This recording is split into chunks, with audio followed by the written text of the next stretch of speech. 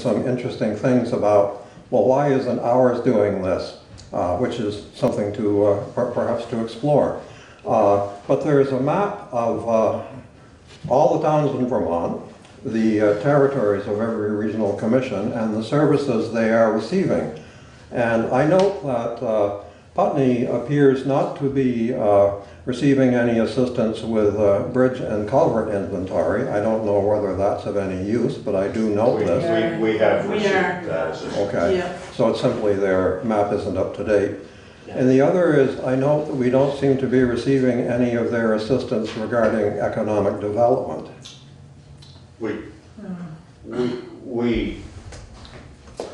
I guess that's a question. I mean, we participate with CEVEDS, as you know, which is BDCC, not Wyndham Regional. Right. So municipal planning grants is part of Wyndham Regional Commission. And we certainly participate in those. Yes, we do. So as far as economic development, we will be utilizing Wyndham Regional in the near future.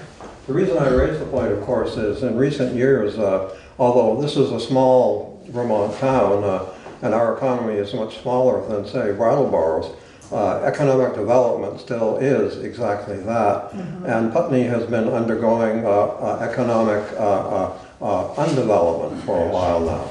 So that's why I raised this point, and I'll simply give you copies. I wouldn't do this, give you more information, except I found it to be truly excellent. And I thought, I learned a lot from this. Thank you. Good, that's helpful.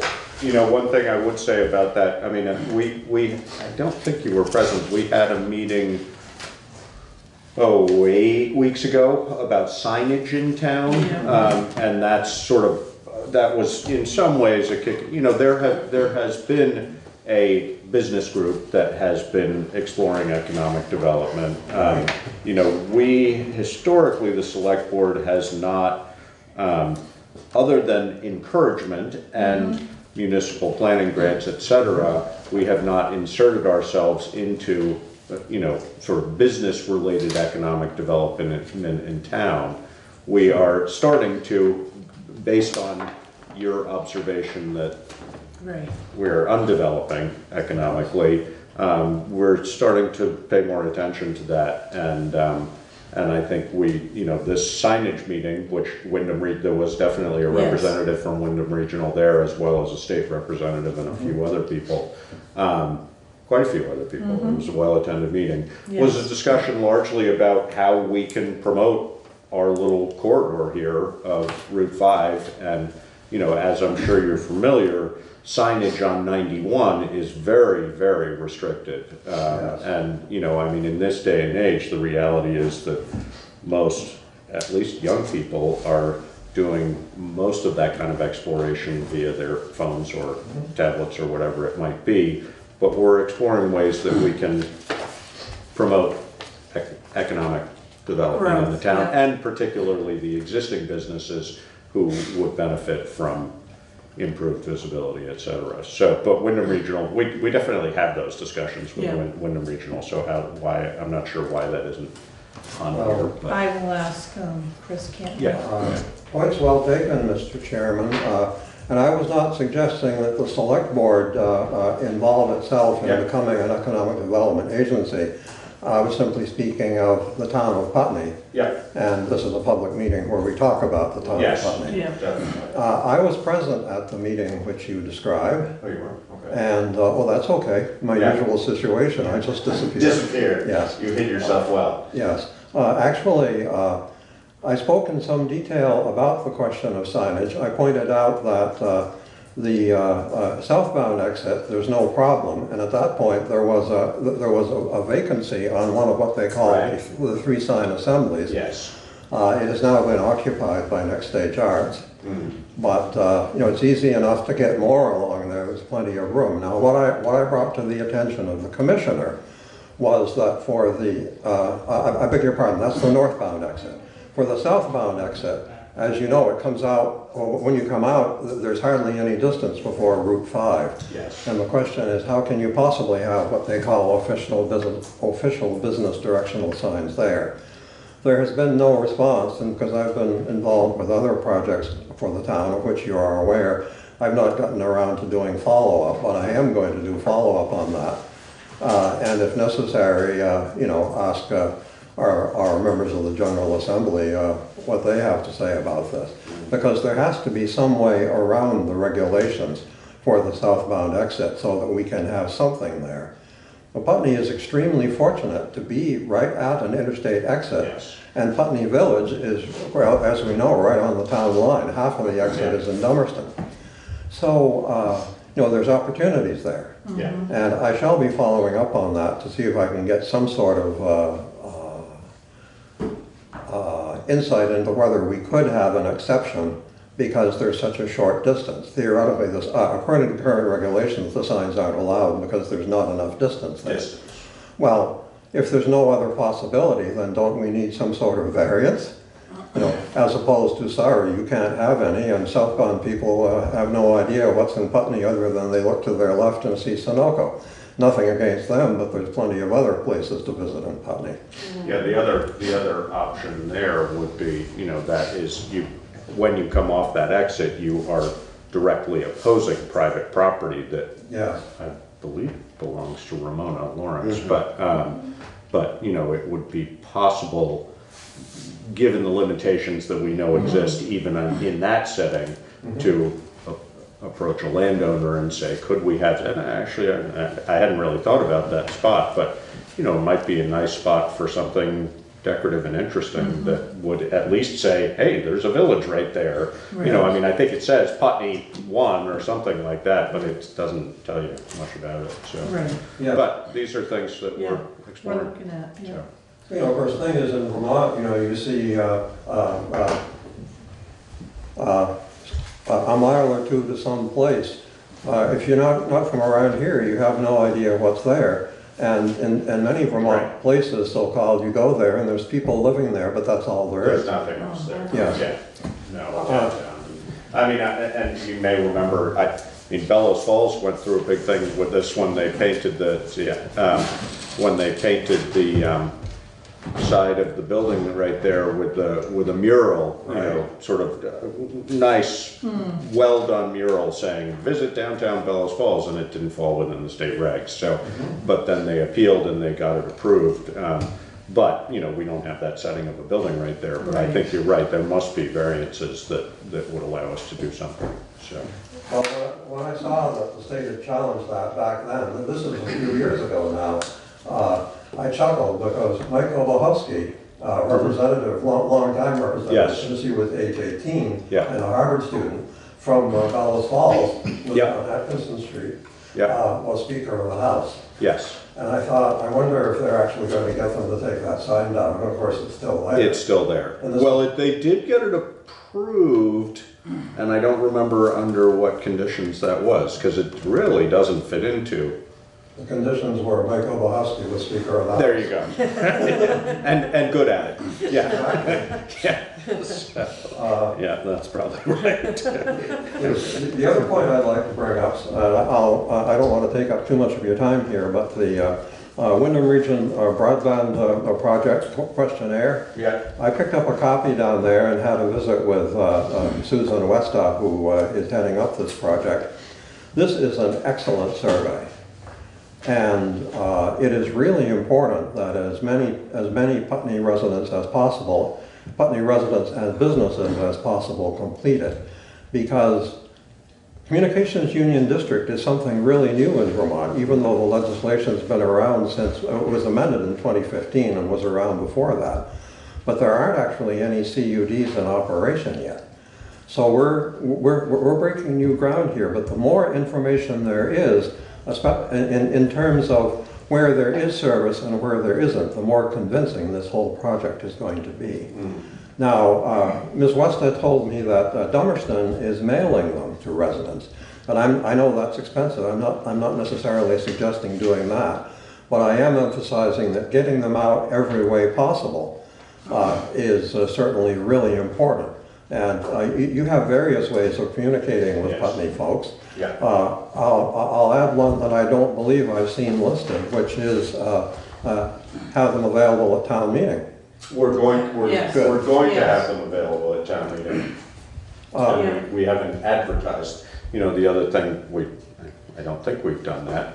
You know, we probably ought to have signage out front saying, Yeah. come pick up a broadband survey, Yeah. you know. We're Or do it gonna, yeah. online, yes. And do it online, yeah. Yeah, Maybe Yeah, not. we were gonna have a conversation of, because it's in Yeah. your packet. Yes, yeah. So, And further than that, I would just offer one final suggestion, Mr. Chairman, and that is that as they come in, we keep track of which parts, not which people we've heard from, but which parts of town we have heard from. More or less. And if some assistance is needed to do that, I know everybody is busy with their jobs, I'm willing to come in and help out with that. Because the idea is to find out if there are particular parts of town where we're not getting a response. How do we- These are the places to follow Yeah. up. Yeah. So as to get as many responses as possible from everywhere, including the people who live out at the end of long roads. Yeah.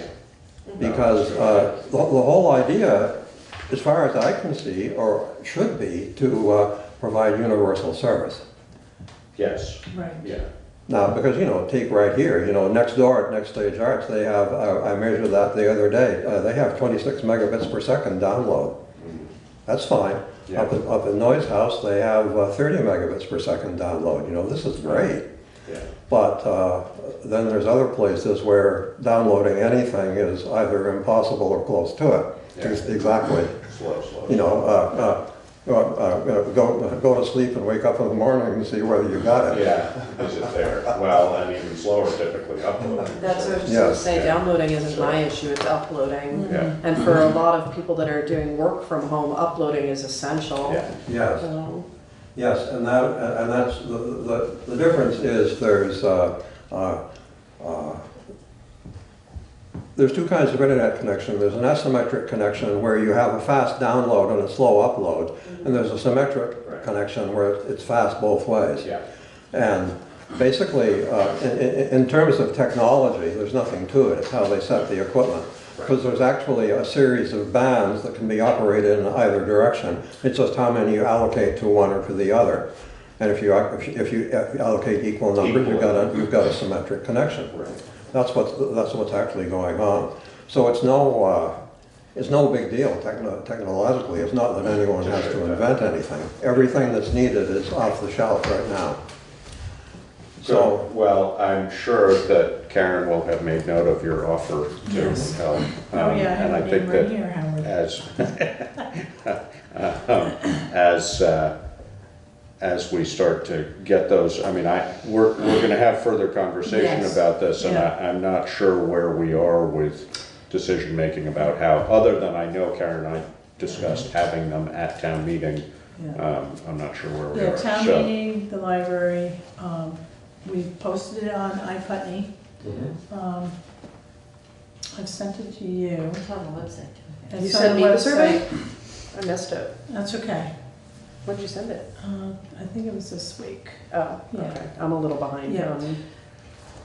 I want to mention too, Howard, because it's very important that if someone fills out a paper survey, Mhm. it'll come back into our office and then we manually put it in online.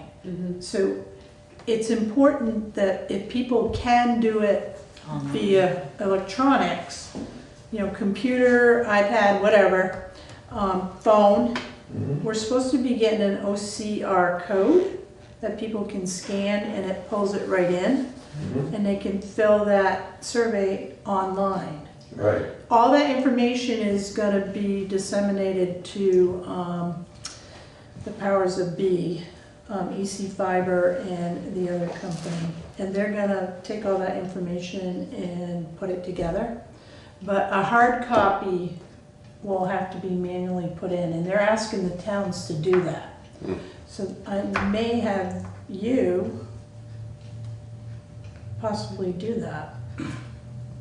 Something is, well, I'm going to address 2 points. One, you just raised something in my mind, but first, I'll mention, since we are at a public meeting here for the people watching on TV, when I talk about checking that where responses have come from, We should have no interest in who responded. Absolutely. But it is simply just in terms of saying, well, have we got good coverage in this neighborhood versus that neighborhood? This neighborhood, for some reason, we're not hearing from them. And it's important that we do, because this is how we can move toward giving them good service. Yep. But the other thing, to the town manager's point just a moment ago, I am frankly concerned that the survey results are immediately being given to a company that potentially will benefit to the tune of tens of millions of dollars from this information. If in fact, I have confirmed that the estimate is $30,000 a mile to run fiber optic cable along on existing poles. You're correct. Well, in Wyndham County has just under, 3,777 miles of state and travel town highways, leaving out the interstate because no one lives on the interstate. And so that's a total of $41.3 million. That is one of the biggest public work projects ever in the state of Vermont. Now, of course, they want to get a piece of that, and more power to them as long as they're competing with others to get it. And this is what I'm concerned about, is if they are getting direct access to the information before their competitors are, it places them in a very preferential position. And I say that as one who has worked in this field, both on the side of contracting the services and on the side of providing the services. And that is something that I'm going to raise with the Wyndham Regional Commission. Sounds like a very valid point. Because So EC Fiber and ValleyNet. ValleyNet is the one putting this survey out. well, ValleyNet, actually EC Fiber is a subsidiary of ValleyNet. ValleyNet's been around forever. They were around 30 years ago. They were one of the first internet service providers around here, along with SoberNet and MonadNet over on the Keene side of the river and so on. EC Fiber is their company that does this sort of work of streaming. Right. But They laid the fiber. the point is, they should not be insiders to this when they stand to benefit to, beyond consulting fees, a very, very large amount of money. Yeah. $41 million, you know, there is a windfall. No, that's a, So I will raise that, and as I say, nothing against, because we're in a public meeting here, nothing against ValleyNet or EC Fiber per se, but simply they should not be in an insider position here, yeah. No, versus they do have competitors. And for $41 million, there will be plenty of competitors. yeah, one would think. Good, well, thank you. So as this continues to come together, we will, I'm sure you will keep yourself informed, but we will keep you informed also as Sure. to how you might feel. Yeah, we'll work together as usual. Yeah. Great. So the surveys are due March 17th. And, you know, I mean, it is sort of a little bit of an oxymoron that they're asking people to potentially do surveys online when we're surveying people who have broadband access. Right, So, you know, we should be looking at how to get that. I mean, you know, as you say, people can do a printed Yep. copy, but that's a little cumbersome. Right. You know, we should just be thinking about how that could be. We were Could thinking we put postcards. And we put signs over the computers in the library? Would Emily? Oh, She might. that's an interesting Yeah. idea. Yeah, Yeah. it's a good idea. Yeah, because we were thinking about putting a postcard together. And actually, I mean, And then that. if we have to do the mailing, we can do it, you know, early next week and. Yeah, I mean, you know, if you do a postcard, it would be a good idea to make that point that, you know, if you don't have access to do this online, please go by the library. Right, You know, I right. don't know how long the survey takes, It's I not gonna, it's not that you long. know. I'd say 15 minutes. That's what I was gonna say. So, you know, I mean, sort of promote it as something, you know, come by the library and Yeah. spend 15 minutes Right. making clear, you know, where you stand. kind of. By the way, just one final point, Mr. Chairman, an advantage to someone, perhaps me, pulling together where we're hearing from. this could lead to doing a follow-up by mail for the people we haven't heard from. Yeah. Because maybe they just aren't online, Yeah. because it's not possible. Yeah. But the thing is, it would really reduce the cost of postage, because we would be targeting Yeah. particular. And does the survey ask you to identify yourself? I'm assuming not. No. It may ask you to identify your neighborhood or location or It asks something. for the E91 address. Right. And it explains Huh. that this is simply so Yeah. that they can figure out, See who you know, they- the yeah. geography. Right. But at the end, it says, you know, if you'd like us to contact you, please give us your name and your Right. email address. But Right. this is up to you. Okay, good. Keep moving along on it. So, Thank you, Howard. yes, okay, so select board items for discussion and action. Public notice approval, conveyance of public property, forest for learning, 4.11 acres. So this is the parcel that we've had a number of discussions about. And basically how this works, my understanding is that we agree that we intend to get this, and then that gets posted.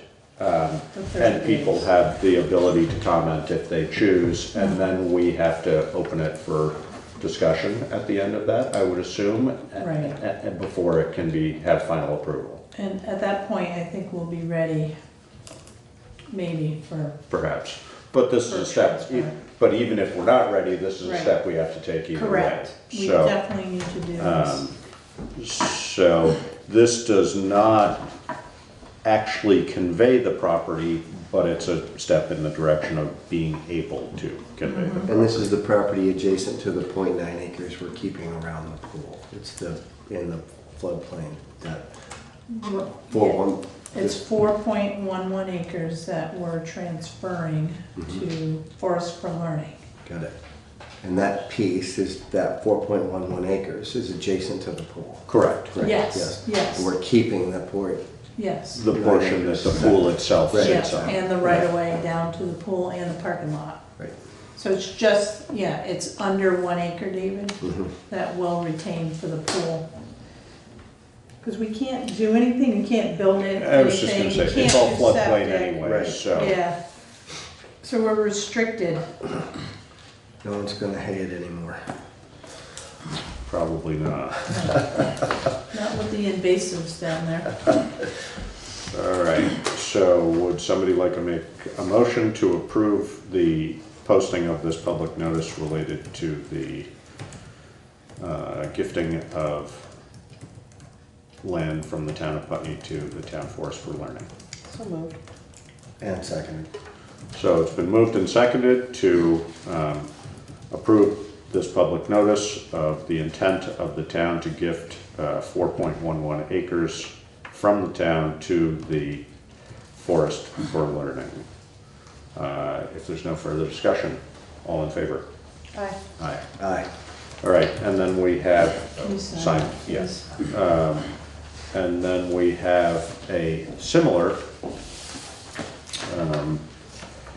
public notice, basically identical public notice, but about a different piece of land. Hang on one sec. And this is the piece of land, let's see, that is... 2.3 acres off of Taylor Road.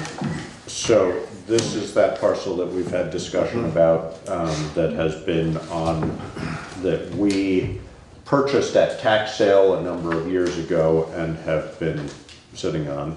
Actually, we purchased it in 2004. Correct. And it has been sitting off the tax records.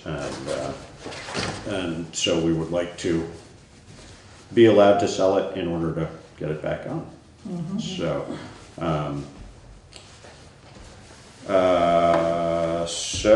a motion to approve the public notice related to the ability to sell the parcel of land located, well, I'll read the description, being all and the same lands and premises conveyed to Anna Seward by the warranty deed of Herbert W. Herring Jr. and Jean B. Herring dated December 11, 1968, and recorded in Book 45 at page 18 of the Putney Town Land Records. So moved. And seconded. So it's been moved and seconded to approve the public notice for the town to sell a 2.3 acre parcel on Taylor Road as described. If there's no further discussion, all those in favor? Aye. Aye. Aye. All right, and that moves us to town manager's report. All right, so we touch base on broadband survey. I don't think there's anything else I want to add, Okay. but we are gonna, this is rolled out to some people, but it will definitely be rolled out next week. And we have, okay, so we haven't made it available in these locations yet, is that correct? That's correct. Okay, so we might want to, in the interest of, I don't know how it reads. I wasn't looking at this aspect of it, but wherever we post it, we might want to encourage people to complete it online Right. as opposed, even though it's available. Right. And if that's the means by which people are able to do it, Yeah. great, we welcome that. Right. But we should probably put some signage related to it saying, in the interest of reducing the workload on town hall, please do this online if you're Yeah. able, or something along those lines. Yeah, we'll set it up with the library and. It's already on, the link is, so people might have already been doing it. It's already Right. there, Yeah, so the link is on the website and, And that website is the, iPutney. okay, so it's on iPutney, yeah, and it's on the Our- town website, Yes. which is, www.putneyvt.org, O-R-G. I there wonder you if we go. could get a few tablets to let people do it at town meeting, because it doesn't take very long. It's like if we were actually had a table set up there. Well, we want to have a table anyway at town meeting, and the survey will be out there with, you know, an announcement, But the idea of having, tablets, yeah. yeah, I wish we had the OCR and we could just scan it and people can do it right on their phones too. Might have it by then. we I'm should, hoping. you should, yeah, push that. Who, that's Wyndham Regional, who's gonna, Yeah, that they're following through with the company that did the survey. So my question is, if so few people, percentage for the town actually come to town meeting, is 2.5 weeks to do this enough time? So they To said expect a reasonable amount of people to do it, Yeah, especially if- ones who aren't connected? if they get 20% overall from Wyndham County, they'll be But pleased. does that serve us at kind of the Howard's point, that, you know, I mean? Maybe not, because what we're trying to target is the ones that are underserved. And like Howard said, it's the people on the last mile, you know? And, yeah, I don't know if we're gonna reach all of them.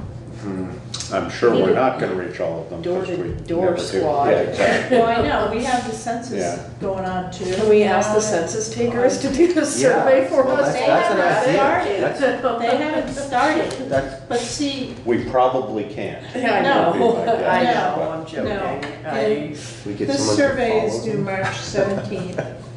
And then they're gonna roll into the business plan and everything will be done by August. Wow, Yeah. that's a strong timeline. So we really need to hype up the survey. Yeah. The other thing about the survey is it's only one per household. Right. So, One per address, yeah, okay. so. if One you- per, no, one per, well, No, because you I mean, have, if there's apartments, it's a So those are household. individual addresses. It's a household. Now, if you have an apartment, they ask for your apartment number, so. Yeah. right, exactly, so one per household, Yeah, I yeah. don't know how they're gonna read out the duplication. So it's one per household. How they're gonna weed out the 120 filled out surveys from Mr. Howard Fairman. Only one, Howard. Yes, Mr. Fairman. Well, I already submitted them, so you're too late. And from what part of town? All over. And I'm not even Russian. I just wanted to mention, Mr. Chairman, that while they might figure that they're satisfied with 20%, having done some work in survey research, I would suggest the problem there is you send out a survey and you ask people simply to fill it out, as opposed to, when they do political surveys, they phone you. Self-selection. Yeah, it's self-selection. Exactly. And of course, low percentage of response means you got all the people who self-selected. Exactly. They are the people who are really interested. Right. They've been waiting for this to happen, Yeah. and so now they're participating. Yeah. It's the next group Yeah. that one needs to Is reach. more important. Yes. Yeah. Yes. Now there are some people who are simply who simply will never be interested, Right. because that's true of anything. Yes. But it's to get that second group. Yeah. That's where that's where the challenge lies, but that's also where the valuable information is. Well, we might be able to, I mean, you said a volunteer, a survey group, we could certainly ask people at town meeting to, if they are willing to Knock on their neighbor's Right. door. knock on their neighbor's door kind of thing, Yeah. that we would really appreciate that. I mean, I know. we don't have the person power to do that ourselves, but Are Putney school kids looking for a volunteer project? that probably not on a short, That probably it's not really on short notice notice. like that. I know. But I guess the other thing I would say related to that, and I'm trying to think of people that I know that would fit into this, but anybody that we know that falls into that category of being valuable information related to this and is unlikely to fill it out on their own, Right. Most of my clients. Exactly. Right. Well, you Keep could the put surveys some, at your you shop. could Absolutely. put them in everybody's But car. they're Meals gonna, on Wheels? those people are gonna want But paper. that's a really Yeah. good It's gonna be idea. cumbersome, but they are Meals on not gonna fill it Wheels. out online. Yeah, They're no, not. I agree. They actually asked me to do that stuff, and I'm terrible at it. Yeah. So the people that I would see would want to do it on paper, as cumbersome as it is. Right. Meals on Wheels is what you just, Yeah, Meals on Wheels is a good idea. I think you're right about that, sir. That, we do not want, online should be a convenience rather than an obligation. Of course, yeah.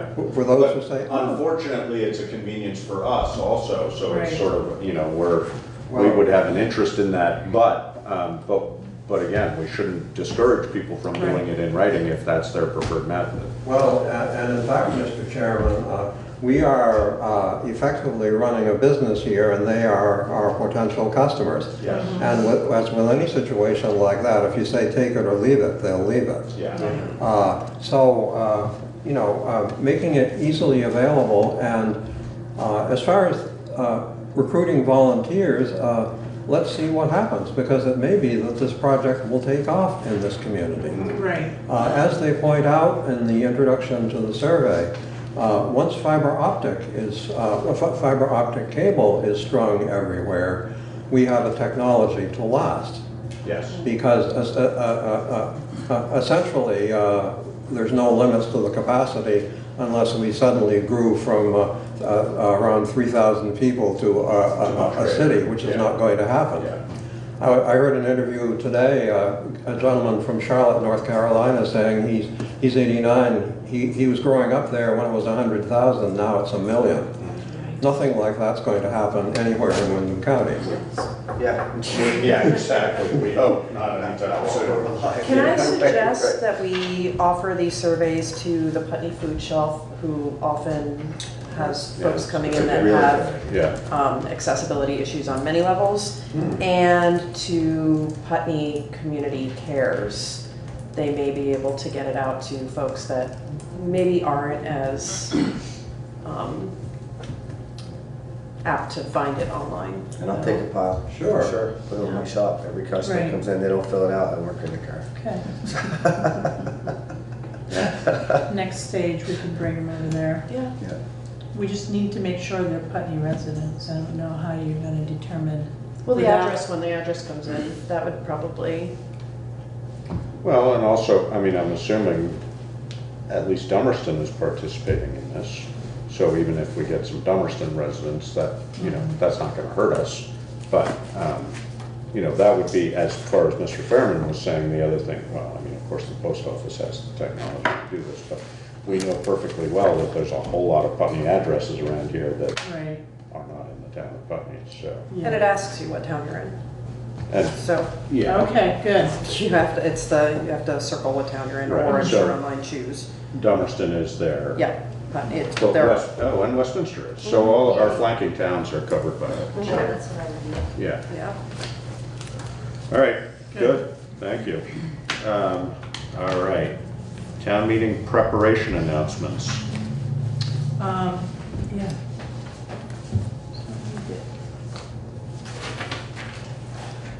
So what do we have? So lunch has been confirmed for town meeting. They'll have a smaller menu. Yeah, So, soup similar to the yes, past kind of yeah. thing. So Good, that it's by donation. good. It starts at 10 a.m. And that has historically, anyway, benefited, I believe, the Four Winds program. So, Is it? No, I thought it No, was Four for the Winds is the school. bake sale now, Yeah. and Oh, the is it? school started Yeah. the lunch program, right. Yeah, is you now the remember. beneficiary. yeah, Yeah. okay. But it was, up Yeah. until a couple of years ago. Either way, it's by donation and it's for a Yes. good cause. Yep. Yeah. So, we're not quite sure how long town meeting will be. We do not have the school portion this year. Which has come up many times to me, that, I believe under other business. Yes. In your packet, there's a draft agenda, and I did put the school board announcement of important dates. And I'm trying to coordinate to see if we can get a school board member to attend town meeting. So if there's any questions, they can address. I know that The Putney, residents. there are folks that plan on getting up and asking for somebody to speak on behalf of the school or the school board, just to Okay. give a little update, so, just something to know. Yeah, I already anticipated that, and, I think there's a hope that in coming years, we will put something on the agenda that includes that, like includes some kind of briefing from either the leadership council or the school board itself, but just something that includes a small briefing, not Right. the whole spiel that will happen at the budget meeting, but I think from my perspective, it's important for us to remain the town, not the school. I mean, not, you know, I'm more than happy to have a school Q&A there, but I'm sure not gonna try and No. answer any of those questions, and I don't think any of us should, because it's not our purview. yeah, I Right. absolutely You agree. know, I mean, I think that my feeling would be, Karen and I talked about this a little bit, that, you know, when we move to the other business section, we should move through town business, and then if there wants to be a school business discussion, that's fine, but, Right. but that would be up to the moderator to moderate that, and I think that we remove, or I certainly am gonna remove myself from that discussion, because it's not something I'm informed about. So, right. Yeah. Mr. Fairman? Mr. Chairman, not to challenge what you have just said, but to consider an alternative. Typically, at the beginning of town meeting, if members of the General Assembly are present, we invite them to say something. Yeah. And there now are members of the school board who live, who are specifically allocated to Putney and live Yes. here. They could similarly be invited to speak, so that it simply becomes our elected representatives saying something to us. Some of whom are members of the General Assembly, some of whom are members of the school board, but they all are elected representatives. It's an interesting idea. I think it's probably late in the game to try and do that formally this year. Right. But I think going forward, that would be, I mean, I think that, you know, we're all interested in hearing about what's going on at the school, or I guess I speak for myself, but most people would be interested in that. So having some forum that can happen, I would be a little concerned in that context if you get into a long drawn out discussion that's Right. reflective of the greater board discussion.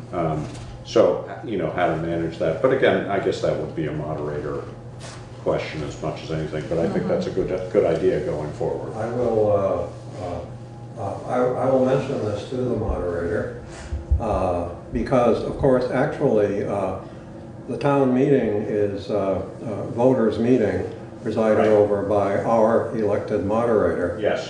Who is actually free to do things such as, let us say that some of our members of the General Assembly are there Yeah. with the permission of the voters, Electorate, to yeah. invite them to address us, Yes. because that's one of the reasons we sent them up there, not Yeah. only to do something, but to tell us what they did. Yes. And your suggestion is exactly in keeping with what I've been hearing from people they would like, is just a summary, something very similar to what our representatives do. So I think the question in my mind for this year again is, do we have somebody that would be willing to do that? I know you said Ann Beekman has no voice, so Right. she's not the right person for that. Coordinate, well, I'm talking with Tim Morris, Yeah. so he's the other one for Putney. There's also Leadership Council, which I'm not sure what that looks like, where that's at. I really haven't been keeping my finger on the pulse of that as much as I would like to. Their And it- meetings are often on our meeting, the board meetings Oh, often, okay. like there's one in Right. Putney right now Yes, happening. yeah. But and the Leadership Council meetings aren't at the same time, but I don't know exactly how far along they are, and I don't know if the board would be comfortable with them being the representative, but they are in many ways, as I understand it, our representative from the school to the board. So, Yeah, our, I like mean, our liaison, our connection in many ways. To Mr. Fairman's point, they wouldn't be elected by the No, they wouldn't electorate, be. so, and that wouldn't, in my mind, prevent them from having an opportunity to speak, but it's certainly not the same type Right. of No, it's not. relationship, You're so, it probably, that, at least the formal person speaking should probably be whoever's elected to the larger board, Right. and then, maybe it gets opened up. I don't know. I mean, I think this is the first time for all of us that Right. this is the circumstance, and I think people are interested in it. So I think we have to see how it evolves, but I think that going forward, we should certainly allow for that in whatever way is possible and or legal. I don't know whether there's any legal requirements related to that other than to get the permission of the electorate to make a statement at town meeting, but I don't know how, beyond that, I'm not sure. That would be up to the moderator, I guess, to determine. It's under the rules of order, it is the moderator asking the permission of the voters, Yeah. who say sure, basically who will say sure, why not. More often than not, yes. Because the warning articles, yes, they are mandatory, Right. but and we cannot, in terms of town business, discuss anything that's not. Right. But in terms of legislators coming in to speak Right. to us. Right. Yeah, that's at the discretion of the moderator and the voters. Yes, Yeah. because certainly it is part of their function to do precisely this. Yes. Yeah, so, I mean, if nothing else, it would be an interesting question to bring up under, if we don't, under other business, Right. we could have a discussion about how We want we to. have the town hear from the school Yeah. in the future. Yeah. And hopefully there would be one or more people there that would be equipped to answer it, or at least Right. query about it going forward from the other side of the table. Yeah, I I think agree. there's gonna be a bunch of people with ideas. I'm sure there will, and honestly, again, from my perspective, that's really moderator discussion, Yeah. not select board discussion. Yeah. Because I think we could get into gray areas really quickly as to purview and responsibility, so. All right, So there's your draft agenda. In there is your non-binding resolution to be considered under other business. Town-owned property. I'm not finding this. Am I Would you missing? tell the public, It's in this one. Ms. Town Manager, could you tell the public what the non-binding resolution is about? It is for Putney Mountain. It's town meeting. town property that is owned by the town of Putney. There's 49 acres of town forest in Putney and an additional 85 acres in Brookline. And so the select board will seek consensus from the voters on the questions of whether the select board should consider a gift or sale of approximately 49 acres of town forest in Putney and an additional 85 acres in Brookline, Putney Mountain, and be it further resolved that the select board perform a due diligence review to determine whether this property is a valuable asset for the community, and be it further resolved that this resolution does not bind or legally obligate the board to gift or sell this property. Thank you. You're welcome.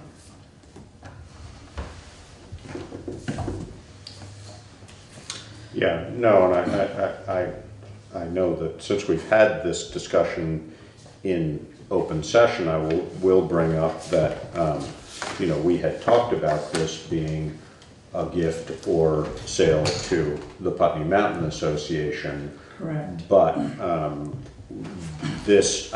glad to see that that does not It's not specify that. Right. Because although my guess would be that that would be a logical and desirable organization to gift or sell it to, we should not place ourselves in a situation where we couldn't consider options once we've done our due diligence. I agree with So, that. I think that's good. So. Good, thank you. You're welcome. I will not add any more items to the town meeting agenda. But we do have to make it through lunch, okay? In your packets also, I do have a breakdown of the projected tax rate for 2020. I wish it was cleaner so you could read it. It's just, it's a little busy. It's like this one in here. Okay. It also has the projected school tax rate for FY 2021. This, I believe, Karen, should either be in parentheses or have a negative in front of it, right? Because it's a decrease. Right. So let's see what's going on with that formula.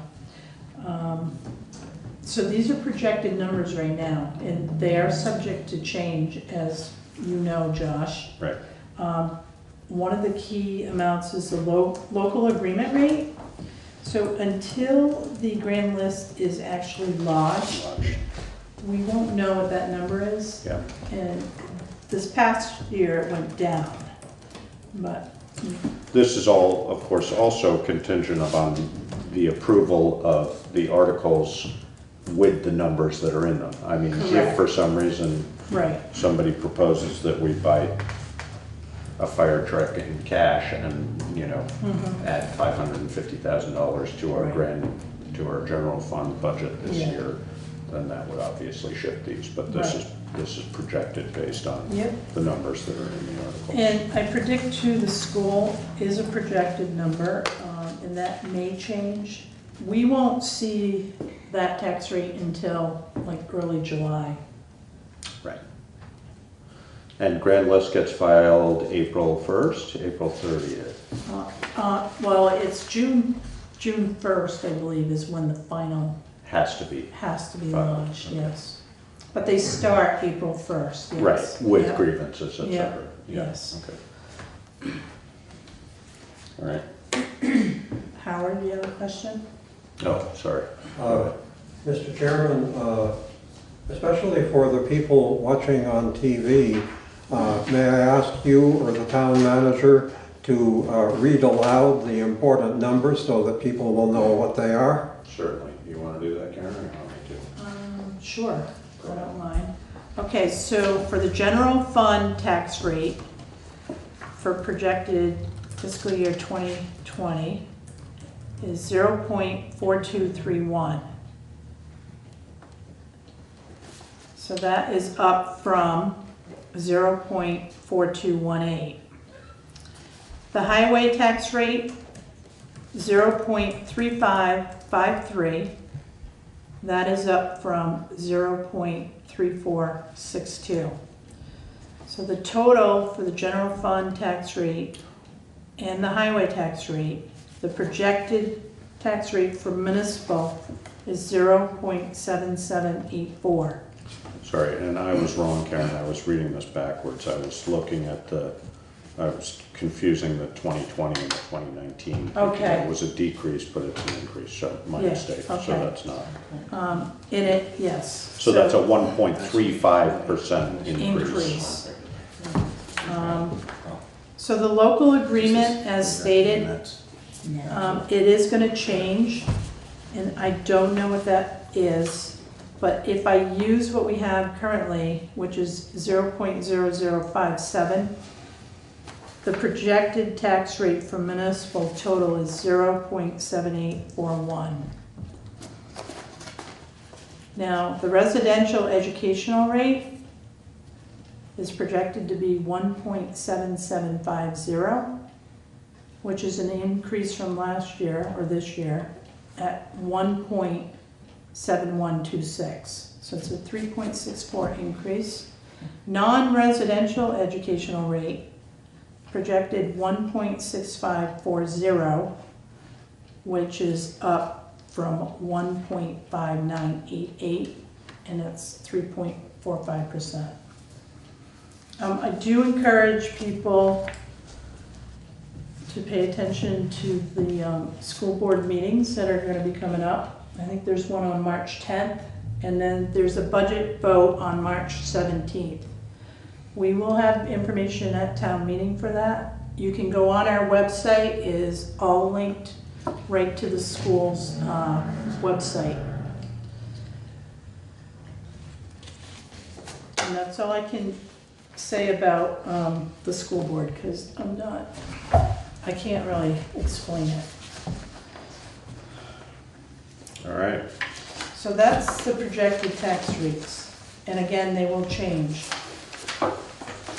The school board also will have annual town reports at town meeting for people to pick up. Otherwise, I think they're gonna be at, like, libraries and at the meeting. My understanding is the budget makes the Bible look small. So, it's something else. I haven't had a chance to take a look, but I'm not sure I have the time. Right. But All right. So that's everything in your town manager's report. except for property tax update. Oh, sorry. Yeah. So, it's okay. So, closing out 2019 tax year, we have uncollected $180,597.53. Delinquent taxes, which are 2018 and back, we are owed $72,899.01 for a total of $153,496.54. Oh, that's not right. Wait a minute, I'm Yeah, confused by that. Okay. That's Can I you? was like, I don't have those. tricky. numbers. Yeah. I'm like going, I like that number. No, it's 180. Wow, that sounds a lot better. Yeah. Yeah, it was How come I have 190? You have 190? Is this an old one? Did you redo it? 226. Okay. I make my own mistakes. 190 is What the, was it? 253, 496. I think you just, Oh, yeah, I did something. Yeah. So excuse me, so we're uncollected taxes are $253,496.54. So, it's not a small number. It's not a However, small the number, portion but- of that that is delinquent is relatively small. Technically delinquent because it's more than a year old. Right? yes. 70, Yeah. it's 70, 73, you Yeah, said, or something yeah, like almost that. 73,000. Yeah. So the fact that the third payment, we still have 115,000 outstanding, that's a high number. It is a high number. That's a high number. And unfortunately, as people may or may not remember, when the third payment is not made in a timely fashion, it invokes a 8%. Which confuses a lot of people because they think that just because they're a day late, they shouldn't have the 8%. Right, They think only a day late, and it's like, well, it's the day, right, that is it gets due. put on that day, like Right. that's. Yes. So total penalties that were added to this last payment was $14,006.80. That's included in that number that you gave, that Correct. big number Correct. that you gave Yep. us, yeah. No, and I mean, we have this discussion year after year, and we, as the select board, could choose to not collect an 8%. You know, it feels punitive, and it's on top of that, it's 1% per month. Right. Going right. forward, so in a year, if you hold it out, you know, that's 20%. You know, 8% right off and then 1% per month over a year for 12 months, 20%. Yeah. That's a chunk of money.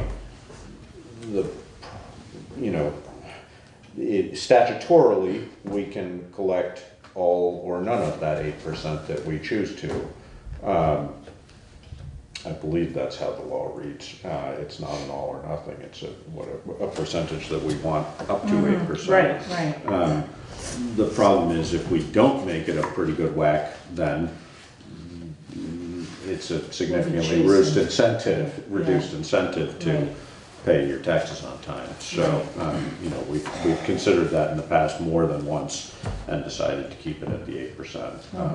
It also, the thinking is that that essentially, and historically, the reason that 8% was there is because when the tax collector was, you may remember 5 to 7 years more, maybe 8 years ago, we voted to eliminate the tax collector as an elected position. But historically, that 8% has been what has paid the salary of the tax collector. That makes sense. So, but it also, you know, in that same vein, it offsets the expenses for administration for the collection of those taxes. I mean, when you look at, you know, the fact that it was a $14,000 increase, you know, the amount of time spent trying to collect that 150 or whatever it is, $180,000 Yeah. is not insignificant. And so that goes to offset that as far as administrative time and cost, so. And we do make phone calls. Costs hundreds of dollars just to mail the Right. notices. I mean, Yeah, well, no, and Every it's month, yeah, very every time month. consuming, Yeah. yeah. And Yeah. David? On an average, is that number that we're delinquent for just this year, not for the stuff before that, is that higher than average or is that pretty typical? And how much is it off by? Well, we would have liked to see the third payment, like, and half of that. And, yeah, So it's double. anecdotally, Wow. well, I don't know, yeah, anecdotally, I would say it's definitely high. I don't know whether. It is high. I don't know whether as a trend is Yeah. concerned, whether it's double, but it's high. It's definitely on the high side, so. It is, I mean, And it's really hard to determine. Right. Drive something. like but that, the yeah. other thing too, David, is like, if you have there are quite a few people that haven't made any tax payment, not their first, not their second, or their third. So those are the people, you know, We've talked about that. we look at and Right. say, you know, can we determine what's going on here, you know? And there's probably not an insignificant number that are on both of the lists. Right. The delinquent from a year and more ago and delinquent this year, I would Yeah. guess. Yeah, Well, delinquent, there's but some unpaid- people but there, unpaid you taxes. know, maybe Yeah. there's probably 10 people that are the same Overlap, people, yeah, you know? yeah. Um, No, and the other thing that's important to remember again about that 8% is it's on any outstanding taxes. Right. So it's Right. not like that's only on that third payment. Right. If you haven't paid the first and second payment, That's it's on really important to everything you know. owe. Yeah. Yeah. Because for the other payments, it automatically goes to 1% per month, but it doesn't have the 8%. Right. So if you don't make your August and November payments, It's actually you're- 1.5 too. Yeah, it is 1.5 1.5 Yeah. after 90 days. right, after 90 days. Yeah. So it's Yeah. 1% for the first 3 months and then 1.5 after that. So, so we have like 16 repeat yeah, people, and then there's 12 people that haven't made one payment. This year. Mhm. Got it. So. But, you know, we'll look into it. And 2 years in arrears, they go to tax sale. Tax sale is gonna happen sooner this year. Now that I have we have one under our belt, oh, yeah, so. yeah. It used to happen in Compared to June. that, I can see that. I'm still a little confused by the first one. All right, so warrants. I move to approve and execute the warrants as presented upon completion of review. And I second that. Been moved and seconded to approve and execute the warrants as presented upon completion of review. All those in favor? Aye. Aye. It's payroll warrant dated February 28th, 2020, in the amount of $24,925.05.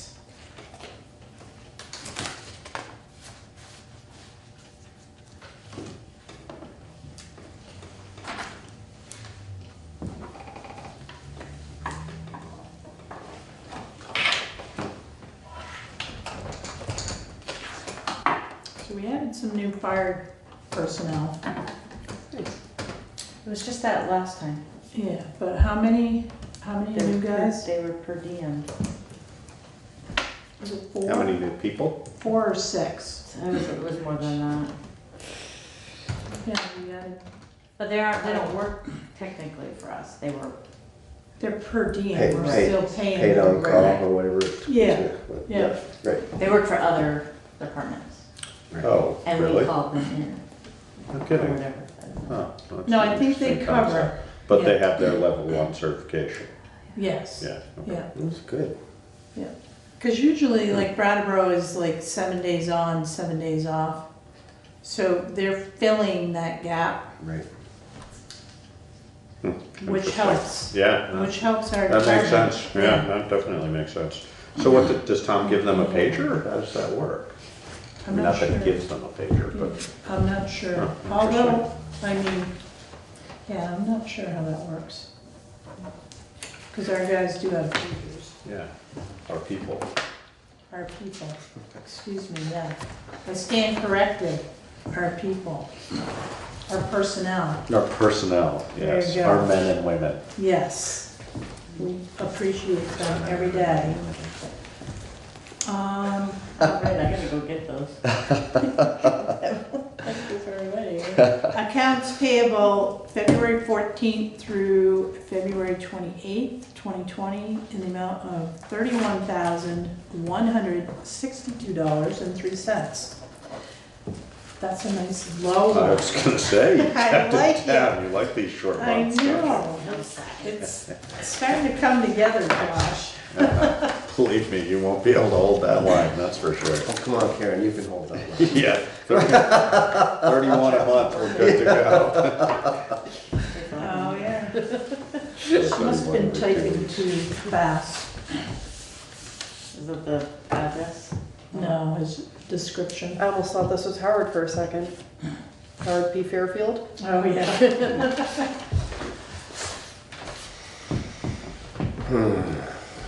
What, the description of what it was paid for? Yeah. I typed them. Painting. It's okay, on yours I Did you typed ever- Lane early in our. What was that? Women leading government? I did, Good. yes. Your address on your What's check, that? you know? Black There's Lotus. a group for Later, or I don't know. municipal Really? leaders Yeah. called Women Leading Government. It's all women It's across the incorrect. state It's okay. that are town managers. Figure out and- which charity. So the next meeting is in Forest Falls. Oh, nice. Yes. It was Very cool. charity. I don't know. I think it'll be a good resource. Yeah, that's Who's exciting. Brayshaw? What is Brayshaw? I don't It's think. your town reports. Yep. Oh, okay. Makes sense.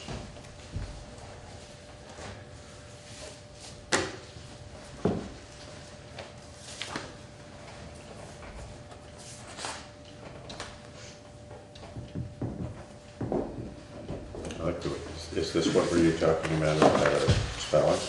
I like that it's woman leading government. No, that's not the one I caught. It's not women, it's It's singular. No, no. it's the painting. So what? Which one? That's pretty funny though. Woman leading government. I love that. And what was the other one? Front page, Yeah. painting supplies, or paintiog. Instead of, yeah. Pantheon. So were you telling me that on that women, oh yeah, I typed one on that too. That's okay, they can still catch it. We understood it. The dollar amounts didn't change, so. which No, is- you have it right, Alyssa. You have it right. She knew what she was doing. That's back. Thank you. So I had to add them. All right, any other business? I have received, and the equity committee has received resignations from Angela Burtfield and Nancy Browse for personal reasons. And I will forward the resignations to Karen. I just didn't have time to do that yet. So they are at 7 now, and they are meeting tomorrow night. I plan on going. They're actively looking to recruit Okay. 2 more people. Okay. But for now, they're at 7. Well, we thank Angela and Nancy for their interest, and we're sorry to see them go, but Yes.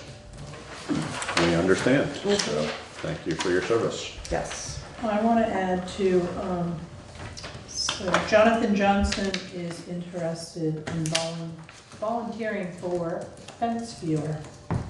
Really? So you're a fence Is he viewer. qualified? What do you mean qualified? I'm just asking. Yes.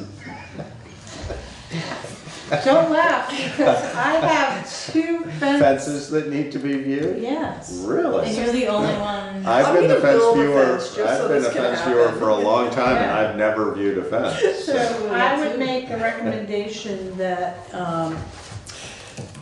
you appoint Jonathan as a fence viewer. Are Scott we Henry. sure that's not a conflict? It's not, Okay, no. as long as that's. If you wanted to be dog officer, that would be a conflict. Okay. Refresh my memory as to exactly what a fence viewer does, besides look at, I mean. So they have to determine. Self-descriptive, what do you mean? So, yeah, What percentage of that maple tree is yours and what percentage is? Is it, there is Is a, it actually- there is a Yes, statute. fence viewing. Yes, okay, Yeah. It's very arcane and mostly unused, but it does relate to placement, I mean, you know, and actually, like I said, I've been doing fence viewing for a long time and I've never had a case. But my guess would be that the legal requirement would be that you compare it to actual survey lines, because in over time, just moving, slowly creeping a fence and that's what's happening with, increases your those property. creeping fences or so. so I am gonna request the fence viewers to. Okay, so we would need, yeah, and actually, he would be well equipped to do that because he, well, He he and can, I can do it together maybe. Do you know Well, you could that's end up having to pay somebody $5 if you don't do your job correctly? yeah. I didn't know that, that's high risk. So I think it's, if we have a plan, you know, like a site plan, you know, with dimensions, which we do, Exactly, No, it'd be measuring and Yes. or confirming Right, pin locations Yeah. or survey markers Right. and comparing. yeah. Do stone walls count? Yes, That's Okay. a fence, yes. well, it's So the a, whole, I've heard stories about guys that take the tractor out and move the Tree big lines, boulder out in the people woods. planting So that trees, slowly that- pushing that's- it, yeah, that's- no, it's, trees I are know considered some- a fence? I know some Yeah. very Trees real on- stories. well, about they're that survey, stuff. they're survey Right. markers. I mean, there, I many, understand many what trees sur, are, we're exploring ours right now. right, many Yeah. surveys, yeah, sorry. One voice at This is a a time. very exciting topic. We don't get to talk He's not gonna sensitive miss about this viewing after all these years. But, you know, many surveys refer to the big oak at the corner of Right. so-and-so and And these so-and-so. In our case, it's a huge boulder that marks Yes. part of Warden Yeah, Road. trees Right. fall It's- down. But it's much easier to move a boulder than an oak tree. It's That's much easier. true, It's that's much easier. true. So, Jonathan, I feel is qualified to do it, and if Kim is here, Mhm. you know, and Jonathan does a lot of his cemetery work Mhm. after hours, Mhm. so I think it would work well. Yeah, no, that's fine. I was being Yeah. facetious about the whole thing, but since we have a couple cases, Mm-hmm. that's. You really do have a couple cases? You weren't Mr. joking? Fairman. No, I'm not joking. Okay.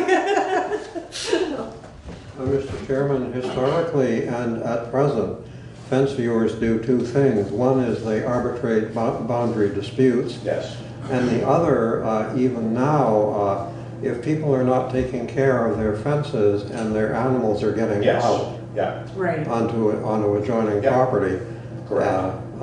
that's another issue that. They fence can viewers enforce has. that, yes. Well, I don't know what their enforcement ability is, but they can I don't- at least view it, Well, I don't either, but there is that aspect to it. yes. You know, people not keeping up their fences and their cows go next door Right. and And eat eat all the, somebody's eat garden or somebody's whatever. corn. Yeah, yeah. I wonder if you still have to keep a stone wall 4 feet high for it to be an actual tended fence line. It was like, I remember reading once that it had to be 48 inches. There are no many 48 around inch here stone that- walls. You just start reading. They're all in You're people's supposed to know foundations. these rules.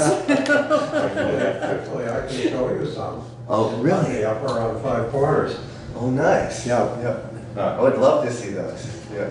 down in, unlike, my parents live in the northwest corner of Connecticut, and in that area, the fences, it's amazing. The stone walls are huge.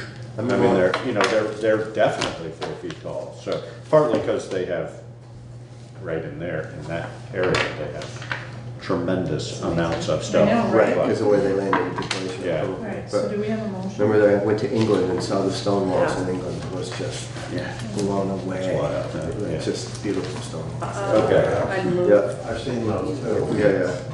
It was great. Visiting Pentridge, some of the most beautiful houses, stone houses I'd ever seen. But Fence viewer.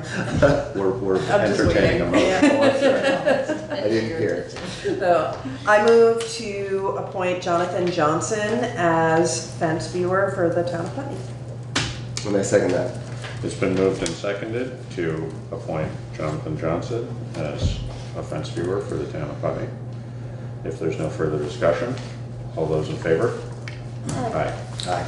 Or what about erected to the It- point, yes. It also used to be, I am willing, it used to be, I believe, an elected position way back when. Interesting. Wow, But,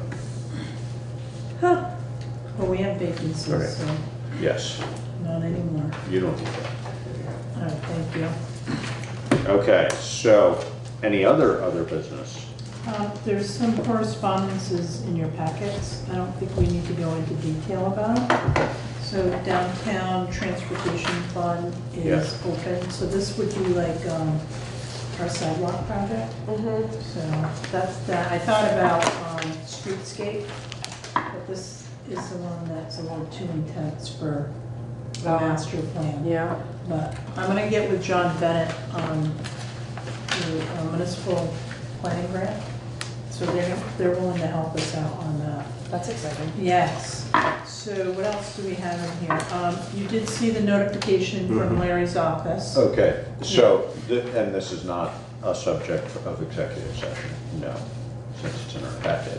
No. No, this is so not- this is just notification from Salmon and Nostrum that there will be a small increase in their rates. We have them on retainer currently at $400 a month. They've asked to be increased to $420, and that their hourly is increased from $150 per hour to $160 per hour. And they just make the statement that these rates reflect a substantial reduction from our customary legal hourly rate, which is $225. So I would just like to thank them for their continuing service and willingness to do that at a Yes. very reasonable rate for us. Yeah. So, that's a small change, so I don't think we need to officially approve it, but. No, and I think you, as a select board, you choose an attorney Yes. after town meeting. So Bob Fisher is Attorney the of record, yes. second in line, and then Yep. Larry Slyson is our primary legal counsel. And we can always consult the LCT. True. Yes, Yeah. which we try and do. And we also get legal representation from different lawyers occasionally if there's specific Conflict. expertise Right, needed. right, So, Yeah, like the bond bank.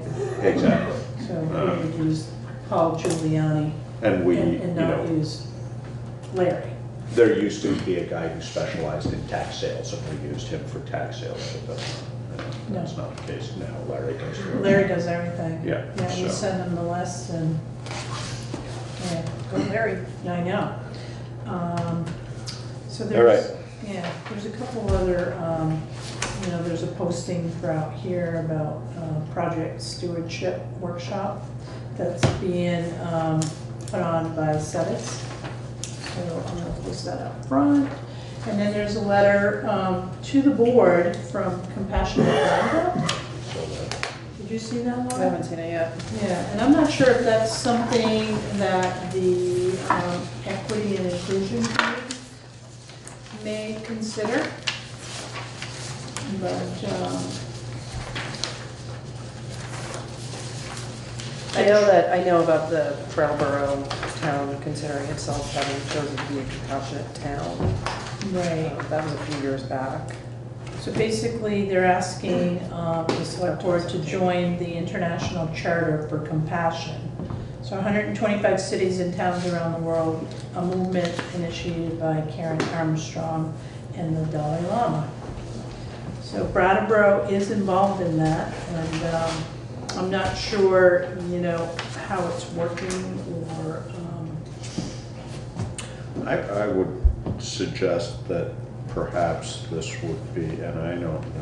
it looks like it should be a It should be voted resolution. from, it should be Yeah. a resolution, From the floor. non-binding Yeah. resolution from the floor. would Yep. be and then the select board would take that as a recommendation. Right, I think that's how it happened in Brattleboro. That's the way it should, I 2017. think. yeah, right.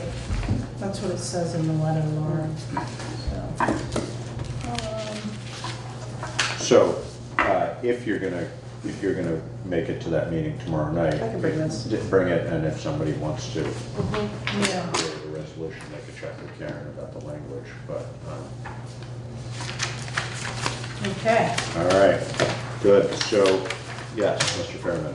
For point of information, the Equity and Inclusion Committee have on their agenda that they would like to make a report to the town meeting. Yeah, I want to add. At town meeting, I think Which it's would come under other business. Right. okay. Is that on our list? I think. It's not on our list, but it's. This is why I mentioned it. Yeah, Yeah. they weren't able to get a quorum last time because of a few of the issues with members. So they are doing a special meeting tomorrow night, which has been warned, and, Discuss. yeah, they were hoping to get that to us before this meeting. Unfortunately, it didn't work out that way. I mean, committees don't typically report at town meeting, especially if we haven't had the conversation that they're gonna have in advance, but they can certainly bring it up as other business. That's their right. So. Okay. I simply mentioned it so that you would know. So that it's on the radar, thank you. Yeah, because I was looking at it today and there it was. Yeah, good, thank you. All right, and my understanding is that we will be having an executive session. Yes. So, would you like to move that we go into executive session? So moved. Yeah, second. And it's been moved and seconded to enter executive session, and this would be pursuant to Title I VSA 313, the appointment or employment or evaluation of a public officer or employee, provided the public body shall make a final decision to hire or appoint a public or official or employee in an open meeting and shall explain the reasons for its final decision during the open meeting. So are we likely to have a decision? Yes. Okay, so if you want to stick around.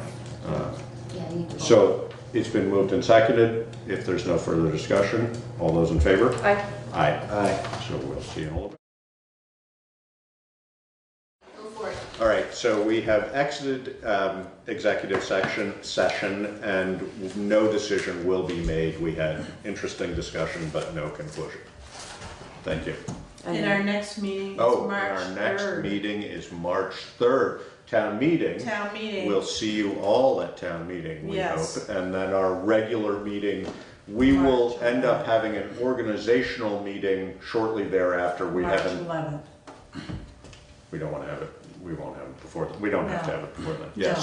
so we'll have an organizational meeting March 11th. Yep. And we have to adjourn, right? And motion to adjourn. So moved. Yeah, seconded. All in favor? Aye. Aye. Aye. Thank you.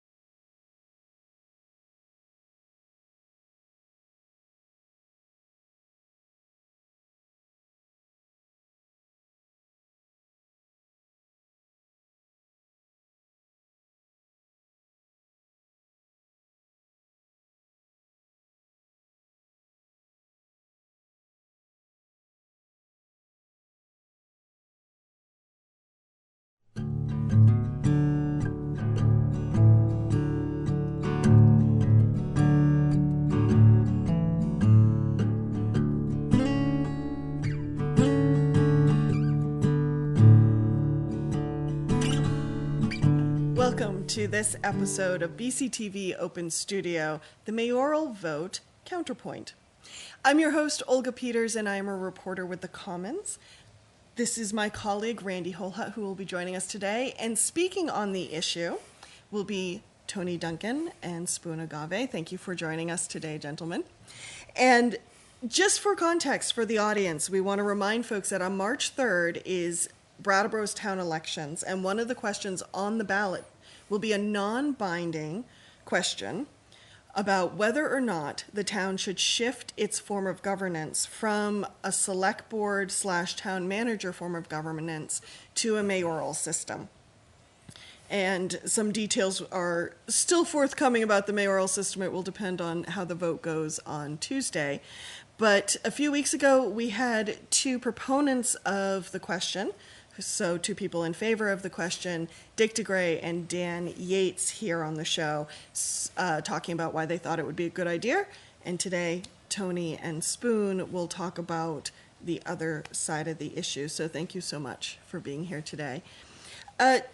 Let's start with just a very broad question, which is, what do you feel is working about our current system now?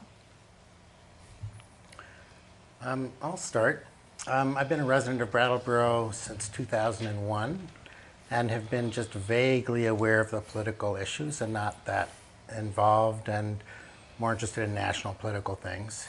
I became a board member of Brattleboro Time Trade, got involved in sort of local organizations there, and then the last couple of years I've been getting very involved in local politics. I became a town representative last year, and the fact of our current organization is what's allowed me, and I think has motivated me, to become very active politically. I'm now on the Energy Committee. I worked on the Sustainability Coordinator issue. I'm working with the Sustainability Coordinator on a couple of different initiatives. I'm excited about the governance here.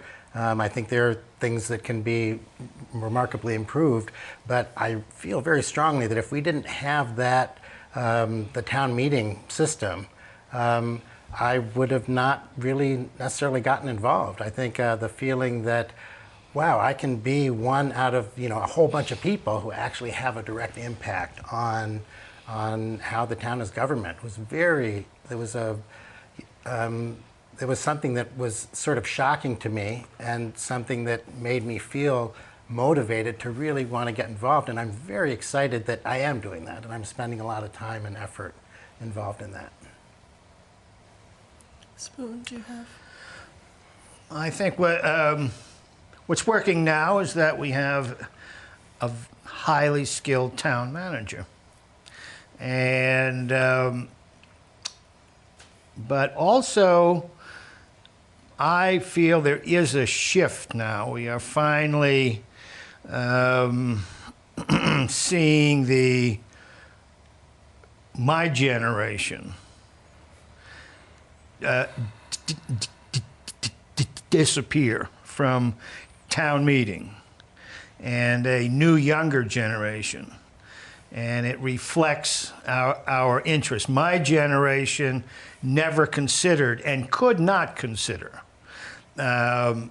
climate issues, what the effects of the things we did would be, because of the assumption that everything would be okay, that they, whoever they was, would fix it. And now it's become apparent that there is no they, and things are in very bad condition. And so the younger generation now that's moving in, the 30 and 40-year-olds, are seeing the world and everything about them in a very different light. They are more concerned about climate and the future than they are about what's happening right now, about $20 more or less in their pockets because of a tax rate. Do you think that with that generational shift in town meeting representation, that that might be a part of the impetus for the changing town government? Is there a feeling that this new generation of town meeting reps are maybe a little too active? I don't know what too active could mean. We convene every year, and we do our work, our business. And we do it from the time we start to the time we convene, and that time is filled. And I wouldn't know how to So, you do bring up a good point. What do you mean by too active? Well, let's say this past year's town meeting where suddenly, from the floor, a new town position was created, where suddenly from the floor, social services spending was increased. I can add to that, just as someone who's covered town meeting for a few years. There was a number of years, so I've been at the Commons about 10, so that's the number that I've been covering town meeting, annual town meeting. And for most of those years, the budget was, there was an impetus to keep the budget level or down. And I would say in the past 2, maybe 3 years, Yep. there's been from the floor a push up for the budget, especially around human services and environmental issues. So that's the trend I've seen. Yeah, in other words, the town meeting has kind of gone from you got to keep my taxes down to we got to make the town more livable and help deal with problems that may not traditionally be town meeting problems. And I was just wondering, especially you, Spoon, having dealt with the charter and with town meeting for many years, whether you think those factors might be behind the move toward having a mayor. Maybe. I can't really be sure. I mean, I have had the thought, and I mentioned this earlier to Tony, that what Mr. DeGray hasn't quite gotten a grasp of is the very transition that's happening that I'm talking about. And so I had the feeling that what he's trying to do is restore that older establishment. But I don't know, because I feel he's been pretty coy about exactly what he's after. Do you feel like that it's been accurately explained to people what this whole system maintained? Well, that's one of probably my biggest specific objection. And I just want to respond to what the question you were saying before, is I think that it is a valid concern to say that this group of people who are in town meeting might not be representative of the real desires of all of the citizens. It's possible for, since we don't have campaigns and we don't have explicit town representatives saying what their issues are, that it's possible that you could have a distortion from what the popular will is. But to me, if that's the case, then what you do is you get people who support your positions to be on the, to run for town representative. I don't see that being an issue that's reason to change our entire structure of government. And what were you just asking? I'm sorry, because I wanted to go back to that the switch over to a mayoral system, the big question people have is, what does this all mean, and how does this happen, and why are we doing it? And do you get the sense that it hasn't been adequately explained to the people of Brattleboro? That's an area where Spoon and I kind of disagree a bit, and I think he makes a very good point. So I'm not quite as convinced of my position now. My main objection to this was that if there had been a ballot proposal to say, we want the select board to explore this option or to explore different government options, I wouldn't have an objection to that. It's been brought up that this is just advisory, but to me it's still a vote saying the will of the people want the select board to do this thing. So that has been a lot of my objection. I think that it's really putting the cart before the horse to say, let's vote on this. What I would want to do is say, let's explore this, have discussions about it, take a year or whatever, time to go through the process of really explaining what our governance is now, trying to make sure that people understand the issues, and then when people are more informed, then have some sort of vote, and you could maybe even have a binding vote if it seemed like there was reason to do that or enough support to do something like that. Go ahead, Spoon. There's a couple of things. One is, when this began, we all got thrown into, and this is because of our lack of understanding of government, of town charters, and democracy itself. We all got thrown into a debate between just two things. One was our town government, which we know as we see it, and a mayoralty, which we see as what we've seen of typical mayoralties throughout our life experience in this country. We have just two models in mind. And in fact, as the people of the town have all the power, their charter is their social contract, which we lay out how we want to govern ourselves. There are a gazillion different things that can go into a charter with either system. And so we could continue with a town manager system that would not look much like this, or we could have a mayoralty that doesn't look anything like a mayoralty that we imagine. So I'm glad you brought up the charter, Spoon, because if I remember correctly, a few years ago, the Charter Commission actually reviewed whether or not to have a mayor. Were you on? I was. And what can you recall at the time? Well, some of the vaguely, decisions? yes. We looked at it and we did explore it to a fair extent. We actually called in mayors from other towns in Vermont. And even actually we had called in the mayor of Greenfield, which had been the mayor there for just a year or two. They had just made the transition from town manager to mayor. We heard from Mary Hooper. She was a weak mayor, now a legislator. She was a weak mayor of Montpelier.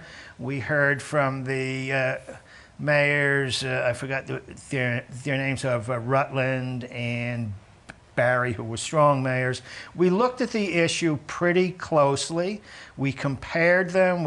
And we may not have given it its total due, because nobody on the committee, and that included a whole range of left to right, and nobody had a sense that there was much interest in the town for making that change. Mm-hmm.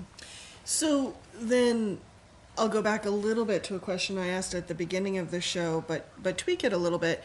You know, for folks who are sitting at home and saying, okay, well, I'm voting on March 3rd, which way do I vote? I mean, what do you feel would be the reasons to hang on to our current system, if any? Can I just answer something first? I've been talking to people, for the last couple of weeks about this since I found out about it, and basically nobody I know who's talked to me about this, who isn't really actively involved in government, has any idea what it means.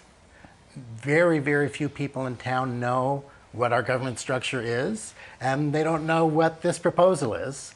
And so basically people have been asking my opinion, so I've been telling them what I think they should do. And again, it's like, well, is that fair? Am I being honest? Am I giving them the correct information?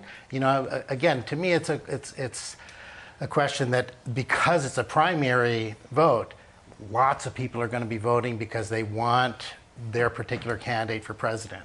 And again, that's part of my concern, is that I think there aren't going to be a lot of people who really have a thoughtful understanding of what the issue is.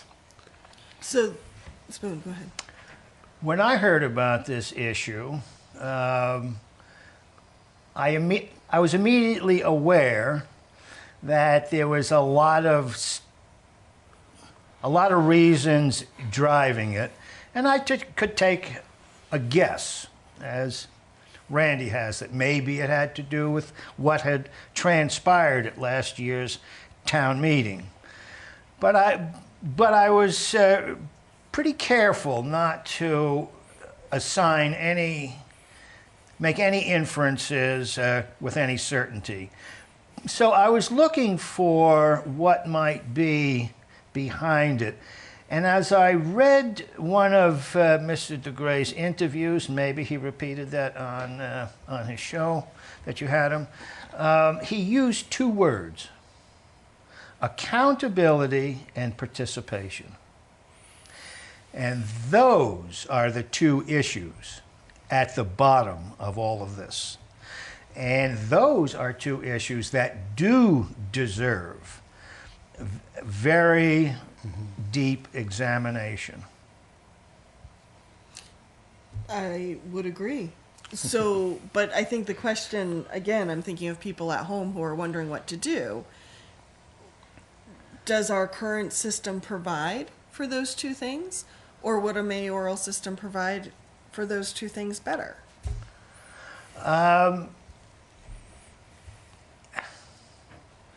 We have to look at it. The expectation is, but of course, that's all it is an expectation, is that if it were to pass, the select board would now reconvene a new charter revision commission. We would have to anyway in 3 years. And they would throw it in there. And it would get a hard look again in there. And I've honestly gone up and back as to whether I was interested in seeing this pass or not. I would like to continue the probe, the discussion into accountability and participation to try and decide what it should mean in our town and whether what we would like it to be is the way it is or it needs some improvements. So I have a hunch that a Charter Revision Commission is going to examine this whether it passes or not. So in a way, how people vote is a flip of the coin that may not, probably won't change the outcome in whether we make such a transition to a mayoralty or not. Well, if the current system we have could be characterized as the town manager is the CEO, the select board is the board of directors, and the town meeting reps are the shareholder representatives, and that vote on up or down on decisions. And a mayoral system would kind of amputate the shareholder representatives, concentrate more power into the CEO, and make the city council kind of I don't know what you would characterize them as, the new improved town select board as city council. If you're talking about representation and participation, how does a mayoral system improve upon the current system? Well, I mean, I think it just, like you said, it kind of amputates a huge number of people. And in my initial response to your first question was that existed made it, I think, made it possible for me to really get seriously involved. But I do think that there are issues with that, and I do think, you know, DeGray brought up about the number of town reps that are brought in caucus rather than voted for, and you know, I think there needs to be a lot more interest and involvement. My feeling, I like what Spoon has been saying about, you know, looking at the whole system. What are the things we can do to change the system, and what are the things that are going to be effective? I'm sort of opposing this sort of, well, let's just go wholesale to this other system. What I would like to do is see what we can do to improve what we have now, and figure out ways to get more involvement, get the, you know, my understanding is that the town representatives used to have sort of forums that they would do to their districts, and I would really like to do that. You know, I think that there are ways of addressing this issue without making such a drastic change.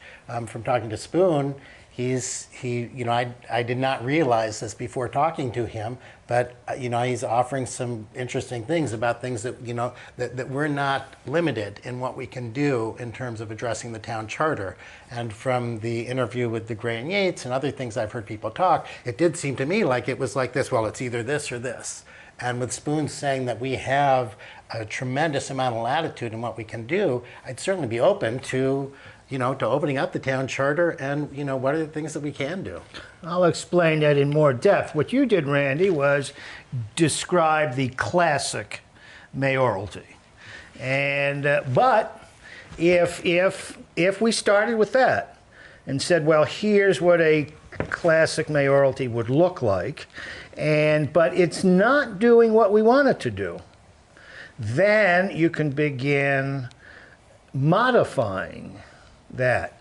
And for instance, what would happen if at the same time we went to a mayoralty, we instituted ranked voting? Or at the same or we began making little modifications like campaigning could only be for 2 months, from Labor Day to Election Day. And there could whether there could be a limit and may require 4 major debates on 4 major areas. And so, in other words, to try to diminish the really fouled up electoral campaign system that we have. And we could go on and on. I can't right now, but using the ability to shape our government to suit ourselves. We could change the issue, comes up, strong mayor, weak mayor. How much veto power would a council get? How big would a council get? If you required 8 out of 9 to veto something, it would be a very strong mayor. If you only required 5 out of 9 to veto something, it's a much weaker mayor. If a mayor can write a check for $5,000, then that mayor is not nearly as strong as one who can write a check on their own signature for $100,000. So there's a almost infinite number of things in which one can shape and modify and design a government to be just the one that we want. So what issues do you feel, or what areas is our current government not serving, or where is it not working? What needs to be fixed? And how would we fix them, either within the current structure or by going to a different structure? Because it's one thing to just talk about designing the government we want, but do we know what what needs we're actually trying to meet when we say those things? Well, I think there's, I've talked to a number of people who have said, well, Yates and DeGray haven't really specifically said, it's sort of nebulous. And one of my concerns is that there's sort of things that they don't feel they can talk about because it would be attacked. I don't like that situation. I think they probably have really valid concerns that are important, probably business concerns, things about the increase in the local tax rate, things like that, that maybe are politically sort of sensitive and it can't be, openly discussed. And I think we need to be able to do that. I think that's unfair. I might disagree with them about all of them, but it's important to really bring out what the real issues are. One of the things that I liked about last year's town meeting was you have people who I know are like really radical and people who are really conservative, and they're arguing very specifically about issues. They're arguing about, these are the facts as I see them, this is how I think we should do them. This person is saying, well, I'm not sure that I agree with that, we should do it this way. It's not overtly political in a partisan way. And I would be very disturbed. One of the things I'm concerned about is having Republican for mayor, Democrat for mayor, this level of progressive for mayor, this moderate for mayor, and campaign signs on people's lawns.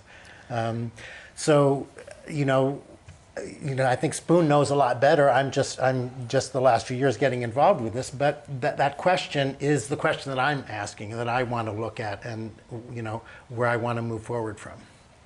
I look at it from going back to those two big concepts of sustainability, accountability, and participation, and then try and define those terms. And then begin to design or create things that address them. For instance, if we understand that one of the bulwarks of a democracy is participation, then of course we want the most that we can get. So then we have to find out why people aren't participating and what would increase their interest in participating. Most of the time we find that it's knowledge. It's knowledge and a sense that, and also that their participation makes a difference. And an example, the school board just sent around a card that I received, most of us in Brattleboro I guess did, warning us of their meeting.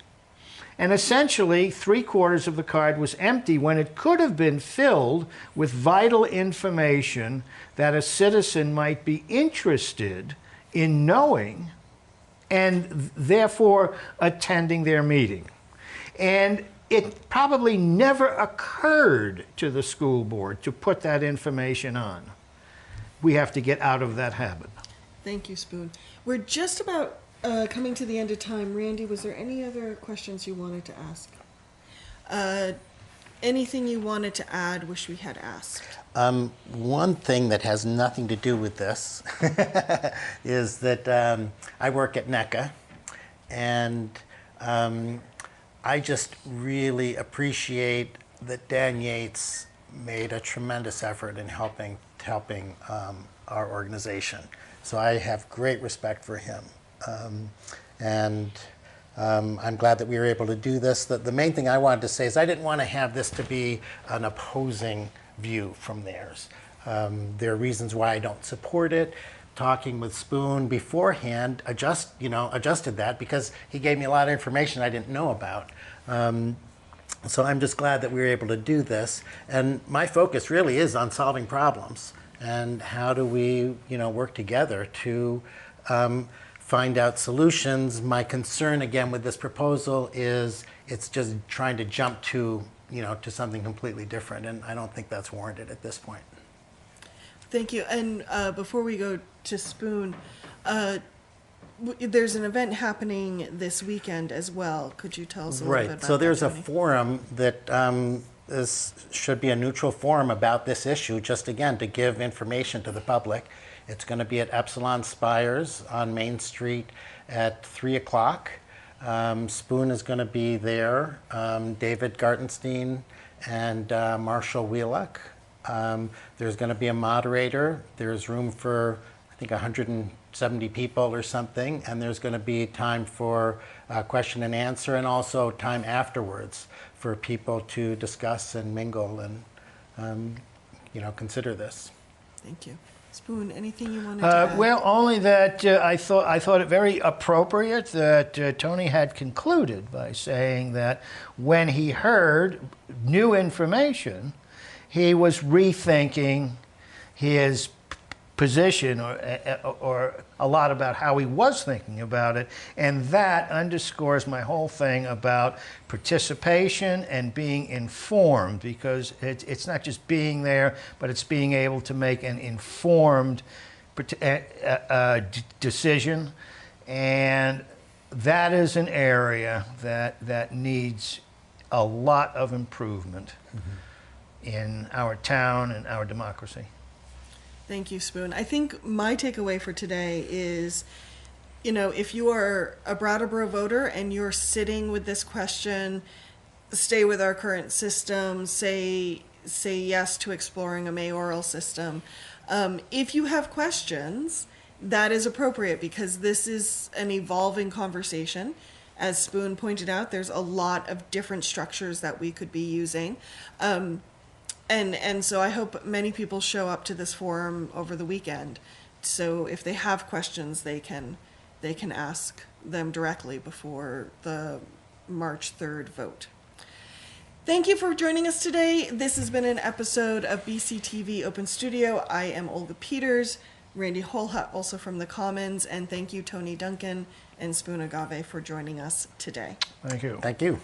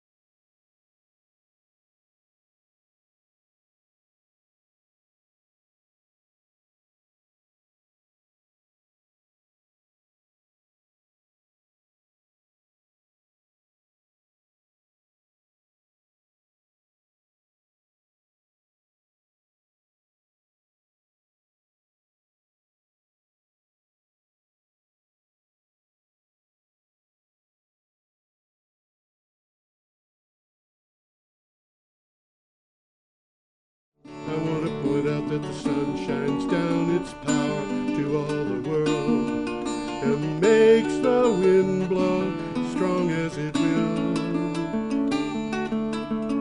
I want to hope gentle rains can fall upon the land so lovely lovely still.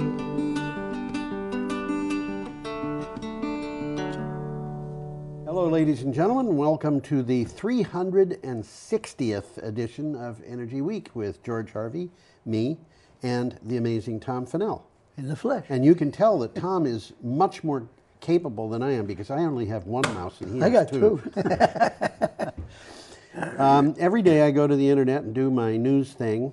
I find usually 15 items of news that I think will be of interest to people, and I put them up to my blog, geoharvey.com, Geoharvey, and people who are watching this show have two places they can click on to go to see the stuff that we've got, and one of them is the blog that you and I use to set the show up, so they can just follow us at that blog. Okay. Okay, but they can also go to geoharvey.com. Our daily review, as I said, it's February 20th, and we have a picture of a water treatment plant coming up. Well, that's an inside joke. There it is. That's the tidal basin in Washington, D.C. And those, those are cherry trees, those which are cherry very soon will be in bloom. Yeah, and by the way, spring is coming on the 19th of March. Okay. That's really early. Is it? Yeah, I think it's the earliest in over 100 years. Well, it's a leap year. It's a leap. That's why. It's but one it's extra day in there. Yeah. So anyway, this is the tidal basin, and the first time I heard tidal basin, I thought, what is that? A water treatment plant? That's the inside joke. That's the inside joke. What do you got for a title on this? Climate crisis. Well, let me put me up here. Put you up. Yeah, put you up. People complain they don't know what I look like. Well, now you know. Climate crisis is coming for the tidal basin in D.C. And this is from Echo Watch. And by the way, for anybody who's complaining about Tom not being seen enough, Tom is the person who controls that. The Jefferson Memorial in Washington, D.C. overlooks the tidal basin, which is a man-made body of water surrounded by cherry trees. Visitors who stroll along the water's edge, gazing at the stately monument, are forced off parts of the path by water. The land is sinking and the seas are rising. And by the way, this doesn't happen every couple of weeks the way sunny day flooding does. This is every day. This is daily. Well, a quick takeaway here from the article. The entire mall sits in a 100-year floodplain. Okay? Twice a day, Oh my gosh. the basin floods and water spills onto the walkway. Yeah. Okay, preserving this national treasure in its current form is no longer an option. Yes. Okay, so we need new thinking about how to protect important places. Well, and I'm sure they got some good thinkers. They've got thinking people how working to do on it. Yeah. But the thing that bothers me about it is those cherry trees' roots are in an area that gets inundated with salt water. Well, they're going to definitely figure that one out. They're going to have to. They've got a tough one to figure out. They've got a tough one. Because this is a national treasure. Yeah, and this is happening because the seas are, in part because the seas are rising. And by the way, somebody told me the seas aren't rising, the land is sinking. Well, in some places that's true. In some places the land is sinking. Some places they're both happening. Yeah, but I checked, and what I found was NASA's got satellites up there, and they're measuring the height of the sea by laser. Okay. And they can measure it over the entire ocean. They're not just measuring this from sticks stuck in the Oh, I'm sure they got the floor whole of a globe harbor. mapped. They have the whole globe mapped, Yeah. and they are claiming an accuracy to something like 1/8 of an inch. Yeah, that's And believable. so they're looking at these things and they're saying, what's the average height of the sea? And then the waves go by and the computers figure it out, and they've got, the sea is rising. There's just no doubt about that. They will show you a couple of places where, because of currents and so forth, the sea has actually dropped a tiny bit, and a couple of places where it's not really rising yet. But that has to do with currents. In a lot of places, in some places, it's rising a lot. They don't talk much about the accuracy of the satellite cameras. Yeah. But they can read a newspaper. Wow. Someone can be holding a newspaper on the land, on Earth, and they can read a newspaper from. They don't really want to let us know too much about these things because if we knew, we would be upset. we would be upset. Yeah, you got it. That's it's exactly hard to right. believe that they could read a newspaper, but I know They can. I know Yeah. they can see very small things. Oh yeah. You know. Okay, should we go on? Yeah, we might just as well. Can't dance. We have an item from The Guardian. From The Guardian yet. Bushfire, Royal Commission to look at mitigation, but not climate change. Huh? What is this? We're talking about Australia here. Well, yeah, this couldn't happen in the United States because we know all about climate change and we're being objective as opposed to objectivist. Well, this Prime Minister, who you'll just mention in a second, he's getting himself in trouble here. This is Scott Morrison. He's the guy who sat in the Parliament and held up a lump of coal and said, "This is coal, it's not dangerous." Okay. All right, in the Parliament. Prime Minister Scott Morrison released letters patent establishing a national inquiry into bushfires. It is to examine the powers of Australia's government to call out the military, national standards for hazard reduction and disaster mitigation, but it is not going to look into climate change. Well, he's, you know. He's in denial. He's in denial. Well, a little takeaway here, I'm going to talk about it. Morrison said that the inquiry acknowledges climate change and its impact. That was the first thing it said. And focuses on actions that make Australians safer, such as preparedness, resilience, and recovery through the actions of all levels of government and the community. Sounds good. But he ignored the role Australia must play in reducing emissions. Yeah. Okay, which is the bottom line. Yes. But he's in denial. Yep. Denial is an interesting thing. Yeah. I think people It's a river in Egypt, isn't it? That's right. Yeah. It's a river in Egypt. Well, we got a picture coming up, and we I'll do. let you pull it up here while you're talking. That is a real live coral reef. That's one of the few left. The major one in Australia is in deep doo-doo. Well, the Great Barrier Reef. Great Barrier is Reef. Just, yes. It may be over. Real trouble. Yeah, they don't expect it to survive. That is an area of nature that is, I don't know, what, 1,700 miles long, and it's That's about right. It's about a huge thing. just about dead. You know, it's like taking a forest and turning it into a desert. Okay, what do you got for a title? Well, this is a very interesting and informative article, and it is called "Climate Change Could Kill All of the Earth's Coral Reefs by 2100," scientists warn. This is from CNN. Climate change could destroy almost all of the Earth's coral reef habitats by 2100, University of Hawaii Manoa reported, and about 70 to 90% of all coral reefs are expected to disappear in the next 20 years due to warming oceans, acidic water, and pollution. Now, acidic water is one of the things that people have to understand. As the water gets acid, the coral has a hard time building a shell. A shell. All shellfish do. All shellfish. You know, we reported a few weeks about ago about crabs not having. And clams and oysters and all that oysters. kind of stuff. Yep. Well, there's a good video on this. This is from CNN, and CNN usually does a pretty good job. Yeah. Okay, there's a good video. It's called "The Race to Save the Great Barrier Reef." It's about 3.5 minutes, worth looking at. As I said, this is an interesting and informative article. So, Okay, we're up to February 21st, Friday, and we have an item from the Natural Resources Defense Council. Well, I just want to mention one more thing. Go ahead. There's a lot of photos on that one that are worth looking at. And basically it say, how are humans harming coral reefs? Oh. Which is interesting. And the answer is quick: acidification, pollution, oil spills, septic waste, and pesticides. And there are nations that depend on this. That depend on coral reefs. Absolutely. Because they are coral reefs. They are coral reefs. Yeah. We're up to Friday, February 21st. I said that. Time flies when you're having fun.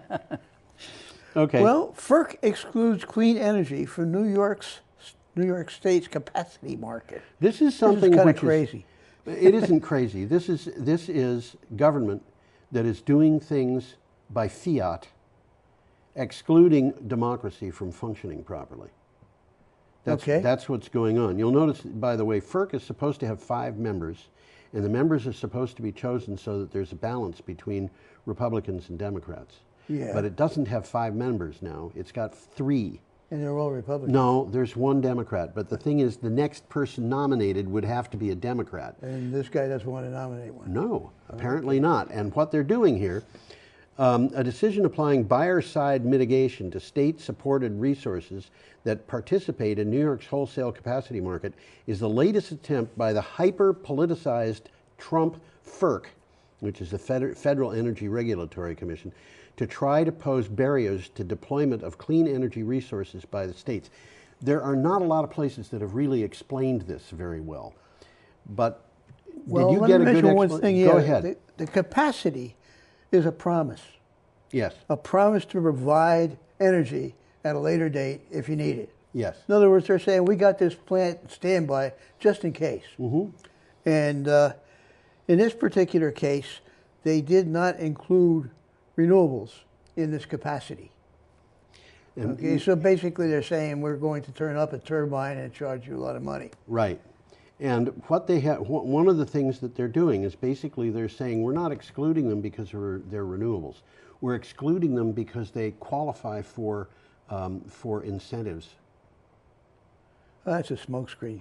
Well, of course it is. But you see, the point is they want coal and gas. By the way, notice what's happening to the coal and gas, oil and gas index and the coal index. They're not doing too well. No, they're not doing too well. And FERC is trying to support them by making it impossible to put renewable energy onto the market. Didn't we just mention a river in Egypt the other? Denial, yes. You know, people in denial, it's an amazing thing to watch, you know, and it's like, wait a minute, this person doesn't see what's going on. They don't see it. You know, the train is coming down the track and you're sitting there on the track smoking a cigarette or something and saying, it'll stop. It isn't going to stop. I'm thinking about denial. A long time ago, I saw this movie. I think it wasn't a movie, a TV show. I think it was the Twilight Zone. Oh, yes. And the protagonist in it is always, he's looking at us, very vain guy. And he's always saying, don't you think this is my best side? And at the very end of the movie, you see on the other side of his face, he's got a great big wart or a great big mole. Well, we got a picture he may coming have been up. correct. Let's okay, let's we have move a up and picture get coming this up? Picture. Yeah. Is it this picture? Well, I think so. Okay. Yeah, it looks like that one. For those who want to know, it's a wind plant in Pakistan. And what got me about the picture is you see all these pictures of all these windmills in the middle of a field, but you don't see the electrical equipment that you're seeing in this picture here. And you got to have it. You got to have it. So it's an interesting thing. Yes, it is. In any case, that's a wind plant in Pakistan, and there's a lot of them growing up, putting up there. Yep. They're bringing power to the rural people who have never had power before. And we're going to mention something, I think. Do we have an item about Jimmy Carter? About? Jimmy Carter? Not that I remember. Okay. Jimmy Carter, his farm is supplying half the electric power needed by people in Plains, Georgia, because it's got a big PV plant on it. Maybe we could do that next week. Well, we could. You know, it was this week's news. But the thing is, Jimmy Carter grew up on a farm that didn't have any electric power. Oh, I didn't know that. Yeah. Yeah. And so he's really kind of so he wanted electric this. power. He wanted electric power, and he's focused on that. And also, Jimmy Carter was in the cleanup that took place after an accident at a nuclear power plant, I think in Canada, while he was in the Navy. And he was engaged in nuclear stuff when he was in the Navy. He was, yeah. So he's very cognizant of what's going on with a lot of this stuff. Okay, what do you have for a title? Renewable energy could power the world by 2050. Wow, that's the same title I've got. Well, it probably could do it sooner than that, but... Yep. By mid-century, virtually all of the world's demand for electricity could be met by renewable power. This is the consensus of 47 peer-reviewed research papers from 13 independent groups with a total of 91 authors that have been brought together by Stanford University in California. This is from a publication called Echo Business. Well, a quick takeaway here. The technology exists to achieve 100% renewable power if the political will to achieve it can be mustered. Yes. Okay, as the cost of renewables has tumbled, which it has, okay, and energy storage solutions multiplied, every part of the world can now find a system that edges fossil fuels out in cost. Yeah, and you know what you said is if the political will can be found. But what's going to happen in the next few years is that as the prices of renewable energy and storage continue to go down, which they will because of Wright's law, which is a standard law of economics. It's the economy, stupid. Yep. What's going to happen is the will to oppose them is going to dry up. You won't be able to fight the economy. That's right. That's why the Dow coal and oil and gas indices are down. Absolutely. Well, this is a very interesting article. I thought this one was. Concept that hadn't even occurred to me. Yeah. Seasonal pumped hydropower storage could solve the renewable energy storage challenge. And what they mean by seasonal pump storage is very, very large plants. Yes. There's a picture on the website of one of these. See, it's an artist concept, but it's up in the mountains there. It's a huge lake up in the mountains and a river down below. You know, if you go to Google Maps, you can see the pumped storage site at Northfield Mountain. Well, I was thinking about that site because it's very much like this. It is, absolutely it is. Except that site, I forget the acreage, but the area, the area of water is 140 acres or something like that. And but there's a river right there, and they pump it up. Absolutely, and the upper reservoir is that reservoir on a mountaintop, and the lower reservoir is the river. And when that was put in, which happened the same time that Vermont Yankee was built. Yes, it was built to match Vermont Yankee. It had the biggest turbines in the world. Yeah. And now they aren't anymore. But well, it's still a very useful addition to the grid, and right next to it right now there's a great big solar field. What we're talking about now is operations that dwarf that. Oh yeah. And one of the things that we should bear in mind here is how do you supply everybody with renewable energy when the renewable energy is either intermittent, as solar is, or variable, as wind is. And the way that you do it is storage. You overbuild and you store the excess. Absolutely. And this is a really good way to store the excess. There are other ways we could make hydrogen, but you know, this is hydropower. That technology is moving along. Yeah. This is from SciTech Daily. Did you read the title? Well, if I did, I don't remember it, so I'll do it again. Okay. Seasonal pumped hydropower storage could solve the renewable energy storage challenge. Seasonal pumped hydropower storage and established technology. The technology of pumped storage is established. Yeah, it's just a matter of scale. It's just a matter of scale. Could be an affordable and sustainable solution to store energy in water, notice, on an annual scale according to IIASA research published in the journal Nature Communications. And you know, this is big. We're talking about establishing fairly large lakes here. They're talking about big installations here. Right. And storing tremendous amounts of water. Right. Like in the spring when the snow is melting, and using it in the summer when everybody's using air conditioning. Exactly. That's what they're talking about. Also, like in the spring when the snow is melting, and using it in August when everybody's dry and needs irrigation. Because they're storing this for multiple purposes. Yep. Okay, we're up to Saturday, February 22nd. Unless you've I just want to mention on this particular article, Yeah. There's a picture of mountains containing a seasonal pump storage project. Yes. You know, and it's pretty. It's impressive. It's impressive. Yeah. Well, we'll move along here because we got a couple of guys that are digging a hole in the ice. There they are. And let's pull them up so we see what they look like. Yep. It's Saturday, February 22nd. You were absolutely right.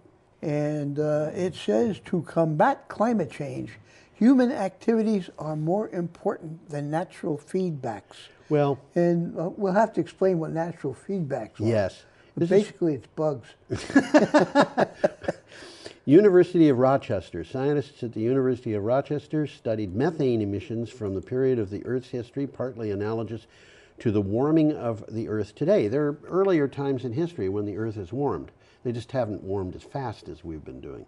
Well, that's what they're doing with these ice drills. I mean, they're going way back into the past. I mean, we're talking hundreds of years. Yeah, drilling into that ice is like opening a book on natural history. Their research, published in Science, suggests human-caused emissions are the greatest concern. Well, I'll explain a little bit more about what they're doing. Okay? Yeah, go ahead. They're drilling ice cores to determine how much methane from ancient carbon deposits might be released to the atmosphere under warming conditions. Yes. Okay, how do they do that? They take core samples, slice them real thick, real thin, Yeah. and look at the core samples and examine the bubbles that are in there. And they're Yes. there, you know. Yeah, the bubbles. And that's exactly what they've been doing. The core samples contain tiny bubbles with ancient air trapped inside. Right. And then they're analyzing that air. Yes. Okay, and their research indicates that even if methane is released from these deposits, natural microbic buffers, which I would call bugs, Yes. they're microbes, bugs. They're insects, microbes. you Yeah. know, They're not insects. Not insect bugs. Protect against release to the atmosphere. So these guys are going to eat up that hydrogen or the methane that's in there. So we need to be more concerned about anthropogenic emissions than natural feedbacks. Yes. That's the bottom Well, line. really, we knew that, but they're confirming it. They're just confirming it, exactly.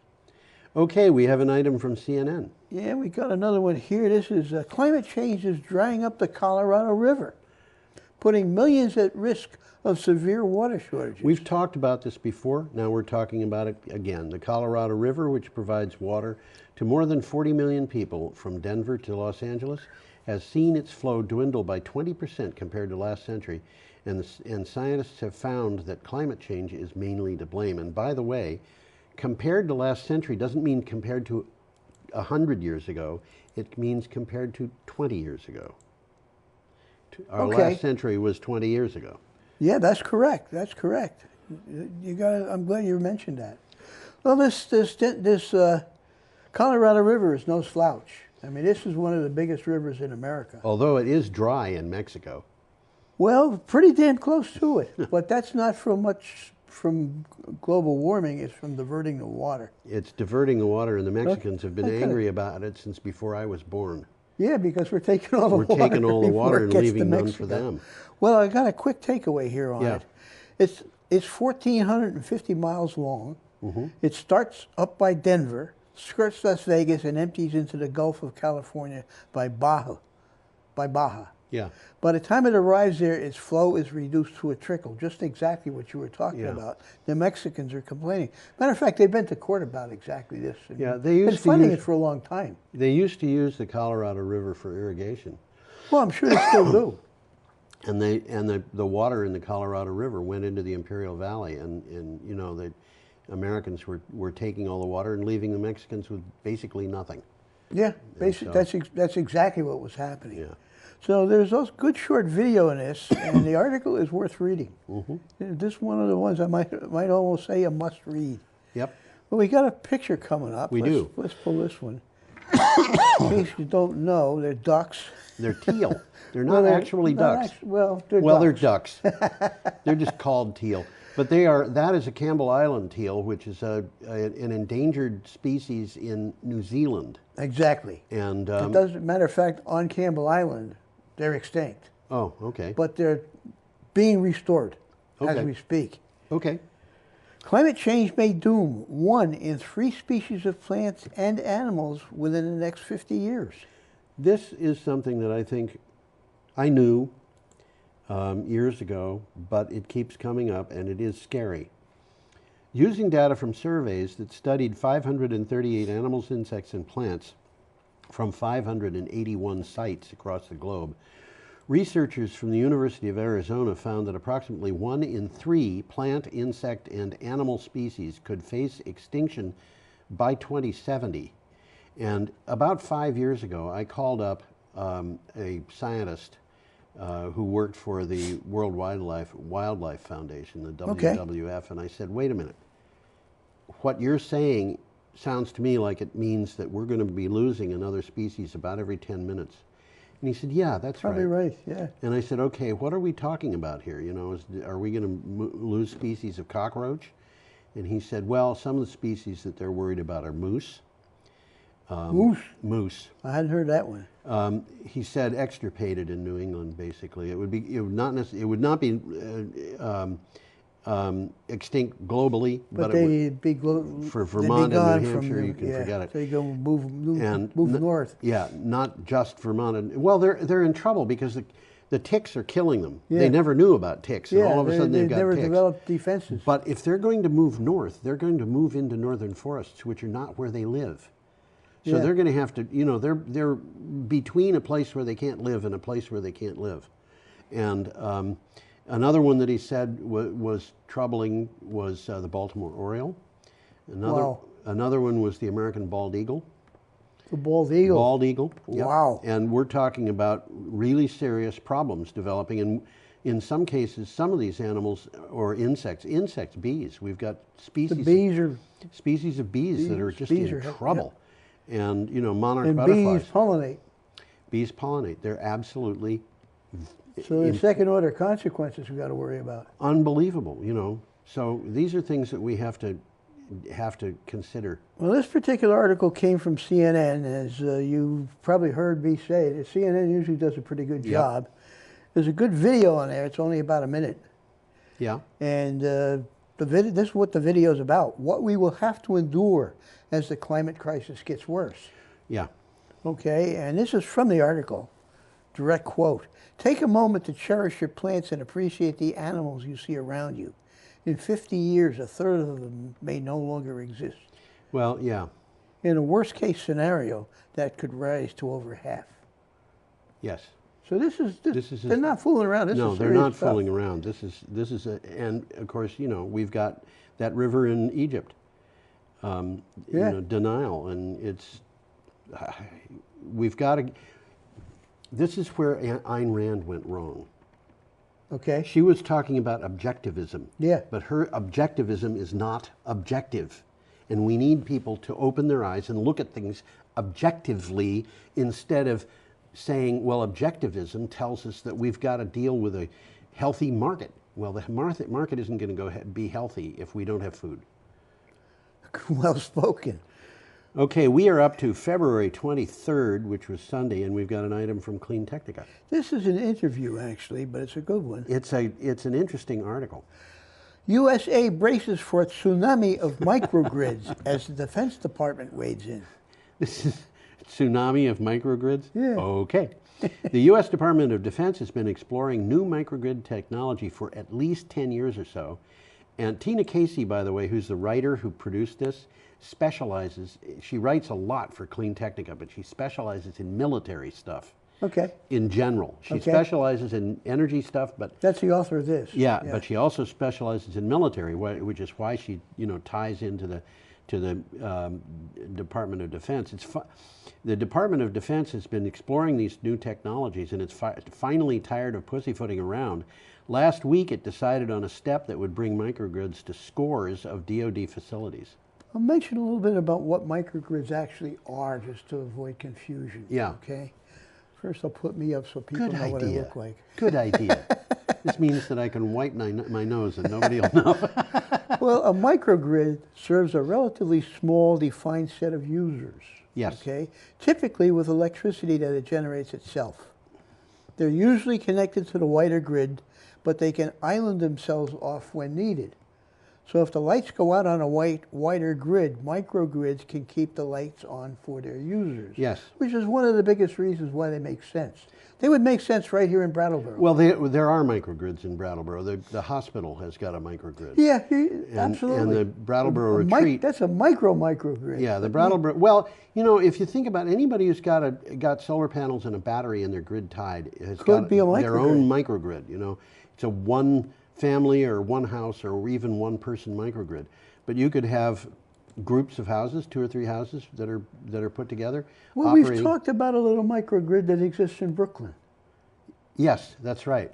Although that's not all that little. Not anymore. Yeah. Yeah, it started as only about 3 or 4 houses, and now it's getting bigger. And it's kind of sprawling. It's kind of all over the place. I haven't been following it lately, but It's just interesting. It's just something the guys did by themselves. Yeah, it was like one rooftop or something like that, maybe Yeah. a couple, and now it's like across the street and down the block, and Okay. Well, we got a picture coming up. We here. do, I think we do. There you go. And I should say about microgrids, if you think about it, every ship at sea is a microgrid. Absolutely. This is old technology. It's just that Well, you can put renewable energy into it, and if you do, it can keep going without any fossil fuel inputs or grid inputs. I know the energy department in Brattleboro is thinking about microgrids, and I've looked at the transmission lines throh Brattleboro. Yes. It would make sense to have 3. Yes, yeah. Okay, just because of the transmission lines. Well, this is something that I've been pushing Brattleboro to do for literally for years. Well, And- it would make a lot of sense, Yeah. and it would really make sense when it, I won't say if, when the grid goes down. The Yeah. grid is going to go down. It's not going to stay down. Oh, it will. But it's gonna go down. It goes down from time to Yeah, time. reasonably well. Okay. And it's nice to be able to have power. We have an item here from Wired. Is that right? Yes, from Wired. Wired, yep. And a picture. And that picture, That I picture's think. called agrivoltaics. Explain to us what it is. Well, agrivoltaics. I don't know that picture actually is agrivoltaics. I think it is. I looked at it really close, and they're growing something like alfalfa. Something. They're Oh, I see. Okay. growing something that doesn't get high. Agrivoltaics is growing crops beneath solar panels and between solar panels. And the crops could be anything. They could be alfalfa, but they could be putting sheep in there. Well, I've seen some of them where they're jacking these things up 8, 10 feet in the air, and they're driving tractors right under That's them. right, and harvesting hay. And we had that beautiful thing from the Fraunhofer Institute about a year or two ago, where they tested potatoes under solar panels and found that. Well, I'll touch base on that a little bit. Okay, go ahead. This is something. It's a marriage between agriculture and solar. Yeah. And it makes so much sense, it's got to happen. Yes, absolutely. You know? Read the title. Let me read the blurb, and then you can. Family farms try to raise a new cash cow. Solar power. The Komanek family farm in northern Colorado has had yields decline over recent years, and the farm began losing money. In Boulder County, land use codes made it hard to use the land for anything but farming. So the Komaneks found a compromise, a solar array with plants growing beneath. And by the way, that picture is not the Komanek family farm. No, that's a different picture. That is a picture from NREL, and I would bet you that that's an NREL facility in Golding, Colorado. But nevertheless. It could very well be. Okay, what have you got to say, Tom? Well, what the Komanek family is going to be doing, and they've probably started it already. 1 megawatt solar array, 3,000 solar panels. They're going to be on 8-foot high stilts. Okay, and they're going to provide shade for crops like tomatoes, peppers, kale, and beans. Yeah. Pasture grasses and beehive boxes are planned for the perimeter. Right. Okay, this is going to be a demo farm for Yeah, sure. but it's And the 1 approach could allow for widespread renewable energy development without displacing much needed land for food. And that's Right. one of the complaints about solar. Yeah. It takes a lot of land. Yeah. This solves that problem. It sure does. And we've seen crops increase I was just in going to say many places. I was just going to say, some crops planted under solar panels produce higher yields and use significantly less irrigation water.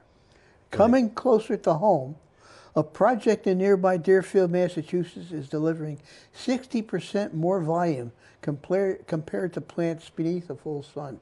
Yeah. It didn't say what they're growing, but it's Deerfield, Mass. You go down there and see it. Yeah. Okay. Okay, we have an item from The Guardian. Yes, we do. A quarter of all tweets about climate crisis are produced by bots. That's funny but sad.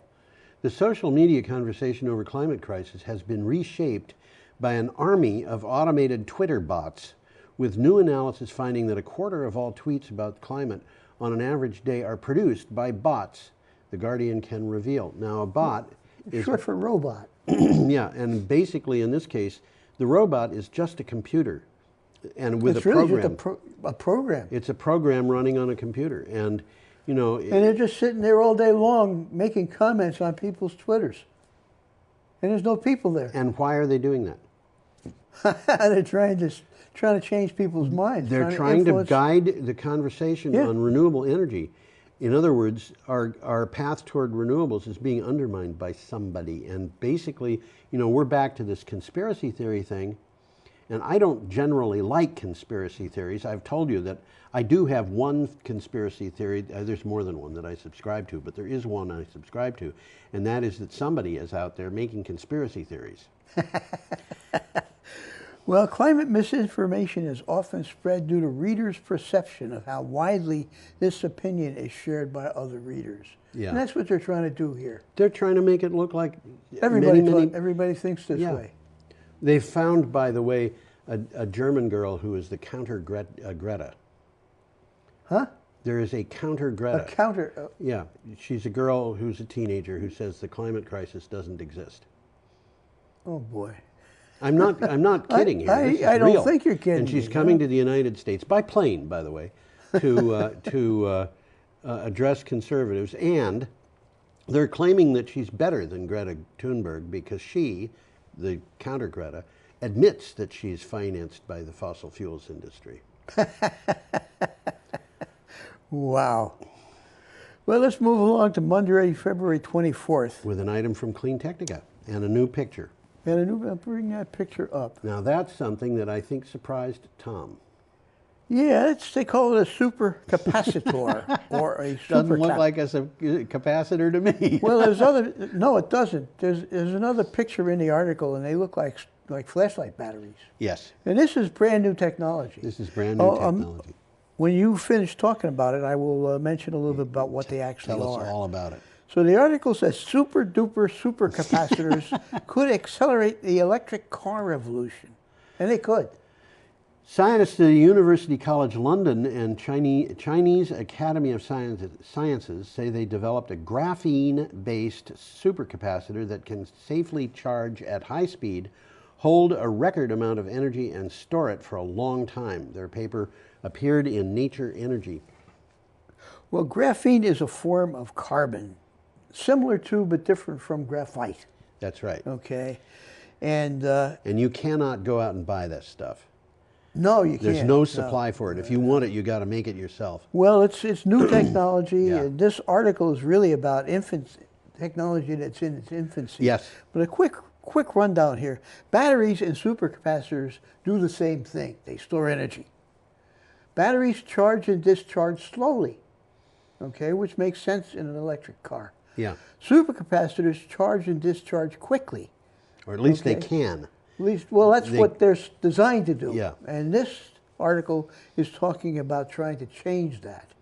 Okay, supercaps do not yet have the energy density of lithium-ion batteries, but technology is improving, and it says stay tuned. So this is right in its infancy, but eventually what they're leading at is you're going to have supercapacitors driving cars. Yeah, I think that's probably true.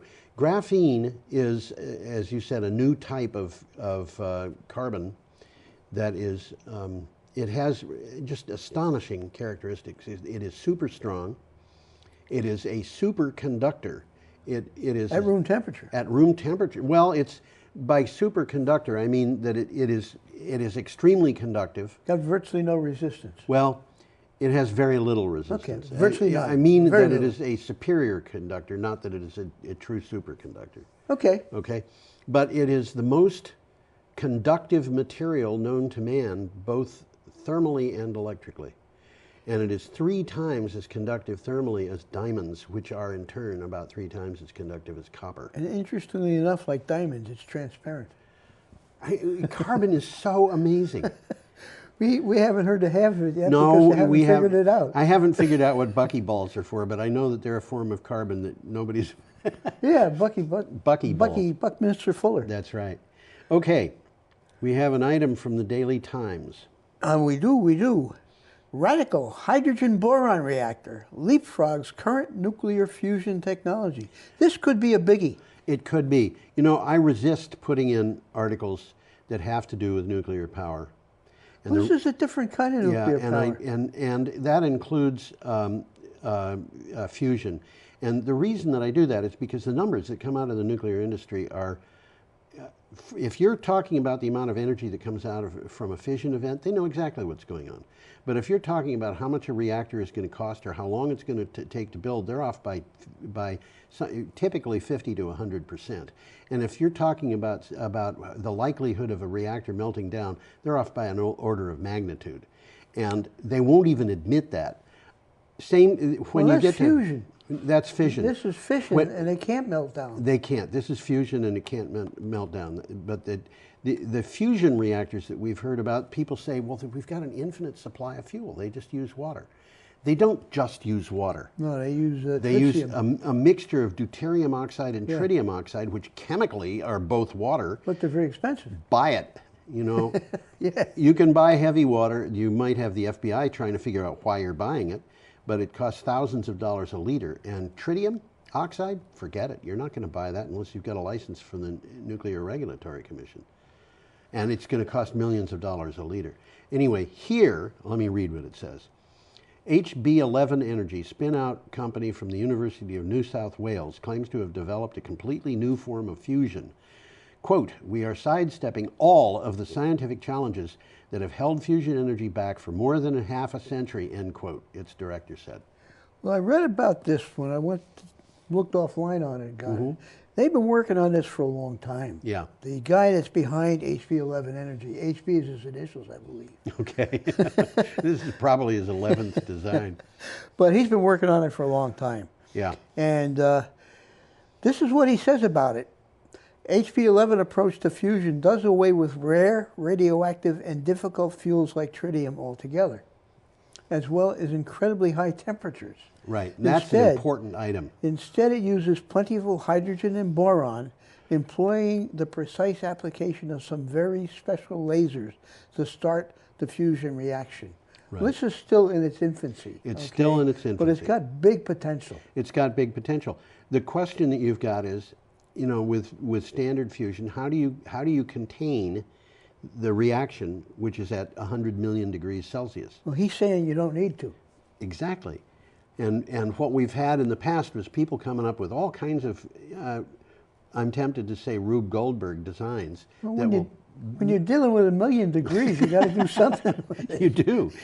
I mean, we're talking about temperatures that'll melt anything. They'll vaporize anything. Yeah. So how do you deal with that? Well, you hold it in a bottle that can't melt or vaporize because it's not made out of a solid object. Yeah, they compress it with magnetism. With magnets, yeah. Okay, Now, and if you think I'm going to be in a room where you've got 1 million or 2 million or 100 million or whatever degrees being held by a magnet, no, sir, I'm not going to be around that. I don't think I want to be either. We have an item from Renew Economy, and this includes an exciting photograph. Another generation, people are going to look at that and say, what is that? Yeah. In case those people out there don't know, that's coal, fellas. That's coal. And what it says here is Morgan Stanley says 47 gigawatts of U.S. coal capacity could be uneconomic by 2024. And before you get started, I'm going to say what I say again. A gigawatt is a bigawatt. That's right. This is from Renew Economy. Investment bank Morgan Stanley published a report claiming that nearly 50 gigawatts of U.S. coal-fired power capacity will be unable to compete against renewables by 2024. It advises utilities to replace coal plants with cheaper renewable objects. And I want to point out, I did a little bit of research, that's about 20% of all U.S. coal plants.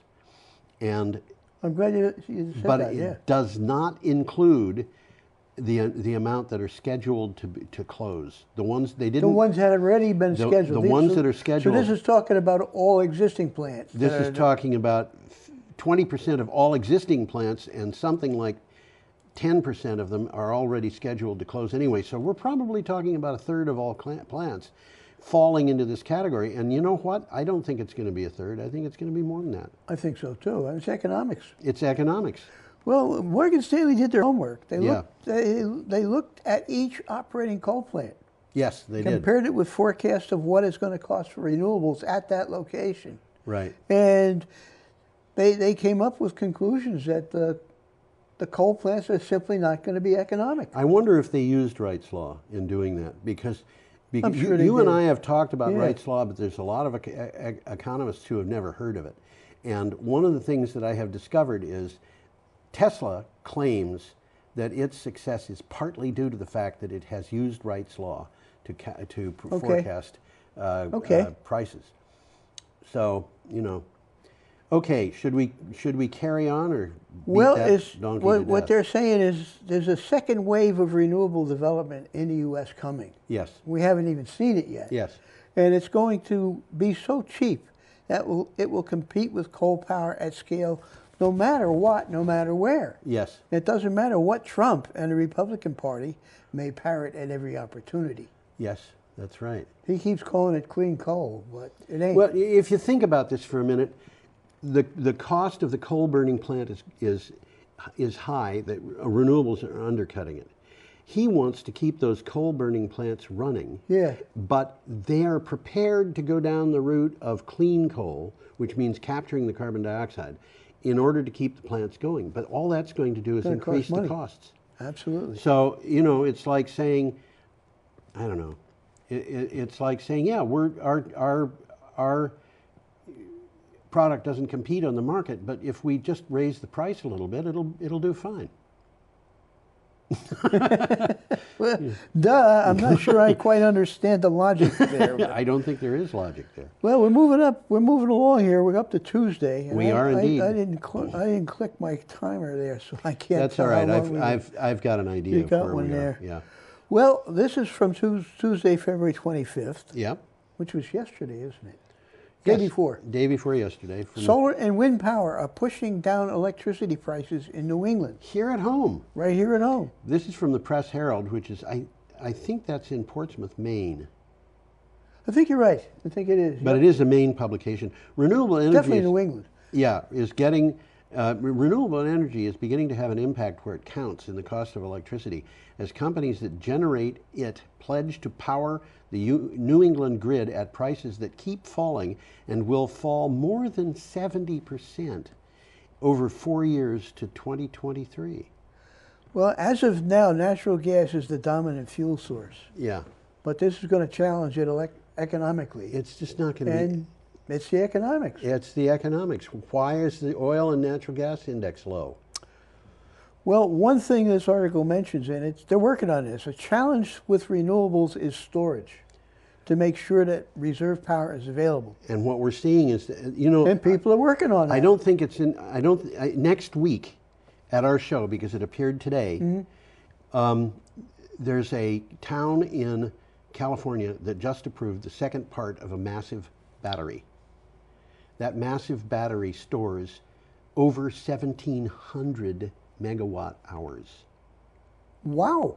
This is huge. They are moving in on huge batteries. That's gigawatts, guys. Unbelievable size batteries. And it's batteries. Why are they? Yeah. And why are they doing that? Because it's cheaper than natural gas. And there's other ways of storing besides batteries. I mean, batteries is one of the good ones, but there's the cheapest one I saw is using a crane to elevate cinder blocks. Yes. concrete blocks. Yes. Cheap, but it works. Yeah.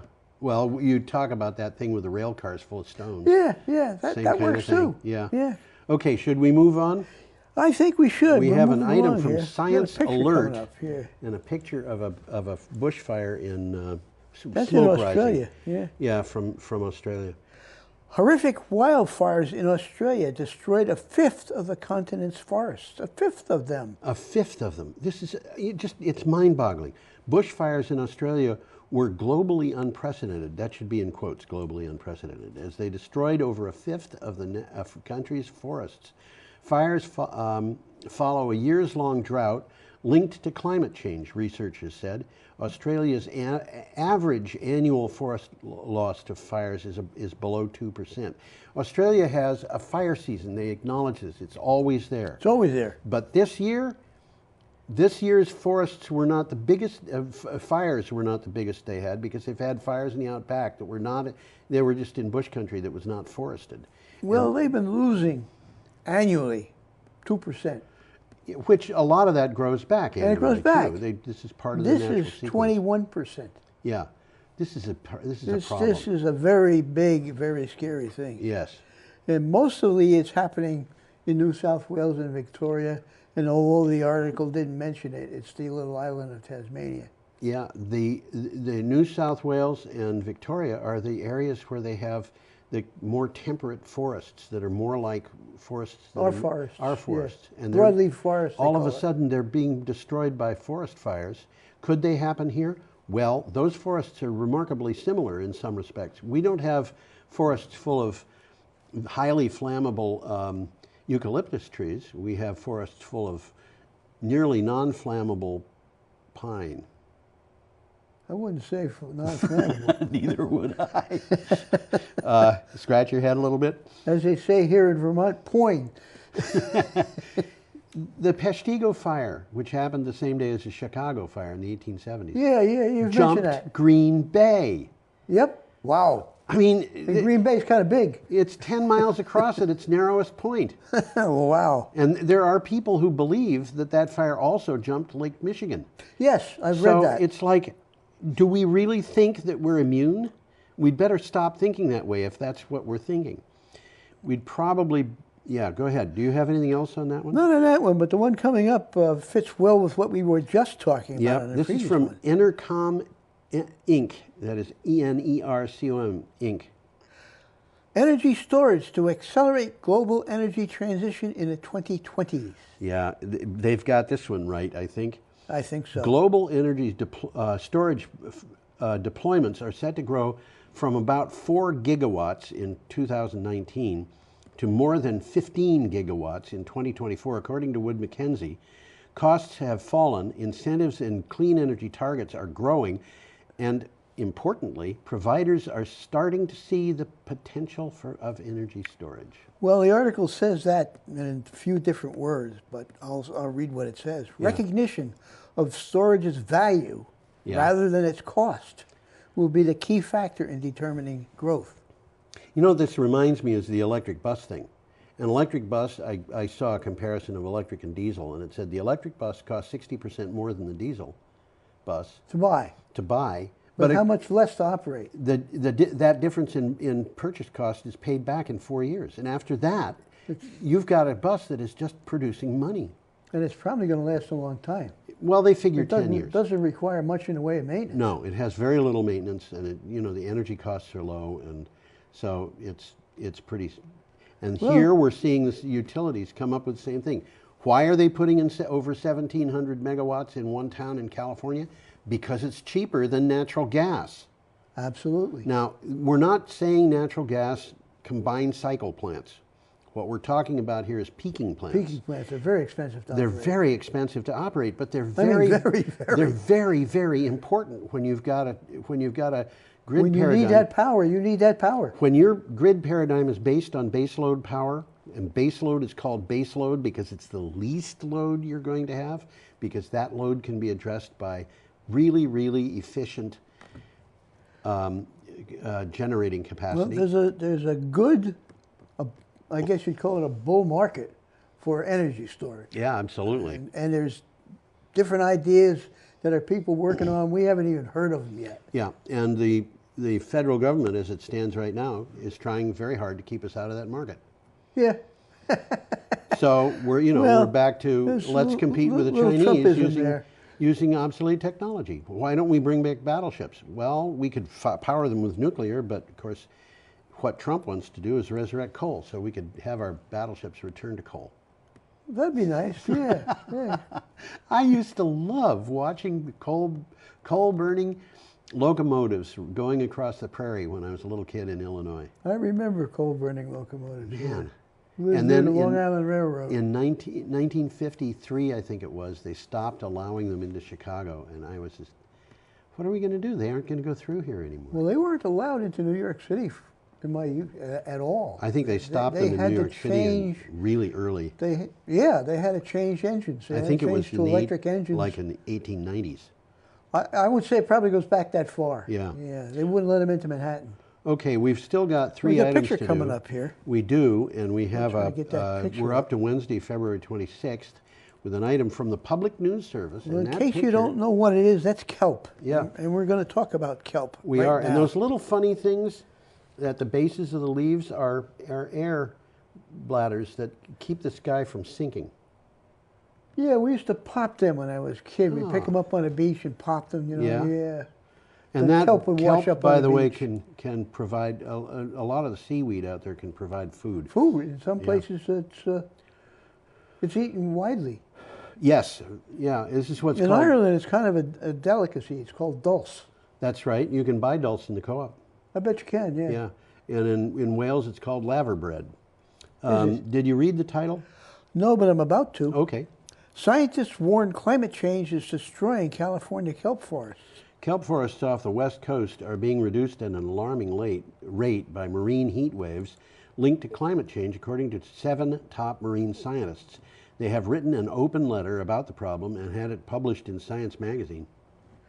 Well, from the article, kelp forests are a sentinel for the health of the oceans. Right. Okay? Change is happening very rapidly on a very large scale, and it's affecting the ecosystem, and very little is being done. Yep, those kelp forests that are in danger are the living habitat for a lot of little fish. A lot of little Yeah. fish, and those lot of little fish are the ones that feed the lot of big fish. And if the lot of big fish don't have food, neither do we. Well, here's the scary part. Yeah. Off the coast of Northern California, 90% of the kelp has died off in the past 5 years. 90% in 5 years. 90%. That's not a good sign. I don't think so. Okay, should we go on? I think so. Our next item is from BBC. Cutting how? How is an important word here. Yeah. How cutting your food waste can help the climate. And the article tells you how. So Yeah. if you're interested, it's a good one to read. All food generates greenhouse gases to reach our plates, and then nearly a third of it is thrown away. That tells you something. Absolutely. The UN Food and Agriculture Organization estimates that if food were a country, it would be the third highest emitter of greenhouse gases after the United States and China. Well, from the article, it says, growing, processing, packaging, and transporting the food we eat, all contributes to climate change. Yeah. Already, before you even got it. Yeah. And then we throw it away. And as it rots, it releases yet more greenhouse gases. I mean, this is you're far better off eating it. So the article is going to tell you how, by rethinking how we shop and cook, it's possible to reduce the amount we waste. Right. And so lessen our contribution to climate change. Right. It's our consumption that drives the problem. Right.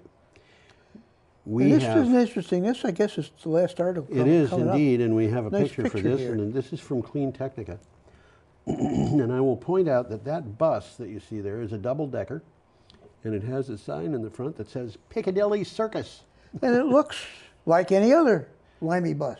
Except that it's a little more modern, though, than the Well, ones that I think. it looks like any more modern. Yeah. And the new buses look like that. Yeah, and But they they're- have the doors to get the passengers on the wrong side. Well, that helps.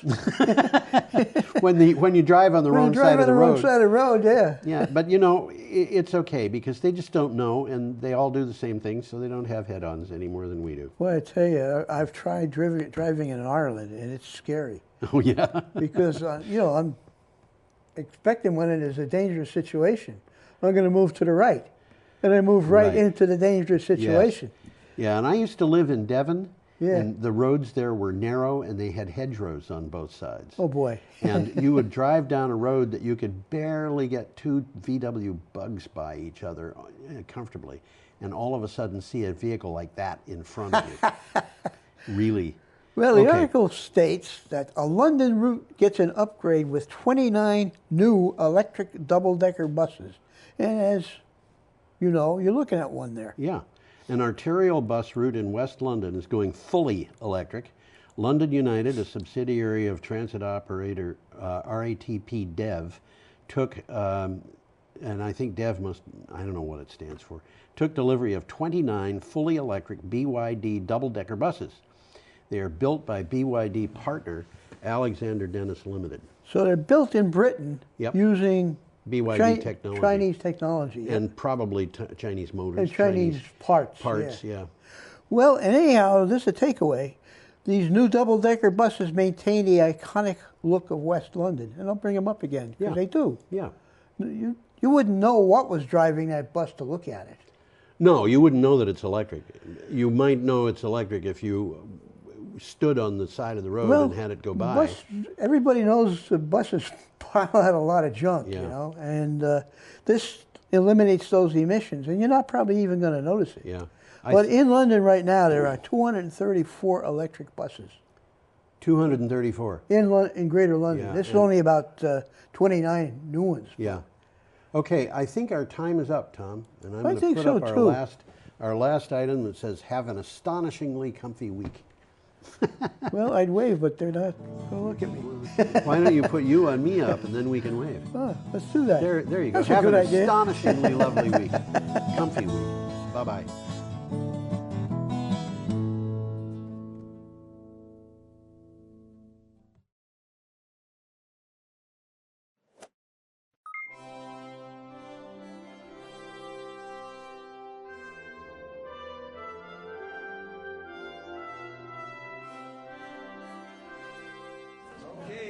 morning, everyone, and thank you for coming. I got a good day, but I understand there's some snow coming. Thank you for all the good work you've been doing in your local town for plowing and keeping it open. I know the state's been busy and trying to keep our highways open. So, did everyone have a chance to sign up if they want to speak? Is there a sign-up sheet somewhere? I thought the league was going to have a sign-up sheet. Yes, it might just need to be. Oh, okay. Yeah. Oh, they do have it. You have a sign-up sheet. Right now I do. Who represents the towns anyway? Do you have a league or somebody? Oh, I'm sorry. She's awesome. Okay, you gotta pass that around, or how you gonna do whatever you want to do? So if you want to speak, would you please step up? You are the main attraction this morning. So, and we do have a few people who are prepared to speak, and I think you're going to have some others that are Sure, that's fine. feel the urgency to move on. Okay, I think And the House. Gwen's in charge. Okay, all right. You'll see. So I think the chair, I think, of the House should be along momentarily. So I'm Dick Mazza, the chair of the Senate Transportation Committee, and I will have their senators introduce themselves. So we'll start on the other end. Jim McNeil, Rutland County. Jane Kitchman, Caledonia Orange. Andrew Pertzik, Washington County. Okay, and I think Senator Ash should be here momentarily. Oh, okay, with that, the Vice Chair, would you like to do? I was going to Sure. start. I'm Vice Chair of Transportation, Barbara Murphy. I serve Fairfax here in the State House. Dave Potter, represent Clarendon, West Rutland, Proctor, Wallingford, and Whiskerton. Representative Becca White, and I represent the town of Hartford. Yay, VLCT! Former board members. Molly Burke, and I represent Brattleboro. Yay, Brattleboro! I'm Mike McCarthy, I represent St. Albans. Connie Quibby, I represent 5 towns on the Connecticut River and 3 inland ones. Patty McCoy, representing the towns of Pulteney and Ira. Brian Savage, I represent Swanton and Shelton. Tim Corcoran, and I represent Bennington. Mary Sullivan, I represent the southern hill section of Burlington. Okay, so do we have a list that would like to get started? And again, thank you for coming and share your thoughts with us. Don't praise us too much for all the wonderful work we're doing, all right? Charles Safford is going to start. Okay. So, Came and recruited me. Good morning. Good to see you, Senator Good to Mazza. see you. Thanks, everyone, for your time. My name is Charles Safford. I'm the Stowe Town Manager. I'm also a VLCT Board of Directors member. I'd like to thank you again for this opportunity to testify and for your continuing efforts to keep Vermont moving. I particularly want to thank the Vermont Legislature for amending 19 VSA 306 to ensure town highway aid formula is adjusted annually. With that being said, today I want to focus on stormwater funding. Stormwater management is a hugely expensive obligation for local governments, even with the assistance from the Clean Water Fund. According to the Vermont Clean Water Initiative 2019 Performance Report, out of a total of 13,000 municipal road miles, only 169 miles of municipal road drainage and erosion control improvements have been implemented.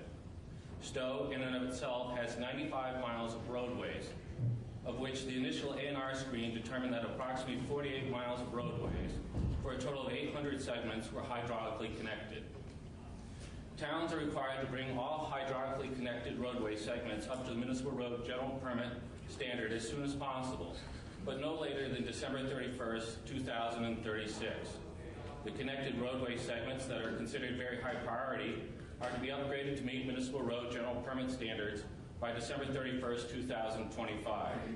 According to a report prepared by engineering consultants, the estimated construction cost for Stowe to bring its very high priority road segments into compliance is $230,000 per year over the next 5 years, and all other road segments $180,000 over the next 16 years. The total estimated construction cost is $4 million. This doesn't include other stormwater permit requirements such as the 3-acre rules and the like. The Clean Water Board state FY21 Clean Water budget recommends an increase in municipal grants and aid from $3.2 to $3.7 million. This is only a $500,000 increase statewide at a time when we were supposed to be ramping up our compliance efforts. In FY 17 and 18, Stowe received 100% reimbursement from the municipal roads general permit projects. By FY 19, that was down to 50%. In FY 20, it was down to 21.8%. In its FY 21 budget, the town of Stowe has increased its stormwater expenditure budget from $75,000 to $235,000, which is an increase of $160,000. The Select Board is also seeking approval of an assistant engineer to help with stormwater planning and implementation. Total compensation cost for this position is budgeted at $114,413. Even though Stowe does not have any impaired waterways along our municipal roadways, we are disproportionately impacted by road standards and stormwater regulations due to our steep slopes. Admittedly, there are a number of roadways with ditches that do not meet current standard due to our topography, ledge, and utilities. Also, while the community has been a leader in environmental stewardship with over a third of Stowe's 72 square miles being conserved, the community has resisted widening roadways that may involve taking of trees and diminishing of the community's character. Stowe is a tourism community and has more locally designated scenic roads than the rest of Vermont combined. Surveys indicated the #1 activity of tourists is to drive around and enjoy her scenic beauty. Although there are some allowances for scenic landscapes in the municipal road general permit, it is going to be a struggle to balance managing stormwater permitting requirements with maintaining the community's character. While there is a benefit to stormwater improvements, there is also a cost that the state budget does not appear to fully recognize to date. I encourage you to increase municipal grants and aid funding so that statewide goal of cleaning up the public waters of the state of Vermont does not fall on municipalities and property taxpayers. I'd also like to add what I told Bill Fraser, the city manager of Montpelier, at the last board meeting. When towns like Stowe start tapping out and saying mercy, there's a problem. We got a pretty aggressive agenda, and it may seem like a long time frame, but an accumulation of everything out that's going on. I'm not talking about DEC and perennial stream requirements and turning what used to be culverts into bridges, and that's a whole other range of topics we could talk about. But I know you folks are feeling the pain. I know the federal government isn't doing its part. Senator Maz and I were talking prior to the meeting. I don't envy your position. But we are where the rubber meets the road, and the job's not done. We need your help. Thank you very much. Any questions, comments at this time? Thank you. Thank you. The chair just joined us from the House. Hi, I'm Kurt McCormick from Berlin. All right, next on the list. I thought that was just a sign. Oh, just a sign. Next, okay. I did sign up. Oh, we got it right here. All right. Good morning, and thank you all for this opportunity. My name is Eric Osgood. I'm chair of the select board in Johnson. I don't have any particular item. I just wanted to share with you how important what you do down here impacts the people of my town. Johnson is very prone to flooding. About 40% of our budget is for the highway department, the town's budget, and another 35-ish. So we're in is for public safety. So we're in the 75% of our budget is in those two large ticket items. So there's very little left to do other things. But in our transportation highway department in the budget, there isn't a lot of wiggle room. I mean, just to maintain the highways costs a lot of money, as you guys are well aware of. Back on Halloween, the flood event we had, the rain, November 1st, it went into November 1st. From that event, we're into it right now for just over $40,000. Hopefully, FEMA will reimburse us for most of that. There is another area that we haven't touched yet. It was a complete washout. It would be about $20,000 to repair that. It's an area that quite often washes out every time we have high water. We're not going to probably put it back the way it was. $20,000 is just a waste of our money to do that. We do have some alternatives. We had a consultant come in and did a study for us, and basically put in a swale that would allow for when the water comes up, it goes around the bridge and washes right down through, and then when the water goes back down, you'd be able to then go through the area. So it'd be like a low water crossing, basically. And that's right, when the river comes up, the mouth where it goes under the bridge is very narrow. It can't take all of the water, so it does break the banks and then washes out the road around it pretty significantly. It is a loop road, so it isn't like anyone is locked, isolated in there. We're going to look at two options. One is to either have that swale put in to the tune of about $100,000, if FEMA will grant us that, or we're going to remove the bridge. The bridge needs a lot of work. It's going to cost a lot of money. It's an option that we will really have to consider whether we keep the bridge or not. It's a little bit unfortunate because it's one of only 2 covered bridges that we have in our town. But I would hate to see it go, but we got to look for places to cut costs, and it does require a bunch of work. So I just wanted to share with you guys that the money that comes from Montpelier, it is very important to us. We're struggling to keep our budgets in line as you do, and we may lose a covered bridge out of this deal from this latest flood. Be unfortunate, yes. Yes. Any questions? Comments? Your working relationship with AOT is very good. Okay, it's important. I have never received any complaints. I thought that's good to work. The only issue we had with them was in that particular storm, trying to get them there for traffic control. Right. We were just impacted all over. Right. We couldn't get Red Cross there because of the storm. It was a lot of flooding. Okay, thank you very much. Appreciate you taking the time to come over. Next, we have Chet from Killington. Okay, good morning. Morning. Any snow in Killington this morning? Just a little bit. Just a little bit. So I'm Chet Barth, the town manager in Killington. I just briefly wanted to talk to you about funding mechanisms and how we're going about it. The one thing about transportation, the project dictates the funding. It's not a top-down methodology, and that's why we're in what I consider an unsustainable process of how we're funding infrastructure. And to talk to the Stowe's point of view related to the stormwater, it's a very simple math problem. When you know how many lineal feet of hydraulically connected ditch lines you have to maintain in stormwater, and you have 16 years to complete it, you know exactly how much that's going to cost in that 16 years. There's no reason to be modifying numbers, and if the state's going to say we're going to pick up half the cost, then pick up half the cost. But whatever that is, the project dictates the amount of funding, and making sure you do a complete project when you do it. The example I'm going to use is one where Route 4 passes through Killington. 2 or 3 years ago, they did a repaving job. They did a partial reconstruction on one section. But here we are 2 or 3 years after the project, but we're going to do a major culvert replacement, cutting up the road we just finished repaving. And then the one part of the culvert that's not happening is right at the base of Killington Road. We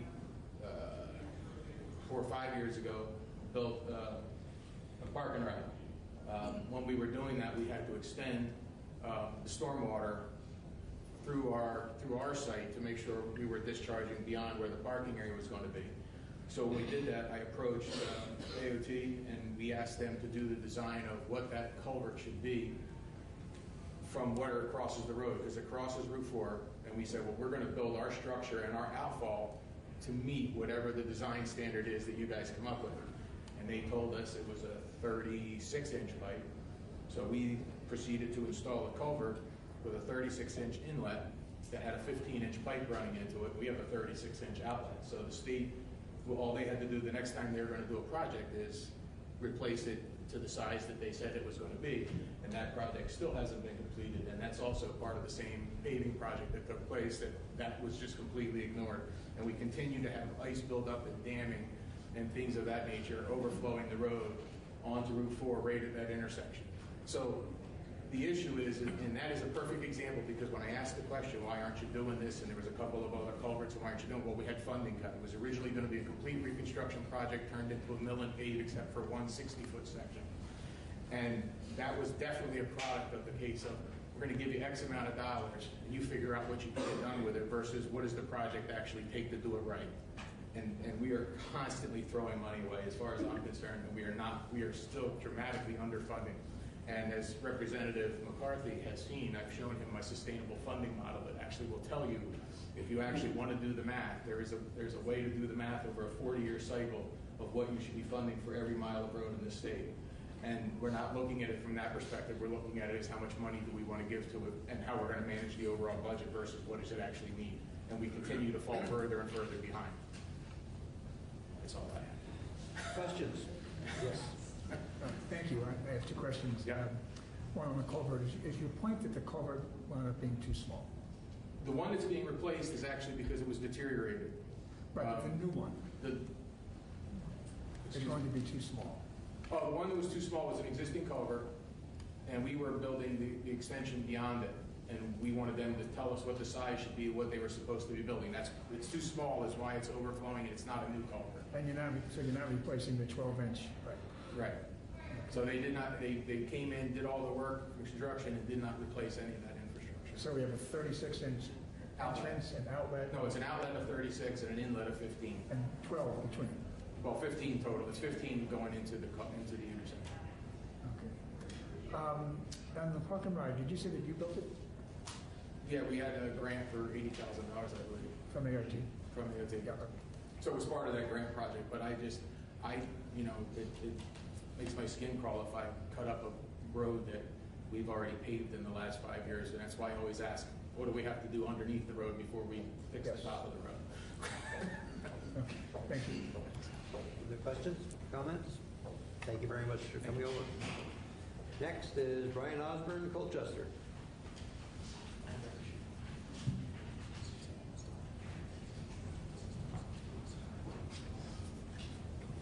Morning. Good morning. Thank you for providing an opportunity for me to come and speak with you today. I wanted to comment very briefly on the DMV miscellaneous bill, specifically the centralized online permitting system that's being proposed to be evaluated for the issuance of overweight permits. Generally, the town of Colchester is quite supportive of this approach, provided that it doesn't in any way dilute our ability to protect and preserve our public infrastructure and our transportation system. That is our main priority, but we actually think that going to some type of a centralized system would be much more efficient. And I just wanted to touch upon a couple of things by way of example of what we want to try to preserve with the possible advancement and development of such a process. The fees that are collected from overweight permits, we would gladly forfeit the $5 and $10 fees if the state were to take the responsibility of issuing overweight permits. We're not at all concerned about losing that revenue. Our administrative time to issue overweight permits far exceeds the revenues that we receive based on the current statutory fee structure, so we gladly forfeit that. There does, however, need to be some recognition and provision for specialized fees that are put in place by municipalities that aren't intended to address administrative costs, but are instead specific to individual roadways where those fees are designed to establish a reserve fund to repair the damage to those roadways caused by overweight loads. So there has to be some type of a provision in there that if the fees are going to potentially be kept by the state, which we don't have an issue with, those other types of fees that I referred to need to come back to the municipality. They are not administrative fees, they are capital reserve fund fees. That's point one. Point two, is more from a liability standpoint. This sounds like a online web-based portal. I'm not sure whether it's fully automated, but there's got to be some provision to make sure that these overweight loads that are on our roads are properly insured. We would normally, in a manual system, require insurance certs and review those and approve those concurrent with the issuance of a permit. There has to be that capability within this system. And I would take that one step further, at least from Colchester's perspective. We actually require permanent overweight loads on their insurance certs to name the town as an additional insured. The underlying insurance protects us from the standpoint that if they do damage to our roadways. It doesn't necessarily help us if we get sued as a result of something that happens on our roadways relating to an overweight load that we permitted. So I would throw that out there. Point 3, any permit that the municipality would ordinarily require must be required of the state system. There can't be any, a process where the state may not permit particular overweight loads that we would have otherwise permitted on our local roadways. So it really needs to mirror anything that the municipalities would have permitted. And then lastly,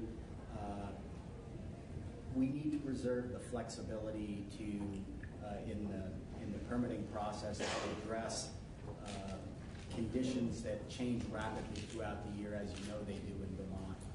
Sometimes we need to be able to invoke weight restrictions fairly rapidly because of changing conditions on our roadways. Maybe we have an instability issue on a road or a bridge or something like that, and we need to be able to maintain that level of flexibility. So again, we're quite supportive of this. If it's done properly, the devil's in the details. We're happy to work with you and others to see if we can get that. Thank you. I guess the initial thing was that all we were trying to do is instead of the town dealing with 150 different requests from different truckers, centralize it so it'd be easier for everyone. Right. But I take your issues in consideration because we don't want to jeopardize anything else other than the fact that it'd be easier for trucks to have one instead of filling out, like you said, 200 forms or whatever. Any other questions or comments? Yes. Yeah, one of the things that we heard from the bus and truck folks was the level of the fines that the towns can issue if they don't have the local permit, which they might not even know about, or the changes and things. How do you feel about a change in the fine levels to be more in line with, the infraction? I don't know that they're necessarily not in line with it, to be honest with you. I don't when I look at this in totality, I don't particularly see that as a problematic area. I think what's in place now makes sense to me. I understand that it may not work for everybody, it may not make sense to everybody, but we don't really take issue with it. So you wouldn't support it changing it, or lowering the fines? Would or would not? No. Other questions? Comments? Thank you very much, Brian, for coming over. Appreciate it. Okay, next, Chelsea Hoyt from West Fairleigh. Okay, good morning. Good morning. Good morning, and thank you for this opportunity. I'm coming to you from the town of West Fairleigh, population 675. All right. Town of West Fairleigh, we don't have a road crew. We contract for all of our services, which means that truly the management of our town highways falls on the select board. We're very fortunate to have a local contractor who lives in town and takes huge pride in the way that our roads are managed. He is very forward-thinking, and it's been a good setup for us. We don't own a shovel. And our select board is a very diverse bunch, and there's just a total commitment to making our communities better. And that's what we're working towards. We live here, in terms of transportation. We drive the roads, we're checking out the next town's road work even, and we're really good at keeping everybody rolling. You know, when something goes wrong, we hear about it. When everything goes right, we don't hear from anybody. We know about that. But, you know, exactly, you can relate, you know, but to keep moving forward, you know, you gotta count that as a win as well. In terms of some of the you know, the recent, the MRGP, the municipal road permitting, it wasn't new to us. Those are practices that were in the codes and standards, you know, working along. It certainly has accelerated that work. It has helped us prioritize that work as well. It's expensive. You know, our budget is going up and we don't know how much further it's going to have to go up. You know, every year is a little adventure, and in that way. One of the things that's really important to us and we appreciate are the resources, the people resources. It's particularly for West Fairleigh, it's essential that we have access to folks who have a practical, working knowledge of highways. You know, how to construct them, how to manage them, and safety. One of the disturbing trends that we see is a trend to kind of undermine local governance rather than collaborate. You know, to kind of place our towns in the crossfire of some interagency jurisdictional spats that have to do with our highways. And I do appreciate that our legislators and these committees have a pretty good nonsense filter, for lack of a better word, to see that. But there are a couple things coming down the pipe. One of them has to do with you know, fairly innocuous sounding legislation on updating the tree warden statutes.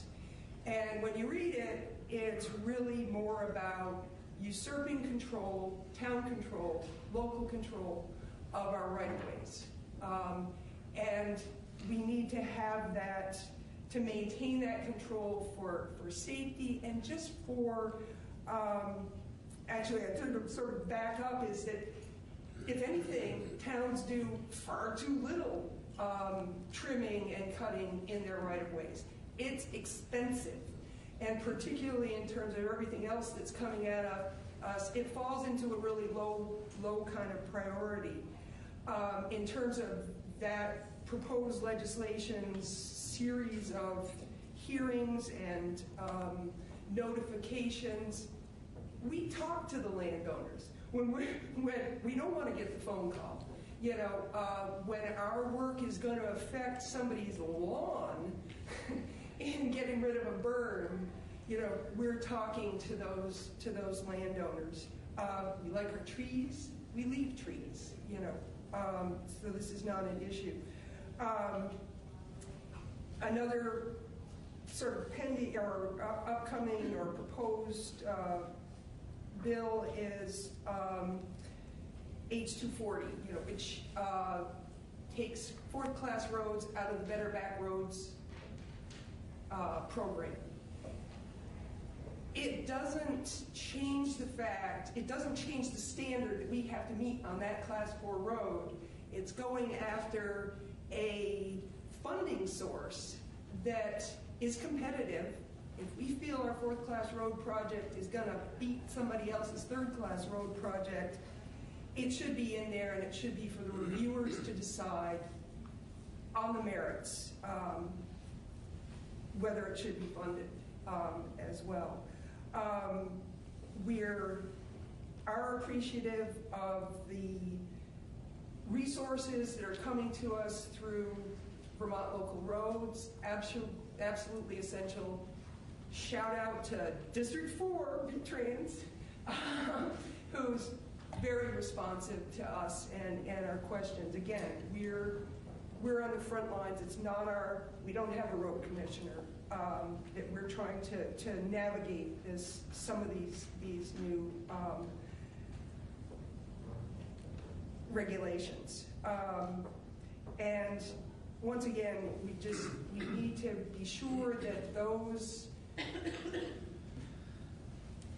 regulations are coming at us from those that have, through the channels of agencies that have practical knowledge and not some sort of other agenda in managing our roads. So thank you very much, and thank you for all that you do.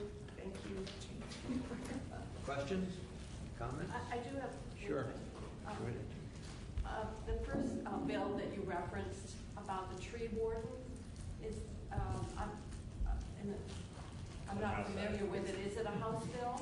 It is a House bill. It's H673. It's because it's for it's forest and parks. It's before ag and But what forestry. you're pointing out is there. so often legislation has collateral impacts, and you're identifying Absolutely. what those impacts would be. Absolutely.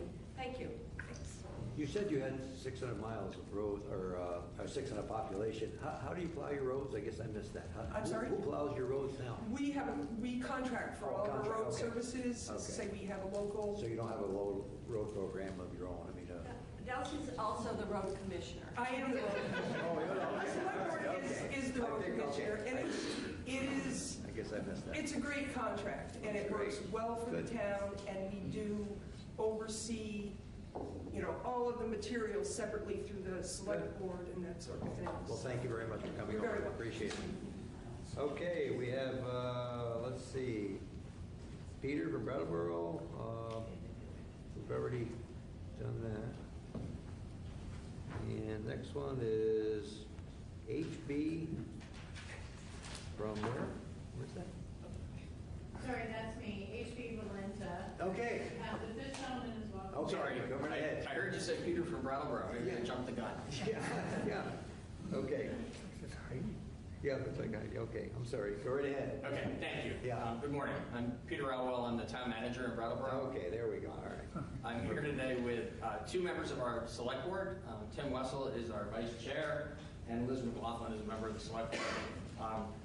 We're here actually happy to share some good positive feedback with you about VTrans, and we like that. To add to the ask about stormwater management. So, Thank you.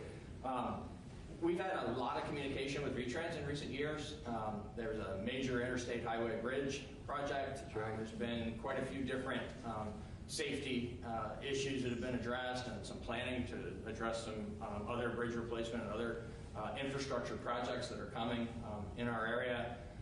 And particularly pedestrian and bicycle safety issues that are really important in our community, that we work a lot locally and collaboratively around, and need partnership from the state, and have received really good partnership from the state. So we want to let you know from Secretary Flynn and Wayne Simmons on down, through the entire team. It's a pleasure to work with them, and we appreciate the degree to which they keep the promise of wanting to be partners with local government addressing these needs. And it's in that spirit that we join Colleen Charles and others in asking that that same spirit of partnership extend fully through how we're all working together to improve and protect the waters in the state of Vermont. And we completely understand the necessity, the federal requirements that the state had to face and come up with a way to address. We're not flinching at all at the responsibility to do significantly increased work related to the roadways and other aspects of protecting the waters, but we're not getting near enough financial help. This is a classic unfunded mandate in that the requirements are requiring exponential increases in the cost of doing this work, not just along the roadways, but in the entire package of improvements that are required. But specifically in the roadways, I think each one of us is seeing already doubling and tripling and more, and knowing that it's going to increase even further in the years ahead. While the state aid has increased, it hasn't increased nearly enough, and we would ask you to please, as the transportation advocates, work with all of your colleagues in the legislature to make sure that within the prioritization that has to happen up here, that more state funding is made available to municipalities, since we are indeed at the point of the spear in implementing the improvements. You're right, it's a big issue we're trying to work our way through. It's coming as a surprise to a lot of us because it is becoming a big issue, and one of the factors is we haven't heard much from the federal government at this time of what their plans are for infrastructure over the years, and we need to work together, and that's so we hope something comes along sooner rather than later. Any other questions from? Yes. I have one. Thank you for being here, coming over from Belleville. And it's not related to anything that you've mentioned, but I'm interested this winter in snow and ice removed from sidewalks, especially in places where it seems to happen many hours after the adjacent street is cleared. Do you guys have a policy, or what is your practice? So there's a combination of different ways that we address that. In the downtown area, the building owners are responsible, and normally through the merchants who operate downtown businesses, they usually take care of the sidewalks directly in front of their buildings. They're required by ordinance? By ordinance. Really? Yes, sir. And then moving out from the downtown into neighborhoods, and particularly along corridors to schools, we do run sidewalk plows. We have a pair of sidewalk plows that are operated by our Public Works Department. We actually only had one for years and struggled to keep up with that need. And town meeting a couple of years ago funded a second sidewalk plow, and that's made a huge difference for us in terms of being able to keep safe pedestrian pathways in that developed center of our community. Further out than that, we have a lot of circumstances where it's all dependent on what people choose to do out in the neighborhoods for themselves, and in many cases on our more residential streets we have folks walking in the roadways, but down where it's more of a public shared space and the need to keep the sidewalks and crosswalks safe, we do that in that combination of ways. One particular challenge, this may be more detailed than you hoped for when you asked the question, but we've found that the combination of public and private effort required through the ordinance and through just partnership has worked well for our community. But one place where we have fallen down over the years is in the downtown area at the intersections in the access from sidewalks into crosswalks. Seems like a little thing, but it's no man's land in terms of the shared divvying up of responsibilities that I've described. And so we've actually separately contracted now for individuals to go into the downtown area and shovel those connecting points out. We do find that it's not a perfect system. There are times when that particular task will lag behind the clearing of the other routes, but that's how we address the issue. No, I actually am interested in those details, and I will pursue them with you after. That'd be great. Yes, thank you. Okay. Senator Ash? A question, I'm not sure if this is something that the town or through VLCT you've thought about. You're probably aware of the Transportation Climate Initiative discussion amongst a number of states, and while all the details are not fully out, the governor and the legislature both wanting to see how it would work for Vermont, which I think each of the potential states is doing. Just wondering if you've had local discussions about the wisdom of the approach, or if it was going to happen, how the municipalities would want to see those resources utilized. Sure. We've not had local discussions specifically about that initiative, so I can't comment substantively on the sharing of those particular resources. I would ask just in general that, again, in the spirit of the partnership, the fact that your constituents are our constituents, and we're actually in addressing local needs in direct communication all the time around transportation issues and all other issues, that when it comes to looking at new responsibilities and new opportunities, that we do that as collaboratively as we can. We welcome the opportunity to be up here with you as you work through your work. We'd really appreciate continued support for when you identify a way forward that's good for Vermont, that's going to rely on municipalities to be out at the front end of implementation, that come with the resources to help us succeed. Thank you. Other questions? Thank you very much for coming. Thank you. Appreciate it. Yes, okay. What was the name again? I'm sorry. Thank you. Thank you. Good morning. Heidi Birch-Valenta from the town of Highgate, town administrator. And I appreciate this opportunity very much. I had not planned to come, but we did, several municipalities received a notice from VAST yesterday, who manages the Lamoille Valley Rail Trail, that this might be an excellent opportunity to just speak about the completion of the Lamoille Valley Rail Trail to our communities. I did plan to come with the Swanton Economic Development Coordinator also, because both of our towns are on a segment of the trail that is languishing, has not been completed in the very long time that other towns have been benefiting from their completed segments of the rail trail. And this may not be the ideal spot to speak about this, but it is a great audience. So we just wanted to take the opportunity. Elizabeth wasn't able to join me, but this segment of rail trail is significant to Swanton and Highgate in the significant opportunity that it would open up for us for economic development and tourism, and it is really an opportunity that should not be kicked down the road again. The can should not be kicked down the road again. It is really significant, as both of our towns are working so very hard on bringing a focus back to economic development and tourism and what we can do to help ourselves.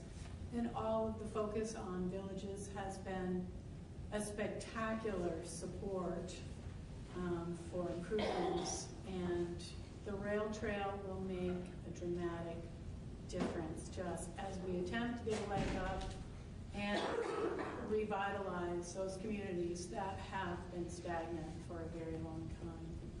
So I won't speak long because I wasn't prepared for this, and I don't have a lot of data or facts, but it is an impassioned plea to put that money into a project that will reap great rewards for our towns, our region, and the state, and what it can benefit.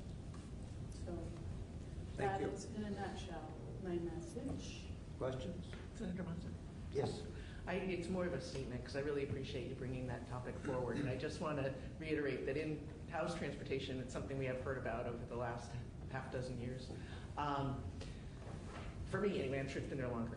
And I just want to say that it is, when completed, will be 95-mile trail from east to west of our state. So I think that it really is a broader picture for our state. I appreciate the communities that are still yet to be connected, but the whole picture is really quite exciting. So thank you. Yes. And I want to add to what Barbara said. I think you can be helpful while you're here in the State House to talk to people on the institutions committees, at least in the House, because that's where the capital construction budget begins, and that's what the governor has proposed to pay for 20% of it. The other 80 would come federal dollars, federal highway dollars. And I want to say that I rode on it past October. Wonderful trail, and lobby while you're here. We're convinced. And I'll just say it is one of the more spectacular segments. So the whole thing is. Thank you. It is. It's a very. And you're from Swanton, did you say? Highgate. Highgate. Adjacent. Yes. The bridge in Swanton. Right. Is that one of the recycled highway bridges? Yes, that was originally a railroad or a bridge that came from the town of Milton. Yeah. Great thing. Yeah. Some of these trusses are no longer worthy for highways, but can be for a bike path. Absolutely, and Highgate does have one over the hydro dam, historic. Hello? Yeah. Trust bridge? Yeah. Yes. Okay. Thank you. Thank you very much. Appreciate it. Jeff Winberg. Oh. Good morning. Good morning. How are you? Great. Jeff's not a stranger here. I deeply appreciate the opportunity that you committees, the two committees, provide to the league members on these local government days, and it's a bit of a tradition, and it's one that is much appreciated, not just by myself, but by, I'm sure, everyone else here.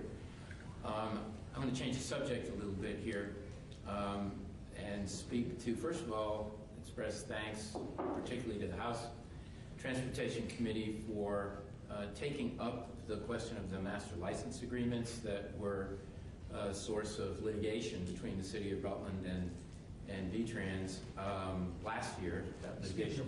The railroad contract. The railroad, yeah, the crossings issue. And that litigation has been resolved out of court by settlement, thankfully.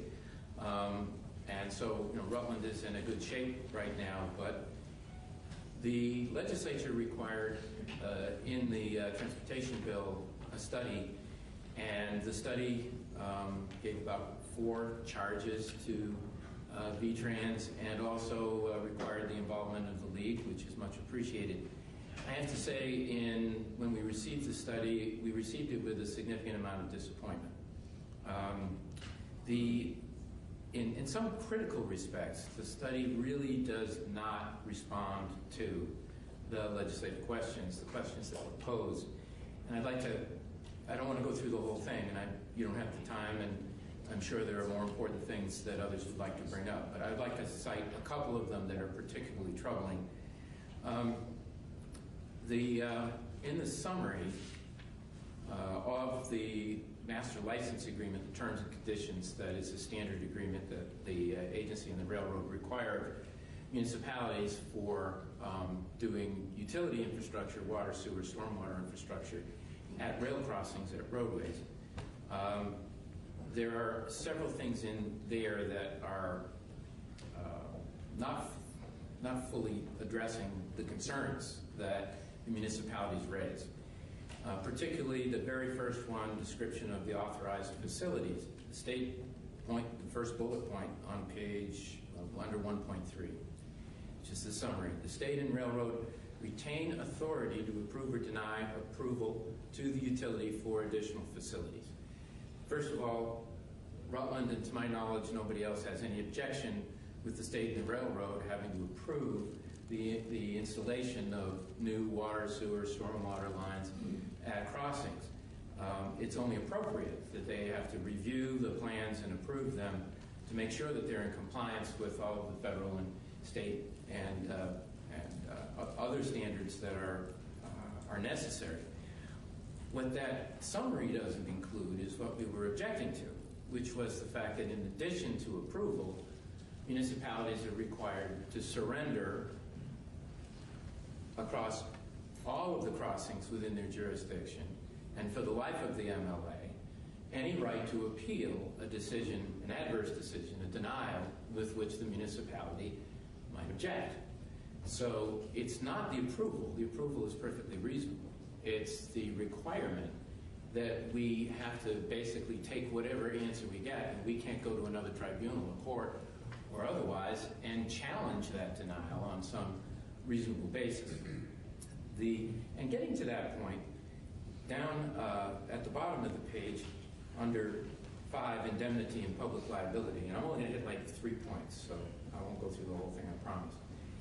The very first sentence says, and it's reasonable, the utility, in this case municipality, acknowledges that its uses, meaning the presence of these pipes and so forth, may expose the state and the railroad to additional liability to which they would not otherwise be exposed.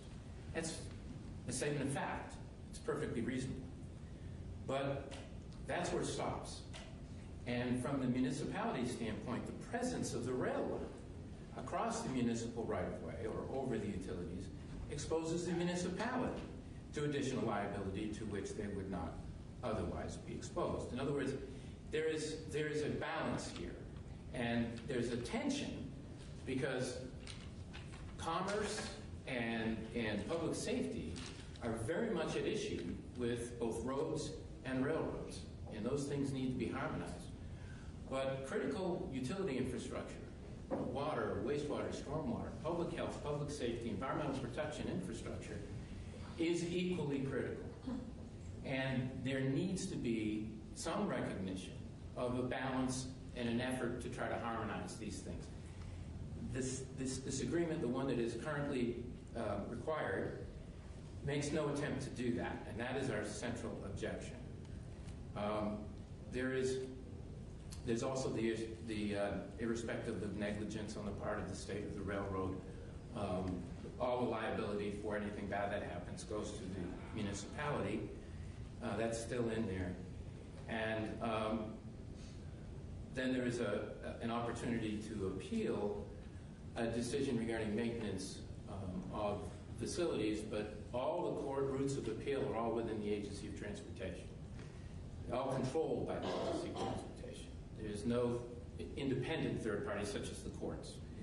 And that does not extend to new or proposed facilities, only for maintenance or upgrade of existing facilities or utilities. So that's an issue. Perhaps most troubling of all is that under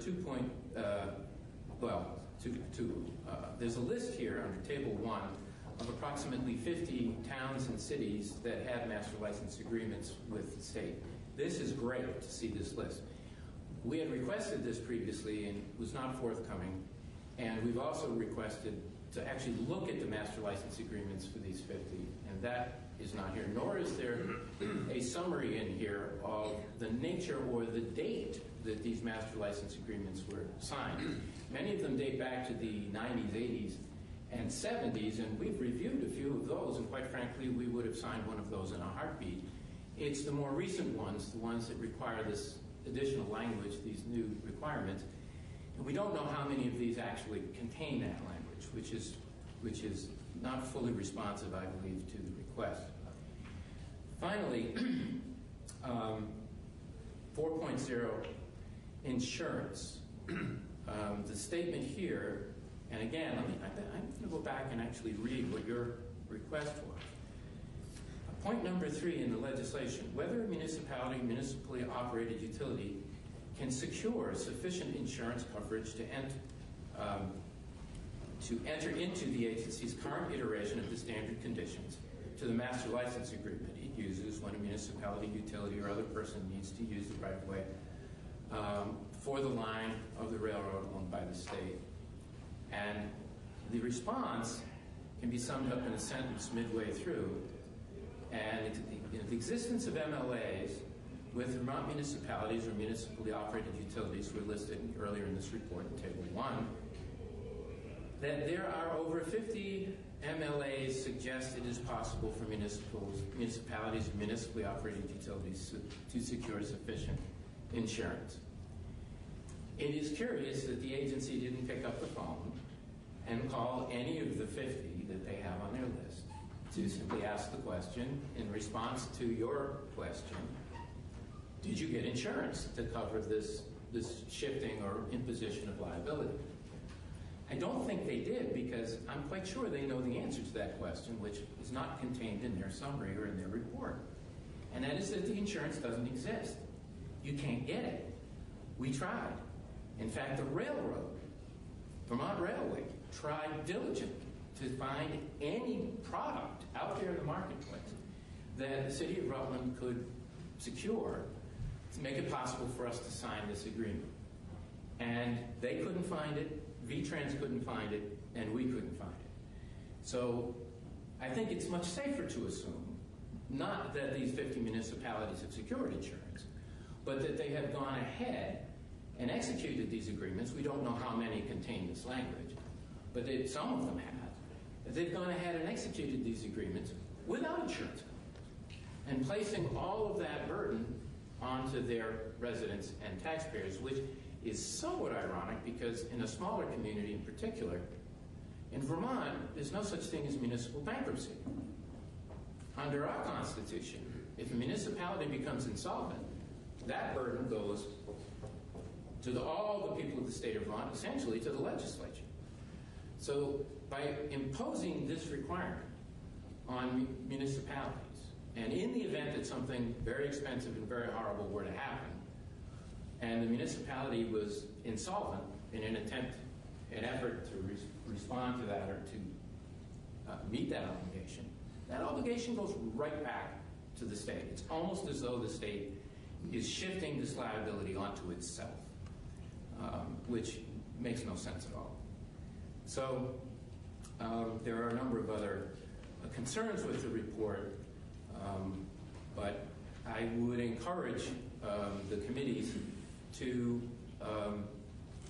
question this. Now, one other thing. As I said, Rutland has our issues resolved. We haven't been required to have the master license agreement. We went to mediation, court-ordered mediation with the agency and with the railroad. And on the day before the hearing, on our second mediation, the railroad president, whom I personally am friendly with, and the mayor is particularly has a good friendship with him. So these were difficult. This was difficult litigation because we actually like these people quite a bit. Got a letter from David Wolfson essentially saying, okay, go ahead, build your project. You don't need a master license agreement. The process and the litigious process that we were both engaged in was such that it would get in the way of critical public health, public safety, environmental protection infrastructure that needed to be built. And since then, we've had another project that we've gone to them and we got another letter. So one would hope, going forward, that the $100,000 that we expended in legal costs to get to this point has resolved our issue, but it does no good for any other municipality in the state. And I would add that it was the funding for that came from the Drinking Water State Revolving Fund because these are eligible project costs, which means that under the 50% subsidy, the state of Vermont paid for at least half of our litigation against the state of Vermont. Those dollars really ought to be spent for drinking water and stormwater and wastewater and CSOs and those things. It shouldn't be spent on lawyers fighting over these things. And other communities may follow our suit, and that would be tragic if there's a way for the legislature to encourage or otherwise find a way to modify some of these requirements in these MLAs so that we can get out of this conflict where we do have potentially conflicting goods and interests, safety, health, etc. But there has to be a way to resolve these things short of litigation. And I would strongly encourage your efforts, whatever you could do, to help bring us together on that. But you've done a lot in getting this information, even though it is disappointing in what it doesn't contain. Thank you. Any other questions or comments? Anybody? I guess I would just add to, I say the mayor, the commissioners. Commissioner. We only have one mayor. He's not here. To his comments, my disappointment in the report was it seems to rest on the fact that they're common, that these agreements are common around the country. And to me, that doesn't mean that they're okay. They're good, but would you agree that pretty much what it rests on? There's a multi-page table in the report for surrounding states, and it summarizes some of the key provisions in there. If you read that, of course, we've studied these things, obviously, in Rutland. If you read that carefully, and I can't say this from knowledge because I haven't read the standard MLA conditions in Connecticut or Massachusetts or whatever, but if you read it carefully, it would seem to suggest that the more onerous requirements that are here imposed on municipalities, municipal utilities in Vermont are probably not present, at least not to the same degree, in many of the surrounding states. So yes, master license agreements are common. Actually, they're a very good thing. The stated purposes of it in the front of the report, we totally agree with. We would love to have one. It simplifies and clarifies relationships and responsibilities. It is a handful of requirements that are being imposed here that we are objecting to. 95% of the content is perfectly reasonable and appropriate. Okay. Thank you. Yes. I did read the report. I read it, and I had a hard time saying, what do I do with this? And because was really the genesis of the language and the difficulty that you described. You're saying that the legislature really needs to take further action. I'm just wondering if there is some kind of written document or whatever that could go with your oral testimony to help us determine what action you would like to have considered and what legislative remedy would address it, because I know the league had expressed its displeasure with the report in terms of helping to guide future decision-making and legislative remedy. Well, last year... So is there, maybe you've already done that in the House Transportation? Representative Fagan from Rutland City introduced a bill that went into the House Transportation Committee, and that evolved into the study. But that bill contained language that we believe would have resolved this. Now, there are probably a dozen other ways to do it. It's not the only way to do it, I'm sure, but that would be a good starting point. That legislation? Yeah. Okay. Which ended up with the study that now? Yeah. All right. Well, thank you. Okay. Thank you very much. Appreciate it. Very, very much. George Putnam, Cambridge. Good morning. Thank you for this opportunity to meet with both transportation. Thanks for coming. George Putnam, I'm Select Board Chair in Cambridge. First, I wanted to add my support for the 1 mile rail trail. That segment from Cambridge to Morrisville has been a big boon for Cambridge, and when that segment is completed to the north, that will be an even bigger boon to Cambridge and towns along that. So certainly want to encourage that. The main thing I want to talk about is state roads in Cambridge. The main state highway in Cambridge is Route 15, and I want to thank the state for rebuilding that road from the Burlington area out towards Lamoille County. Last couple of years, it reached almost to the edge of Lamoille County, and the next couple of years, it will get into Lamoille County. That's a very important road for us. It sees a lot of commuter traffic. It sees a lot of solid waste. Several trucks a day on that road from Chisholm County out to the landfill in Coventry goes through Cambridge. So that's Only a very several? important. Only several? Multiple? Yes. So appreciate the resources the state is putting into that road. Much of the economy in Vermont depends on tourism, and I hope the state is also paying attention to all the roads into the ski areas. Earlier you heard from Killington, and you heard from Charles Safford and Stowe. Route 108 through Smuggler's Notch was recently rebuilt on the Stowe side, and my one big ask today is to pay attention to Route 108 on the Cambridge side, from Jeffersonville up to Smuggler's Notch. That road's in tough shape.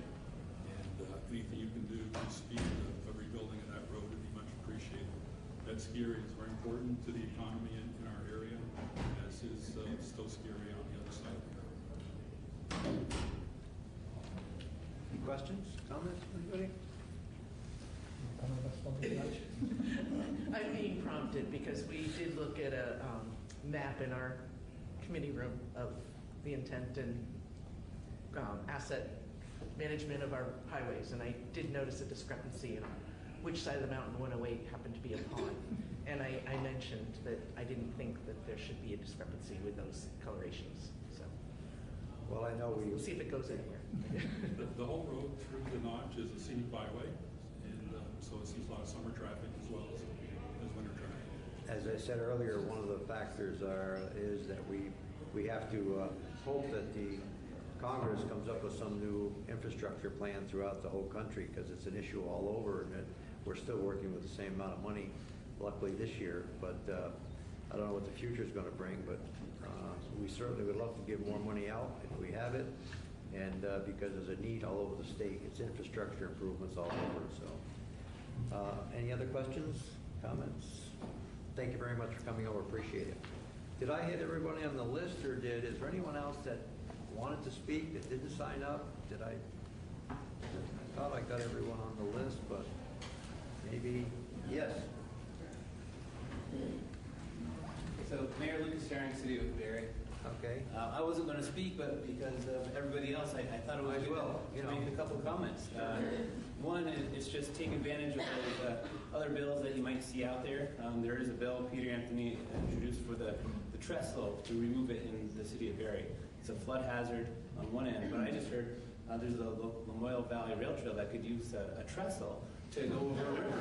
Maybe you can sell it. So if you can take those opportunities and take action in one place to support another one, I think that'd be great. The other one was about the plowing and if plowing the sidewalks before roads. One of the things is just the logistics. So if you plow a sidewalk first and then you plow the road, where does the snow go? It goes on your sidewalk. So part of it is you kind of need to work from the inside out in order to dispose some of the material. So I just wanted to provide those two comments. It's nothing too specific, but I just thought it would be something to people's attention. AOD put a few hundred people down in town of Barrie, right? In the city of Barrie. Oh, and we love them there.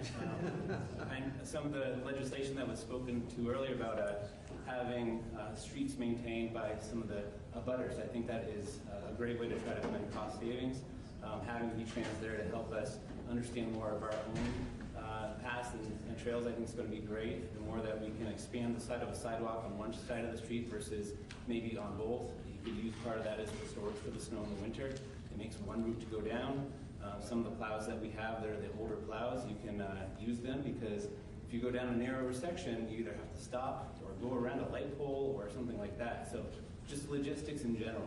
The better you can do those processes, it'll save costs in the long run. Okay. Questions? Thank you very much. Can I just? Yes. I think we have to ask you to repeat the sidewalks and the streets because our chair just returned it and it's a perennial question. Yeah, just I'll give the quick overview. If you have snow on the sidewalk and in the road, the logistics would be if you plow the sidewalk first, then you plow the road, where does the snow go? And it ends up on your sidewalk. So if you are able to plow the snow on the road first, you can come back through and get that snow along with the snow on the sidewalks and remove it further out. Then the sidewalk would go on the highway. No, it's onto your lawn. Okay, thank you. Thank you. Anyone else this morning? Yes.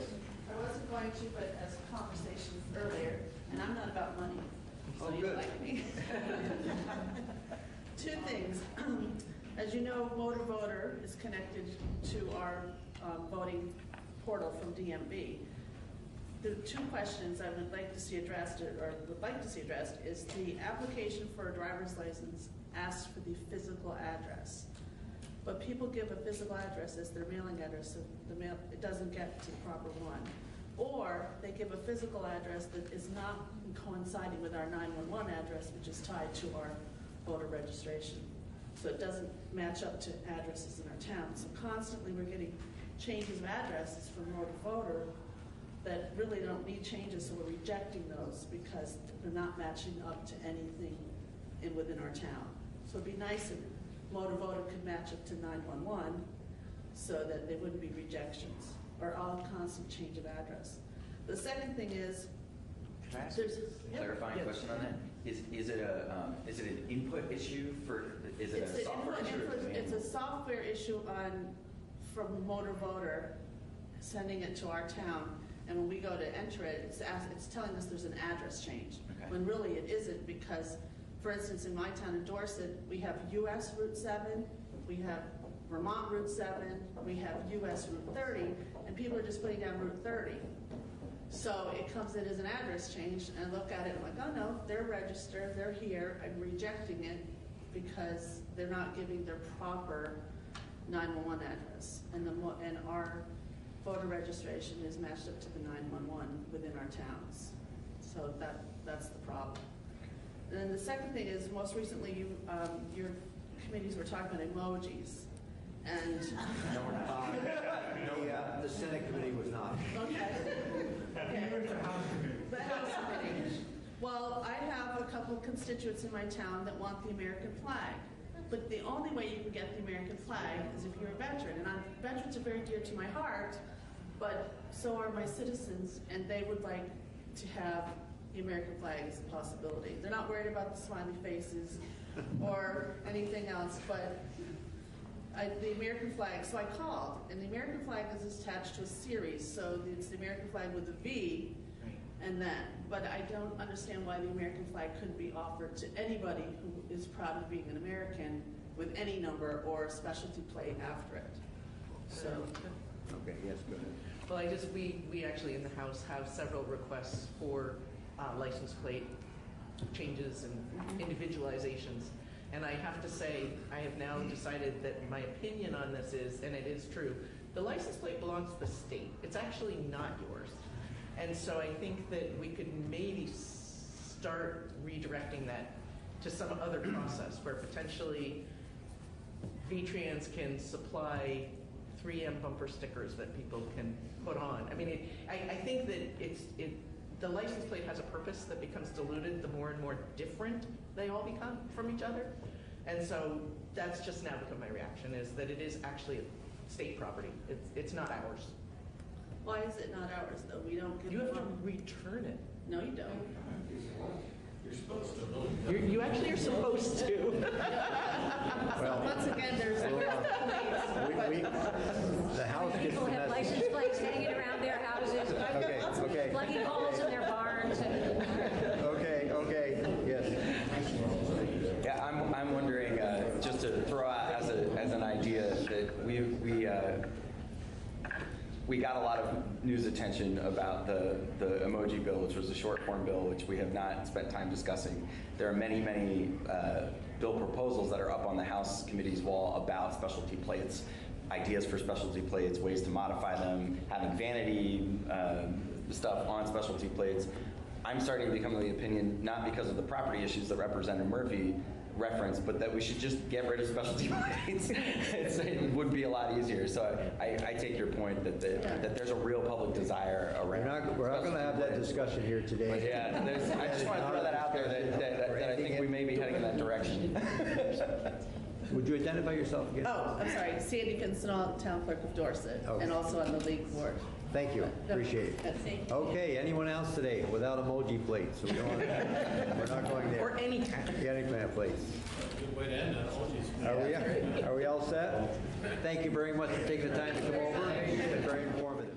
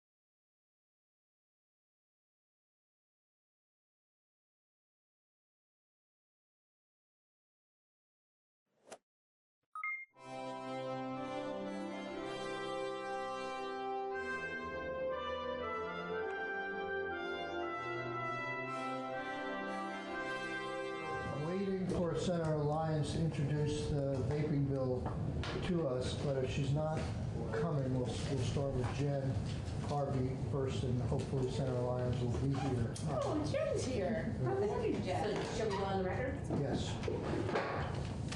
I'll attempt to make my way around. Yeah. Okay, so you want this kid right here? I don't get to spend much time with Jen. It's always a treat. That's it. What time? So, this is the first time we're hearing about it. You recall we had this bill in this committee, and Senator Lyons urged me strongly, because she had already scheduled witnesses, to relieve ourselves of the bill. We have jurisdiction over tobacco regulation, and she assured me that we would get the bill back. So in assuming we will, I thought we'd start taking some testimony on this bill. Jen, can you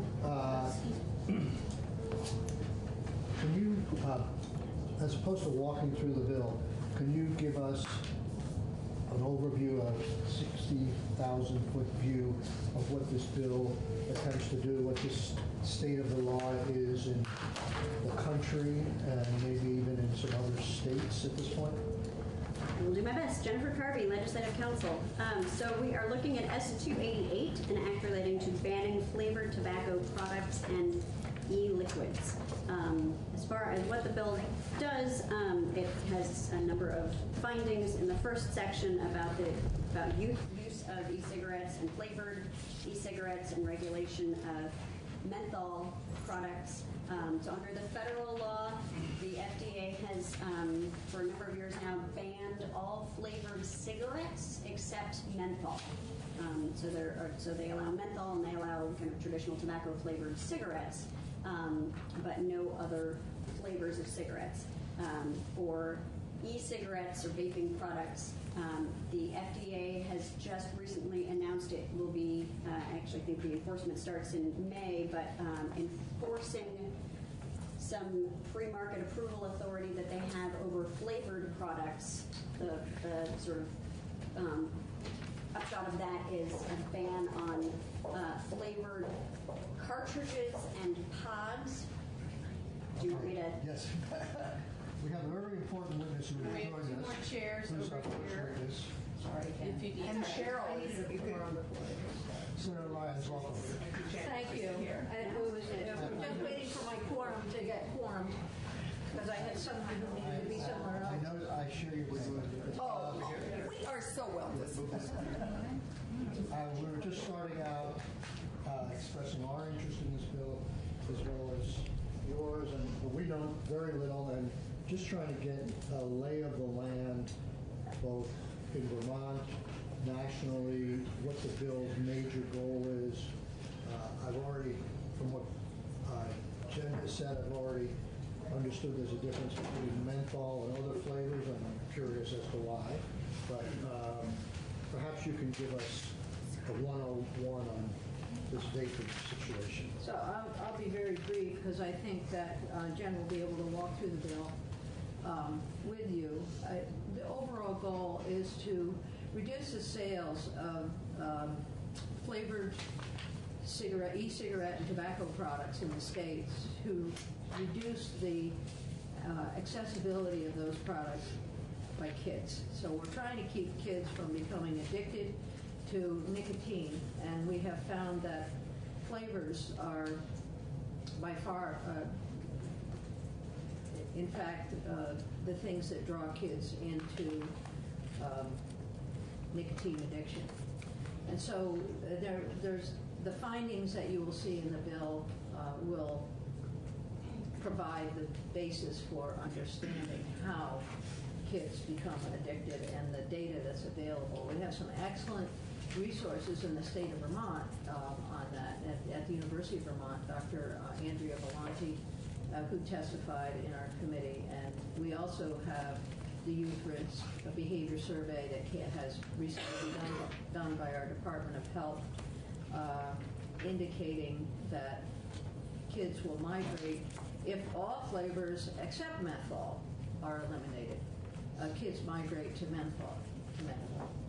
And so our goal here is to eliminate all flavors, menthol being a mint flavor, and eliminating that as well, so it's not accessible to kids. The federal government, and Jen we're putting together a table, a chart that indicates what the federal government does and does not do. But in 2009, the federal government banned flavors in many products, not all, except for menthol. And so menthol has become the go-to, I would say, kids smoking flavors can't Is there any, together. what distinguishes menthol from all other flavors? Well, I think it's something that the tobacco company has promoted over time. The marketing of menthol has been pretty direct to specific groups. And because menthol, as you know, if you have a sore throat, you take a menthol lozenge, it makes your throat feel better. So menthol lets the heat and the chemicals of the cigarette or the e-cigarette feel better. So that, I think, it's really it doesn't help with reducing addiction. There's no evidence of that. The FDA has not approved a cessation, because to my knowledge, they haven't approved any cessation product at all that contains menthol. And in fact, none of the e-cigarette or cigarette companies have applied to have any of their products considered as cessation products. So it just seems arbitrary to have that particular flavor identified and sorted out. Especially when we see the results of the Youth Risk Behavior Survey or the results of other studies indicating that kids will migrate to menthol if other flavors are gone. So just a broad question. So we did several things last year to reduce youth smoking, but because there are flavored products out there, there's still an incentive for kids to skirt those laws. Now, is it flavors in cigarettes or flavors in vaping or flavors in both? Yes, in both. In both. Flavors generally, yes. Yes. So there And are flavored cigarettes out there right now? menthol. And there, oh yeah, I think there's clove, I forgot what else. Okay. It's just menthol. Just menthol. Oh, that's right, clove has been dropped, so it's menthol, sorry. So the federal government already bans flavored cigarettes? They Except banned for- flavors, but not in every product. Okay. So there's some distinctions to be made. So if you're a kid, you can, or an adult, you can access a flavored single-use vape, Okay. and then you discard it. Okay, so the federal government did not ban the single-use flavors. That's right. And what is the administration's position on this bill? The Department of Health, we've heard from the Department of Health, they're very positive. Okay, in Very terms- positive, and I didn't go so far as to ask the commissioner to say, do you support the bill? But he very much supports, I think, the ban of all flavors. He indicated that in his testimony. Okay. And we will remember his testimony here in the last 2 years on Juul and all the flavors there. He gave very strong testimony about that. Okay. So the issue, there are a number of frequently asked questions that we could go into, and I thought I will save those questions until we have a broader group of people to talk with. But the things that we have done are good steps forward, including going to 21, but they don't solve the whole problem. Because as long as you have these flavors out in the market and available one way or another, they will attract use and will build addiction. The result will be that we'll have to put money into our healthcare system. So the first finding, I think, in the bill indicates how much it costs each of us each year to pay for health care related to vaping or tobacco, whether it's cardiovascular disease or whether it's lung disease. So the costs are astronomical. It's $759 a person a year. We each pay out of our pockets. So can you That's right. describe what you think happened on the federal level if there was a desire to ban flavored tobacco products? Was it why distinguish between single serve and a pack of, and what is a single serve cigarette? I don't even know what that is. Electronic cigarette, e-cigarette. So you buy a device and You buy the one device, it's a single smoke. and then you put cartridges in? Yeah, and then it's in. It's all, it's held. There's a couple different things at play here, and yeah. so I think it's really important for us to understand that there are many different There devices. are lots of different ones. We have pictures of those, and maybe we should make sure that you get some of those. So there's various single use. I'm really just learning. But they're not all single use. That's what I want to say. They're not all single use. So Some of them are closed systems. So here, there are some that have a whole lot of e-liquid in them. And so you can use those today, tomorrow, and the next day until it runs out. So with nicotine. Are those legal under federal law? Yes. Yeah, they're legal. And so but what we're trying to do is take the flavors out of those. Right, but are the flavors legal under federal law? I'm just trying to- E-liquids, yes. Yes. So what is illegal under the flavor law? All the flavors. Not So, any liquids. I'm going to have Jen sort this out for you. Okay. And because I'm not reporting the bill yet, but I'm going to tell you that we do have a table that will help us understand that. Okay. And so the I'm difference sensing it's not as simple as I thought. it's not as simple as it sounds. No, it's more complicated than that. And so, but the biggest loophole in the bill, in the FDA rules, is allowing for you to go and purchase a single e-cigarette, single-use e-cigarette with flavors, any flavor. That's a big loophole. So flavors are banned in other areas. Some of the other. So people, I'll wait for Jed to give me more, but people actually go and buy one cigarette at a time? Well, I don't know how many they buy. Well, They smoke it one at a time. One, okay. They buy a box full of them, okay? No, and the problem is that's the insidious other aspect is environmentally, these are made of metal, and you don't know what the hell's. Yeah, there's another bill we have in here to set up a recycling system for those cartridges. Exactly. So may I ask a question? Absolutely. Jenny, do I understand correctly that you are saying that addiction at the moment costs Vermont taxpayers about $475 million?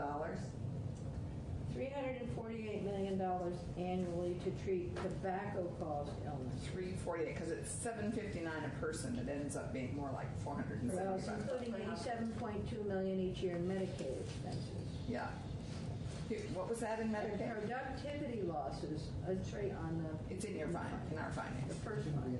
So I think this is like one of the critical points of discussing this. We're not just talking about people's health. We're talking about the health to the budget as well. We're talking about two things that are avoidable and preventable.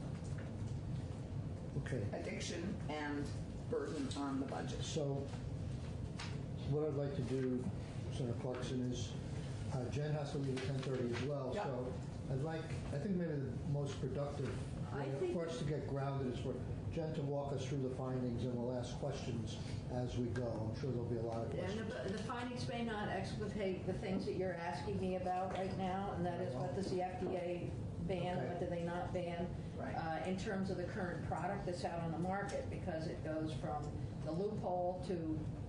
Okay, well that's what I actually want to get. And then the other piece you asked me is how did this happen? In this state alone, as I understand it, we've had an influx of $100,000, maybe $200,000 in pushback on this bill. Mm-hmm. So imagine what it's like at the federal level. Has any state done what we're trying to do? Massachusetts. Massachusetts has done this. And they've included menthol as well? Yes, they have. Okay. And other states are considering it and probably looking at what we're doing. Okay, good. Thank you. I'm We'll sorry be in that I touch.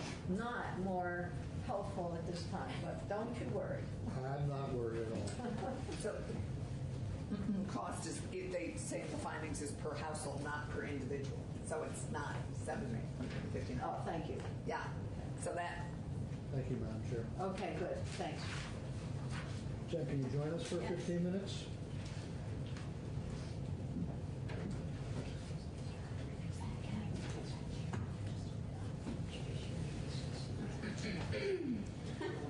And I'm okay with that.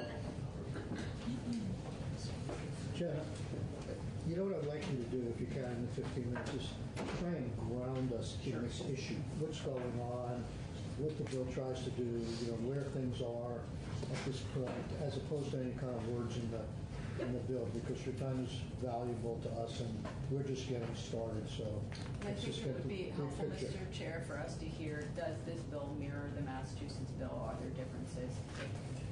That would be useful.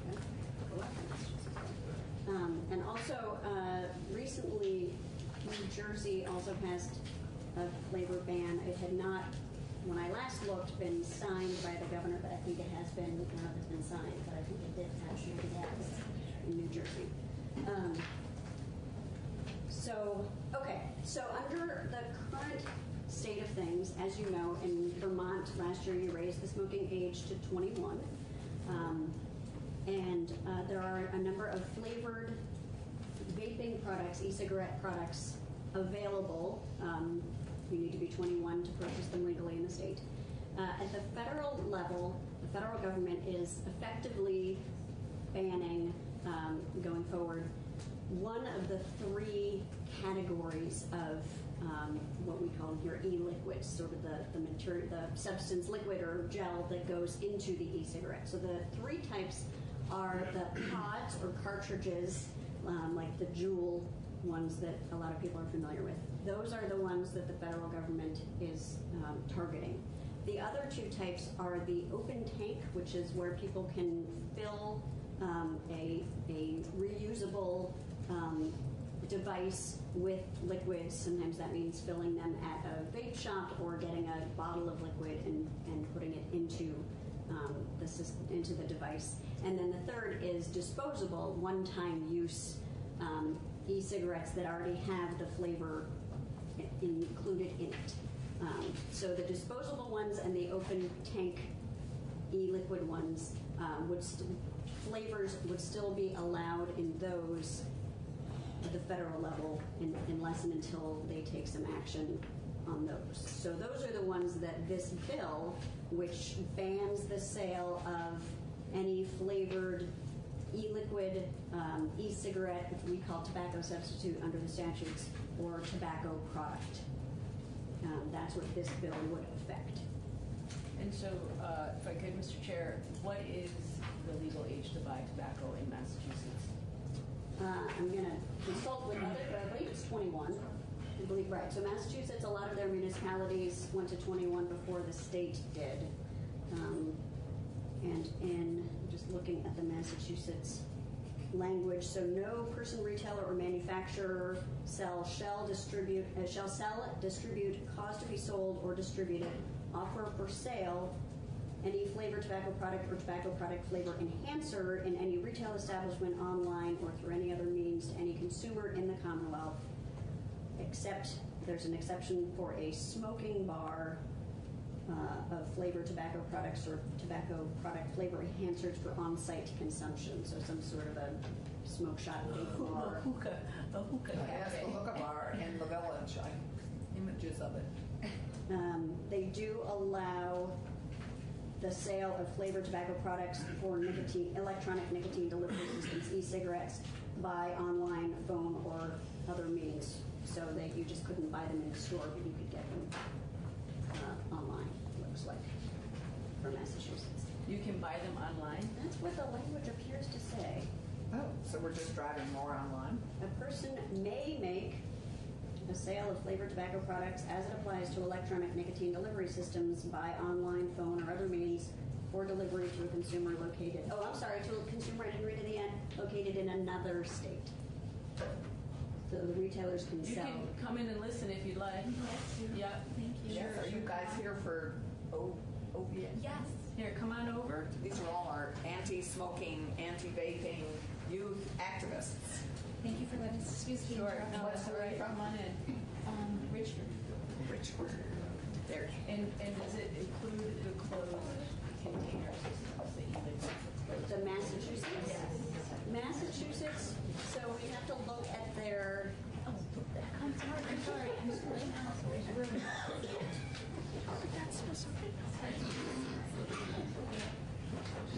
we have to look at their definition of flavored tobacco product.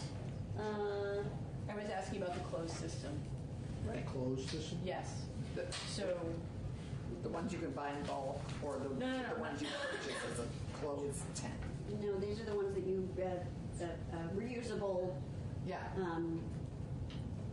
device that you fill with the liquids. Right, and you could buy that. The open One tank. of the problems The open is the tank. bulk purchase in a closed system. You can refill them from a No, bulk. I understand. Yeah. So I think, before we go too deeply into the Massachusetts one, I think it's important that you understand what is in the bill in front of you, especially as potentially amended, the draft we're going to be looking at in the Senate Health and Welfare Committee in a few minutes. So one of the changes that this bill would make to the existing law and going forward as well would be to eliminate the penalty for possession of tobacco products by minors. So currently there is a $25 penalty for a minor who is possessing a tobacco product, tobacco substitute, or tobacco paraphernalia. This bill would eliminate that penalty for possession and actually eliminate the prohibition on possession. It would just apply the ban to minors purchasing or attempting to purchase these products. What page? 9. Can you, that's important. Can you explain the rationale that went to that decision? That was a request from the tobacco advocates, so I would let them speak to you about their reasons, but that was language that the committee discussed on Friday, wanting to see in the next draft, and so I have included We it. discussed that last year, as I recall. It was under big discussion last year. Right, it has been an ongoing discussion. I mean, I think that the short version of the argument is not to penalize addiction. I think that is what you will hear. So if people have become addicted to nicotine and are continuing to use it, there is concern from some about a penalty for that. The other piece that I want to bring to your attention, especially in light of reading to you some of the Massachusetts language, the prior version of the bill that was in the Health and Welfare Committee was a ban on the selling, offering for sale, giving, providing, transporting, manufacturing, or otherwise distributing flavored tobacco products, flavored e-liquids, or flavored tobacco substitutes. I'm on page 17, and the language is crossed out. Yeah. What this bill would do instead is limit, and this was again a decision from the committee on Friday, limit just to a prohibition on the retail sale. No person shall engage in the retail sale of any flavored tobacco product, flavored e-liquid, or flavored tobacco substitute. And there was discussion in the committee on Friday about people being able in particular to bring menthol cigarettes purchased in another state back to friends or family in Vermont, and an interest in maintaining that opportunity. So they have now limited it to retail sale, but not a prohibition on giving, providing, transporting, manufacturing, or distributing. So the supply chain could be from out of state as gifts. As gifts or gifts or sale. It's the retail sale that would be prohibited. So you couldn't go into a store and buy flavored But you could products. buy it from the But you could buy it trunk of from- a car if there was a whole setup operation. Yeah. Potentially, There's a whole black market There seller. are certainly enforcement provisions that may come into play, but our existing statutes prohibit the retail sale of products without a tobacco license. And so this would be consistent with keeping it in the vein of retail sale. Right, but seems to be promoting a black market sale. I mean, really, that's what that it enables, right there.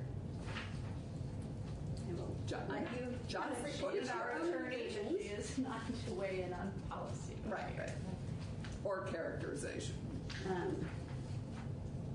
So those are the main things. So in that I wanted to focus you on as far as kind of what the moving pieces are at the moment. So the bill does give a number of findings. There are findings about youth use of e-cigarettes and flavored e-cigarettes and the potential impact of regulating menthol cigarettes, which are still allowed under federal law.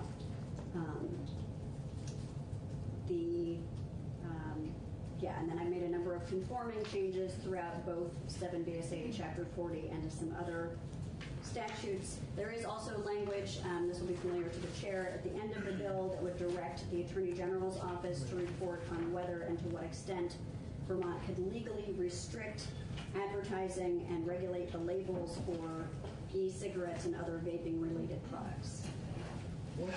That's Section 8. That's Section 8.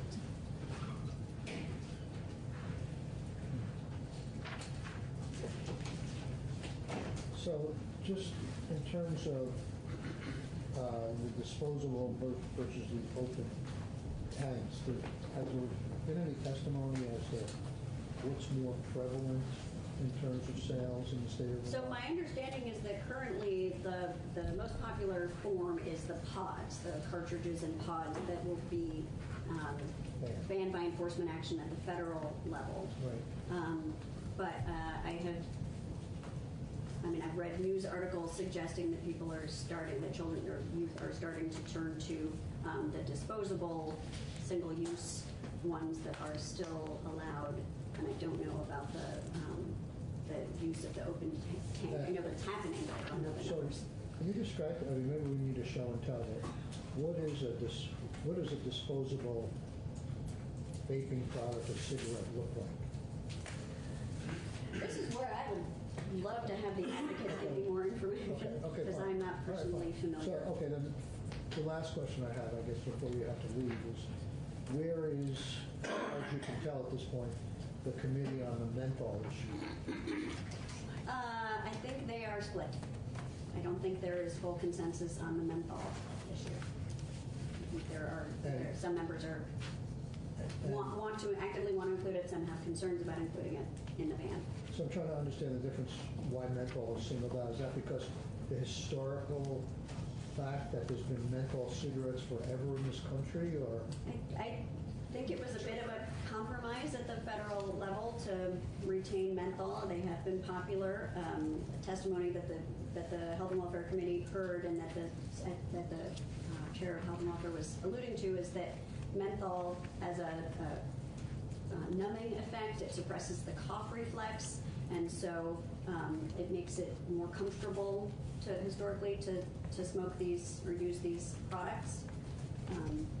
Has it been, I just to try historically, smoking for adults, cigarettes, they have up until recently been allowed to be flavored, and this new federal prohibition is on all flavors except for menthol for cigarettes for adults? No, for cigarettes this has been in place since 2009, the ban on flavored cigarettes. E-cigarettes weren't really a thing then, or not big anyway, so I don't know that they reached federal attention, and the federal government hadn't given itself deeming authority over e-cigarettes in order to regulate them at that point. So menthol has been excluded from the ban on cigarettes at the federal level, flavored cigarettes at the federal level for a little over 10 years, my understanding. This new regulation on flavored e-cigarettes would prohibit all flavors except tobacco and menthol for the pods only. So you still got all flavors available in the other two types, and it's tobacco and menthol that would be allowed. Right, am I getting one of these wrong? Just consulting Like you're whispering. Asking a friend didn't help in that case. I know. You got the deer in the headlights. Yeah. Yes, so the federal government is focusing on mint and fruit flavors and other flavors like that, but not on menthol and tobacco flavor. And just one last question, the disposables, they're like a cigarette, but they have liquid in them as opposed to tobacco? So I don't know if you can say they're, I mean, my understanding is that they tend to look more similar to a traditional cigarette size-wise. Right. And You know those old Hollywood movies where the woman walks in and she has the long thing? Right, that's it? It's pretty much like right, so it's got the liquid in it. Yep. But the way these work is instead of burning tobacco like you do with a combustible cigarette, a traditional cigarette, it heats, it uses a battery or other electronic mechanism to heat the liquid or gel, turn it into a vapor aerosol that the person breathes, inhales into their lungs or otherwise absorbs into the tissues in their mouth. And generally has nicotine in it. Generally has nicotine, does not always have nicotine. The bill is not specific to those products that contain nicotine. So the definition of e-liquid is with or without nicotine.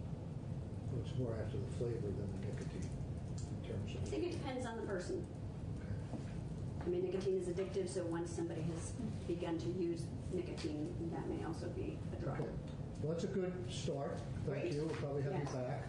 Okay. Hopefully the advocates would give us, round out a bunch of this as to what's going on here. But we're just getting our feet wet. Thanks, Jen. Sure. It's a huge additional waste issue.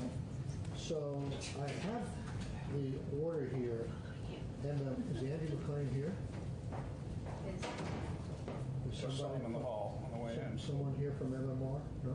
I am, I think. Matt is here. Matt McMahon, MMR. I think that Andrew had communicated with your staff person that he'd be available later this morning when he's tied up right now. Okay. Oh, I didn't get that. I'm sorry, I was. Yeah, he told me in the hall he was expecting to testify here this morning. We Well, I said think what time. it's fine because I think it makes more sense here for the proponents first. So, Jennifer? Good morning. I think my testimony may clear up some of the questions that you all had. Good. So Jennifer Costa, Government Relations Director for the American Cancer Society Cancer Action Network. So I have a PowerPoint, but since you're a paper committee, I have copies for everyone. We are economic development. Paper, I would remind us, is a good Vermont product. I'm fine with paper. We need one for Cheryl and we need one for Denise. Thank you. So I think that's Denise's. And this is Cheryl. Yep. Oh, Denise. So we're here to talk about ending the sale of flavored tobacco. The American Cancer Society Cancer Action Network supports ending the sale of all flavored products with no exemption. So what does that mean? That's all flavors, so including mint and menthol, and all products, e-cigarettes regardless of their nicotine content, menthol cigarettes, and other tobacco products. Let me just stop you there. So that's a big statement to get rid of menthol cigarettes for, I remember my mother smoking Newports 50 years ago, so whatever. That's what you're talking about, getting rid of menthol cigarettes as well, okay? I'll get there, Okay. promise. And other tobacco products, so your dip, your chew, snuff. Dip. Why now? I think that was a question that came up. Flavored tobacco is erasing years of gains Vermont has made in tobacco cessation and prevention. I'll talk more about that as we look at the 2019 results of the Youth Risk Behavior Survey, which are quite concerning. I think it's important to remember that smoking remains the #1 cause of preventable death in Vermont. This year in the state, we'll lose 1,000 Vermonters to smoking. And if smoking continues at the current rate, 10,000 Vermont kids alive today will die prematurely from smoking-related illnesses. As the senator mentioned, smoking is expensive, costing Vermont taxpayers, the state and taxpayers, hundreds of millions of dollars every year. And most importantly, flavors hook kids. If you will indulge me for 1 minute, I'd like to share a video from Counterbalance. I think I have the sound on my computer. This is the health department, part of the health department youth campaign. Which health department, ours? Ours, yes.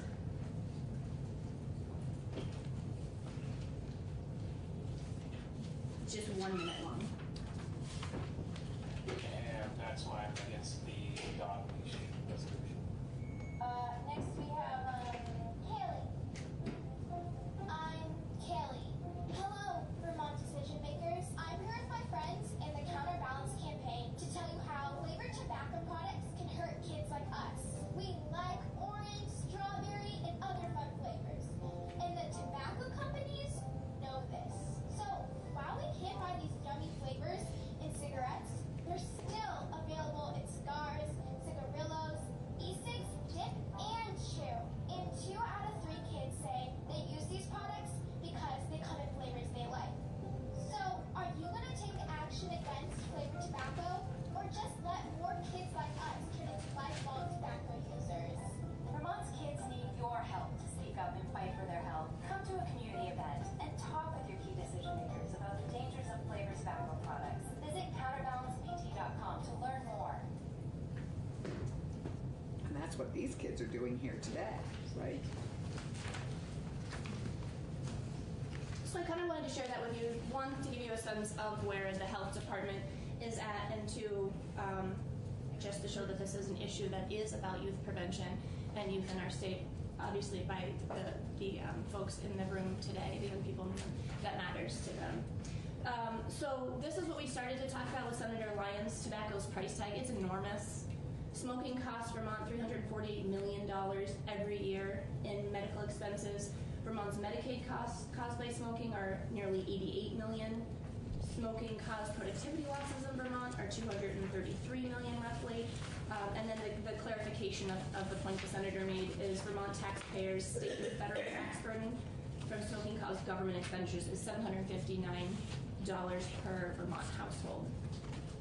And then I think it's also important to talk about this bill is important to big tobacco too, and they spend almost $17 million a year pushing their products in Vermont.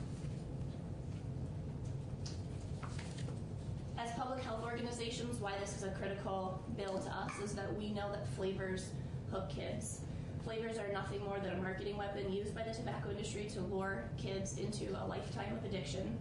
Tobacco flavors like cherry, grape, cotton candy, gummy berry, they're clearly not aimed at the established adult tobacco user.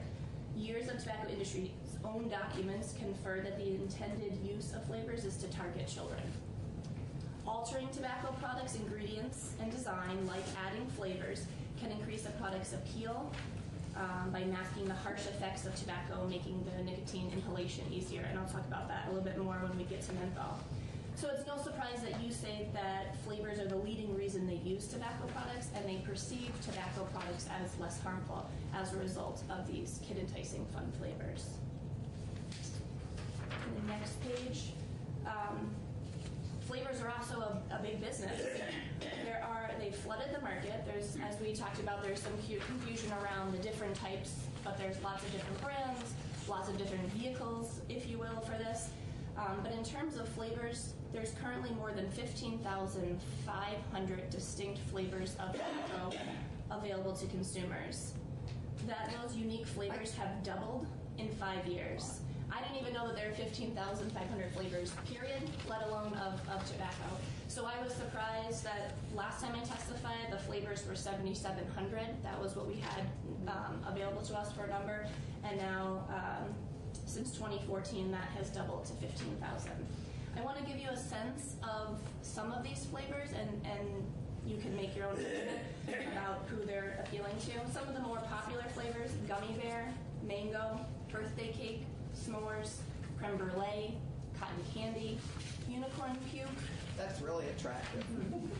Unicorn vomit is another popular one. Very berry slushy, apple pie, strawberry shortcake, Skittles, and buttered popcorn. So if I could, Mr. Chair, this is what I was talking about. And I do have pictures of all the products that I we're like the talking about. dots. I used to eat those dots. I love Right, those right next to the dots. I was just dots. thinking, we need 11sies. But it looks like a cigarette holder, like a.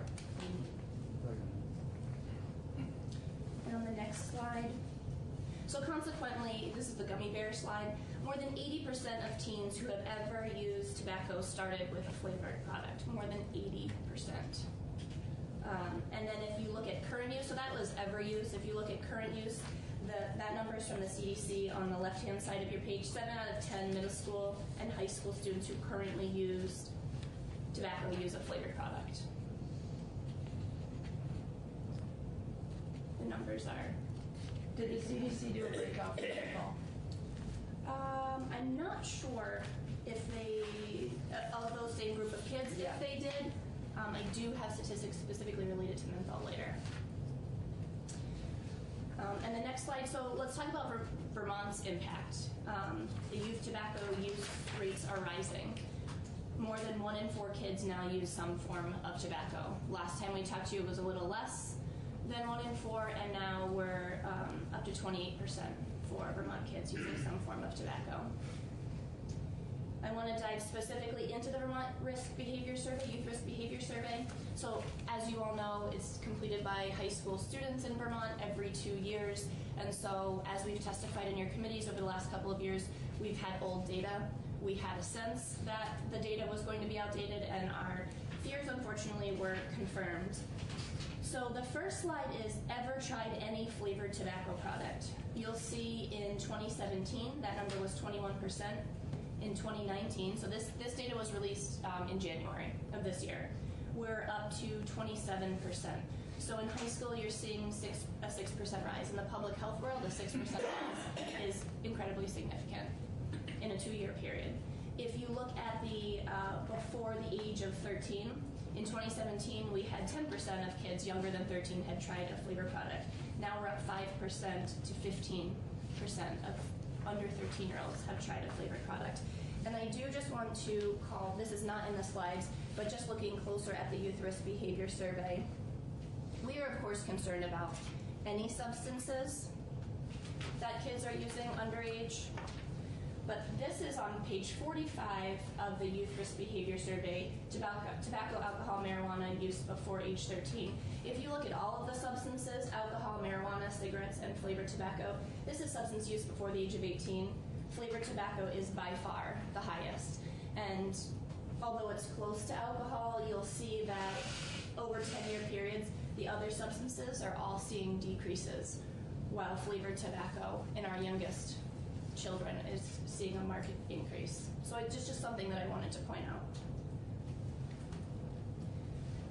The next slide talks about ever tried an electronic vapor product. That's the e-cigarette, fancy word for e-cigarette.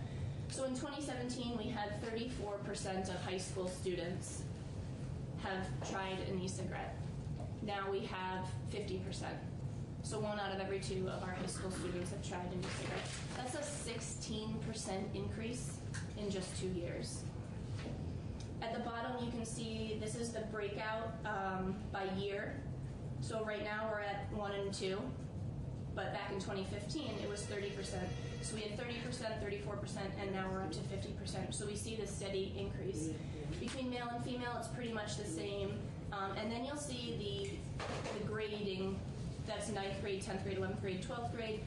You'll see that similar curve as we go along. What's that next one? The next one is white, non-Hispanic, and the other one is students of color.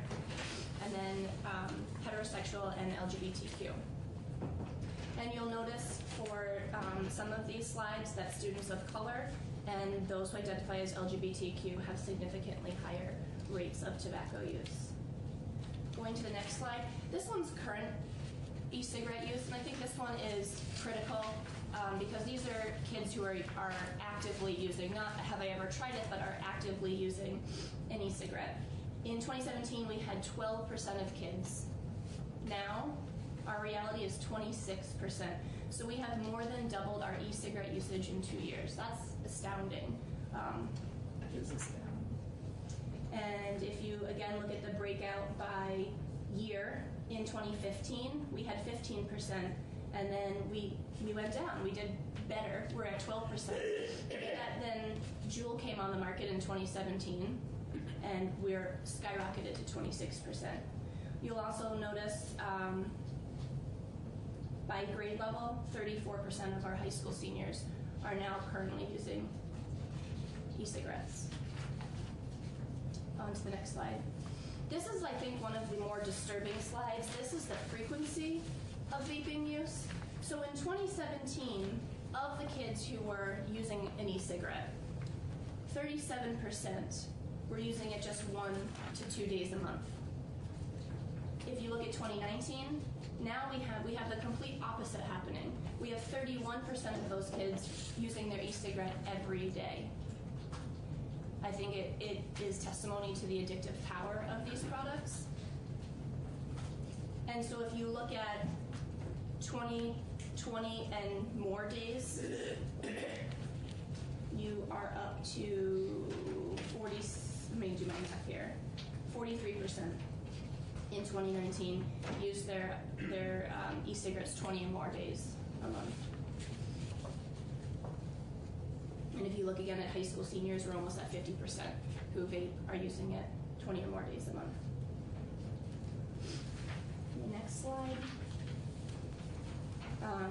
This is current tobacco product use. So this takes into account cigarettes, cigars, smokeless tobacco, e-cigarettes. In 2017, we had 19%, so slightly less than that 1 in 4. Now we're at 28%. So we've seen almost a 10% increase in kids using some form of tobacco. So we are going the wrong direction in terms of public health and youth prevention.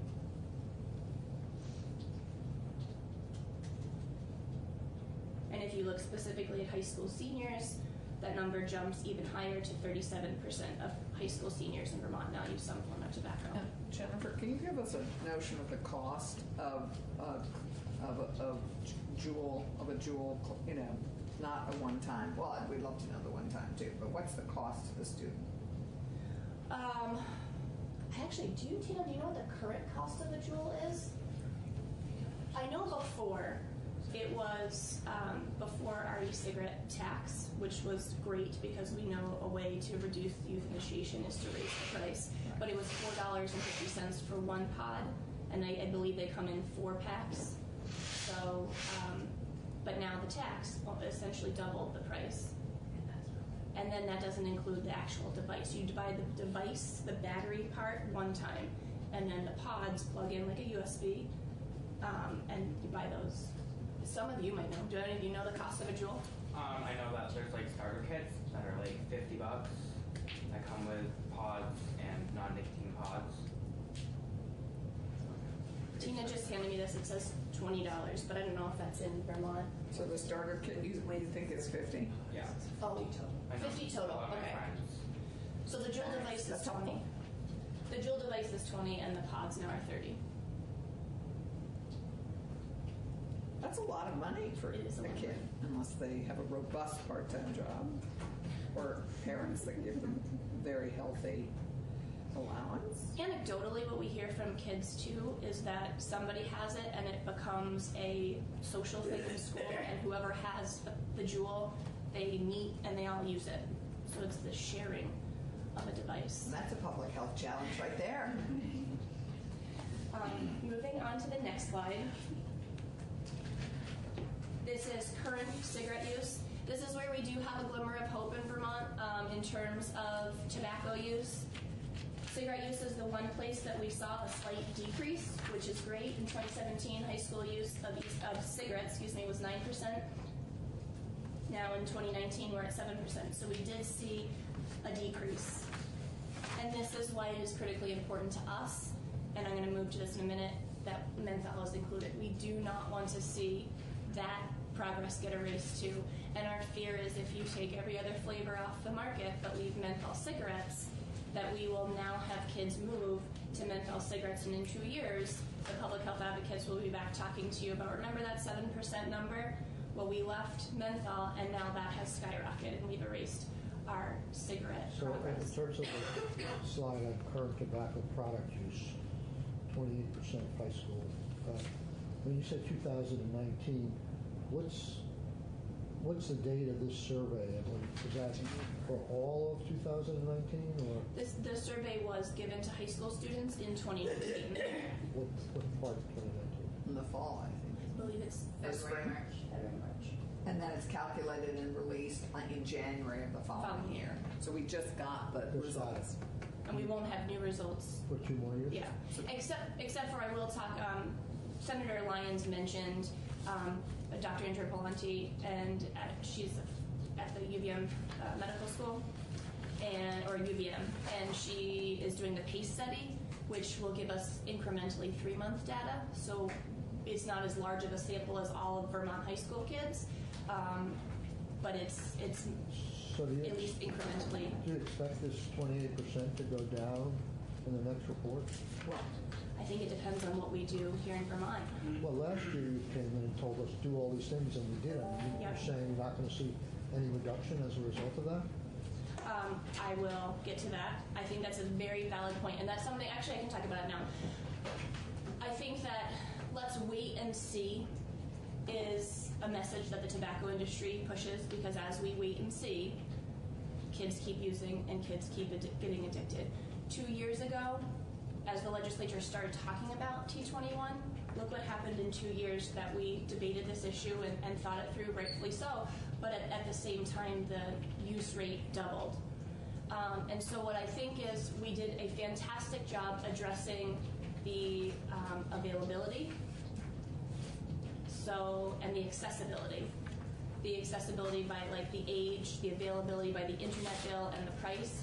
What we didn't do is address the enticability, the demand. Why do kids want to try to get these products? Why do they want the products?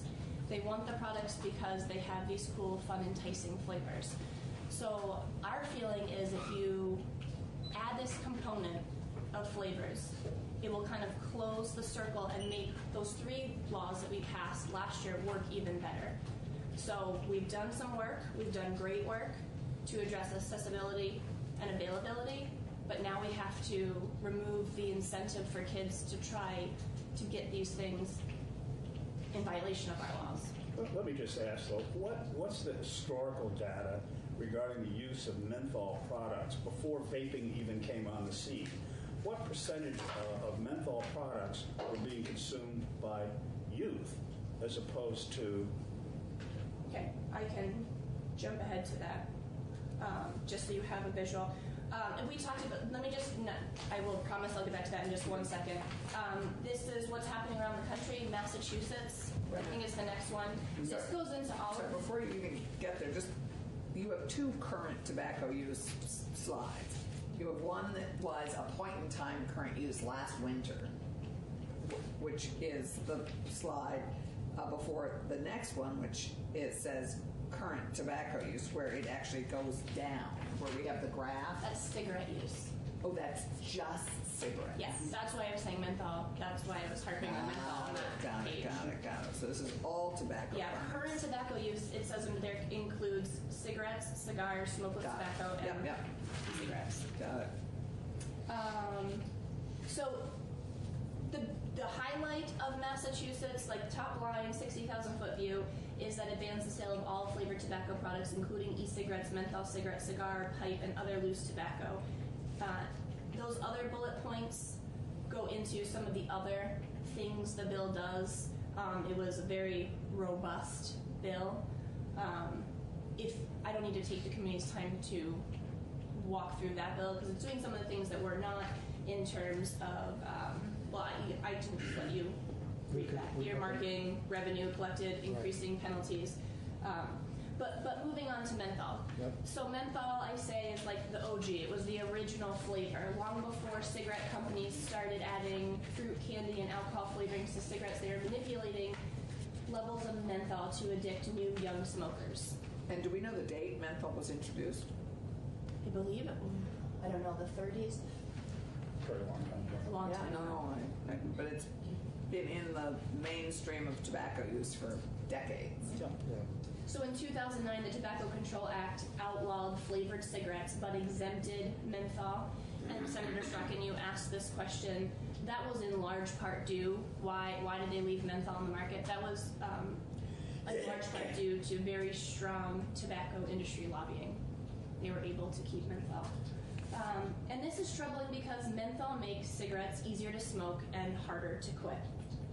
And I think I can give you a visual. Think a cough drop, how your throat feels when you suck on a menthol cough drop. It's that sensation of a cooling. So menthol acts to mask the taste of tobacco with a minty flavor, creates a cooling sensation in the throat, reduces the harshness of cigarette smoke, and suppresses coughing.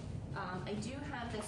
This is from the CDC, and I just want to read one highlight. Tobacco companies add menthol to their cigarettes to make them seem less harsh and more appealing to new smokers and young people.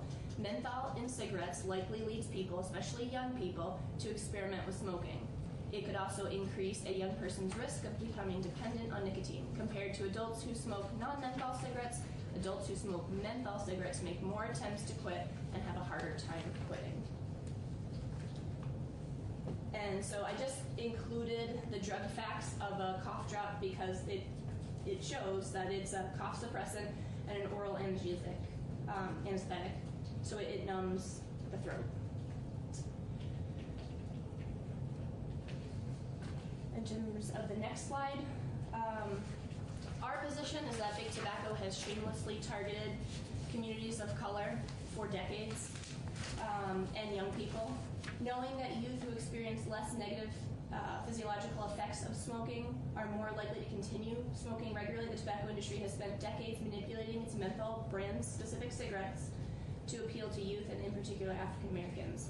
Black adults who smoke have the highest percentage of menthol cigarette use of any racial and ethnic group. So if you look at the chart on the side, this was between 2008 to 2010 and then 2012 to 2014, arguably both before the boom of e-cigarettes. And so you can see here that black smokers have nearly double the rates and almost triple the rates of any other racial or ethnic group. Other high-risk groups include women, those identified as LGBTQ, people with lower economic educational levels, and those with mental health issues. And the next slide goes directly to your question, Senator Brock. More than half of youth ages 12 to 17 who smoke use menthol cigarettes. That's 54% specifically. And again, that number was taken 2012 to 2014. So before the boom of Juul, which came on the market in 2017. And you can see that 12 to 17-year-olds are by far the age that is the largest consumer of menthol cigarettes. 50 plus is 33%, and it goes up from there, with the second group being 18 to 25 at 50%. That's a percentage of current smokers. Of current smokers. And again, what my question was really aimed at the larger population as a whole, as to how, has there been any change over time, pre-Juul, in consumption of menthol cigarettes by youth? In other words, what percentage of youth smoke menthol cigarettes as opposed to smoke in general? And did that change over time? Well, I think it's 54% of youth who smoke menthol cigarettes. Of youth who smoke menthol cigarettes. Does that answer your question? And for African American youth, it's higher, 7 out of 10. Senator Brock, are you trying to distinguish between smoking tobacco cigarettes and vaping? Yes. So I'm trying actually to just distinguish what percentage of kids smoke. What percentage of kids smoke menthol? So we know right now in Vermont, the percentage of kids who smoke is 7%. Mm-hmm. So of that, in Vermont specifically, we can look further down. But that's obviously changed over time too, because that's going down, right? Well, this is the PACE study. So this was Dr. Andrew Belanti's study just done in 2019. This is among Vermonters aged 12 to 25. 27% of those who smoke use menthol or mint cigarettes. 56% of those who use e-cigarettes use menthol or mint. These are Vermonters. But over time, I just have that 2019 data, the most recent data. So, but to your point also, in terms of the discrepancies for Black youth who smoke, that number rises to 7 out of 10. What is the reasoning of that last figure, which 27 to 56%? What do you attribute the doubling of menthol and mint cigarette, menthol and mint use in an e-cigarette versus a cigarette? I think more kids smoke e-cigarettes than smoke cigarettes. But then also the next slide will show you Juul. Most kids smoke Juul, or vape Juul. And no, but that doesn't answer the question. It says among youth 12 to 25, those who use cigarettes, only 27% use menthol or mint. But those who use e-cigarettes, 56% use menthol or mint. Why is there a doubling in the usage of menthol or mint in a vaping product versus a cigarette? I think because two things. One, I think more kids are using e-cigarettes, and Juul voluntarily pulled its flavors from the market, but left mint and menthol. So you could get flavors in Juul online, but then Vermont passed the law last year. But you could still go into a brick and mortar store and get mint and menthol Juul. So I think that's why in Vermont it's availability. A kid can go into a store, and I can't get mango in the store anymore, but I can get mint and menthol still. But you could also get mint and menthol in a cigarette still. But I think that goes to that more kids use e-cigarettes. E-cigarettes are definitely more popular than cigarettes. They're easier to hide. But you can't buy them anymore. A kid can't buy them anymore. Well, they never could before. You could buy them 18 if you were 18, that's still a kid. But 21 and above, I mean, they aren't actually able to go in and buy anything right now. Correct. But yeah, they're still getting them somehow. I'd love to know that supply line. You know, we have 3 kids in the room. Maybe share, just poll the 3 of you and find out how are kids getting them and how are they affording these products. I know that. Just identify yourself for the record. Oh, I'm Aiden from Richford. I know that a lot of the kids in our school either get them from their parents or they have other friends who have people who can get them from the stores, or they have other friends. It's a lot. You had something to say? I know mostly. What's your name? Oh, sorry. My name's Lacey from Richford. I know kids mostly get them from their parents or an adult that is old enough to buy tobacco products. But are they stealing them from adults? I mean, adults know that it's illegal for kids to have them. Some adults might just buy them and give them to their child just because. It's true. We had a kid on our field trip who brought a Juul because their mom bought that for them for the field trip. And the mom gave it to the child. But while knowing that they're not supposed to have it. And how are they affording it? I mean, when you say it's $50 to get a starter kit, how are kids affording it? Some kids can get the Juuls when the parents are free, sell them for money, or they have part-time jobs that get enough money to buy them. Thanks.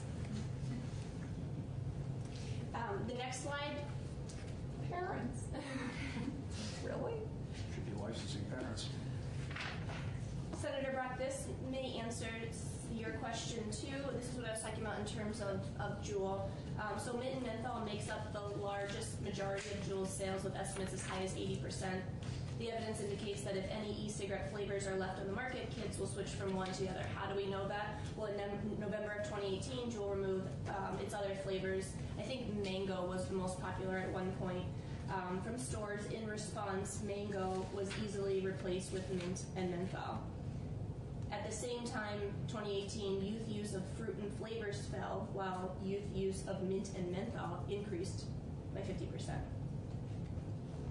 So you can see that mint and menthol went from 51% up to almost 64%, while fruit went from 75 down to 65.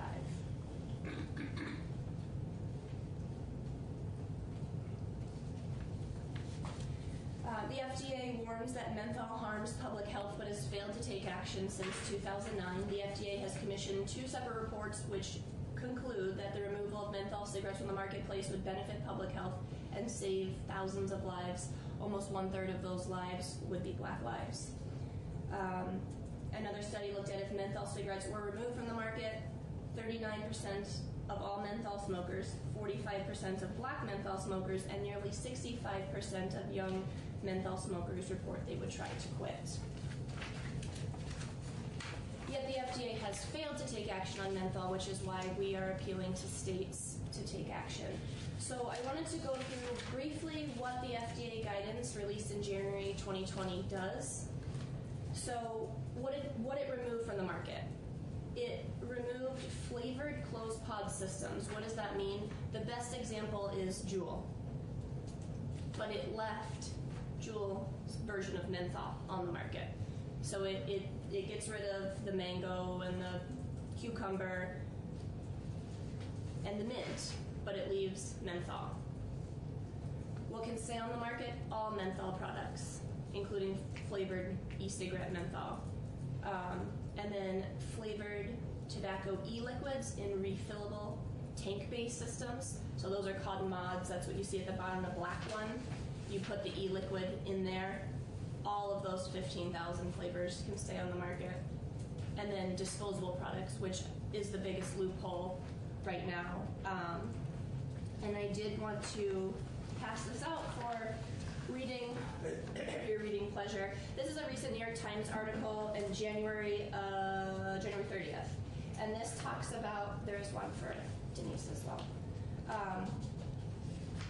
This is how teens have already figured out, they're 10 steps ahead of us. So we're still talking about Juul and trying to address Juul because Juul is what most kids use. Well, in light of the FDA ban that targets Juul, kids have moved to disposables. So now Juul sold last year, and the thing that kids are using now are called puff bars. And these are the disposables. They look just like Juul. So it's a closed pod system, but there's no pod. You just use it once and you throw it out. But those, because of what the FDA's rules say, all of the flavors can stay on there.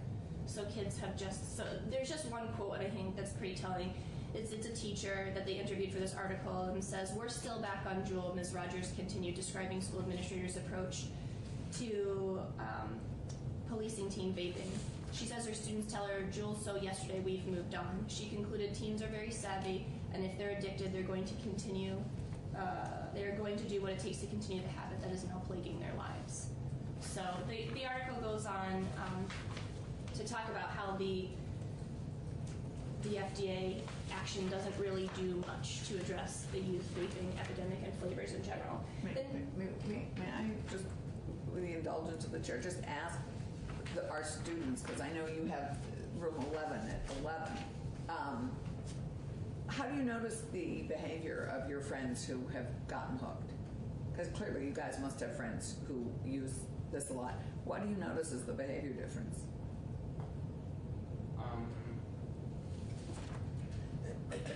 They're always talking about it, and they're always like very needy for it. Are they more agitated? Because we had heard in testimony last year that they got angry quicker. They were more agitated. You guys notice any of that? And like, if they don't have had it, you can kind of notice that they feel a little sick, like withdrawal sick. Thanks. So the next couple of slides are just visual pictures, because I know we were trying to talk and describe about these. So these are devices filled with empty refillable pods that are exempt. After Juul, Sworn, and Smoke were the most popular e-cigarette devices. And then the next one, disposable products that are exempt. So that's the Puff Bar, the Mango Mojo. So which one of these is the Puff Bar? Next page. Oh, not any of these? Well, because those are refillable. Okay. So refillable pods are still able to be on the market. And so then if you have a refillable pod, can you smoke that for a longer period of time than a disposable puff bar? Yeah. You can get like multiple cigarettes or equivalent Yeah. cigarettes out of those? You get you just refill it. When the e-liquid runs out, you fill it back up.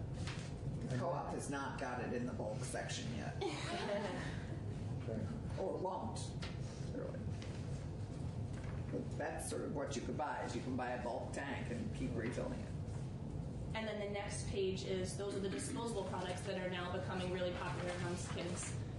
The Puff Bar, the Mango Mojo, Stig, Posh, Fog. How much, so this Stig here, that's you get 3 of them, it says. Yeah, How much is how that? much they cost. How much does that cost? I'm not sure. These are all, these are just so new. We're chasing our tails to try to keep up with as we pass laws.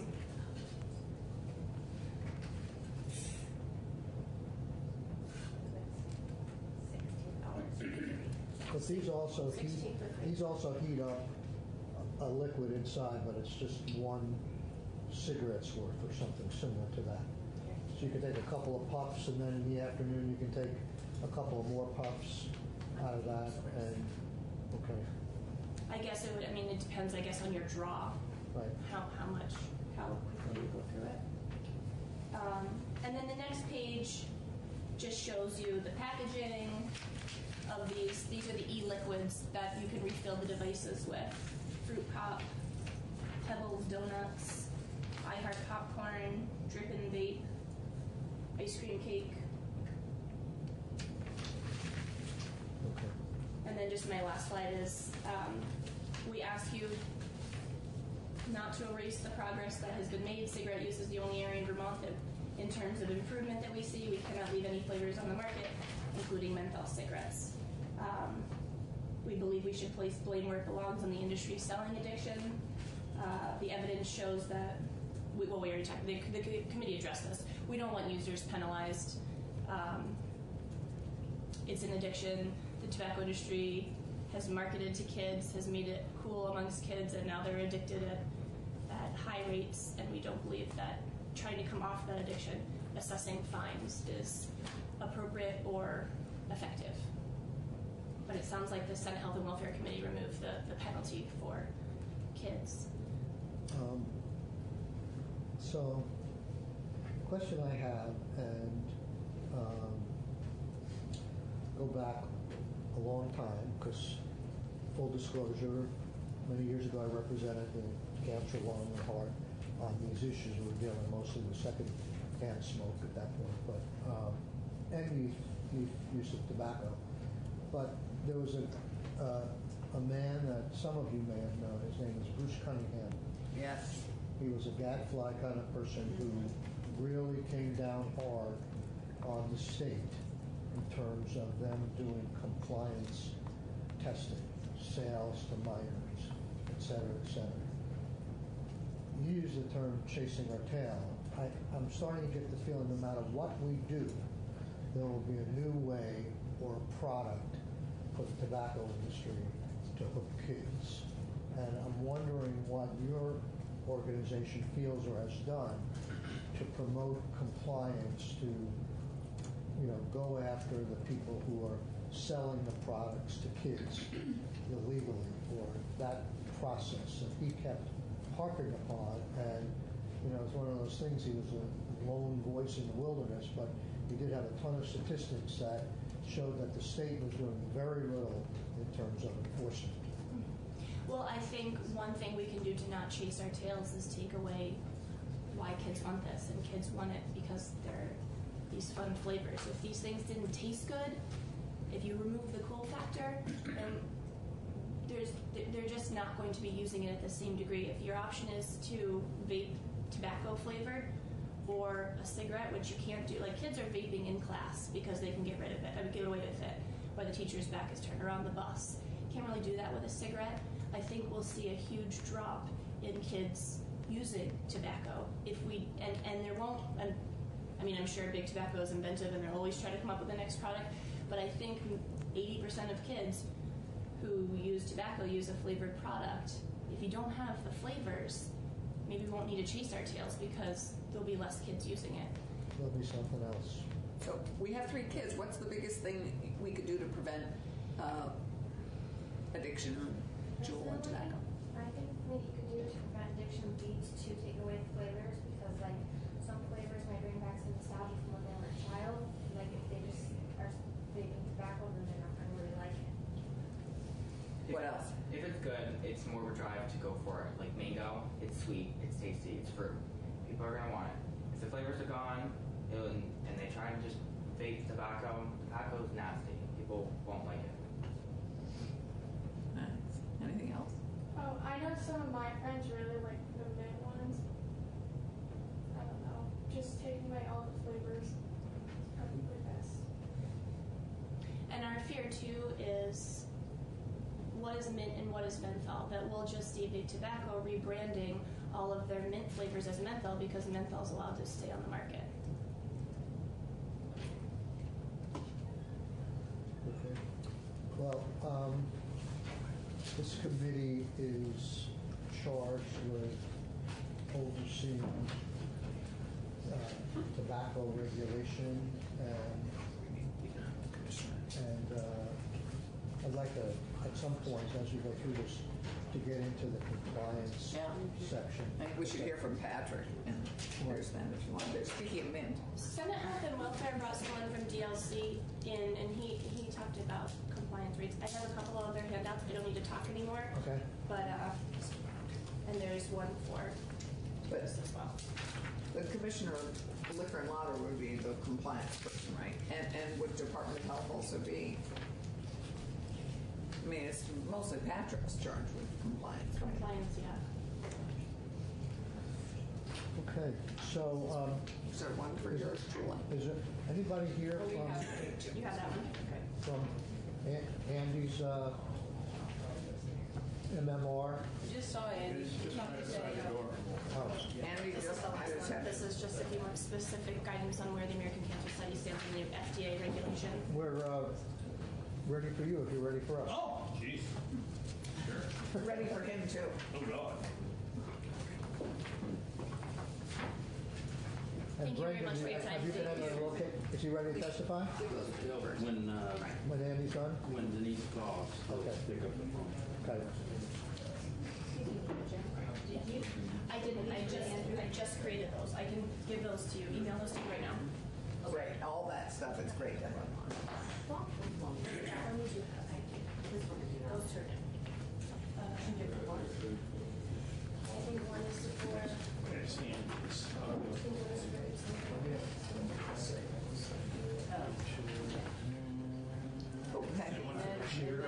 Is there one for James and one for? Okay, and one for. I think you already have this. Here you go, Denise. I don't know. I've got a copy of it. Yes, I've got. It might be in our file. Yeah, and I emailed your clerk about, I think, this thing like 4 times, so I think you got it. Yeah. But, thank you, Chair. Andrew McLean here. I'm with MMR. I represent, well, formerly Reynolds Tobacco, then it became Reynolds American, and now it's British American Tobacco, all the same. In the discussion here, we manufacture and sell electronic cigarette called Views, and on the menthol cigarette side is Newports. My issue last year. Let me back up. Last year on S86, we came in here and supported the raise of the smoking age to 21. I don't know if H47 came to this committee about raising the tax on vaping products or not, but it was in finance, and our position on that was we were agreeable to raise the tax, but not all the way up to the 92% because we thought there should be some distinction between combustible tobacco and vaping. With regard to S288, my concern is that this bill impacts adults. The FDA, as you see there, has banned flavored vaping products and they specifically targeted those products that are designed primarily looked at for kids. The cartridges, if you look at on the piece I sent you, they as they worked at it's third paragraph on the first page. As we work to combat the troubling epidemic of youth cigarette use, the enforcement policy we're issuing today confirms our commitment to dramatically limit children's access to flavored cigarette products that we know are appealing to them, so-called cartridge-based products that are both easy to use and easily concealable. And if you look at also in the packet, the 2019 youth risk survey looked about, what type of vapor product used by high school students. Juul, rechargeable pods, 80%. So when we had the discussion last year with S86, it was Juul. It was everything about Juul, and it was the fact to get these things out, and it was a dramatic spike, and so let's raise, and the advocates all indicated that let's raise the age to 21, because that's the most important thing that you can do to get this out of the hands of kids. That bill went into effect in September of 2019, September 1, 2019. None of the statistics that are given to you about the impacts of tobacco, people using tobacco, how this works, that was all calculated before this bill went into effect. It's only been in effect for 4 months. And I would argue that if that was the most important thing that you do, look at that, see how it works. The FDA, on top of that, now has indicated a process where the products that were indicated as being the problem, flavored Juul and other concealable products that are easy, discreet, etc., those are gone. It's done. And so, my issue now is what's left is adults. The other thing I would say is last year when H47 was discussed, I believe it was the Cancer Society made a calculation that said for every 10% rise in the price of the product, usage decreases 6.5%. That tax went into effect on vapor products in July. So 100% increase, right? You doubled the price. 100% increase means, according to those statistics, a 65% reduction in the usage. Okay, so I think last year you made two powerful statements with regard to youth usage of tobacco. So right now, what we're left with is adults. And I would make an argument that banning menthol cigarettes, we've looked at bans, and bans don't work. Bans just don't work. And I can give you three, which I think are pretty good examples of it. The first is marijuana or cannabis. All right? Despite the fact that during the youth risk survey, 27% of 2019 Vermont Youth Risk Survey, 27% of high school students tried flavored tobacco product, 40% of high school students tried marijuana, 55% of high school students have tried alcohol. So we're not looking to ban marijuana. In fact, we're looking to unban marijuana, right? We're looking to legalize marijuana for public health and safety reasons because you'll be bringing the product into the area of commerce, and for tax reasons, so that you're recognizing, financial benefit for it. My anecdotal experience is that during the ban, 40-50% of adults smoked marijuana. I mean, a lot. So that ban did not work. I'm talking to people, my colleagues, right? A lot. Okay, that ban didn't work. Prohibition didn't work. 100 years ago, the 100-year anniversary of Prohibition is January. It was January. Didn't work. It led to a rise in organized crime. It financially fueled the mafia, etc. And now today, you look at in New York City. I saw a stat the other day. I'm going to try to get it verified. But 87% of the cigarettes sold in New York City are illicit. They do not have a state stamp. 87%. I saw an article yesterday in the New York Post that talked about 60% of the bodegas in New York City sell on non-state tax stamped cigarettes. Adults are going to smoke menthol. Franklin County, you can go to Akwesasne, not very far. Chittenden County, you can go to New York and buy them. Rutland County, same thing. Windsor, Windham counties, you can go to New York. New Hampshire is not very far.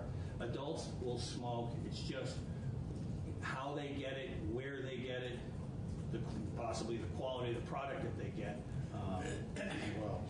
So I guess I'd be glad to answer questions. I'd leave two thoughts in your mind for adults now. If this Bill 288 passes, you're going to be able to smoke a joint but not be able to smoke a Newport. And, as an adult, kids, we agree. I think you've done a lot with kids. And then the other thing is that Massachusetts passed a vaping bill in the height of the vaping epidemic, and that vaping epidemic has been basically found by the CDC and the FDA now to be caused by vaping, vitamin E acetate, principally from illicit products, principally cannabis, marijuana, and other nicotine issues. And wouldn't it be ironic that your response to this, this epidemic or this illness outbreak would be to enact a ban which would therefore force adults to find these products in illicit areas, that would cause the same health problems that started the problem to begin with. I just think that's not a great reaction. I also heard a couple other things I just want to comment about. I heard a couple things mentioned that were related to me that were mentioned today. New Jersey passed a flavor ban, but that flavor ban did not include menthol. New York is looking at it. New York is pulling back from a menthol ban. I understand Maine had a discussion about this topic the other day and pulled back from the menthol. Those aren't, that's the information that I've got. So, again, I think that with regard to kids, and I think age 21 has, I think has the potential to change that. You don't see a lot of high school seniors who are 21, and that was said by the advocates last year is the most important thing you can do to deal with this issue. You've dealt with that issue. It's the regime has been in effect for 4 months, and now what you're doing in response is you're telling adults what they can and can't do. We've seen it over and over again. Adults will be able to get the product. They'll be able, how they get it, where they get it, how it works. And I think from the economic activity or economic development aspect of your role here, the people that are going to be heard with this are going to be the stores that sell and that sort of thing. I just think that this isn't necessary. I think doing the parts SA8 that strengthen the protections against youth, fine. Just think that the other aspects of it relative to adults, I don't think you need to do. So, I guess my overarching question for you is, it seems like this is all about menthol. Yeah, okay. Yeah, I might not say 100%, but yes, you're right, absolutely. I mean, these new design products with all the flavors that are loopholes from the federal law that talk about individual things. Correct. That's not our concern. Okay. We don't sell them. Your concern is adults, isn't it? Our concern is adults. When views... So you're not concerned that those kind of vaping products, as long as menthol cigarettes continue, given the small percentage here that get their products from the fillable thing or from the we don't sell them, and we don't have that is not our concern. I just say that when Views was the leading seller of vaping products not that long ago, 3 years ago or so, the youth issue was nowhere near as pronounced as it was as when Juul got into the game. And that issue is, and so we think that Reynolds sells products to adults. Reynolds sells menthol vaping products to adults that are trying to transition from cigarettes into that marketplace. But our primary concern is menthol cigarettes. Absolutely. Thank you. Any other questions? We have one more witness by phone. Thank you. Yeah. Thank you, Andy. Welcome. Yes, we'll be here now. Thank you for this. Oh, no problem. We will try to call Ken Elliott.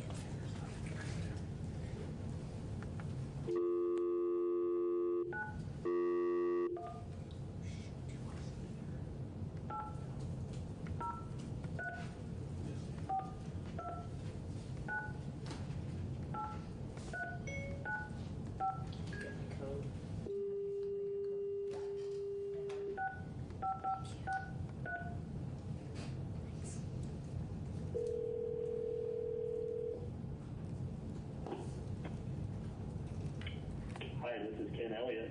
Yes, hi, Mr. Elliott. This is Denise Gunther. I'm the committee assistant for the Senate Committee on Economic Development. And we're calling you per Brendan Cosgrove, and you're on the record. Great, thank you. This is Michael Sirocco, chair of the committee. Welcome. Brendan, you want to introduce him, or you want to just let him? Ken Elliott is the Director of Government Affairs for the Vapor Technology Association. Ken, you can correct the title there, but Ken is an expert on this issue, and I'm going to let him take over from here, Mr. Chairman. Okay, we have about 15 minutes or thereabouts, so why don't you get started? Great. Thank you, Mr. Chairman and members of the committee. As Brendan said, my name is Ken Elliott. I represent the Vapor Technology Association, and we're the association of retail shop owners, manufacturers of e-liquid, importers, distributors, wholesalers. We are not big tobacco. We don't have big tobacco companies that are members, and we don't have the biggest player in this industry, electronic cigarette industry, Juul, as a member. So we're more mom and pop and small to mid-sized businesses. I want to start by talking about the safety of e-cigarettes and share that we know that they're 95% safer than traditional combustible cigarettes. We know this from the United Kingdom's Royal College of Physicians, who's conducted a thorough analysis of the data available to make this determination. And in fact, in the United Kingdom, the 3.6 million vapers, 54% have fully given up smoking. And in October of 2019, they reaffirmed their position, one that they've stated a number of times over the last few years, saying that the risk associated with long-term vaping are unlikely to exceed 5% of the harm from smoking tobacco. I also know that there's been some concern about the illnesses associated with some vaping products from last summer and fall. Hello? There are a number of health entities that accurately reported the cause linked to vitamin E acetate oil, which had been used in illegal THC cartridges as a cutting agent to be used in an electronic cigarette, a product that was never designed to be used for those sort of liquids. These entities included the New York Department of Health and the New England Journal of Medicine. And in early January of just this year, the CDC made a definitive statement on the safety of ENDS products, or electronic nicotine delivery systems, and the illnesses linked to vitamin E acetate oil. Now, the BPA is committed to preventing youth access to e-cigarettes, and we favor meaningful reforms designed to target access to these products. As a result, it's an important thing to do to examine the real issues around youth usage. The most recent National Youth Tobacco Survey conducted by the CDC provides some insight into youth behaviors. In that 2019 survey, 22.4% of those surveyed said that flavors were the reason they tried the product. In other words, 80% of the respondents said that something other than flavors led them to trying e-cigarettes.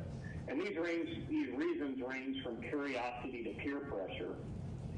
And in addition to that, we know that the FDA has determined that 86% of youth usage is driven through social sources, meaning that a friend or a relative provides access to the device that they try. But we don't have to rely on national data. In fact, Vermont has some data of their own that in a survey done by the Public Health Department that they do every 2 years, and they just publish their own youth risk survey. The data in this reveals some interesting insight. 10% of the respondents who tried an e-cigarette in Vermont in the last 30 days, that was 26% of the total subjects, 10% of those who tried an e-cigarette said that they did so due to the availability of flavored products. That means 90% of the kids who tried an electronic cigarette in Vermont did so for some other reason. And that can be found on page 59 of that report. In addition, we know that 6% of those underage who tried the product, and it was 18 at the time, the purchase age was 18 at the time of the survey, 6% of those bought the product in a retail location, and 3% bought it online. So a full 91% of youth who tried the product received it through some other source. And finally, 8% of respondents stated that they use an open system, meaning that 92% use some other type of product, a closed system device, primarily, leaving 8% to try the open system, which are primarily used by adults. And I know that there's been some new concern about disposable products, but that survey also shows that only 2% of the 26% for kids who tried a flavored product did so using a disposable product. So this legislation is targeting really the products that are used by adults. And I'll take it one step further. Last year, Juul pulled all their flavored products from the market, and that's the product that's the most popular product in the marketplace. And on February 6th, the FDA banned all pod-based flavored products from the market. That's the date that they went into effect, leaving only flavored products for open systems primarily. So I'd like to suggest that there's really no need for a flavor ban in Vermont. The state's youth risk behavior survey makes it clear that youth are not motivated to use the product by flavors. They access it through friends and family, and they use pod-based systems where the flavors are already banned. In addition, just recently, testimony given to the Senate Health and Welfare Committee by the Vermont Department of Liquor Control Chief revealed that in a 5-month period since the legal age to purchase nicotine products was raised to 21, compliance rates have risen from 90% to 95%. He stated that he's never seen a single rise of 5%, that the largest he had ever seen was 2%. The unintended consequences of the proposed legislation would target adults who are seeking an alternative to combustible cigarettes and really just push them back to the more harmful products. So I'm saying we don't need the flavor ban, but if you want to act reforms that are really designed at targeting this issue, there are other things that can be done. We can implement strict marketing standards designed to prevent nicotine products from being marketed or attracted to youth. That would be banning print advertising to adult-only publications, ban advertising and sponsorships in big outdoor venues. We can prevent the use of terms like candies, variants, and those sorts of things. We can prevent the use of terms like cake or cake variants. We can remove all cartoons and all kid-friendly packaging from these products, and that is something that should be done. In addition, we would recommend point-of-sale age verification so that an ID is checked and the validity of the ID is checked in a retail location. There should be warning signs in brick-and-mortar stores. We should end bulk sales to an individual who's not licensed to sell these products, and we should end the practice of allowing somebody to go in and buy a bunch and then turn around and sell it. There should be stiff fines in place if you're caught selling a product without a tobacco license. So I'll pause there. I know I've thrown a lot at you and take any questions that members of the committee might have. Thank you, Mr. Chairman. So for adults, are you suggesting that there's a great need to keep all these flavors available to them, or you focus mostly on mint and menthol? Over 90% of adults who use an electronic cigarette as an alternative to a traditional cigarette use some flavored product other than tobacco or menthol. So what we're saying is keep responsible flavors available for all adults. And the adults overwhelmingly use these open system products. I hate to single one out, but Brendan Cosgrove's sitting there in the room. He's an adult that uses an electronic cigarette product, and he uses a flavored product other than tobacco or menthol. Other than tobacco or menthol, so there are flavored products that don't have tobacco or nicotine in them, or they all have nicotine? There are both. There are flavored products for open systems that contain nicotine that are some other flavor than tobacco or menthol, and there are flavored products other than tobacco and menthol that contain no nicotine. In fact, there are open system users who want to wean off nicotine will start with a 3% nicotine content, wean down to 1%, and then because smoking is such a habitual thing, they will vape zero nicotine content flavored products just because of the habit of the hand-to-mouth piece of smoking. When you say open system, can you describe that to me? Yes, sir. So there are two types of systems that dominate the market. There's the closed system, which you know of as a Juul, where there is a device with a pod that's manufactured by that company, and only that pod is to be used with that device, and the pods are not designed to be refilled in any way. Once the pod is empty, it's disposed of. Then there are the bigger devices that you've seen. Sometimes they're called mods. There's the bigger open systems that have a tank on them in which you go buy the liquid of your choice and put it in that device and vape it. So those are the two predominant systems out there.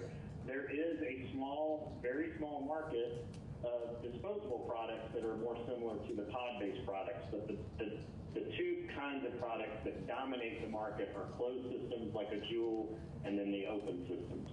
And the open systems are what I was referring to earlier. The overwhelming majority of use of those products is by adults. Like in the Vermont survey, it's 92% of kids use a closed system, not an open system. And that's what you surmise is the reason why the federal government banned flavors but only applied those to closed systems? Because they want them. Yes, sir. That was exactly the reason. It was to leave flavors available for adults, the systems that adults use. Okay. Any other questions? Adults are great funny. Appreciate your time. Thank you very much. Thank you very much. I appreciate the opportunity to do this by phone. I really do. Thank you very much. Okay. Do you have a copy of your testimony that you can get to us? Yes, sir. I'll send it to Brendan, who can provide it to you. Yeah, it would be great if it could be emailed to us. Thank you.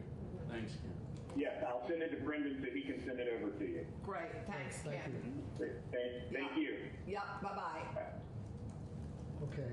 So we will be in contact with the Health and Welfare Committee to see where they're going with this and whether or not we need to formally take this bill into our committee.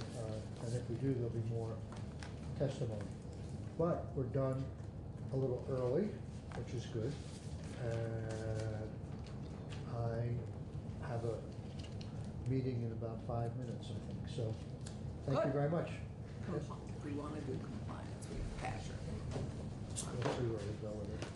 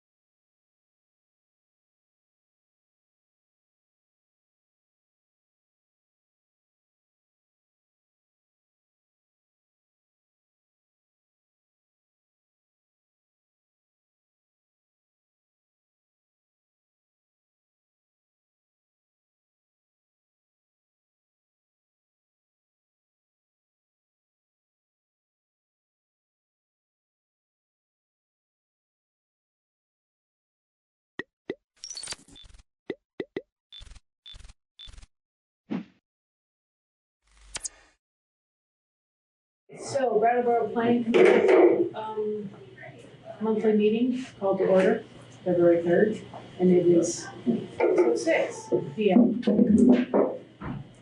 Are there any announcements? I have two announcements for you.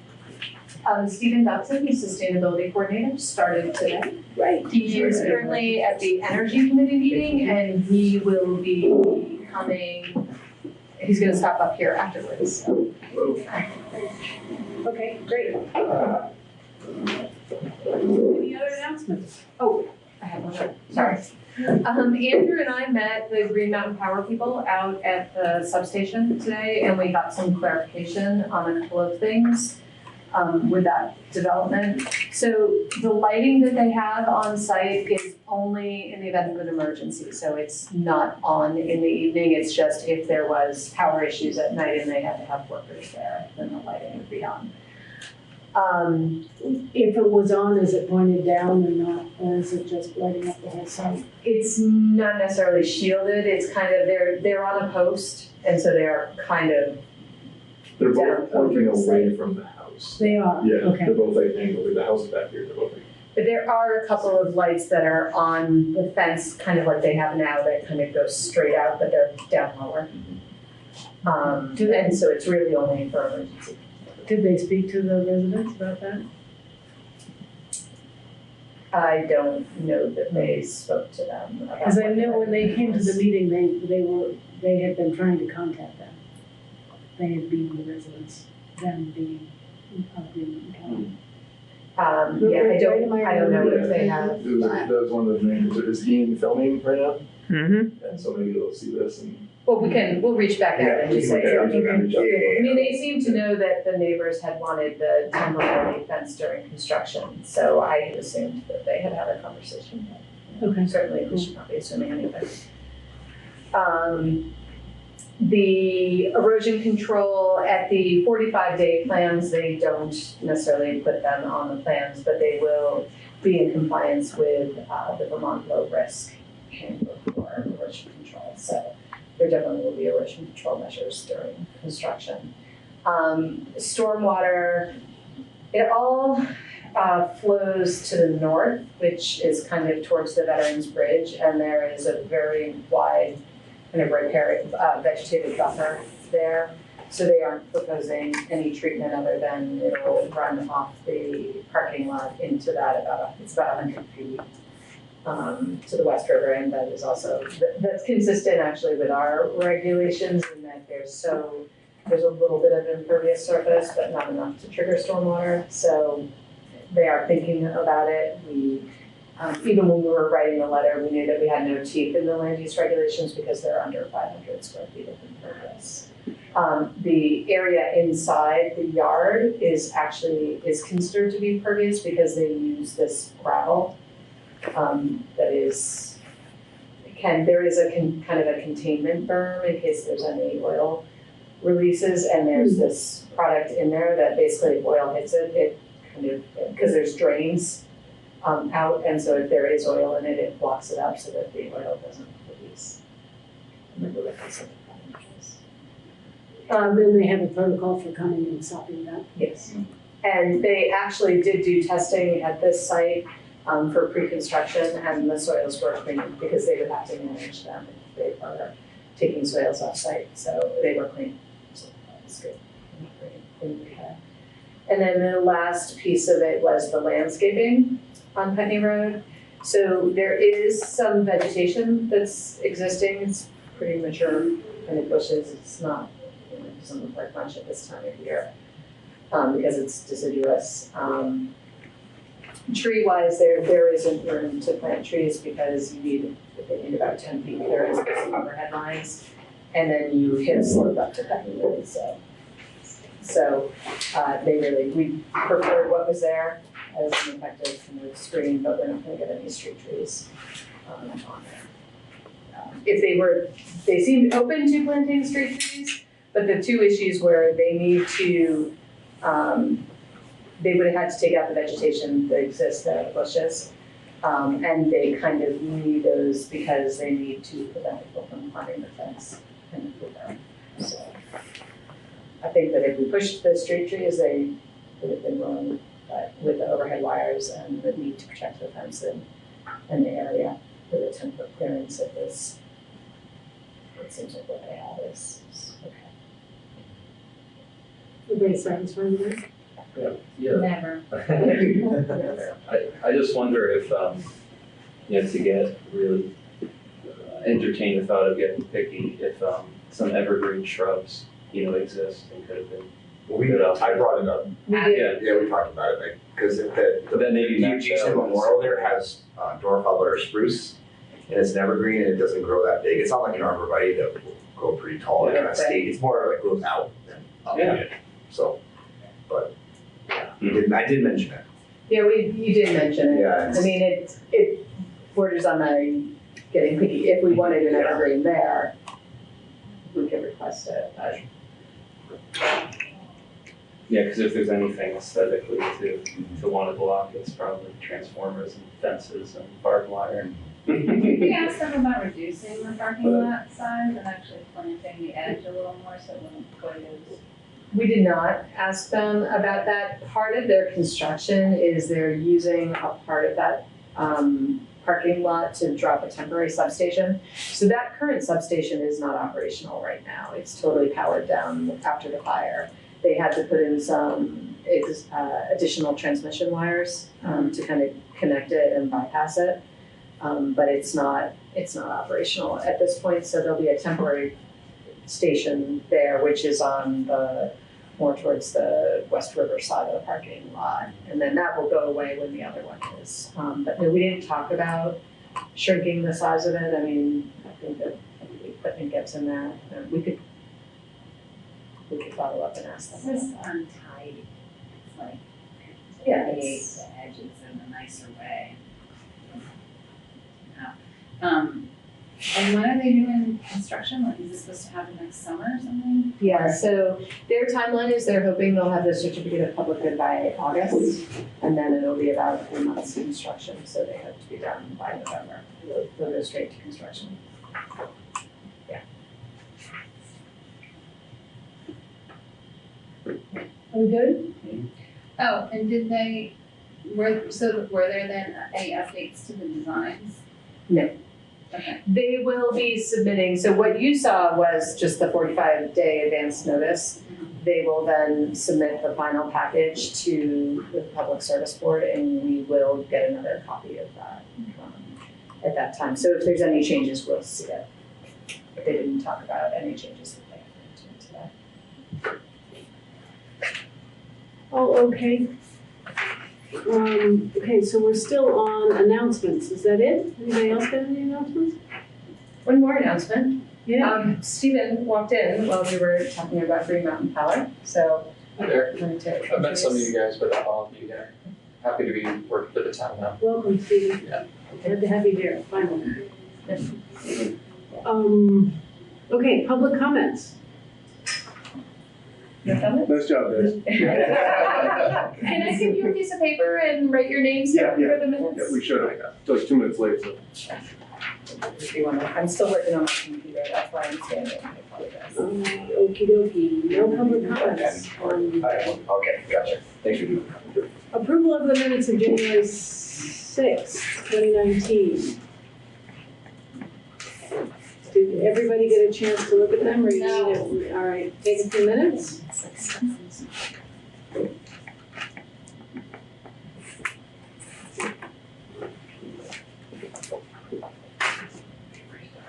I'm trying to, it's not like, it's just stuff. It's copies of them.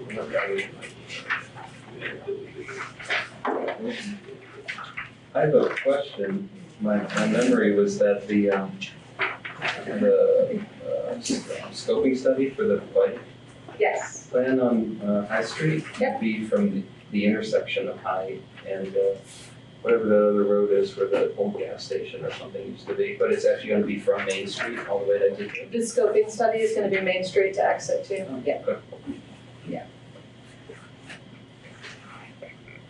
There's. 1 mile. Yeah. Yeah.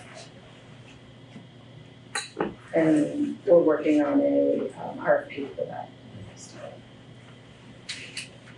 segue between, segue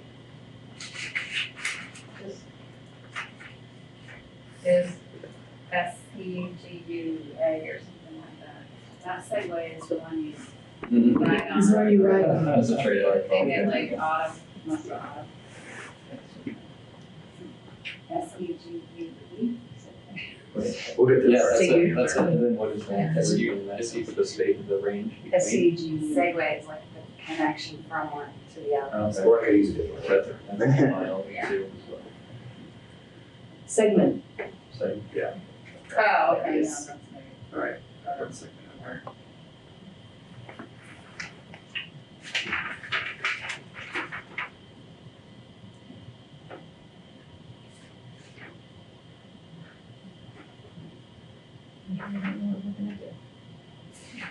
Are we good? Yep.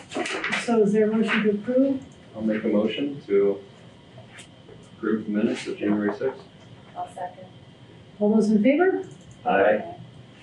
Minutes are approved. Okey dokey. Discussion, land use regulation amendments. Yes. Over you. We had a very nice couple slides to show you to talk through this, but this is just. Well, can you put it down here and we can just peer at it? No, because it's not getting off of the screen. Oh, stinker. Yeah, there was some updates today. It was kind of crazy. A little bit crazy. We put some software on it, Yeah, we got so I don't GIS know in if I there. totally. Oh, that's it. So it's on a Crashed little the vacation. computer. It's got too much stuff in it. So we can do this the best we can. Okay. Walking through it. It's fun. You want to skip to act and go back? Well, that's the running sale question. It's up to you. I don't know that that's gonna kind of resolve itself, to be honest. We can soldier on without it. No? Oh, for the noise. What we do, we can always send it out if you guys want to see that PowerPoint. And you have the notes, so that will Yeah. help. Yes. Oh, yeah, that would be great. They're not the full detail, but at least it's a nice guideline. So what we wanted to do was kind of go back to kind of the basics, which some of you might be more familiar with than others. And we just had a couple of graphic representations to let you know where our zoning came from and kind of what everybody had decided on at the time. So do you want to go through your slide? Sure. Through it? Yeah, Or I'd love to. start with that? So we did kind of get to the basics of what zoning is. I'm pretty sure you guys all understand what zoning is, but just to kind of rehash at its core, it's just the dividing up of land, obviously, into different uses. And then the regulations and laws that regulate land use and structures that can be built upon that land. And zoning is a regulatory tool to implement the town plan or any plan. That's a tool to promote what that plan is. The purpose of the plan. And then going to, I guess, the purpose of zoning, one of the things is to protect negative impact on adjacent land uses, and then provide for orderly development. I think are the two really kind of at the heart of that. So And I giving think that. the first part, kind of protecting the properties, it's really down to health, safety, and welfare. So if you think back to its origins, it was big industrial plants, popping up in neighborhoods where, people were living. So there's, pollution and other things that were of concern. Or it was big buildings crowding out the light on other buildings. So it's really, its origins were health safety. The big case that upheld it was Euclid versus Ambler. One of the bigger land use law cases. So that, It's like the 19th. zoning is a police power that the municipality can use. And then I guess going on to the types of zoning seen specifically in Brattleboro, I get Euclidean or conventional zoning, which is more the traditional focus on segregation of land use types, permissible property uses, and the controlled development intensity through dimensional standards. Performance zoning is a type of zoning that specifies what may or may not be done in terms of the end result. instead of getting detailed regulations on the exact form of development. And then form-based code adopts predictable build results based usually more on physical form as an organizing principle with a lesser focus on end use. And we kind of see, we have like a combination of all three. Yeah, we have a hybrid. Is that common Yes. nowadays? Yeah, so today. And then go into some limitations of zoning, because they're not all perfect. They can be controversial, specifically kind of going to the idea of private property, what you can and cannot do with your land, and then the scope and limits of government's ability to regulate land. It can be hard to define at times. Land use law, potential legal action can occur, and then obviously zoning cannot force a certain type of business or housing to show up just because it states it in what in our regulations say you can't put there. I mean, the market really defines a lot of it. And on the flip side, we can't force somebody to leave. So even if we have a zoning district where there's a non-conforming use in it, we can't make that use leave. You can have rules that once that use has terminated, if it's ceased operations, then it can't reestablish itself. But we definitely, can't force somebody to leave while they're still operating. Yeah. Zoning can't guarantee good design. Yeah. So we do have design regulations in our regulations, and still kind of it can be up to somebody whether they think it's good architecture or not. Stepping back to the part before that, were you referencing grandfather? Yes, grandfather. Yeah. Or non. So when a new regulation comes, if there's things not conforming to it, then you can't. Right. That's good. Right. That's okay. Yeah. And then zoning cannot regulate the number of certain types of uses. Right. So the kind of a good example would be types of retail. So you might not like dollar stores, but you can't say no dollar stores, but allow other types of stores. So a lot of times you might see like one liquor store pop up and another one starts popping up, or fireworks stores or whatever. So you can't say, oh, no, we're only allowing 2 and the rest of you need to go, or only 2 Dunkin' Donuts, one on this part of town and one on the other, and no more. So it's by use, not operator or business. Don't we have rules pertaining to liquor and the amount that we have liquor licenses? Liquor licensing? It's a different thing. It's different, not so. Yeah, exactly. That's town ordinances or whatever. Yes. And then zoning can add to development costs.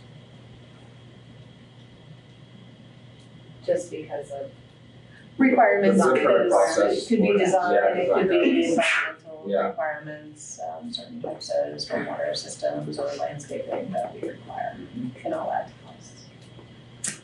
And then kind of bring this holistically to the town plan back to how the zoning is trying to implement that. We do follow a comprehensive plan process in Brattleboro, which we're lucky to have. And basically we have those regulatory tools in zoning, and then we also have programmatic tools, which would be like the neighborhood development area. That would be a programmatic tool to implement our comprehensive plan, our town plan. And then, I really wish we had that PowerPoint for this next part, but that's all right. Can I just jump in on the town plan? Are you gonna get into the transects? Yeah. Okay, we can always flip it around. Some of the things that our town plan guides us about land use is we're pretty explicit that we are trying to encourage growth in already developed areas. So, we kind of define that as kind of pretty much the north-south access, so east of exit 2, but then there's West Brattleboro Village and those areas. Out in West Brattleboro, some of which are constrained by the floodplain.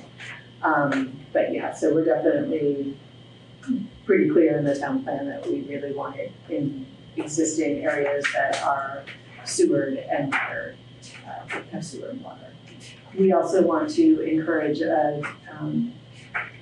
we think that there'll be over time, some redevelopment in the neighborhood areas that are around downtown and up Canal Street. And so we want to continue to encourage a mix of housing. So if we could get up and operating. We've kind of been working on for one of the future meetings, looking at how many units are in the houses around downtown, because they're not single-family homes. Some are 2, some are 5+. So we want to continue to encourage that development pattern that exists. So the PowerPoint presentation was for this conversation? And Yeah, you just mapped out or something? we had some visuals. We had some I wish it visuals. was working. I wish I could see what you guys. I think I get it. I think I'm following. But no, can you email? I will. I can. Yeah, I'll email it. Yeah. Especially when we get into some of the examples of Yep. looking at lots, because we're going to get into the CNU memo.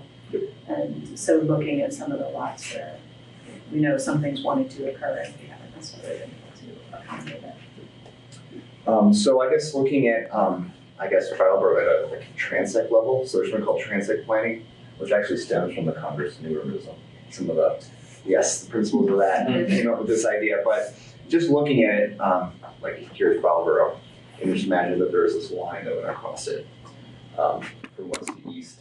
So you would have what would say rural or natural landscapes going to more of the working lands like agriculture, to more of the suburban pattern. This, cul-de-sac development. Yeah. Stockwell Drive, some of those, I think 1980s and maybe late 70s development. And then kind of moving towards 91, you get more to the urban center areas to our downtown, which would be the urban core, the most density. I would also say Putney Road is suburban as well. Here. And then obviously somewhat urban south of downtown. So that would be the transect scene in Brattleboro. But the whole idea is that you kind of move across that continuum. And the idea of, protecting the natural landscapes. And then you can still preserve that compact walkable pattern of the growth area, which would be the downtown and as they call it, urban south. Which I think in a way is kind of corresponds to like our neighborhood center, and that we have that's at exit 1 and then right off Putney Road. So there's some similarities, but it's just another type of planning and concept. And it kind of works. I mean, when we were doing the zoning districts, we weren't necessarily thinking about doing it as a transect, but we were aware of the development pattern that, Canal Street development happened in the 1960s. It's kind of the 1960s commercial development, where Putney Road was the 1980s commercial development. And so we were thinking about the needs of each of those areas, and like Putney Road, which we have zoned as the service center, we're like, okay, that's the bigger buildings. It's primarily commercial. But we really want to make that, infill it with residential development. So there's certain rules for out there. Well, I was going to say, and I think the future land use map, which is right here, kind of also dictates that as well. Dictates or portrays? Or portrays of, where, the darker purples are more, dense, and then you can see how it transitions out. So, because what did you guys call this? Transect. It's a transect. Transect. How do you say it? Transect. Transect. Yeah. It's just to encourage development in already developed areas. Well, that's what we laid out in the town plan, is we really wanted to encourage development or redevelopment. So infill development or redevelop the existing properties. Because from a municipal standpoint, it's got road, we put a lot of investment in those areas. So there's water and sewer lines, and there's roads, and sometimes there's sidewalks. And so, can I ask you a question? Are we certain that our existing infrastructure could withstand growth? Yes. Water, sewer, all that stuff is yes. Any growth? Or is there a limit to the growth of it consistent? I think we're only operating around half the capacity of the wastewater treatment center, treatment plant. It might be a little on the low side. But yes, we can withstand growth. The water treatment plant is due for an upgrade in the coming years. But it's To only meet going that. to have capacity right now. Can I see that? Are there are there wells in town as well? Like, is everyone? There are backup wells. Well, do you mean for? For public use or for private? We have backup wells in the retreat meadows area. No, I mean, like, do private people have wells? Private, If you yeah, go there to are the private- atlas, there are private wells. Oh, sure, People there's- using them, or are they? In which part of Cheaper Denver? not to. Or which part of the town are you talking? The rural areas are, More wells. pretty much this RR and the two greens are pretty much, on well and septic. And that, so the zoning in the rural residential is, 1 unit for 1.5 acre. Or, just said, yeah, 1 unit for 1.5 acre, and in the rural, it's 1 unit for 3 acres. And part of the reason is if you are building new, you are going to need, a well, and you're gonna have certain distances that are a shield around the well. And then you're gonna have your septic on-site sewage system, and then you're gonna need a backup for that. So if it gets really hard to fit that all in a lot, and keep it on your own property, and have room to build as well. So that's why there are larger lot sizes out there. And especially in the western parts of Brattleboro, there can be a lot of physical constraints too, especially if you're talking about the light farm district, there's a lot of steep slopes. So what we do out in those areas is, we're trying to cluster development. So if there was going to be a housing subdivision, we would allow them to build on smaller lots in the subdivision with the hope that they might share some of the septic system, have kind of a common system. With the hope or with the mandate? Well, it becomes a mandate because if you're over a certain number of units, then you would probably have to Consolidate your sewage. Yeah. And the state is responsible for on-site septic and on-site well permitting, so we're not involved in that.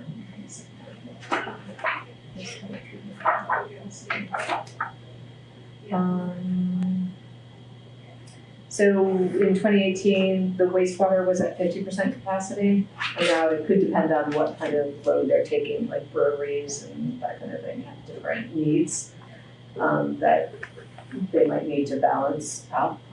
And then the water supply has 3 backup wells. It's actually, it's got a capacity to process 3 million gallons per day, and on average, it's at 1.2 to 1.3 million gallons per day. So there's capacity. So why is there such a dire need to upgrade the water treatment plant then? Federal regulations. Okay. Pharmaceuticals is the next thing. Is it pharmaceutical? Yeah, they want to pull out pharmaceuticals very well from our waste streams, yeah, so that's gonna be part of what they keep pushing for regulation. What is that, like a filtration system or something, or?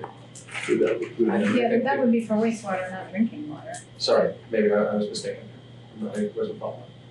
We were talking about the drinking water system upgrade, which. Okay.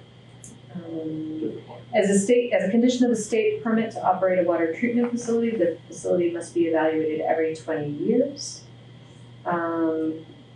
Let's see, it says that upgrades must be done to the filters and the aluminum sludge lagoons. So, I think it's state and federal. Do we get in, do you know, given this drinking water upgrade that's coming, there'll be like some public tours or something, or? I don't know. I really share that information. I mean, I think we're still a couple of years. Yeah. For sure.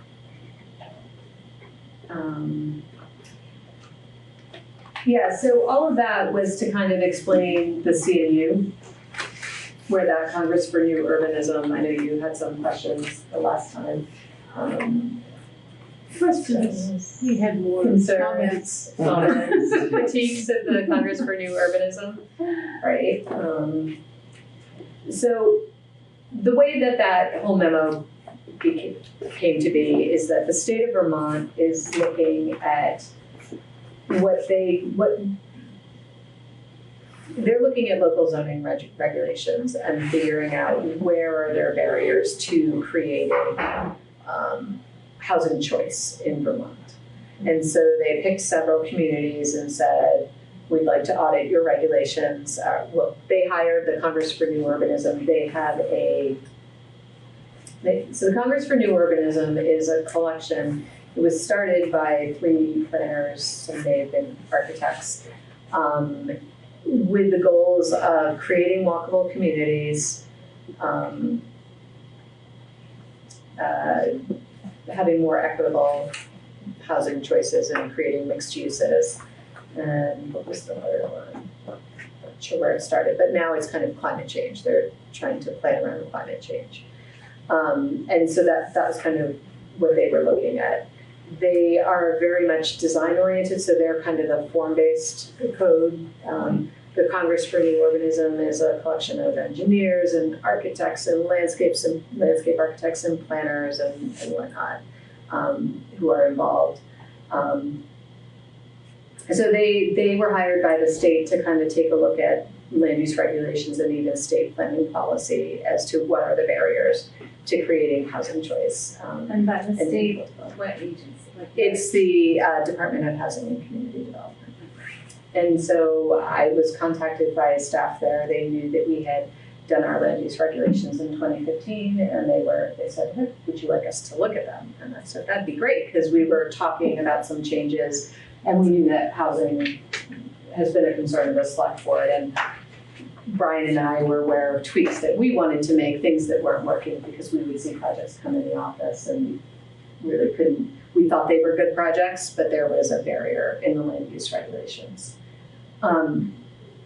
So that's where this memo came from. I went up, I did a presentation on our regulations and what I thought were some of the barriers, and then they had one of their fellows who kind of spent a little bit longer with the regulations and wrote this memo. Some of the criticism of the Congress for New Urbanism is that if you use the New Urbanist principles as like a marketing tool, that you could actually be creating like new neighborhoods that are detracting from what you already have. That's not like we're kind of the way Andrew and I look at using their principles. It's kind of it is the walkable neighborhoods. It's kind of focusing on the public space, wanting to create a mix of uses. I'm thinking of an area in. Come on up, Jessica. Come on in. There's a big project in Londonderry, New Hampshire, where they're trying to like redevelop, or I think they're creating a new interstate exchange, and they're trying to create this new development with new urbanist principles, where you're going to create a new downtown and neighborhoods around it. That's not what we're trying to do. We're trying to take principles and figure out how can we create that infill housing for more choice and make it walkable and reinvest in our developed areas. So can you define housing choice? Like what is that? Is there a definition for that, or is that just we work it out by knowing what housing is and knowing what choice is? Well, or do they mean something specific when they? No, I think that's my term that I'm using. Oh, okay. A mix of housing types. So, multi-unit housing rather than just single family, which we already allow, but accessory dwelling units, anything that might meet. If we use the word, that's probably going to raise some hackles, but might meet market demand. So our zoning regulations right now, because we say, you have to have a footprint of this size for the building, and you can only get, 12 dwelling units per acre on it. We're saying, we're kind of dictating what a builder can build and what their market is, because all of a sudden that in itself can raise housing costs. Where we know we live in a community where there are a lot of single person households. So, say you have a 12,000 square foot building and you're getting 6 apartments out of it, so you're pretty much looking at 2,000 square feet. This is just hypothetical. Obviously, most apartments are not that big. But we're saying at 12,000 square feet, you're only getting 6 apartments. So that cost is going to be spread among the 6 units because they want to maximize what they can get to help bring down the building costs. Whereas if we said, okay, we're not going to put a cap on the density, or we're not going to say what the building footprint is, we're kind of letting, in my mind, we're letting the market say, okay, well, this is Brattleboro, like we need single bedrooms or we need studios, so maybe we can fit more in it than these larger apartments. Am I explaining that well? Yeah, no, you are. I mean, I guess the general term housing choice makes me think, I mean, somebody could choose to have a big old house on a big old lot. And that wouldn't necessarily go to our desire, right? I mean, so when we're talking about housing choice, we're actually talking about more units on less space. That's what we want the choice to be. Well, we're at least allowing it, we're not mandating it. Diversity of options, so that it's not all one kind. It's like you can. And the demand would, if there's demand like you described, then it would veer it more towards small studios than a big old house on a big old lot. Even though it that wouldn't would prevent. allowed, It wouldn't prevent somebody from building a single family house. That, right now we do have a maximum building footprint. So in like the residential neighborhood, the biggest you could build is 4,000. That's a very big house. Because then it can be 2 stories. That is a big house. But so I had examples. The building on the corner of High and Oak Street that is in the residential neighborhood zoning district, that's the yellow building. I don't know exactly how many pictures of it from Google. My computer is in memory. Was it? Yeah. Interesting. Really cool. Andrew, do you recall what the building footprint on that was? Oh, it was over 4,000. It was over 4,000. 4,400. You're on Google Earth. One that's a school now? No, it's across the street from the school. It's Yellow, a yellow northeast corner. apartment. Oh, it's house. apartment, yeah. Another example, that one. Trees in the way. Yeah, that. Right. Right there. Another example on the housing front. So, in the village center, out in West Brattleboro Village, we have a maximum building footprint of 6,000. But so the example with this yellow house was that wouldn't conform now? Right. No. You couldn't build that because the footprint is bigger, and also it has lots of units in it. So I feel like that is about a 1/4 acre. Is that what we figured out? Wow. So probably 12 units in there. Yeah. Probably something like that. So under our density regulations, you could get about 3 units in that.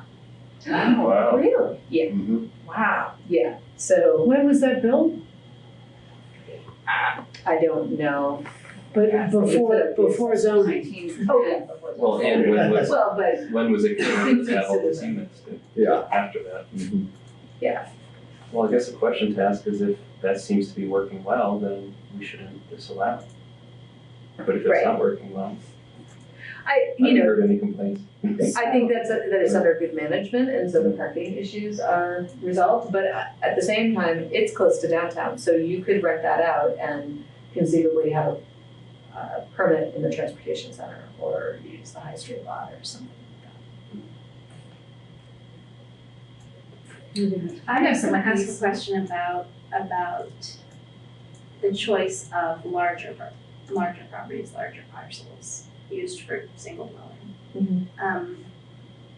Should there be something in there because we want to increase walkability about maximum road frontage for a parcel like that?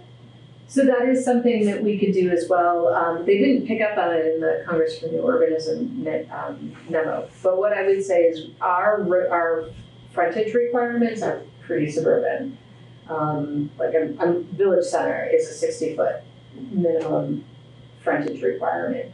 You could set a minimum and a maximum, so that somebody didn't assemble a bunch of lots, tear down And all this is you could do that trees because protecting that my would- beautiful house. Yeah, because that's not consistent with the development pattern. So we might want to drop what the frontage requirement is to maybe 30 feet, and then set a maximum of 150 or something like that. I've seen that done as well. To prevent that kind of thing, And knocking down. would the choice impact, sorry if you've already gone over this, but like setbacks from property lines, and so that there is room between?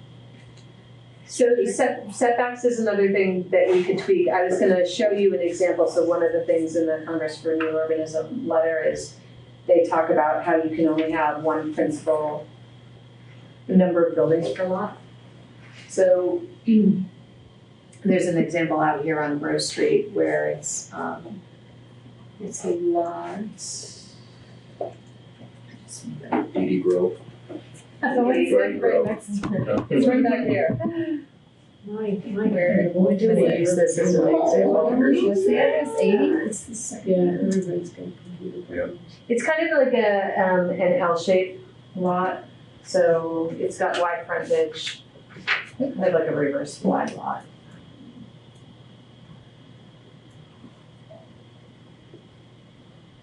So there's a multi-unit building here.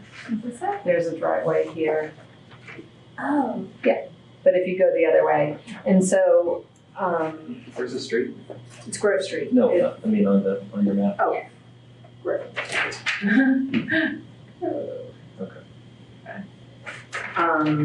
Can't remember what the lot size on this is.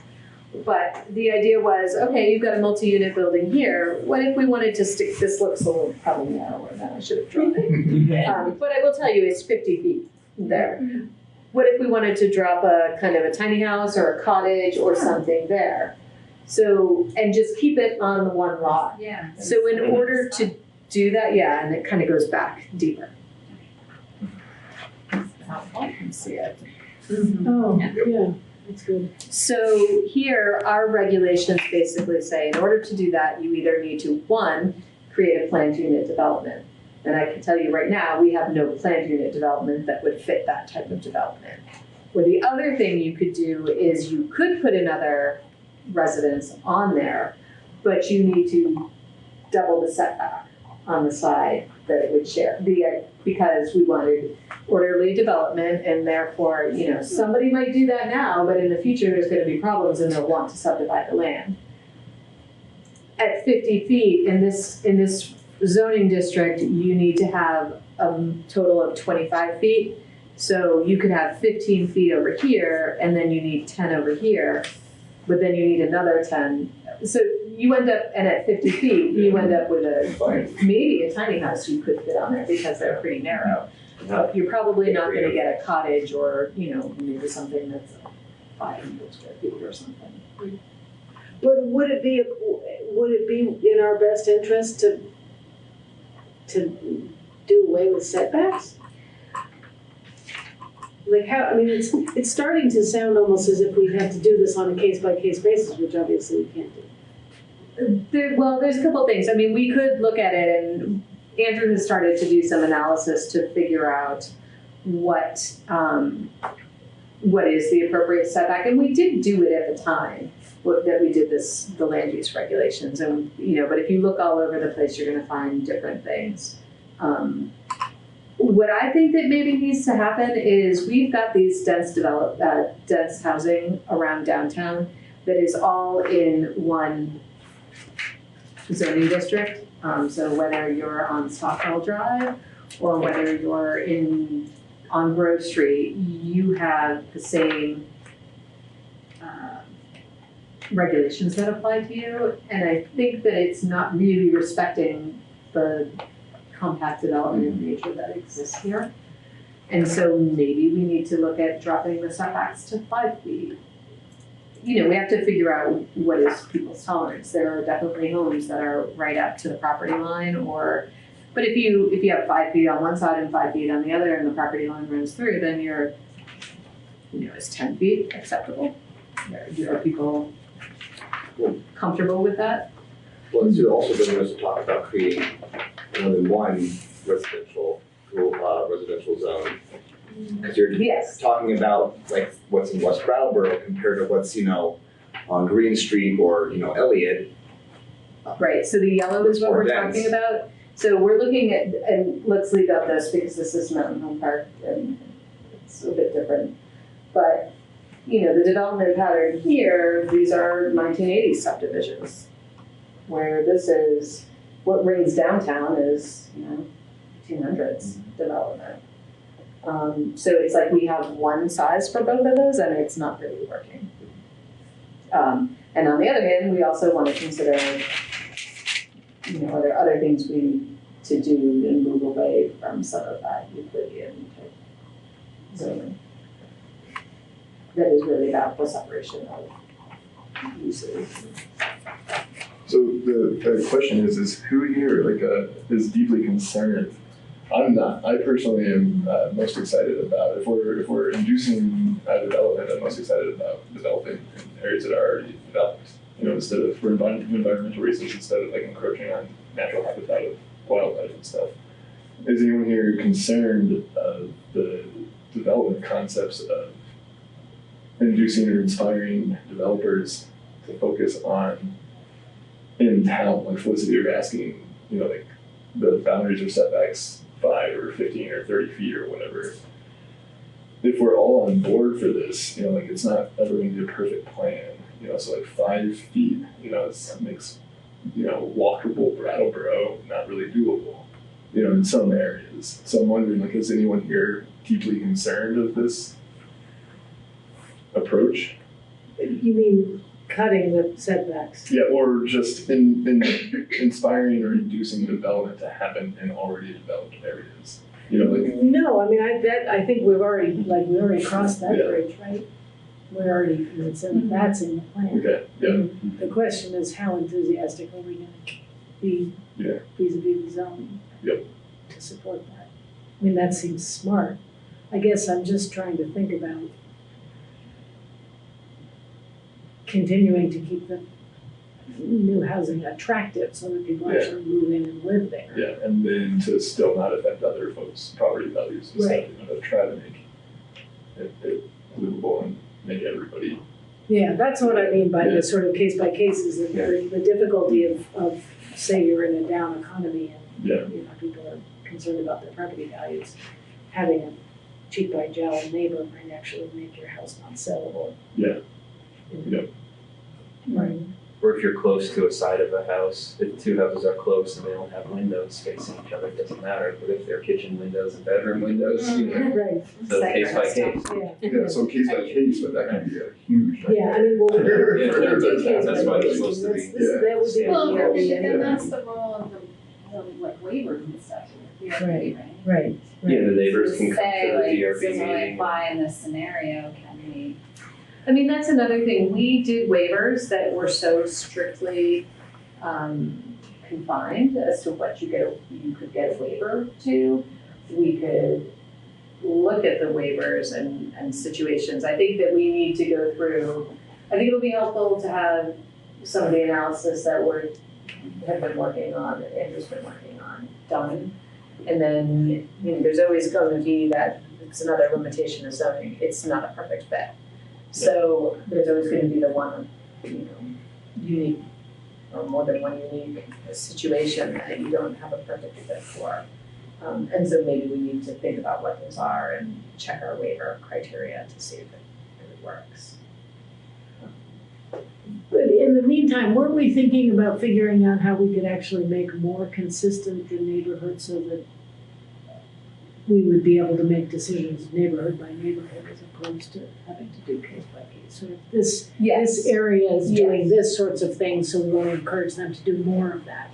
This area is doing this, we want them to do more of that.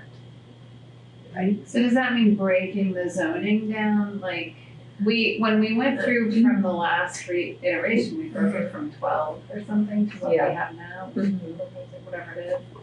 So it would be breaking it to even more like granularity of like zoning districts, or I don't want to get too crazy with the zoning districts. I think that we might want to look at boundaries. I think that we should consider having a second residential type, maybe a more urban residential neighborhood type that deals with the areas that surround downtown. And then I think we need to look at some boundaries. Well, the mixed use boundary is not really. So the mixed use neighborhood, the mixed use became an area where we didn't really know, we were struggling with where things fit in. So these were areas that had a lot of offices, maybe some commercial. They had building sizes that were bigger than other districts. They were a mix, but it really was more about, we kind of got these uses, we're okay with more mix of uses in there. But I think that in some areas our mixed use is pretty limited. We've got one example that is on Elliott Street, where we've been talking to a property owner. Right across the street is the urban center, and then it goes right to residential neighborhood, and then on Flat Street down below is mixed use neighborhood. And there's some churches and offices that extend down Elliott Street. We really drew the urban center to kind of coincide with the block buildings. But I think that's an area that we should probably take a look at again, because there's parts of Canal Street where one side of the street is mixed use and the other side is residential neighborhood, and there's offices on both sides. And so I find with our existing zoning that we really zoned it to preserve the existing pattern, but not really to be thinking about growth. And it's for the most part, it's worked, but I go back to Red Clover Commons. That could not be developed under our regs now. And I think that most people think that that was a good infill project that fits in with the neighborhood. Wilson's Woods is right behind it, but if you're in Wilson's Woods, it's not like you have this large building that's towering over you. We haven't had complaints, I should say. Some people might not feel like that. But if we think, and that's type of apartment building might not be everybody's favorite thing, but it's got 50 units and it's in a great location because the hospital is nearby and there's restaurants and retail and pharmacies. And it's kind of exactly the type of development that we want. And it's had almost no negative impact on the neighborhood too. So when it was first going up, I was definitely deeply concerned, but then I was okay, just be cool, see how it plays out. And it's totally fine. Yeah. Totally fine. Except for we need some sort of traffic calming, especially in the morning. I don't want to say traffic calming, I don't mean to say that. Some sort of something for the mornings when school is in, so that to get people to slow down, especially when there's old folk walking around. Yeah. So, but that's not a complaint. I'm still excited. I mean, we could look at West Brattleboro Village. There's several properties that right now are not zoned in the village. We've talked about the Melrose Terrace property and what happens once that floodplain is restored. Actually, some of those buildings come out of the floodplain. So, what is the future of that? Or even some large parcels that are in the residential neighborhood. I think it's in the residential neighborhood, touch the village. What's the future of those properties? So I think that it's not, some of the boundaries are not calibrated right for thinking about the future and thinking about growth, and it's hard to do sometimes when we're not in a growing pattern. But at the same time, by having it so tight, we might be precluding some growth that could happen. Well, and this is what we anticipate. I mean, when we Exactly. looked at it, we were like, we'll see how it goes for a few years, and then we probably need to go back and tweak it based on what comes up, what applications come up.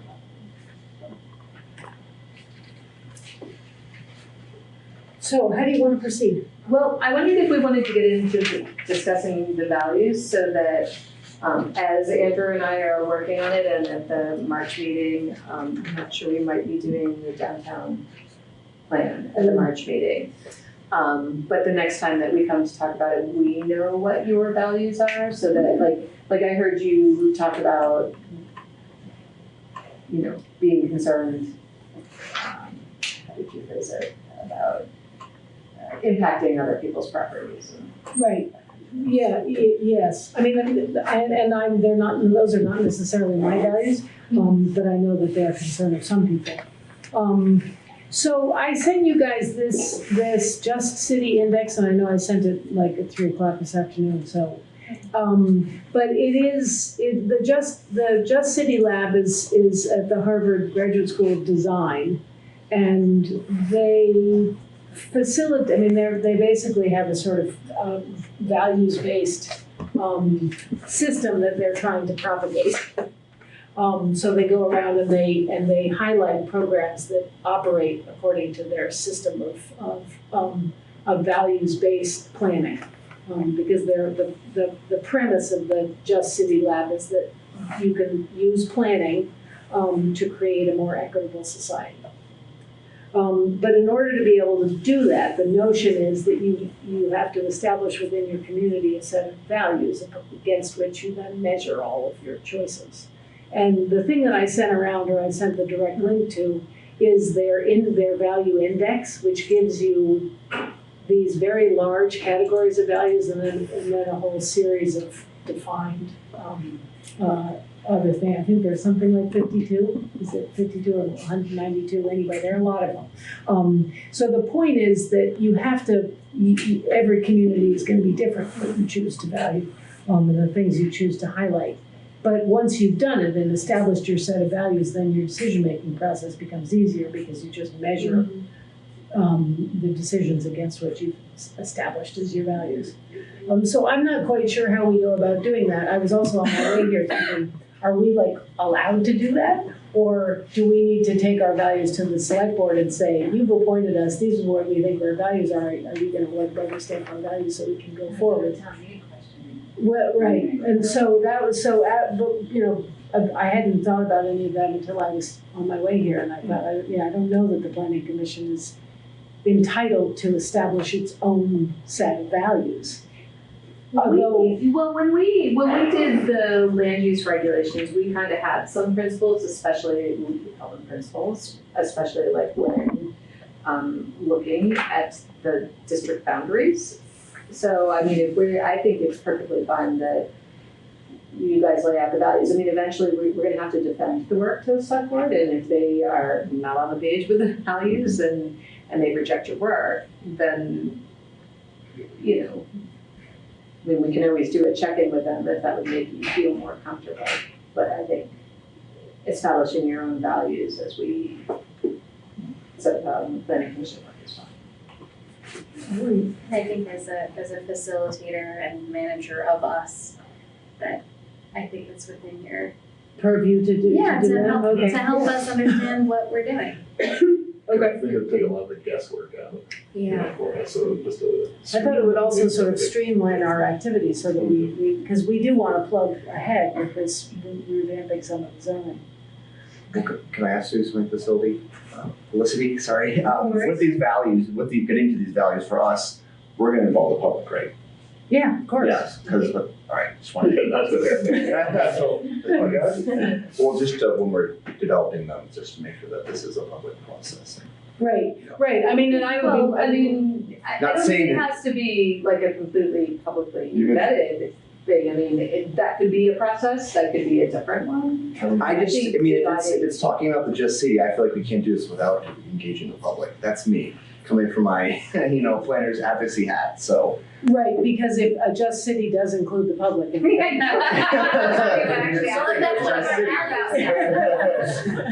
mentioned town meeting, and that's a good opportunity to get a whole bunch of. I don't think town meeting. We're gonna be I think if we're gonna do this, I think not at rep town meeting. We just got a ton of this sort of relevant information out of the downtown, out of the downtown. Yeah, downtown the design plan we just Right. information out of that. Right. Only out of 500 participants.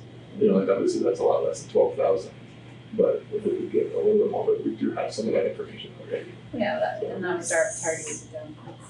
So this is kind of thinking on my feet, and Andrew, I totally appreciate what you were saying. I was thinking of it more as, these are principles guiding our land use, tweaks. when you and I are working on stuff, we can run it through this and be able to, use that lens for the planning commission. If we are talking, and I haven't read enough about it, I know you have some familiarity with it. If we're talking about it, establishing it for, for the community, then that is different. That's a different process. But there might be some room as we talk about like what Stephen's role as sustainability coordinator is, and maybe we can take a look at this and see how maybe we take it to the broader community. But I was thinking more on a micro level of this project, so. Yeah, I mean, depends on where we want to go with it. They're kind of two different things. It's also valuable in the sense that that if you establish a really good and strong set of values that has been publicly vetted, new commissioners coming and old commissioners going means that the actual work of the commission is consistent because you're consistently working with the same set of values and not getting new values every time another commissioner comes on board and shifting and changing and doing something different. Which I don't know necessarily that might be part of the process, a transitional process, but it seems somewhat arbitrary and unplanning-like. Is it something that we could internally just work on with this one project and see how it works in application, and if we like the system of having values and applying them to policy, then maybe we do a little bit more public outreach and have something that we can then eventually bring to the select board. So best of both worlds. Is there does our town plan need to be updated on that particular cycle? Not until 2024, I think. Yeah, so right, it's 8 years. Yeah, I was thinking that would be a good place for Not that. tomorrow. No, but yeah, well, I'm thinking the same, like there's an exercise in understanding how this process would work. And so you could use the planning commission as almost a little pilot training ground for that in anticipation of the town plan. And maybe this is part of that conversation of updating the town plan is maybe working it through the spring. I think we can probably do a hybrid to where we do have a public meeting, a planning commission meeting, and invite people to the table, and then so at least have some sort of public process early on. And do they have like a roadmap for how they have? They like do. How They do. How They you have might implement They have a this? how-to kit. Yeah. Yeah. That's helpful. No, That's very helpful. Yeah, it's very helpful. So, I mean, if everybody was interested in doing this, we can circulate the how-to kit and then. Is it free? Yeah, it's just city, so yeah. Equal access. The one thing is they ask who you are. When you download anything, they just want to say, who are you? Yep. So you tell them who you are. In the Card Town plan, is any mention of like values just kind of an afterthought? We're not really primary? Yes, there are. I seem to remember them in one of those side papers, establishing a set of. I think it's the beginning of each chapter. I think we value or. Oh yeah. Oh, every chapter. It's kind of has, a value statement, value but and that was done by goal the and there was an details. advisory group Right. that we kind of worked on those. I think the thing that I really like about the Just City Index is that it defines each one of these words. So because as the example of housing choice demonstrates, depending on who you are, you can define some of these words in very different ways. Whereas this, if you establish equity as one of your values, then you have a definition that goes with that equity, and so that's what you mean when you say it. And if somebody asks you can tell them. Is that part of the process then to getting a shared? Yes. Obviously a Yeah. shared understanding, but what if like something. You- I mean, are you using their definition? You're using their definitions, or if we don't like their definitions, provided we establish a value and then define it, we use our own. The point is that you don't use just the words, it can get transformed into something else. Let's just say we do establish these like more philosophical values, a micro or macro level. These kind of values, so every time we're doing some sort of planning initiative like that, we're using that lens to guide what we're doing. That would be. For all planning endeavors. That's the idea. I like that. In school, we talk about, not the same thing, it's really about it's a principle called phronesis, and it's very philosophical, but it's kind of going to more of the epithet, using your empathy to guide yourself, and instead of like the scientific rationale, we're being actually human and we're actually thinking about people. So I that's why I kind of really connecting with this concept, because I feel like it's how we should be addressing the issues we're dealing with today, which is through thinking about people. Thinking about people, exactly. And the environment. So Does that has like a rollout plan and I have a plan? Do you wanna at the next meeting So is the work already done? share with us what you've learned about Sure. rollout and Yeah. deadlines, and maybe if you guys talk between now and then about who might do that work. But what I would be also really interested in hearing from the rest of the planning board folks is what values right now do you think you represent when you come into this room? Oh, based on like looking at their Like just options? which ones are you like Do you want most to answer often it like now? no. Okay, good. And then there's and then there's like 100 yeah, there's so many. But like in and of itself, like would help Just as we're making some of the decisions about the zoning. So like right now? No, not right now, but I agree at a meeting. But it would be nice just for us to do that little bit of homework between now and then. Very team building exercise. Team, And there are some, Tom's finding some redundancies. There's a lot of. But they're kind of more tangible than these overarching philosophical values, but I mean, that could be useful like in the introduction to say, all of this is seen through the filter of the lens of these guiding philosophies, values. Why wouldn't you just want all these? I know, it's just gonna. There's some in the show that I went to in New York that I was going to report back to you guys on like 6 months ago. It was 4 different projects that had been done by 4 different collaborative teams, and they for each project they established 9 of the values. And then they showed you. So they had one, and then they said, and so this is what we did. They're short, like 2.5 minute. No, they've got 5-minute videos on the website. You can go and look. And so if you go and do that, if you don't mind doing a little homework, you get the sense of the relationship between establishing the value and then following through with the particular kind of plan design. So that was that project based? It was they project based. established them at the beginning of the project. Yes. Okay. So so I'm just thinking, okay, the toolkit will say your project is updating the zoning. It's not going to be that specific, but we know our project is updating the zoning regulations.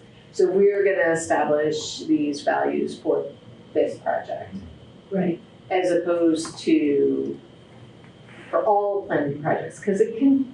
It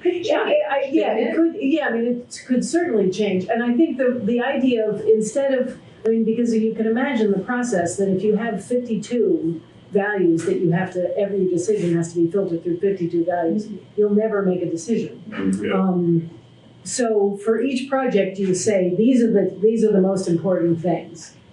So taking the example of the setbacks, if you've decided the most important thing is property values, that's going to change the decision you make on the setbacks. Whereas if you decided that your value is housing equity and you need more housing units per square feet, then you're going to reduce your setbacks.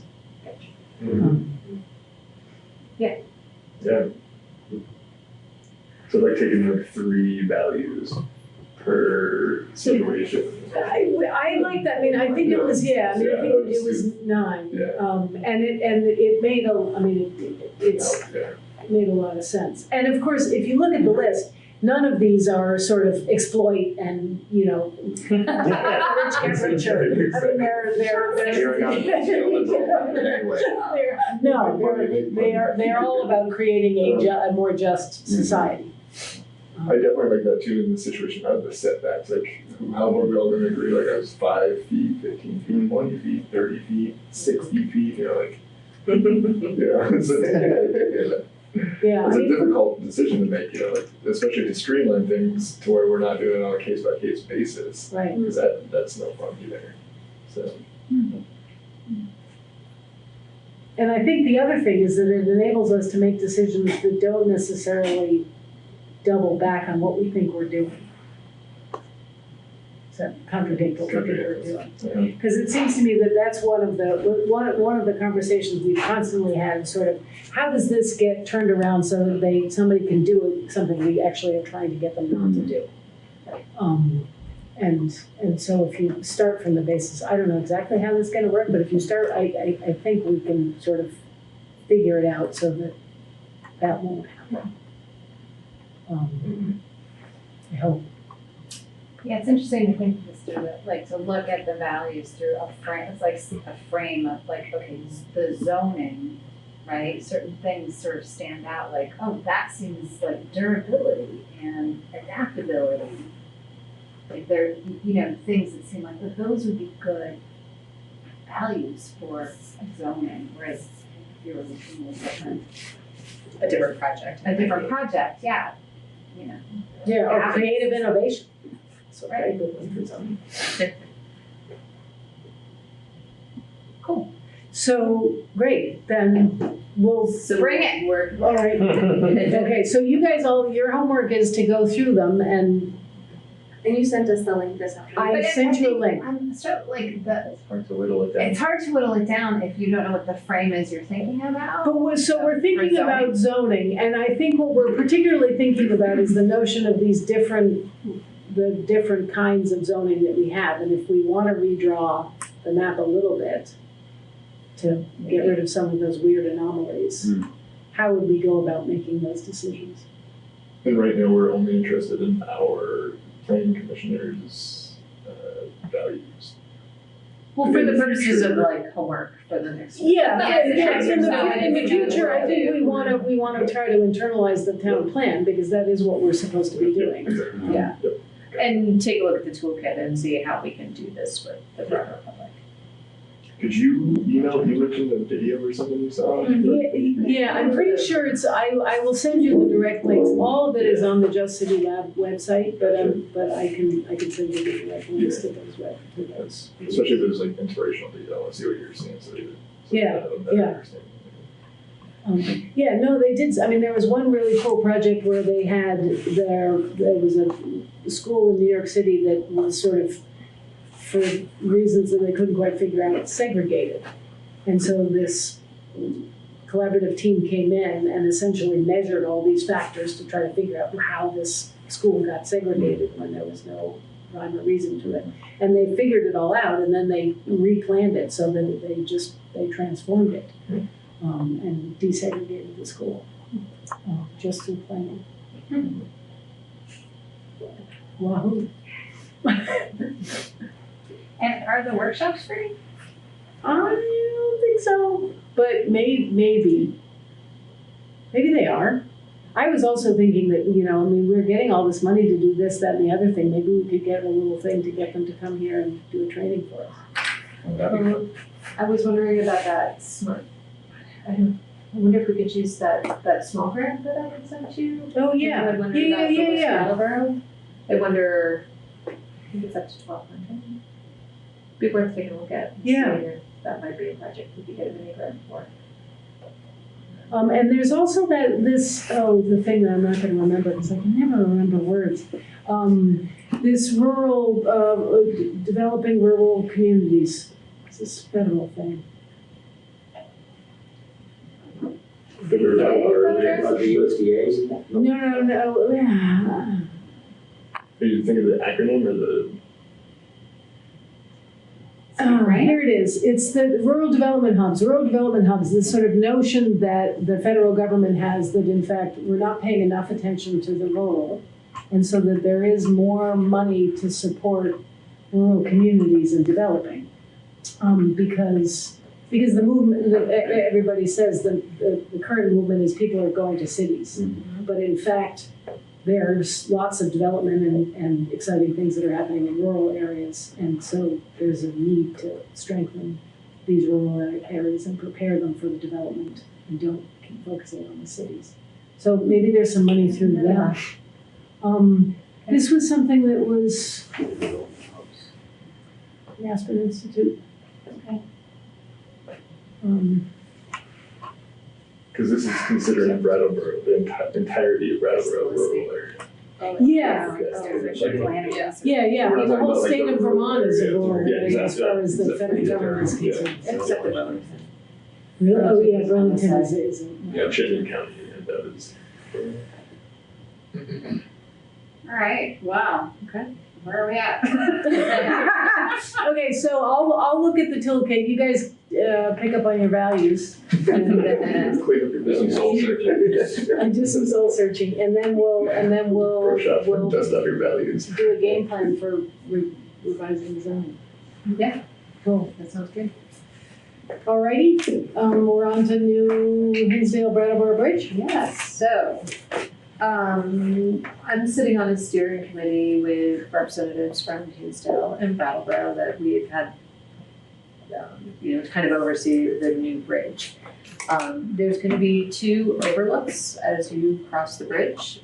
One over the channel that's closest to Hinsdale and one over the channel that's closer to Brattleboro.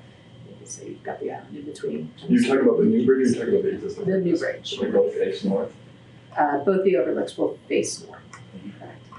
So we've been talking about having interpretive signage in those overlook areas with the idea that Hinsdale will choose the topic of one of them and Brattleboro will choose the other. And so they're so Hinsdale, it's my understanding that they are looking at doing an interpretive panel on the history of the island. So kind of the cultural, social role of the island as fairgrounds and ballpark and all that stuff. Dance hall, yeah. Things like that. And so Brattleboro has been asked to weigh in on what the other interpretive panel might be.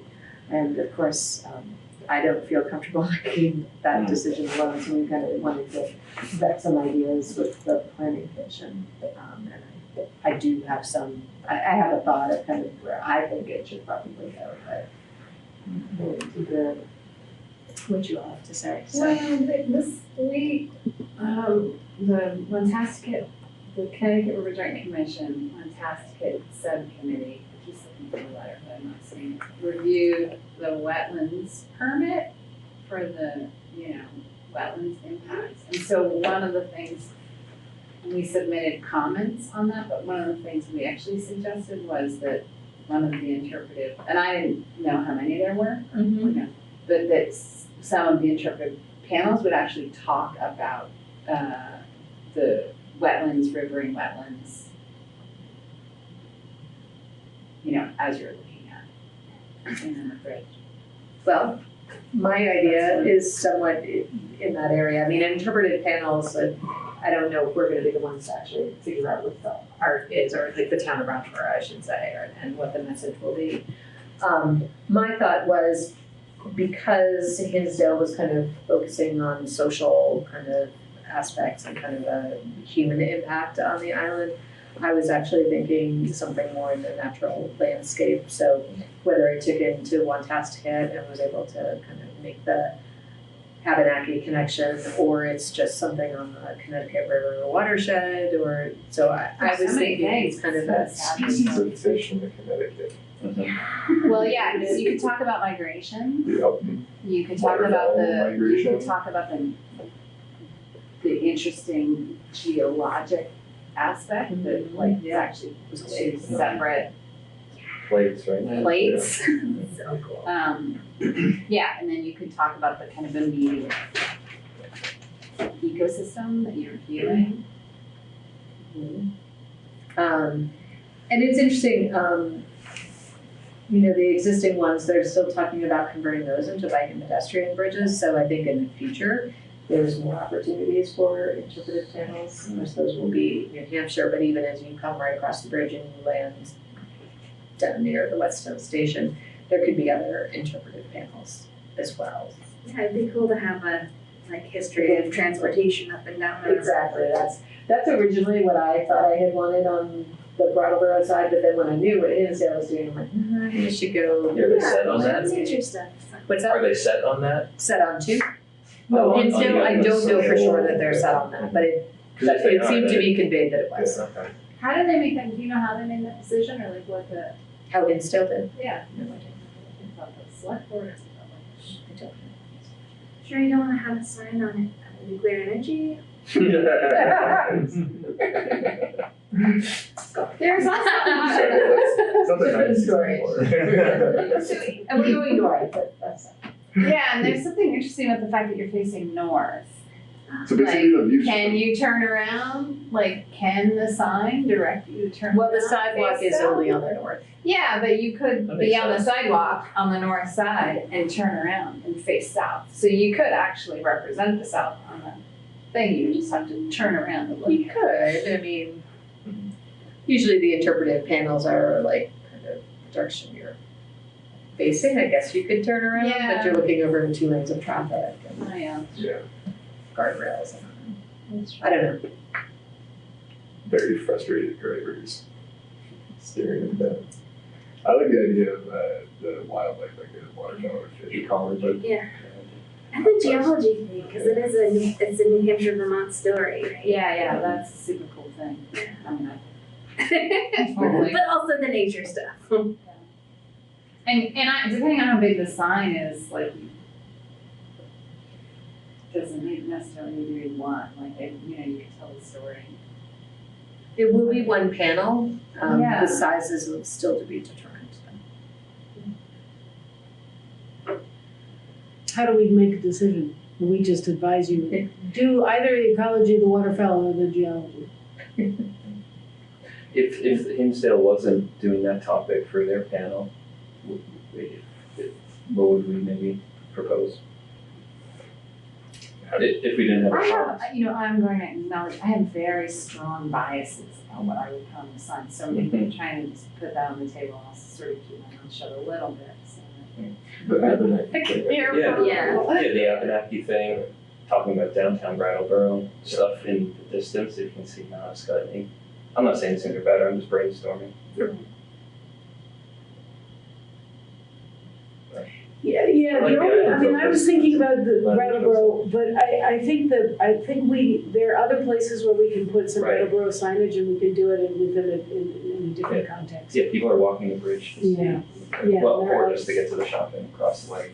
Oh, no, because that would be on the little bridges, so, on the lower one. So, yeah, they're crossing that, they're going for the view and. Yeah, no, but I think Yeah, focusing on either Abenaki history or the fish, that would be my choice. I think going for the nature would be better. Talking about how the islands, because haven't the islands shifted over time? They've been kind of controlled now, but they got deposited and washed away. Well, once Yeah, I think dam, once right, it was dammed. Oh, once Once again. Yeah, it's not so much. It's not even an island compared to what it used to be. What do we tell you guys? Nature, industry. Oh my God, we can sorry. I'm down for whatever, but I love fish.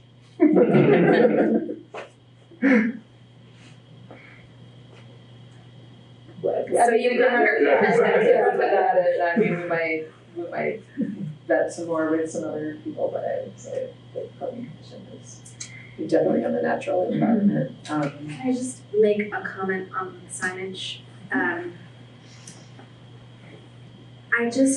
I feel very let down by the signage around downtown Brattleboro because it's all different designs, all different colors, all different fonts, all different holy yuppie apparatuses.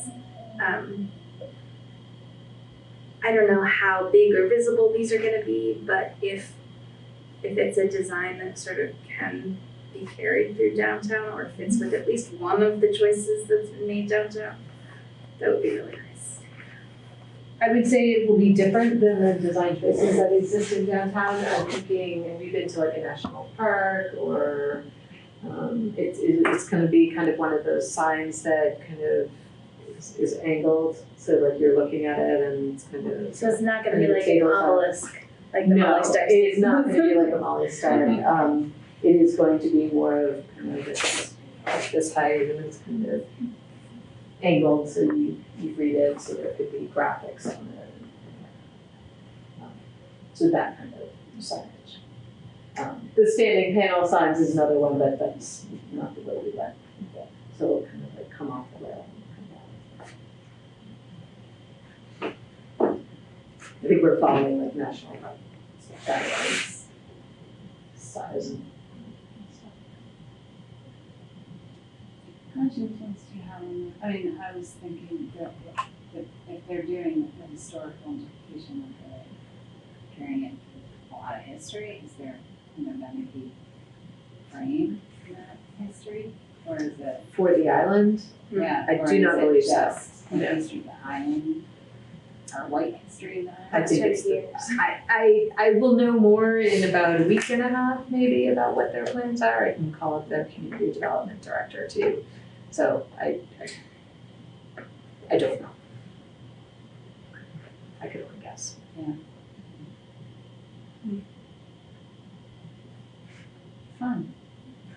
I'm just reading about one bridge over the Hudson River that has interpretive signs, and their topics were about a school of art there and some 19th century painter.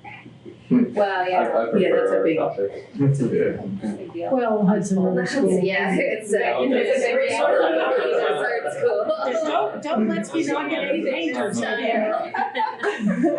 Nor any art historians who are currently out of work who need to maybe write signage.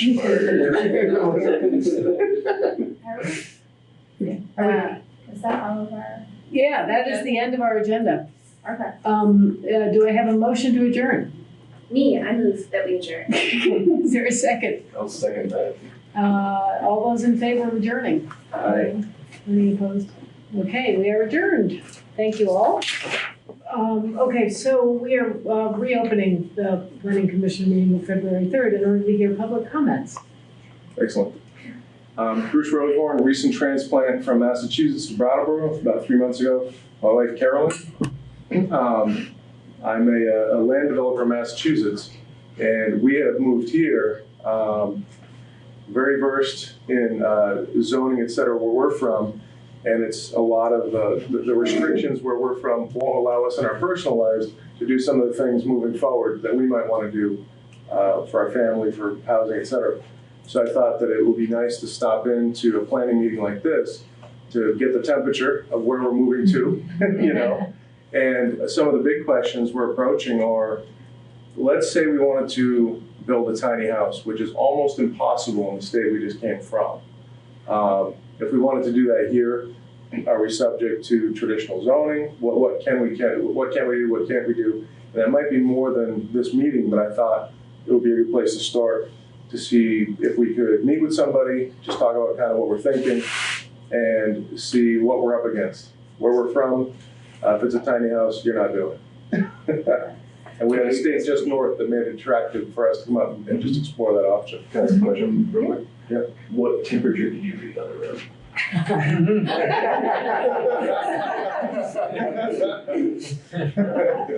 I normally come to planning board meetings with $1,000 an hour guys, just because we're going to get pushback and we know it.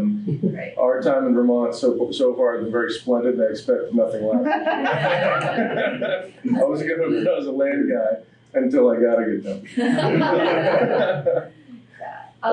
Just real briefly, and I think Andrew, do you have a card on? Well, yeah, I give you a card because you always come to our office and have these conversations Absolutely. as well. That's me. Yeah, thanks. Yeah. So I'm Sue, I'm the planning director, and Okay. Andrew's the planning technician. He answers a lot of these questions. Generally, we treat a tiny home similar to a single family home or, another unit. If you have an existing home on the property, then we'll treat it as an accessory dwelling unit. So an accessory dwelling units here in Brattleboro are pretty permissible. Are the minimum, like, when you started talking about the purpose of zoning, I said, is this possibly a town that has not adopted zoning at all yet? Because those don't exist where we're from. Yeah, no. And now then I realize you're amending. Yeah. So if you were putting, if it was a vacant piece of land, then it would be subject to, if you were subdividing, it would be subject to the minimum lot sizes. But we have a couple of different options to kind of create smaller lots or create like a tiny home. Yeah, I didn't know if it was possible to connect to town sewer, town water, or for well and septic, et cetera, or, yeah, both of those you could connect. I mean, I would say we've had a lot of phone calls about tiny houses and less development of them. And I think one of the barriers tends to be the water and sewer because some of them definitely want them to be the more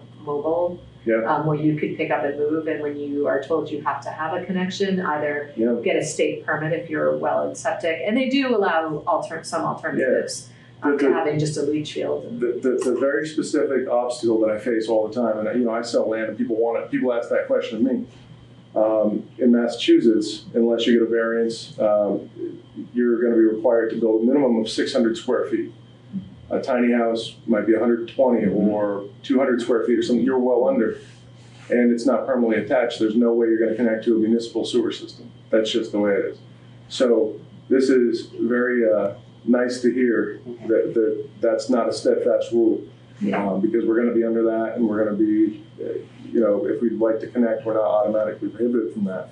A layer added onto that is I think that regulation is the Massachusetts building code, not zoning. And so in Vermont, the building code is really lax or absent for single family owner-occupied dwellings. In fact, there's almost no regulations for that, as long as there's not business happening in it, or rentals or daycare or stuff like that. Most often, where we're from, you can't be a primary residence if it's going to be for more than 2 weeks out of the year. So you would have to have, in that case, 26 of these, and move every 2 weeks. You understand? You can't have a tiny house as a primary residence? Absolutely not. It can be an accessory building. It 600 square feet. So I was eager to meet with you guys because if you really want to bring people in, I know how to do it. Correct. We can't do it there, but there's been a state knocking on my door for a long time just north, and that's you guys, right? And this just looks like the greatest opportunity in the world because it just makes sense. I hear you talking about what's right for the people, et cetera. Where I'm from, if they allow it in rural Massachusetts, which is not much different than here in most ways, that would create case law or precedent that could be applied to right downtown Boston. Now you have a tiny house next to a skyscraper, right? We don't have that here. So the motivations are different. This is a state that sounds like it's more is about the people. And if that's your housing choice, you can choose it, right? And we can hopefully find a way within reason. And that's it's all this is very encouraging. Yeah, I mean, the only caution that I would have is that if it's not on town water and town sewer, we're less versed in the state permitting of water, of wastewater, and on-site septic. And I'm gonna have to say water. I'm gonna have to meet with some septic designers here because I'm used to you have to design a home, and the septic system is based on the number of bedrooms. And in Massachusetts, it's a minimum of 2. Tiny home has 0 or 1, right? So we fail again. And so I have to get a little more educated as to how do you create a septic system that's designed to serve, a 200 square foot dwelling with a loft. Right. And they do allow alternative systems here in Vermont, so that could be helpful. Nitrogen systems, and I assume Can you do tiny house with a composting toilet? But I designed one in unless you bring water. Well, there's a weird fact that if you're going to have a composting toilet, you still have to have a septic design that's approved. So you go through this funny game where you go through all the trouble. You spend a ton of money to get that design made up, drawn up, and approved. to not build it at all and putting your composting toilet on. I'm used to hitting ledge at 2 feet down below the surface, right? And we need 4 feet of naturally occurring soil. So our question is always, well, how can we do? You just can't build. You can't do a mound system there. In some towns you can, but then they'll typically require 2 feet of naturally occurring. And let's say you get to Gloucester, Rockport, whatever, you can see there's ledge. It's a wonderful piece of land, can't do anything with it. So we always say, well, can we have a tight tank? And it comes and it gets pumped every 2 weeks or 4 weeks or whatever. And they say, sure. After you get perked and you get a naturally occurring system designed, you can opt to get a tight tank. Thinking, well, that kind of negates the purpose, right? So it's intentionally often set up just to protect home values. We already have everybody in this town that we want stay out, and that's the temperature in most of the areas I operate in. So that makes sense. Does any of our zoning say any of the districts say a minimum to a single family home? The size? Yeah. No. Oh.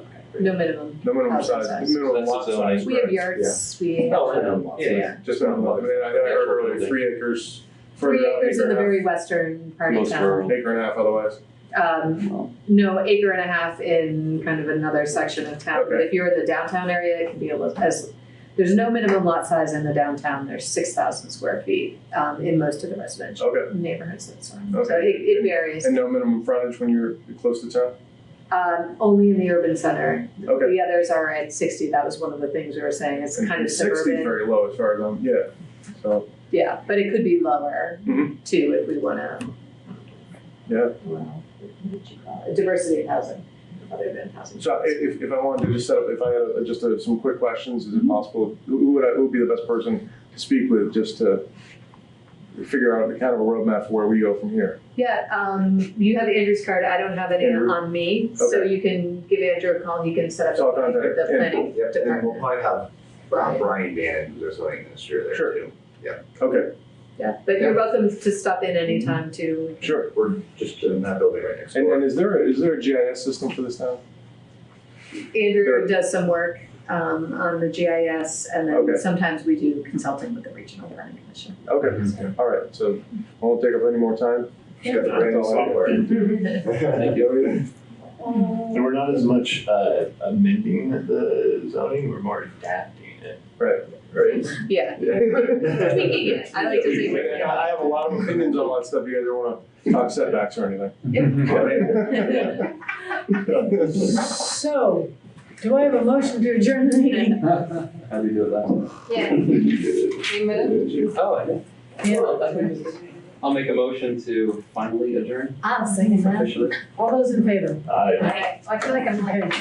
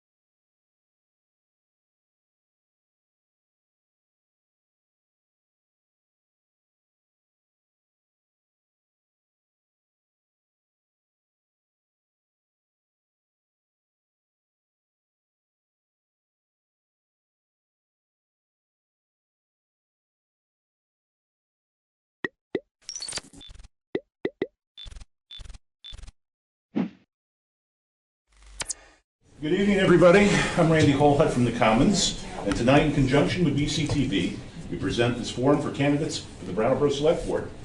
There are 3 candidates running for the 3-year seat on the board. Elizabeth McLaughlin, who currently holds a 1-year seat on the board, Ricky Rosati, a town meeting member from District 3, and the incumbent David Scholes.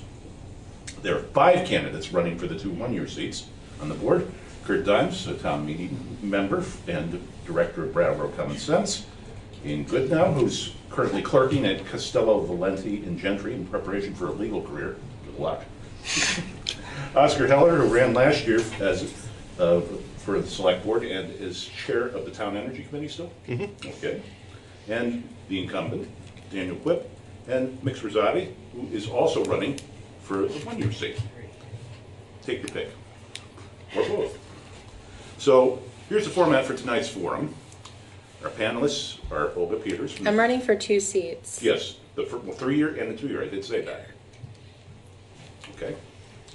Our panelists tonight are Olga Peters, senior reporter at the Commons, Abby Manunkin from 350 Brattleboro, and Kate Anderson, who's the former chair of the Town Arts Committee. They'll each ask 1 question of the entire panel. Panelists will have 2 minutes to answer. And after that, we'll take questions from the audience. You'll get your chance to say. And then at the end, there'll be a 2-minute closing statement from each of the candidates. So we'll first begin with Abby, and you get the first question. Directed to the entire board. Okay. Thanks for having me. It's good to be here. Climate change is not a future concern for other people to confront. It is here and now. It is an existential threat, and it is of great concern to many, and I dare say most, people in our community. And yet it doesn't affect all people equally. Instead, it disproportionately impacts marginalized communities, including people of color, poor people, as we saw all too well in Tropical Storm Irene and the mobile home communities, and our youth, who will bear a greater burden in the future. This is a global issue, and yet we have a moral responsibility to take local action. What concrete actions will you take on the Select Board? And this is in terms of planning, development, infrastructure, services such as transportation, to decrease our reliance on fossil fuels and build resilience here in Brattleboro. And we'll begin with Mix Rosati. I like to go last because I like to hear everyone else's ideas and see what I have to offer that's different. But I'm pretty sure from when I've listened to their campaign so far concerning like that same issue is that none of them have brought up the idea of having our own municipal currency to fund advancing both sustainable technologies and reparations for people, because last I checked, the Federal Reparations Committee is a bunch of white people, and I think they all vote very Republican from last time I checked, so I really don't trust that there's going to be any progress in our lifetime with that system, which is part of why I'm also not seated in front of the American or state flag.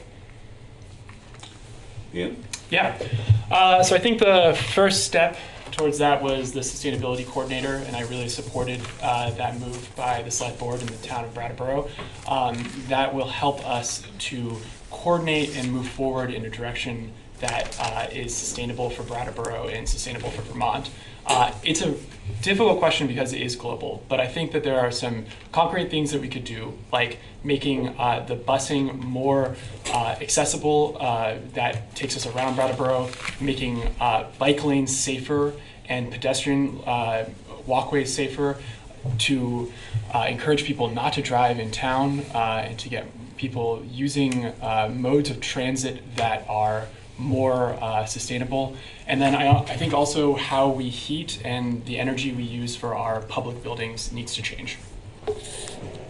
Elizabeth? At the time the sustainability coordinator was being considered, I wanted to make sure that the energy audit that was performed for the town was enacted, and we had spent over $1 million on energy coordinating items. Once the sustainability coordinator was voted in, I was on the selection committee, and I was happy to find such an excellent candidate. I'm looking forward to working with him. We've already discussed at the select board an initiative to have buses used not just for people who may not have automobiles, but people who want to use the buses for sustainability purposes as a climate change initiative. I also note that the housing and the planning, that we have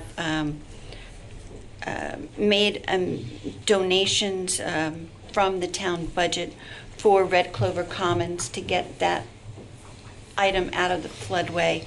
And similarly, the planning department is working with Tri-Park to get any areas that are in the floodway out for that housing. And there are many housing initiatives that the select board is working on at the present time. So I just want to mention that the Energy Committee and the Sustainability Coordinator will be working on numerous items, including coordinating with CEON and other sustainability organizations in Brattleboro. Kurt. Hi, everybody. Please excuse me if I'm nervous. I wouldn't want to think that I come to the select board with an entire ironed out agenda for the climate.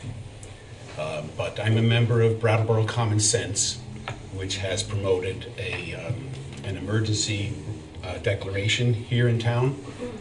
And part of that is a provision for frequent monthly meetings at which people can promote their own ideas to the town, and under which the select board would then make emergency ordinances out of the suggestions of the people. We have heard since June of last year many individual proposals, and too many to list.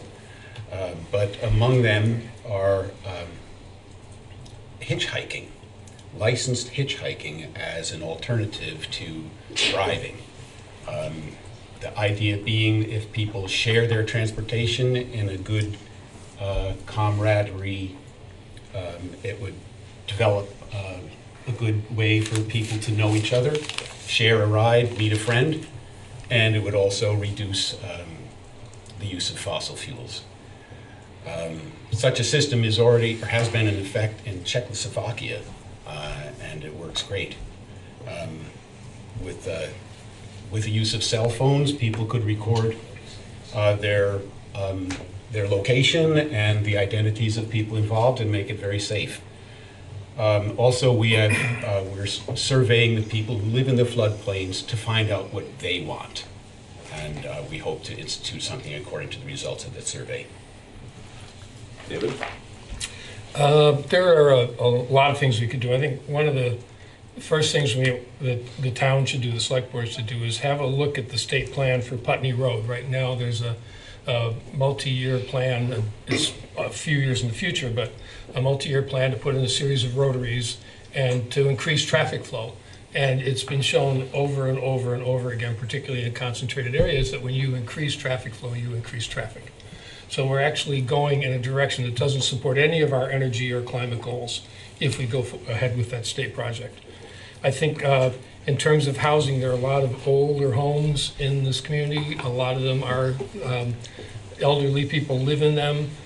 They would like to, they might want or might consider turning those into multi-unit residences, but they don't have the resources. The town could put together a loan and grant program to help with that process, and the sustainability coordinator could help negotiate the variety of different arrangements that people might want to make with in terms of opening their homes up to other people. I think if the town moves forward with a fiber optic internet or telecommunications network, it'll reduce the need for people to drive to the doctor. They can be diagnosed from home. The quality of resolution is extraordinary, and it's widely in use all over the country. That would be one of the many things that people could avoid traveling for if we had a really high resolution internet connection. I think we should continue to do and extend the energy upgrades, and someone else said change the energy source for the town buildings. It took I worked for 2 years to get a majority of the select board to agree to support energy audits, and now they're done, and we've done a lot of upgrades in town buildings, and there's plenty to do. It takes an investment and it takes a will to do it, but it's the only thing we can invest in where we actually get a return on that investment. Everything else we just spend. If it's a road, a sidewalk, a boiler, you just spend. But for energy investments, you get a return on it. All done? 30 seconds. Thank you. 2 minutes can go fast sometimes. Oscar. Yeah, so there's obviously a lot to talk about here. As the chair of the Energy Committee, this is a big part of what I think about and what I'm working on during the year. I agree that the new sustainability coordinator is going to be sort of the linchpin for the town's strategy moving forward. It's really great to have him on board. I don't know if he's said his name yet, Stephen Dotson. He started at the beginning of this month. If you have a chance, you should talk to him. He's really sharp. So there's sort of two things. One is what's in the town's direct control.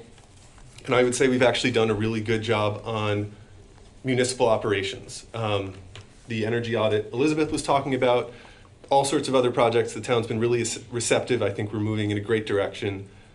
The other half of that is what the town can't so easily touch, and it's the bulk of our fossil fuel use, which is transportation and heating in people's private homes and businesses. And that's a lot harder for the select board to have an effect on. There are a bunch of things we can do, but something I want to talk about really quickly that David touched on is density in terms of development and planning. That's something the town can have an effect on. The more dense you make your town in terms of, apartment buildings instead of lonely houses at the edge of town up on a hill, it's almost a silver bullet. There are so many benefits. It's easier to heat because it's multiple units inside a single building. It's more walkable. Public transit becomes more of an actual option because people are more concentrated. And the climate benefits, you have more open land, which is useful for carbon sequestration, which is useful for growing food.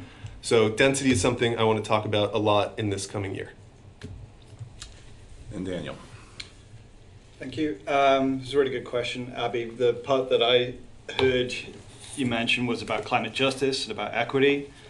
All of my colleagues here have mentioned good practical ideas. When I was, as part of this board in this last year, I voted in favor of the sustainability coordinator and against the climate emergency declaration, which might seem to be contradictory positions, but the sustainability coordinator is a concrete action that we've taken and that will yield results for the town through collaboration, through reviving our energy committee, and through making connections in the community with folks that are directly impacted by climate change.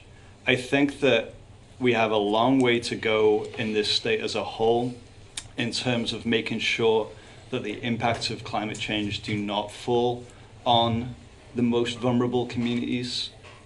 We have a large number of people who are unstably housed in this community.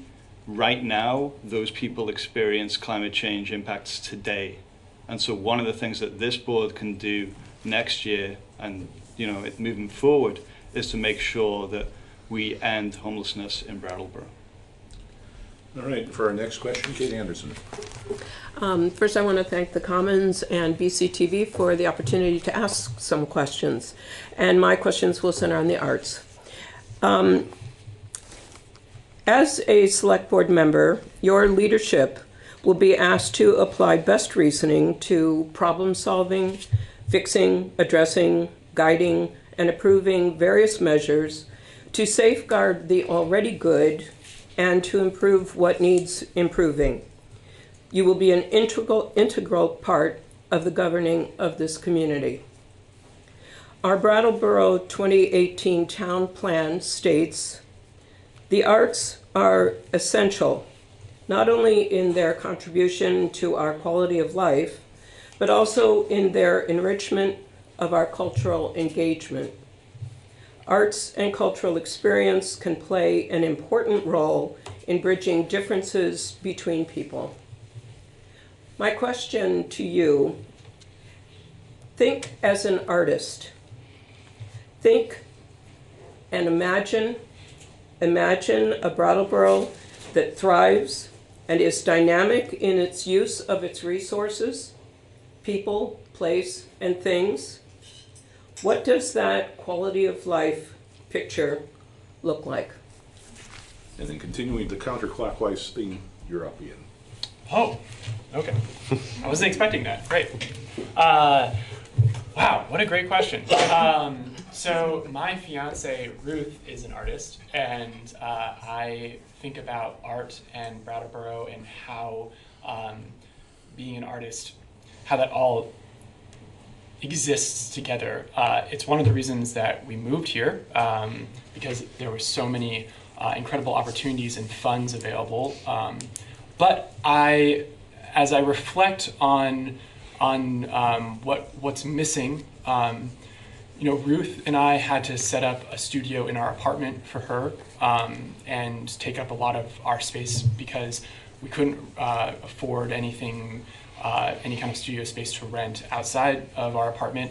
And there's a lot of equipment that she uses that we don't own, and there's no way for us to buy it right now. And I think that there's a lot of great work that can be done that isn't because the equipment isn't available. And so I think a cooperative where there is art equipment to be used for free or for a small sum of like a monthly payment would be so cool. And I'm talking about like those like crazy big, she's a fiber artist, so like the giant sewing machine robots. I'm not an artist, obviously, as you can tell, but things like that. And then also how we educate people and how we advertise the funds that we do offer, because I don't think we put it out there enough. And there are a lot of different things, and that would include the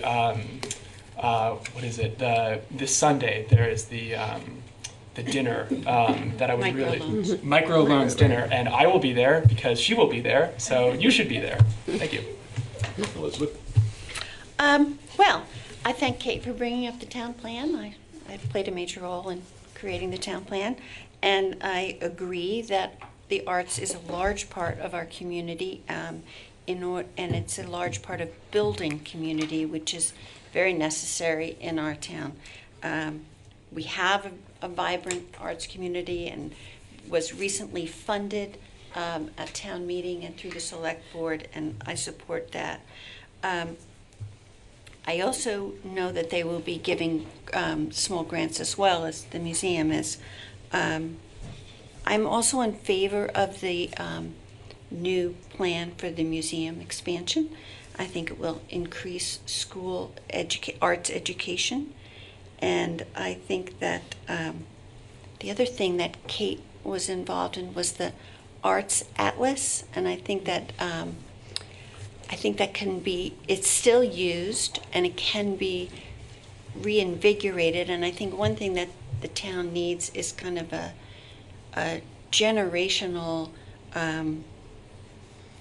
exchange between older and younger artists, and I think that would create not only more community, but allow the arts institutions to invigorate themselves. Great.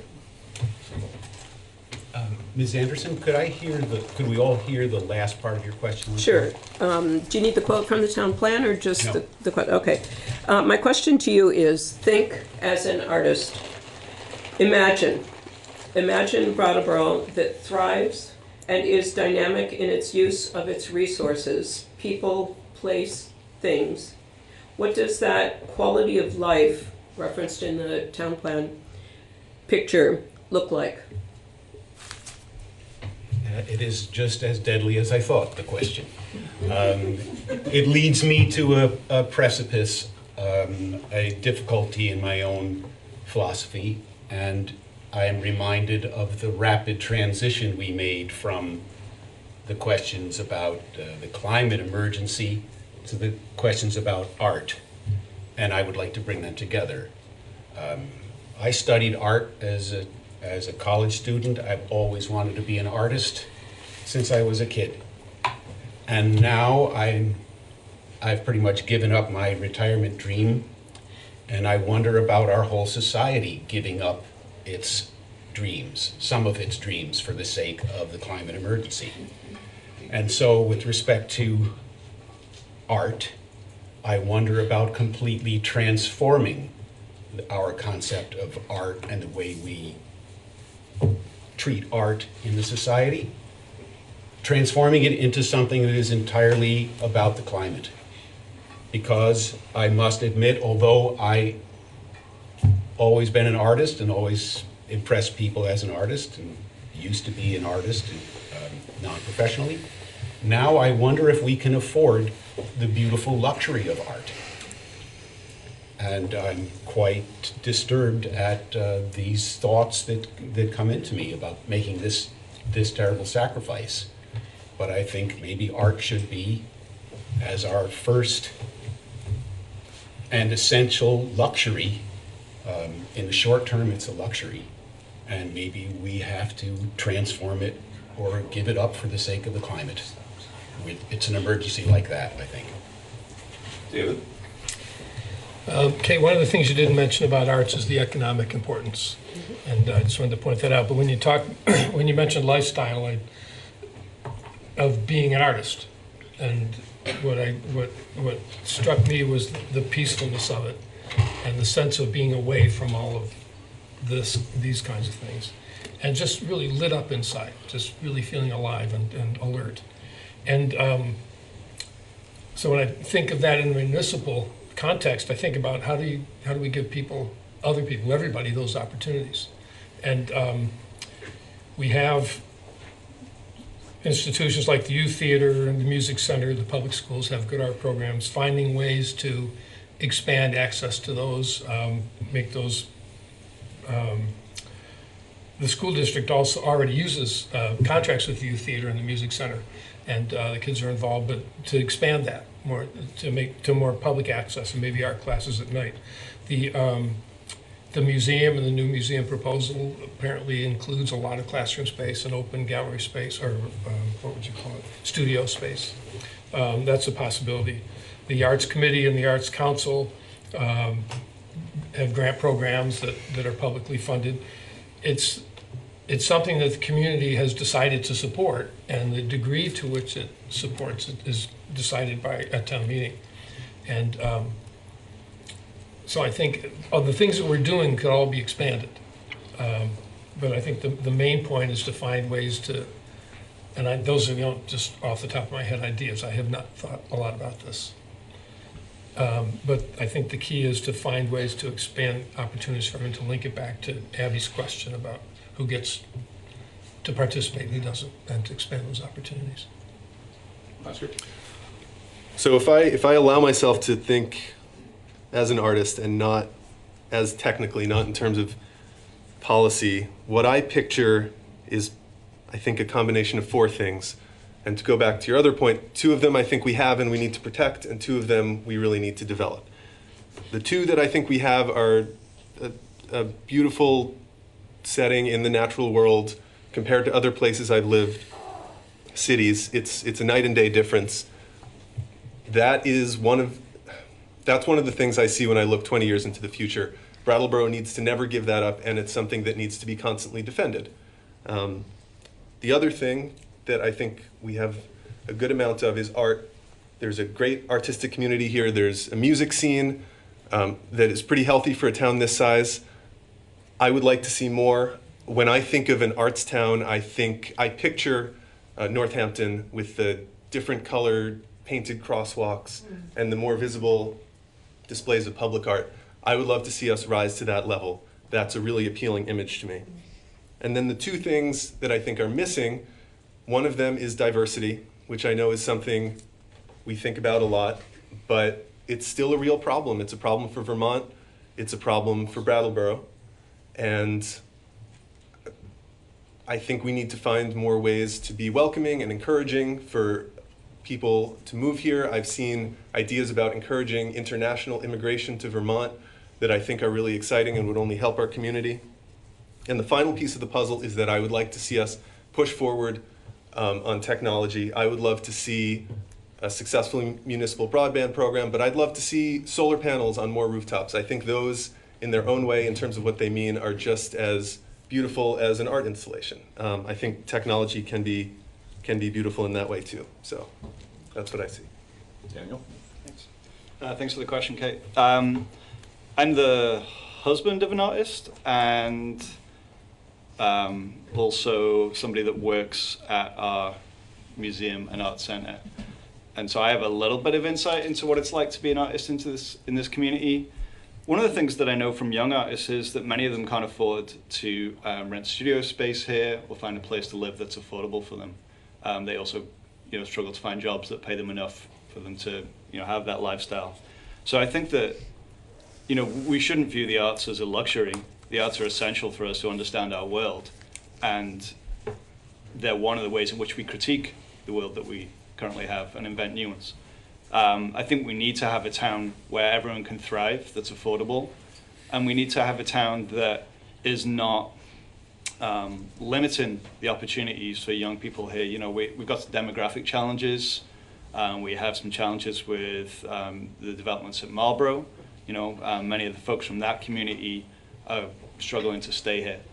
I supported the creation of the Town Arts Fund at town meeting, and during my work on the board this year, we were involved in kind of taking a look at the proposals that the Windham County Arts Committee was coming up with, and I think that those people who are intimately involved in the arts in this community are the ones that are best placed to advise on that. I think that the board's role can be, making sure that funds are available, making sure that zoning is done in such a way that we are not, pricing people out, excluding people from being able to live in this wonderful town. And Ricky. I want to start with a question to the Commons. I had called and asked for there to be a information reprint about how this is my second year running, and they printed that this is only my first year. Do you know if that was done or not? That is actually a question for the editors. Because that's a decision the editors make, not a report. They just never got back to me, so I would appreciate you. Oh, I'm sorry about that. Yeah, but it's not your fault, it's their responsibility. So to answer the question then, I think everyone is born an artist, and I want to encourage us all to continue embracing that part of us and never let that go, and ways of doing that are I think through real democracy. Art is expressing ourselves, and we don't have a real democracy here. And so not only should we include 14-year-olds, which is the age when they can start working, but we should give them civil voting classes, like to help them maybe like start like 6th grade elementary school, to encourage them to practice actually voting. And until they become a voting age, what I did propose to the different high schools and elementary schools around here is that they send the select board pictures of what they want government to do, so that their voice is seen and heard here. And the walls here are very white and blank, and we could have a continuing rotating gallery space here, and that would be beautiful. Okay, and next question to Olga Peters. Thank you, Randy. Mr. Moderator? Yes. Could I suggest, because I heard a couple of answers from my colleagues that I didn't have even a second to digest. Could we have just like 5 seconds between questions? We have a lot of candidates up here and a lot of just 5 seconds. There's usually, yeah, because David said something and I hardly understood it, and then the next question started already. I think it really helps. Olga. Go ahead. Okay. Thank you, everyone, for being here tonight. In preparing for this forum, I had a conversation with a number of folks from different parts of the community. And it was interesting, in the conversations I had with folks from the business community, they a theme emerged where many of them said, we feel like the town asks a lot of us. The 1% option tax, providing jobs, raising wages, those sorts of things. And yet they didn't always feel like that was reciprocated, that what was asked was not always given back. And so part of the question for you all tonight is, do you see the select board, it's kind of two-part, yes, no, and then answer. Do you see a role for the select board in creating a business positive environment? And if so, what is that role? And we'll begin with Elizabeth. Okay. Thank you, Olga. There are several things that the Select Board has been and will be focused on in terms of economic development. Number one, we do give small business loans, and I know comes to mind, you know, we recently Duo changed hands, and businesses are changing hands, and we have a role to play in that and encouraging. There's also the new Brattleboro marketing plan, which we just got some feedback. The Select Board did from the Love Brattleboro program that was apparently very successful. I went to the ski jump and was amazed at the crowd. It was really, there are a lot of people coming into town. While the merchants were quite concerned about the 1%, but gosh, I remember Wendy's comment at town meeting as being so spot on, because really people don't make purchasing decisions based on one more penny of tax. And in turn, what the focus of the 1% tax was to offset the increase of the property tax on the middle class. So in terms of keeping a vibrant economic life and having people shop downtown, the 1% helps in a myriad of ways, and it actually has increased the money that we raised from what was anticipated. So there are many things that the town and the Select Board does to affect the economic climate. Kurt? Of course, the Select Board has a role. I think the role of the Select Board is grossly misunderstood by the public. The public makes many demands on the Select Board which do not indicate that they understand, that people understand the laws of the town, the charter.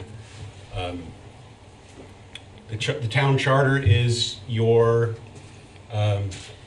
handbook for running a town. I wonder how many people, could we see a show of hands, how many people have read the charter? I feel weird. So when people come to the board and they say, hey, do this for the town, do this for business, do this for the arts community, they're often overlooking the bounds that the Select Board is supposed to operate under. And I think if the Select Board does the good job of simply making the town's public services run properly, it creates the kind of environment where people will shop downtown and make a healthy business environment. I mean, particularly, keeping the town clean.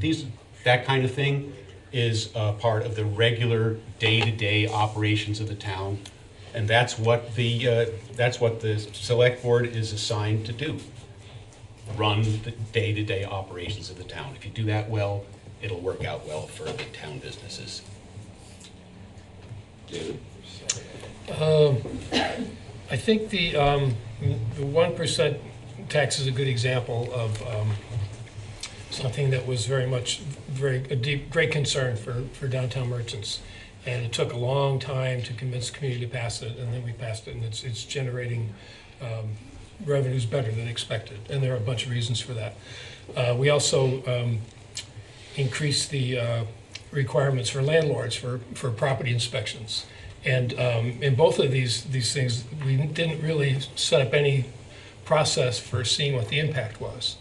And actually, at last night's board meeting, I asked that we follow up with the downtown merchants and find out what's happened with their sales. Are they seeing a downturn? The economy has been somewhat stable through this time. Is it too soon to know? But we need to follow up and see what was the impact. Is the increase in taxes because because they're selling more things, or is it because we're taxing internet sales now? Really, what's happening as a result of that? I believe we did. The town is keeping, or the building inspectors are keeping track of violations to see if the additional inspections have an effect. But one of the things we have to do is make sure that the rules and regulations that we pass are working, that they're getting done what's done. And I was frankly surprised there was pushback about following up with the merchants. I think we also need to look at ways to expand the small business loans that we make and grants. I'm on that committee. We've made a number of grants. A couple of them, unfortunately, people aren't paying back. So we have less than we had thought. We've supported the Downtown Brattleboro Association and Chamber of Commerce promotional efforts. I think we'll certainly continue to do that. I think the day jobs program that we're hoping will be implemented this spring is also going to help, because it's going to get people that need a little help, a lift up. It's going to give them an opportunity to possibly get some additional skills and be employable. So I will stop because Olga says so. Yeah, I think there's no question that the select board has a role to play in making this a positive place for merchants, and they're obviously a very important part of the economy and the town. Elizabeth mentioned a bunch of the things that are already going on: the community marketing initiative, the revolving loan fund, and general economic development. I know is always on the mind of the select board when they're making decisions. And I do want to say, though, that I think there's always going to be some degree of tension between taxpayers and taxes. I saw this very clearly with the landlord, the building ordinance issue. That came out to something like $4 a month per unit as extra cost to landlords, and it was still fought against really hard by a pretty determined group of landlords. So I think there always has to be a balance in this regard. Spending has to be paid for. Some of these programs go to people who don't pay a lot of taxes. Some of these programs help people who do pay a lot of taxes. For example, if you own property, you're likely to see much more of a benefit from the spending that the town does for the fire department. I think that's just a truth about how these things work. So I want to recognize that while we do ask a lot of businesses, and it would be possible to ask too much, I think right now the balance is pretty healthy. If there was an opportunity to do another 1% sales tax this year, I would vote against it. I want to give it 5 years and see where we are. But I think on the whole that was a good decision.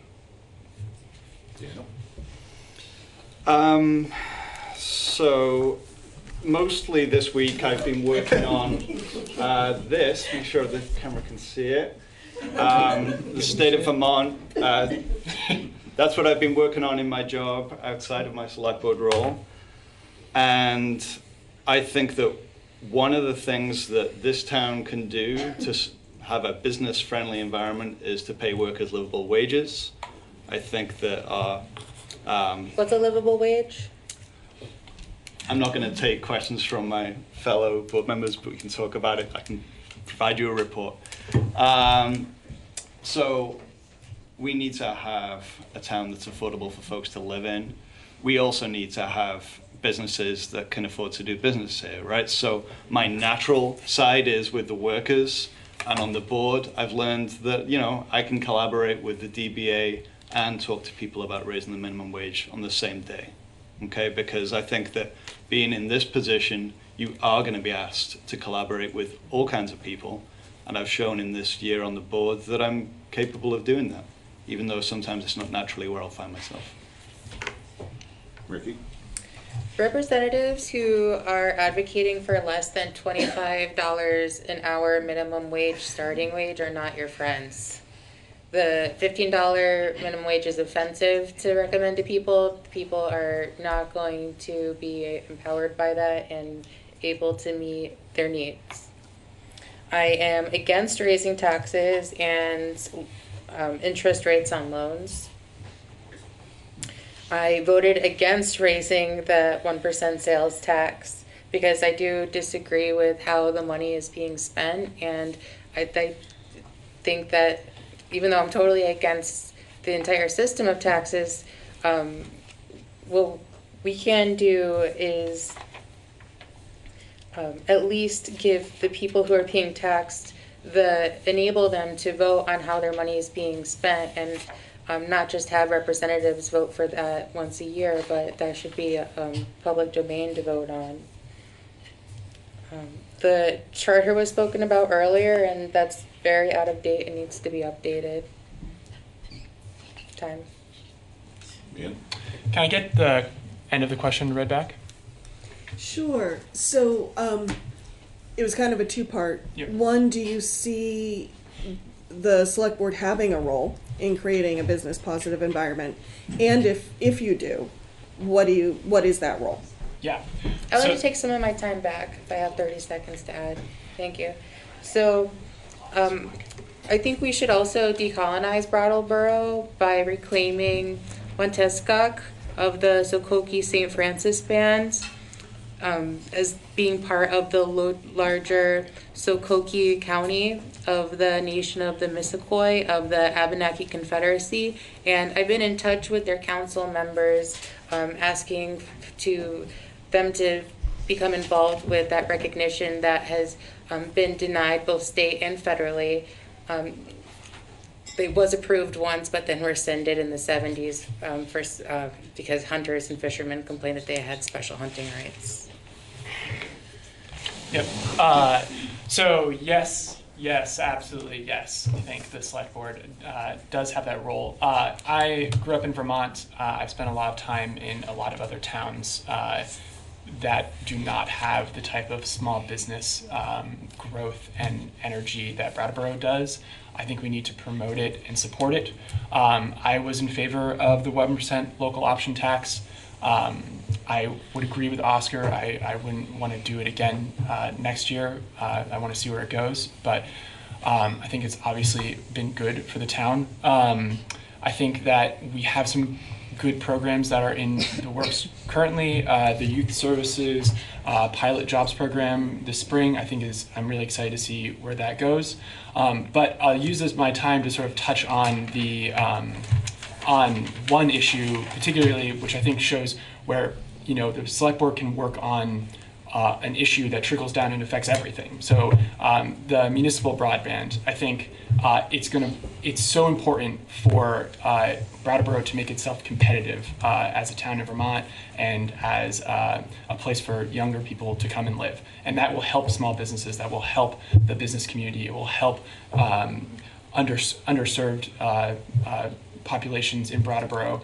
And I would encourage everyone to take the survey that just came out, and you can go to windhamregional.org/broadband. I've already taken it, and you should take it too.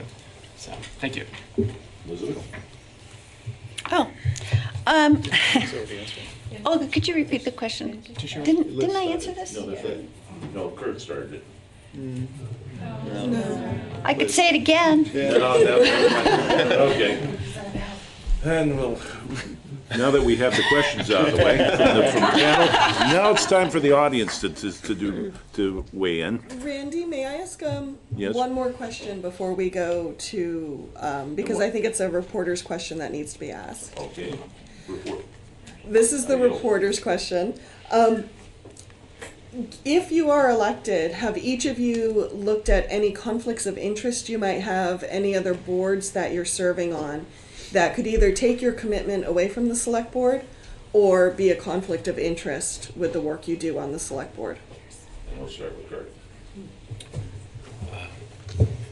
I am a member of Brattleboro Common Sense, Brattleboro Common Sense mission is to advance the voice of Brattleboro in the community of everyone outside Brattleboro. Our mission is to, if I can remember the exact words, increase public participation in town governance and to expand and amplify the voice of Brattleboro outside. So our mission is directly and specifically about Brattleboro and with Brattleboro's interests in mind. And I haven't received a penny of compensation anyway, so I think the matter of conflict of interest is dismissed with that detail. Today I spoke with the governor and the commissioner of the Secretary of Transportation in an attempt to advance our interests in and influence about the 3 traffic circles that are proposed, and about climate change, and a favorable new tax program that we've been researching. So BCS and my connection to it will have no conflict with my work on the board. David? I think, Olga, what you're asking is more conflict of duty than conflict of interest, and I don't think anybody's got a fiscal, maybe they do, I shouldn't say that, but what I'm going to respond to is conflict of duty. I am on the school board as well, and I have been on the school board for, I think, 11 years, and on this board for 7, and I've never had a situation where there was a conflict of interest. There's never been a conflict of duty. And when I first ran, a lot of people asked at that time, Annette Cappy, the town clerk, can somebody be on both boards? And the answer is yes. They're separate municipalities, they're entirely separate funding mechanisms, and the taxing authority is separate. So there really is no conflict. The policies and the governance duties are completely different. And in fact, the overlap has actually been helpful, because in one really specific way, there are a number of them, but the most obvious one is that we now purchase our fuel oil collectively with the school district, so we purchase a greater amount and we get a reduced rate because of that. So it's really provided opportunity for synergies rather than conflicts.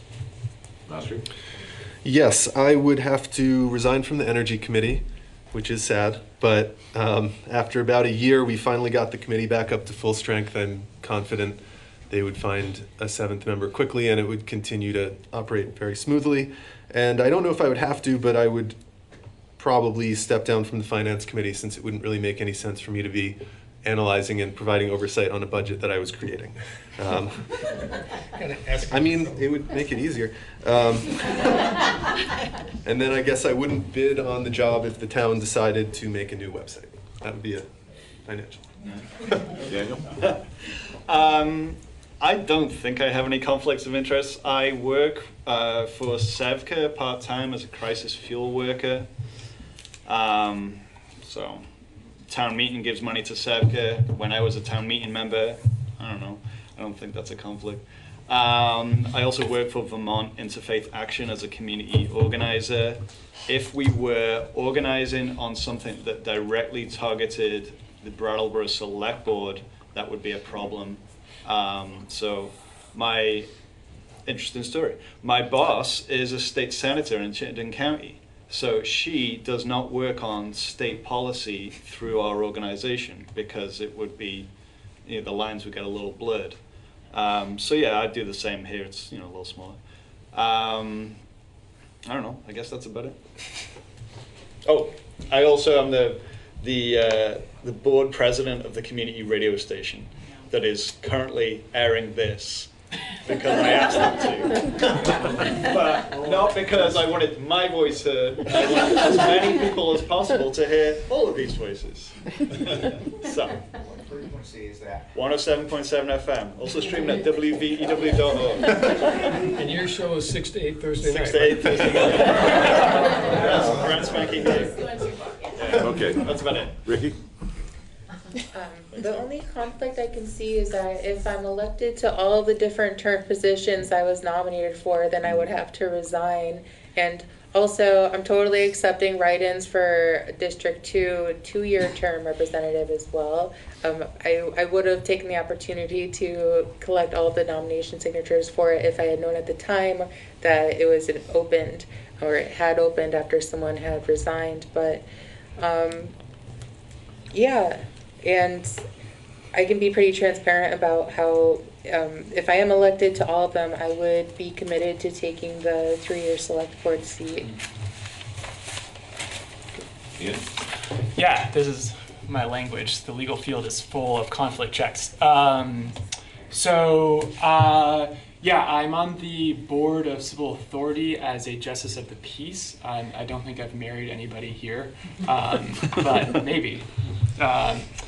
And I talked to Hillary, and I would not have to resign from that, even though the select board members are also on the board of civil authority.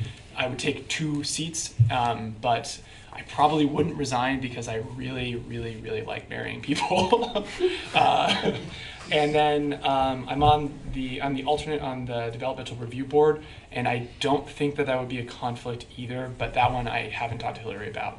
The more confusing one would be with my legal work. If my firm were to be involved in anything, that would be a little bit more complicated, but that would have to be a case by case. Elizabeth. I was very happy when I was elected to the select board last year, and I got to resign as chair of the planning commission, as a member of the finance committee, as a Wyndham regional commissioner, and a member of the skate park committee. And I resigned those knowing that I had done good contributing work on all of them. So I'm happy to concentrate all my efforts as a select board member, and I couldn't imagine dividing my time in that way. And I'm devoting my public service to the select board. Now it's time for the public. And using the moderator's prerogative, and also because I noticed that she's got some questions ready, I'll let my former colleague Wendy Levy have the first question from the audience. Anyone else who wants to follow, just line up behind her. Thanks, Randy.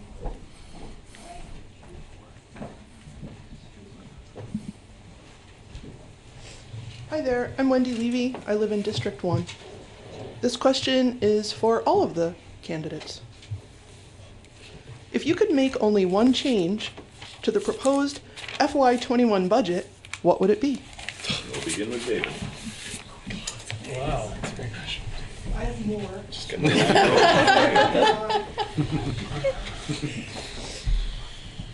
Can I take 2 minutes to think about it? No. I definitely want to think about what would be the primary thing. I think, Well, isn't only 5% of it going to human services? Will you take this thing? While you're targeting, we'll let Oscar take a swing at it. no, I'm kind of ready. I think I would expand the budget for the human resources and the sustainability coordinator. I think the 2 major issues that the town faces are lack of diversity in the workforce, and the other is housing. And I think the sustainability coordinator, as he begins his work and researches the needs and finds out what really is keeping Brattleboro from being sustainable for many of the residents, is lack of affordable housing. So I would want there to be adequate resources to research that and start to develop solutions. Well, I feel kind of lucky because I've spent the last 2 months basically going over the budget line by line with the finance committee. I still don't really have a good answer. I know that there was nothing in the expenditures that stood out as something I definitely wanted to cut. So I think if I could choose, it would probably, From the conversations I've had, I think I would increase the funding for the Arts Fund. They've gotten a ton of applications. I think there's huge potential for, like I was talking about before, for a greater presence of art and supporting the artistic community in Brattleboro to be something that ripples out in a way that draws people in, that isn't just money that's going to support artists and provide art for us to look at as members of the community, but it's also something that has this larger effect. But really, I don't think I would cut or add anything. Daniel? Let's see, so we worked on the budget over 10 meetings, I think. It was a long haul. It was my first time doing it. I'm glad to have done it, and I hope to do it again next year if re-elected.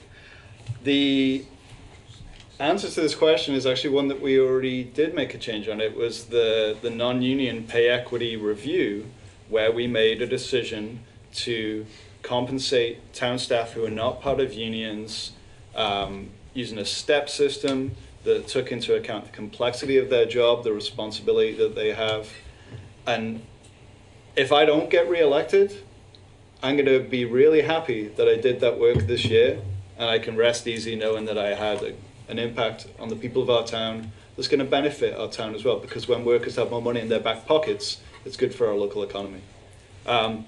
Quick answer to the actual question though, Project CARE is a really great partnership between the police department and numerous organizations that are helping people with a harm reduction focus getting into treatment when they're ready for it.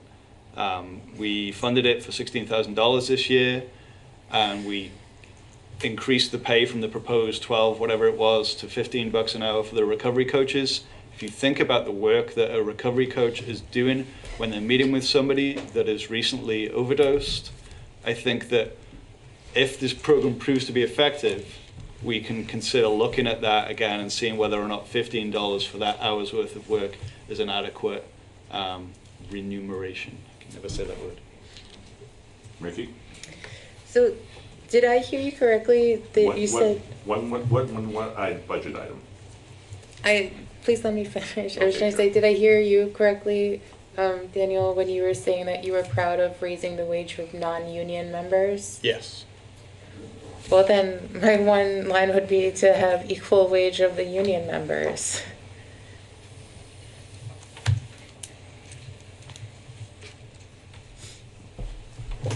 Yeah, Daniel, you did 2. You stole mine.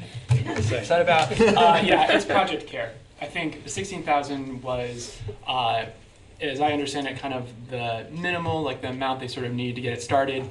I think it's such a great program, and it's the type of fiscal spending that I can really get behind. It's investing in our future. It's investing in issues that are directly impacting a lot of people, and I think I would have liked to have seen it be a little higher. Elizabeth? Well, of course I agree with Daniel that the overall thrust of our work on the budget this year was fair pay, both union and non-union, and so I wouldn't change that. I'm very happy with that outcome. Another possibility for change is to allow for a reduction in taxes, again, because a benefit of lower taxes is a boon to the overall economy. I'm also very pleased with the day labor program, but I think it's a toss-up between Project CARE and Human Services, because the opioid crisis and the homelessness in Brattleboro is a concern to us all. It's something that requires a community focus, and both of those items benefit from the fact that the town's goal is to leverage working with nonprofits to have a cost-effective way to really have solutions for the people in our town that are different from the day-to-day operations of the town. This consortium, and Project CARE is a perfect example, is a way that we can all collaborate on a town crisis with a moderate expense. And Kurt. I'm disappointed that the budget does not have any new provisions relevant to climate change and the emergency.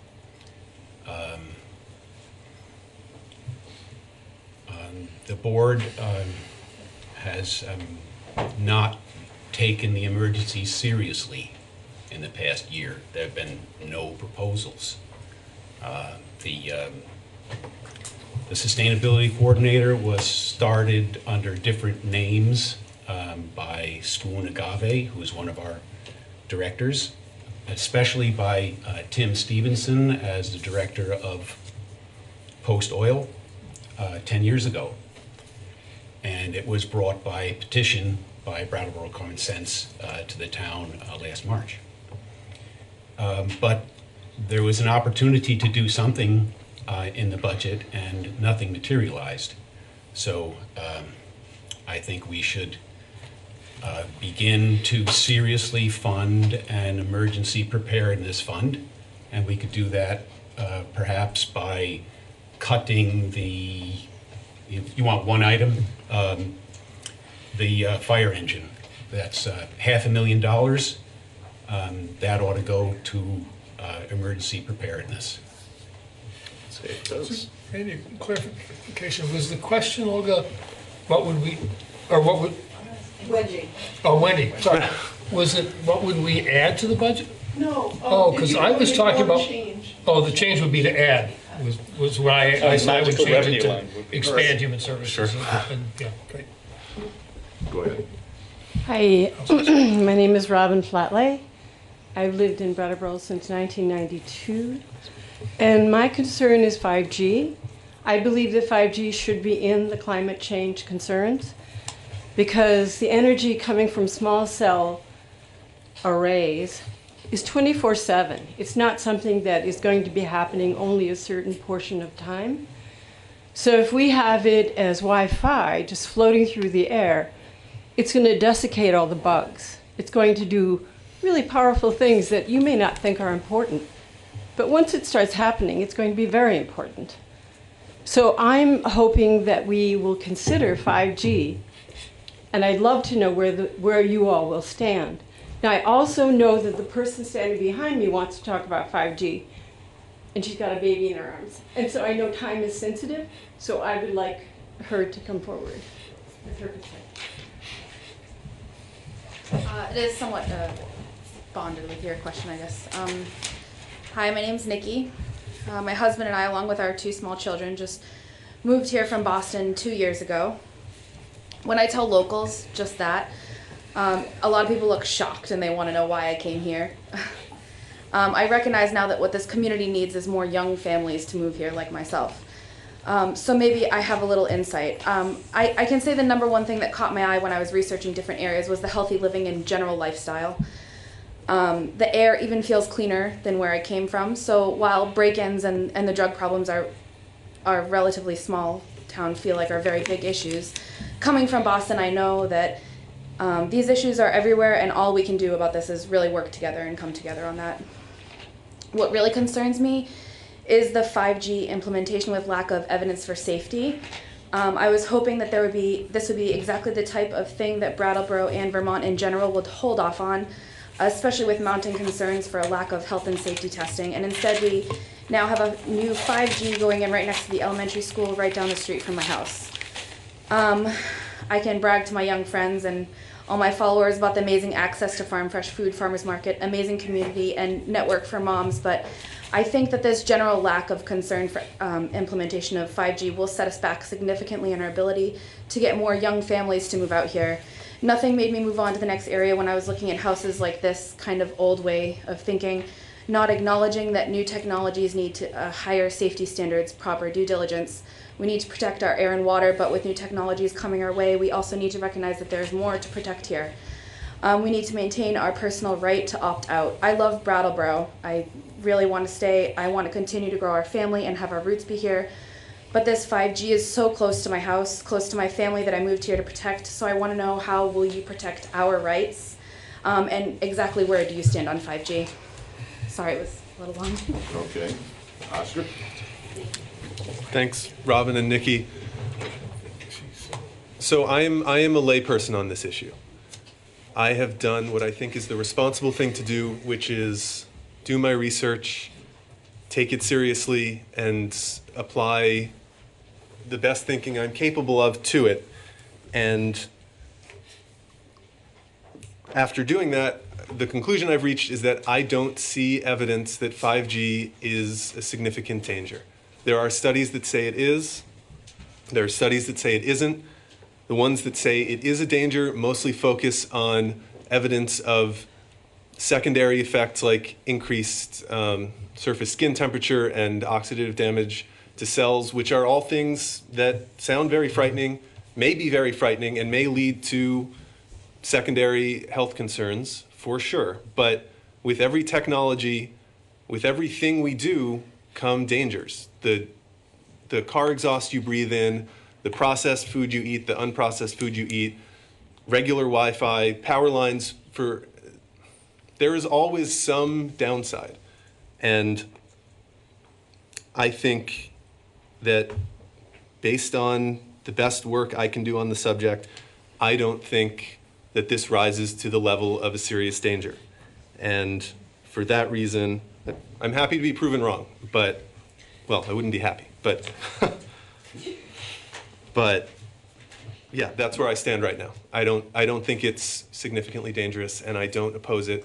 And I also think that these new technologies are often very important for moving forward economically, in terms of equity, in terms of access to information. So that's where I stand right now. So during my year on the select board, we've had a number of comments about the rollout of 5G wireless technology, specifically in Brattleboro. I mean, this is a thing that's happening all over the globe. One of the ways that I've tried to conduct myself on this board is serious, thoughtful, and hardworking. And those of you that know me and those of you that worked alongside me, I think would agree that that's how I have conducted myself. When it came to 5G, I met with a couple of people that were concerned about potential health impacts. I listened to what they had to say. I read the material that they provided for me. I, like Oscar, did my own research. And you know, I think one of the challenging things about living in this moment is that we have a great deal of information at our fingertips. We can go online and search for whatever we want. And sometimes it's hard to differentiate between what is reliable and what's not reliable. To the best of my ability, I've done that research. I've looked in places where I believe there is credible information to be found. And it does not seem to me that there is a significant health risk that the Brattleboro Select Board should be stepping in to take action on. Furthermore, this is sort of one of the, I think we often have these sort of global concerns coming to us here. And where else should they go? We're your local representatives on this level, so that's fine. But the Brattleboro Select Board, doesn't have a whole lot of levers it can pull in terms of, preventing a rollout of this wireless technology. And if I'm re-elected, I'll keep an open mind. But right now, it's not something I'm concerned about. I'm more concerned about homelessness, addiction, affordable housing, etc. Vicky? So I stand by my original answer to this last year's election debate that even though since then I have been networking with more 5G scientists to see if I can try to understand all of the technology more. And I don't think we should be experimented on, and we should enable the public to vote on what boundaries they want to set around themselves. If I think what we can be responsible for is writing legislation that, from what we're hearing people say, that they do and don't want, and then they can vote on what boundaries they want around it, and then make plans according to that. I would personally vote against having 5G near me or around me. Yeah, so I think I'll just come out and say I support 5G. I really appreciate what your opinion is and where you're coming from. I think every new technology needs to have a check.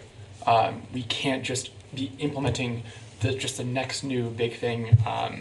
It needs to be thoroughly thought about, researched, and then implemented if it's the right thing for our community and for our citizens. I've done as much research as another layman in this field, and I don't see the research that says that it's dangerous in the way that would make me want to vote against it. But I think being part of the board means keeping an open mind, and also being a active and engaged citizen is to continue to bring the issue up and to continue to engage it as more research comes out. But at the moment, from the research I've done, I support it. Elizabeth? Well, Robin has submitted some information for me that I haven't had a chance to read yet. The research on 5G that I've done intimated that it was that the poor health effects were another instance of Russian propaganda that wanted the United States to not have the benefits of this technology. And the thing that concerns me is that what we have both locally and nationally is such mistrust of our government that we're not able to decipher what's real health information and what isn't. And I remember the controversy about electromagnetic fields, that people just didn't believe that the National Institutes of Health said that it was safe. So I think, that makes it that much more difficult to come to a consensus. What we have in Brattleboro and what the select board has done is join this communication union district for broadband. And I'm not, I will continue to research the 5G issue, but I'm not really that sure what the select board's role is. I mean, we don't get to have an up or down vote on what constitutes, a 5G coming next door. So while we may have concerns, while we may be able to understand and read about various factions, I think, when we come to a decision about it, what our ultimate role is, it's not clear to me.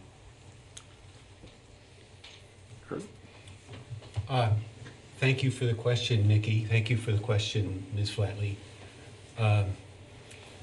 I've been approached by a number of local residents, as I am with Brattleboro Common Sense, and as I mentioned, it's our charter.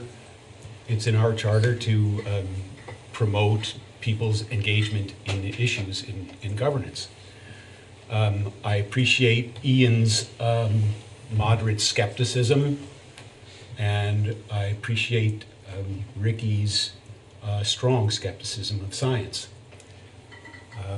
I think it's important to note that science has not always been right. The scientific community was silent for decades while people got cancer from smoking cigarettes. The scientific community was silent since 1922. People don't know, in 1922, Europe and Japan outlawed lead paint. But lead paint continued to be used in residential applications in the United States until the late 70s. So for 50 years, the scientific community was allowing children in the United States, to eat lead paint and get brain damage. That being said, one of my directors, Tim Maciel, has reviewed the literature about the safety of 5G and found that the American Cancer Society the World Health Organization and 30 other health organizations that he trusts feel there is no health risk. But because so many people are concerned about it, I think it is the duty of the select board to promote a resolution, a town vote. Anybody who wishes to collaborate with Brattleboro Common Sense, if I am not on the select board, I would stop. There's, as others have said, there's credible research that that indicates that there is cause for concern, and there's credible research that indicates that there is no cause for concern. There are studies underway right now that are intended to answer that question, and I would support a moratorium until that research is done. I don't share Kurt's blanket dismissal of science. I actually believe in science. I think it's, well, I won't go too far on that one. The reason that we continue to use lead paint and lead gas and all those other things is political and greed. It's not science. But the bigger question around 5G is, why do we want it? It's an inferior technology compared to fiber. It's slower. It's less reliable. It's never going to get to anything beyond the most intensely populated part of town, and it's going to cost a lot more money. We're not even working on it as a town. We're working on a fiber network. We're working with other towns in the county on a fiber network. You're comparing the speed of radio waves with the speed of light. And I'm not going to come up with a mules compared to rocket ships analogy, because it's way beyond that. It's the difference between a 2-inch pipe and a 15-mile river as far as the amount of data that can be conveyed on fiber compared to cable. And 5G is just, it holds out a lot of promise, or there's a lot of promotion going on. And it will definitely be faster, but it won't be anywhere near as reliable or as fast as fiber. And it won't be anywhere near as valuable to the community. So I don't think that there's anything much, well, there are some towers going in around town, and the state is not about to, doesn't seem like they're going to take any action unless there's a large groundswell. So I think people with concerns should get together and make sure the legislature hears about that. But in the meantime, we need to be working toward fiber. Okay, since this is a 90-minute program and we're getting perilously close to the end, regrettably, you're going to have to save your questions for after the meeting, for if you're still standing there. And now it's time for the closing argument. I'd rather hear their questions than hear about the closing. You okay? Yeah. You wish to waive the closing question? Okay, yeah. Mr. Cravel, you were in line, but yeah, sure. Then this will be the last question of the night. Oh, George, make it good. No pressure. Actually, my question was just for one candidate, so I will sit down and let somebody ask a more broad question. Okay. Yeah, first and foremost, I want to thank Common Sense and BCTV for this opportunity, and thank you all for being here. And I wanted to point out what Kurt said at the beginning of the program about the urgency universally of our environment and the priority it needs to be. And I believe it starts at home. And a positive experience this last year was the tire cleanup. And I was the main person who spearheaded it. And I won't go into detail, but it took me at least almost 2 years to get it activated, because I went to the town employees, I went to the select board, and it was really hard to motivate people. But thanks to BCTV, Russ and Maria, and the Brattleboro Reformer, Bob Audette, Chris, this wonderful young man who had an aerial camera, it was brought to the public attention, and we got huge support. And finally, the Connecticut River Conservancy, which I had been emailing for over a year, finally appeared at the town plan office, whom I also had been courting for over a year. And presto, these other organizations came out in force, and it turned out to be a very positive experience. But the thing is with small towns, what I found is often the town fathers, the town employees were more concerned about protecting the businesses and owners. Understandably, they're a huge part of the tax base. And also, they're often very proactive members of the community, and I understand that. But on that note, I do not think they should be exempt about being conscientious of polluting. And after the tire cleanup, I thought, well, good, the worst is over. And hopefully this can be an easier process. Is there a question in there somewhere? Pardon me? Is there a question in there somewhere? Yes. There's also a lot of dumping on the businesses along Putney Road behind the embankment, which goes down to where these wetlands are. And I had brought it to the attention of the town. And once again, it was like hitting a brick wall. And what within the context of the select board could we do with regulations, fines, something to enforce and encourage? I would think it would encourage new businesses because people are becoming a lot more conscientious about that. But would you, as a board member, each and every one of you, be interested within the board and within the charter to find ways to regulate and encourage businesses to be conscientious of their waste and not just dump them under embankments like the businesses along Putney Road are still doing? Thank you very much. Thanks for your question, Terry. I remember helping you navigate some of that stuff with planning, and polluters should pay. It's pretty simple. You know, that's one of the problems with the way that environmental regulation has worked in this country. The polluters do not pay, and therefore it is not, in their best interest to stop polluting.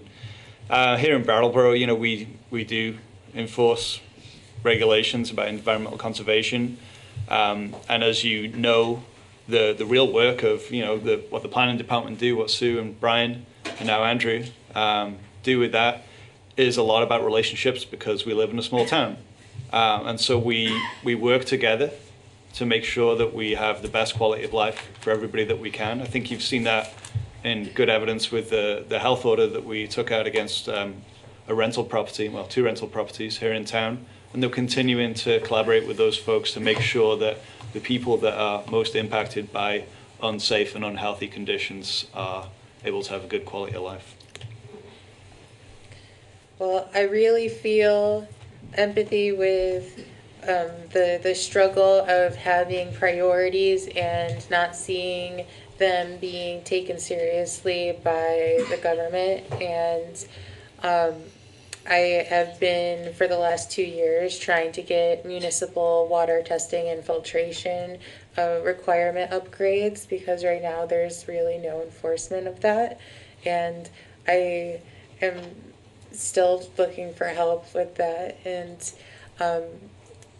I don't believe in allowing businesses to pollute for money. I mean, they should be charged what is the cost to prevent them from polluting and having an efficient system. Absolutely. And I've walked back there, and I've seen the amount of litter that happens there, and just overall would help with maintaining the litter throughout the areas. We need to have more recycle and trash cans, and because most of the canisters are chained up right now, and also we need to have dog waste bags out available to people, so we don't so that we give them the supplies to be responsible. This is our last. Yes. Yeah, so I want to thank BCTV, our great panel. This has been just a really wonderful debate. I really appreciated the opportunity to be here. To the question, so first, yeah, I think polluters should be punished. I think that the town has the means to do that. We have the laws to do that. I can speak on this issue mostly from my experience on the Developmental Review Board, where I work a lot with Brian and Andrew and Sue. They're really passionate and smart and engaged people. I've learned so much from them. And one of the things that we try to do on that board, which is like for new construction, is to keep the heart of our town's plan and our town's mission in what we allow to be done. And I think we really believe in a clean, healthy and clean town and a state. That's one of the reasons I'm so proud to be a Vermonter and to be from this state. So I think it's continuing to do that, and it's continuing to keep that in our hearts when we're on the board, on the select board, that can help to fulfill that mission. Yes, Terry, I was out in the field with you, and it's a very interesting problem. One of the things that's the most interesting is there were different property rights. I mean, we didn't own that property, so whether we had the right to go out and clean up, that was one of the sticking points, because the owner of the property seemed reluctant to have action taken. So I think, that was one problem that we had to overcome, and that was a big one, because, this country's based on property rights, and their property is polluted. They don't want to do anything about it. That's a tricky business. However, I do know that the planning department, Sue and Brian and Andrew, we have a considerable amount of brownfield money from the federal government, EPA grants, and we've gone around to many properties to have the cleanup requirements assessed.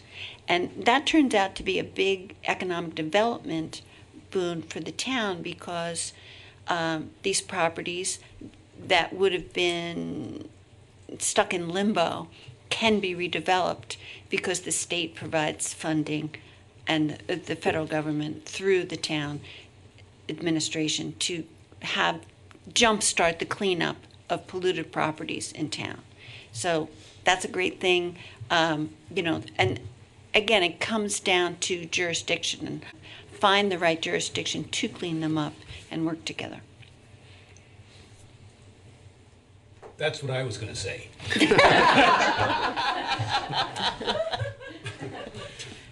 Yeah, thank you for that. I think it is really a matter of jurisdiction, Terry, and I understand that the state laws regarding pollution of waterways give all the control to the state. So the way of addressing it is not by addressing the polluting per se, but by getting upstream of the issue a bit. There has been recently in the state legislature legislation for a statewide ban on plastic bags. The plastic bag ban was actually started here in Brattleboro by my director, Tim Mayseal, and it went statewide very quickly. Part of that initiative is the suggestion from the committee that governed it as a principle called EPR, Extended Producer Responsibility. Manufacturers of goods are supposed to now keep ownership of them. So if you produce rubber or a tire, that's your tire. You have to be responsible for that tire coming all the way around. I think something like that might assist in the very thorough initiative which Elizabeth has suggested. I don't know if we're going to get cut off or not, so I just want to say, I can't speak for the others here, but I'm happy to stay. If we want to retain this format, I'm happy to stay after the broadcast and continue to answer questions. If people that want to leave could leave so that we could have a quiet room where we could continue, that would be great. I think what your question was, Terry, was why did it take 2 years? Why does it take so long? Why is it so hard for a citizen to get response? And I think the answer to that is because it's competing with all the other things that the town asks of the public services and police. But the only way that we have the regulations for probably pretty much everything you've seen or everything you spoke about. The problem is finding out about it and then being able to act. And that requires people like you and citizens to report things that the police or public works aren't necessarily going to see. Could I briefly clarify? Yeah. I think there could be more moral support within the employees of the town. When a private citizen like myself, they have the maps, they have a lot of information they could share to help someone like me do the footwork. And I don't, you know, I respect these people and I like them, but there was some attitude that I felt they could have been a lot more supportive and informational. So I agree with, I think, everyone else that polluters should pay for the damage they do. I think that's, in terms of jurisdiction, private property, that's kind of the theme of environmentalism in general, is that someone may pollute their own property, but that will have widespread consequences for people and for things not on the property. And it's about making sure that those costs are identified and paid for by the people who cause them. So I think it is important, and we do need to look for solutions, even for things that are happening on people's private property, et cetera. The other half of the question about access and about the reception you got, I just want to say that one of the big roles of the sustainability coordinator is going to be to act as sort of a touchstone between members of the public and town staff. Stephen will know his way around departments. He'll already have these relationships.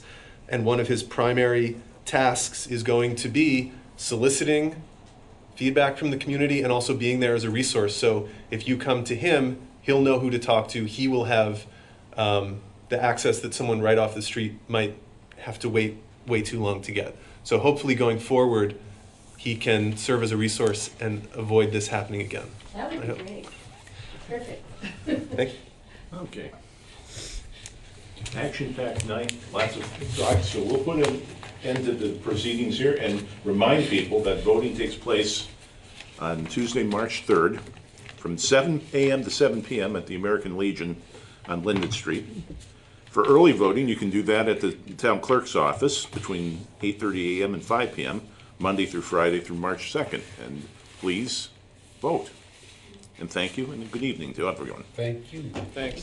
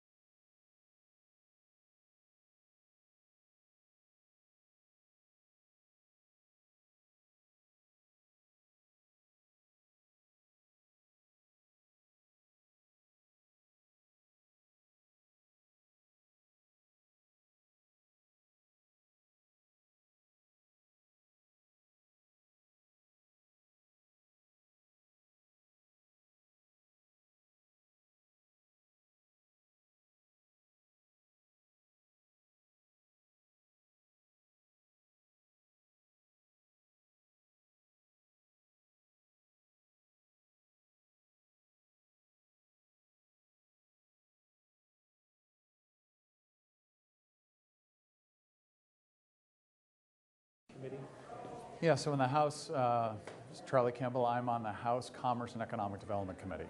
And House members only serve on one committee, and senators serve on two. So we have, I think, 14 committees. And so I've been on that same committee now for 3 years, and this is my 4th year on it. So there's two things. One is the hottest thing this week is going to be action on, I think it's S-107, and that is a bill for paid family medical leave insurance, which the House and Senate have voted on. They've approved it, and the governor's vetoed it. So this week we're going to be taking up an override of the veto. And it's likely that there are enough votes in the House and the Senate to override the veto. So it doesn't happen very often that a governor's veto gets overridden. I think it was the Douglas administration last time it happened. So this is a very historic week in that sense, is that there's a lot of movement for that. Yeah. So that's one. The second thing, I'm part of a rural economic development working group, the Rural Caucus we call it. And so we're focused on 4 key issues. One is Act 250 reform. And so we're trying to make it easier for projects that would otherwise comply and for recreation trails to get permitting more easily. And that's very important for our area for recreation trails and also for any kind of reasonable development. So that's one thing. And there has been the Woodstock Area Mountain Bike Association has given testimony, written testimony, and also I hear from them quite often. The Kingdom Trails up in East Burke has also testified frequently about trails, and they don't have Act 250 issues as much. But even the Woodstock Resort, they've had Act 250 issues with trying to expand their trail network on Mount Peg and also at Suicide 6.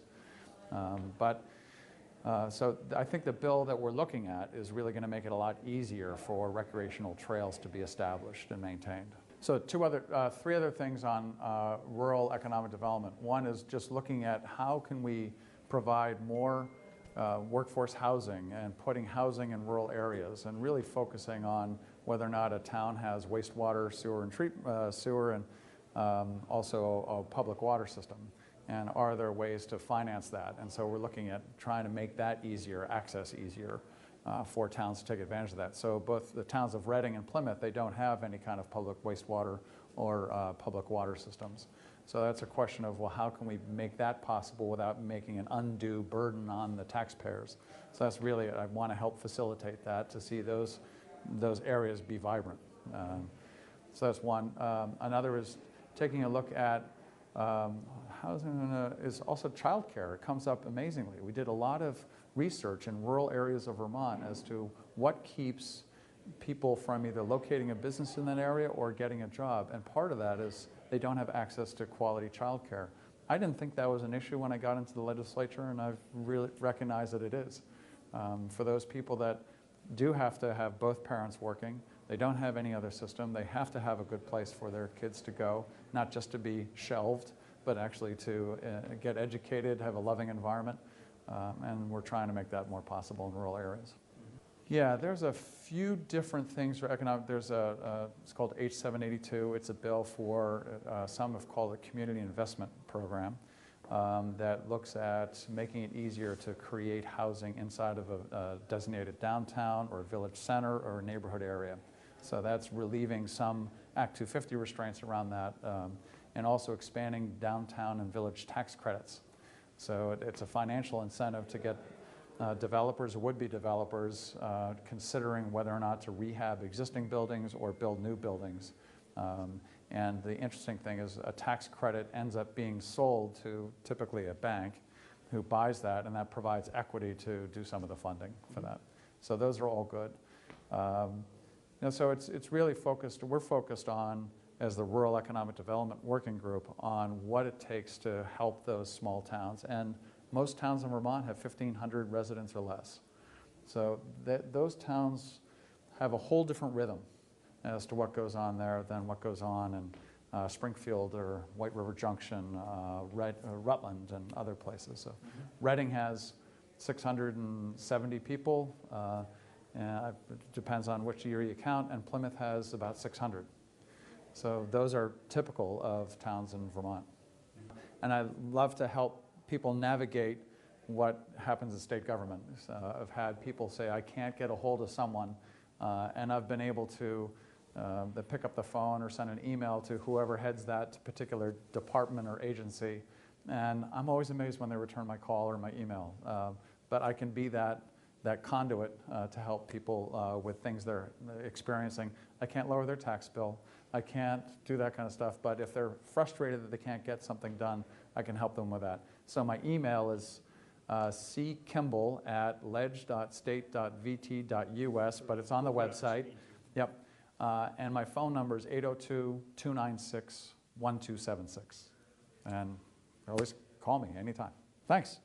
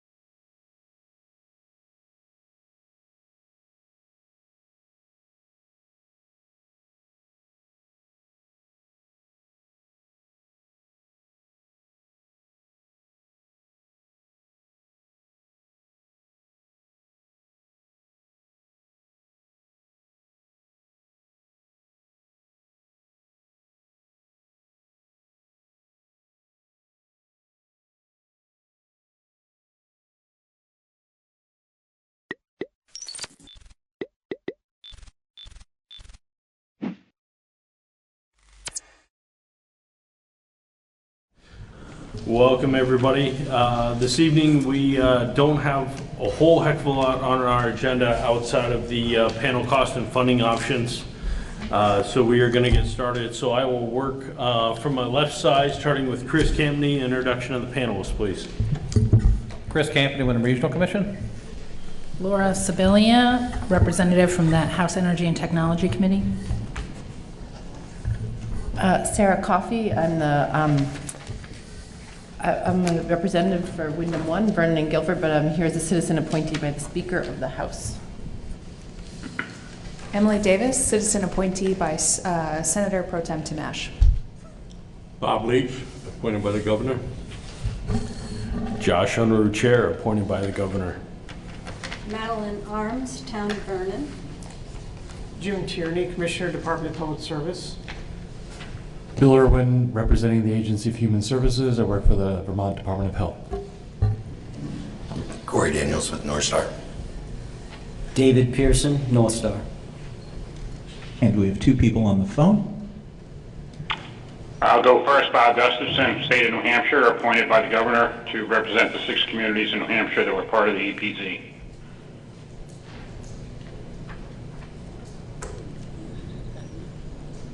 Second person on the phone. Let's hear from you.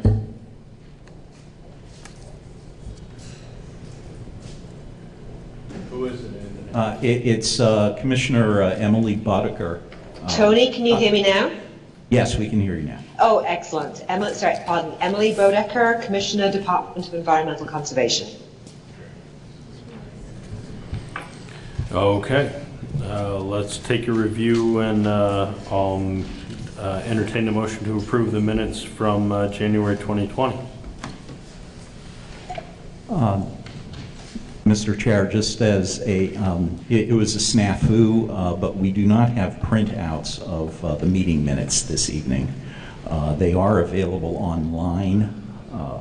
I don't know if anyone has had opportunity to review them.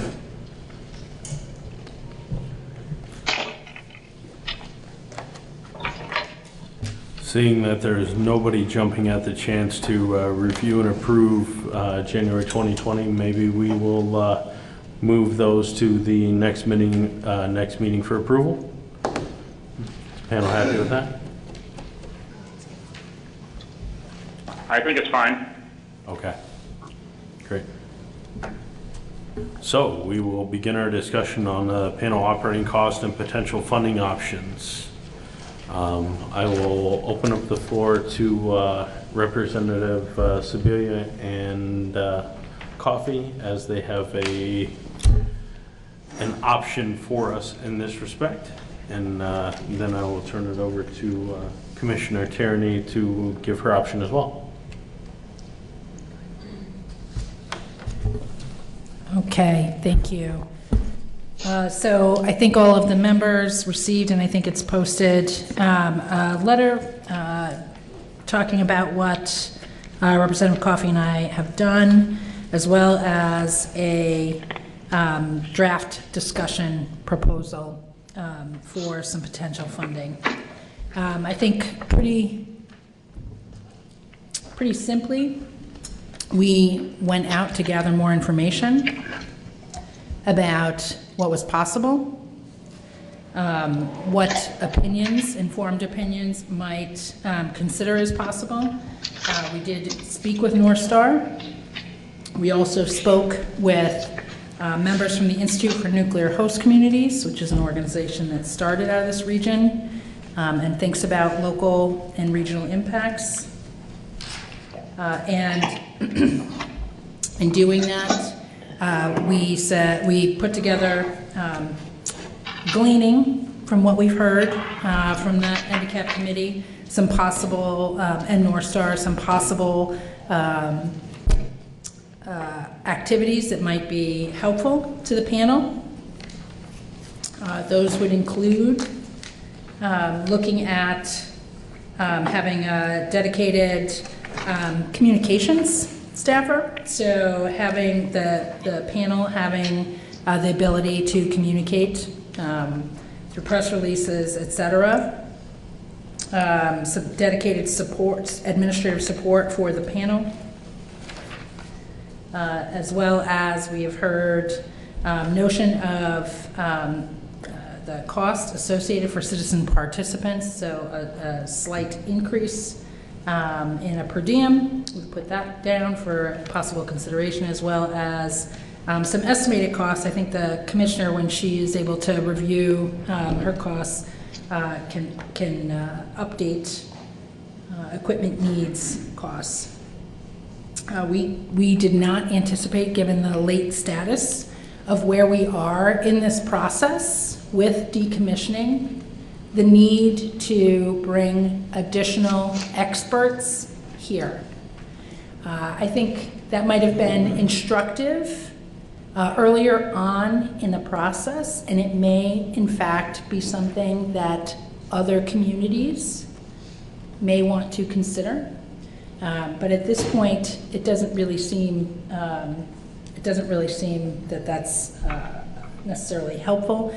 Folks that could help us, that have experience, probably can participate via phone, I would think, at this point. I think we have put together something that would envision it going as long as NDCAP is engaged in the process of decommissioning of the plant. And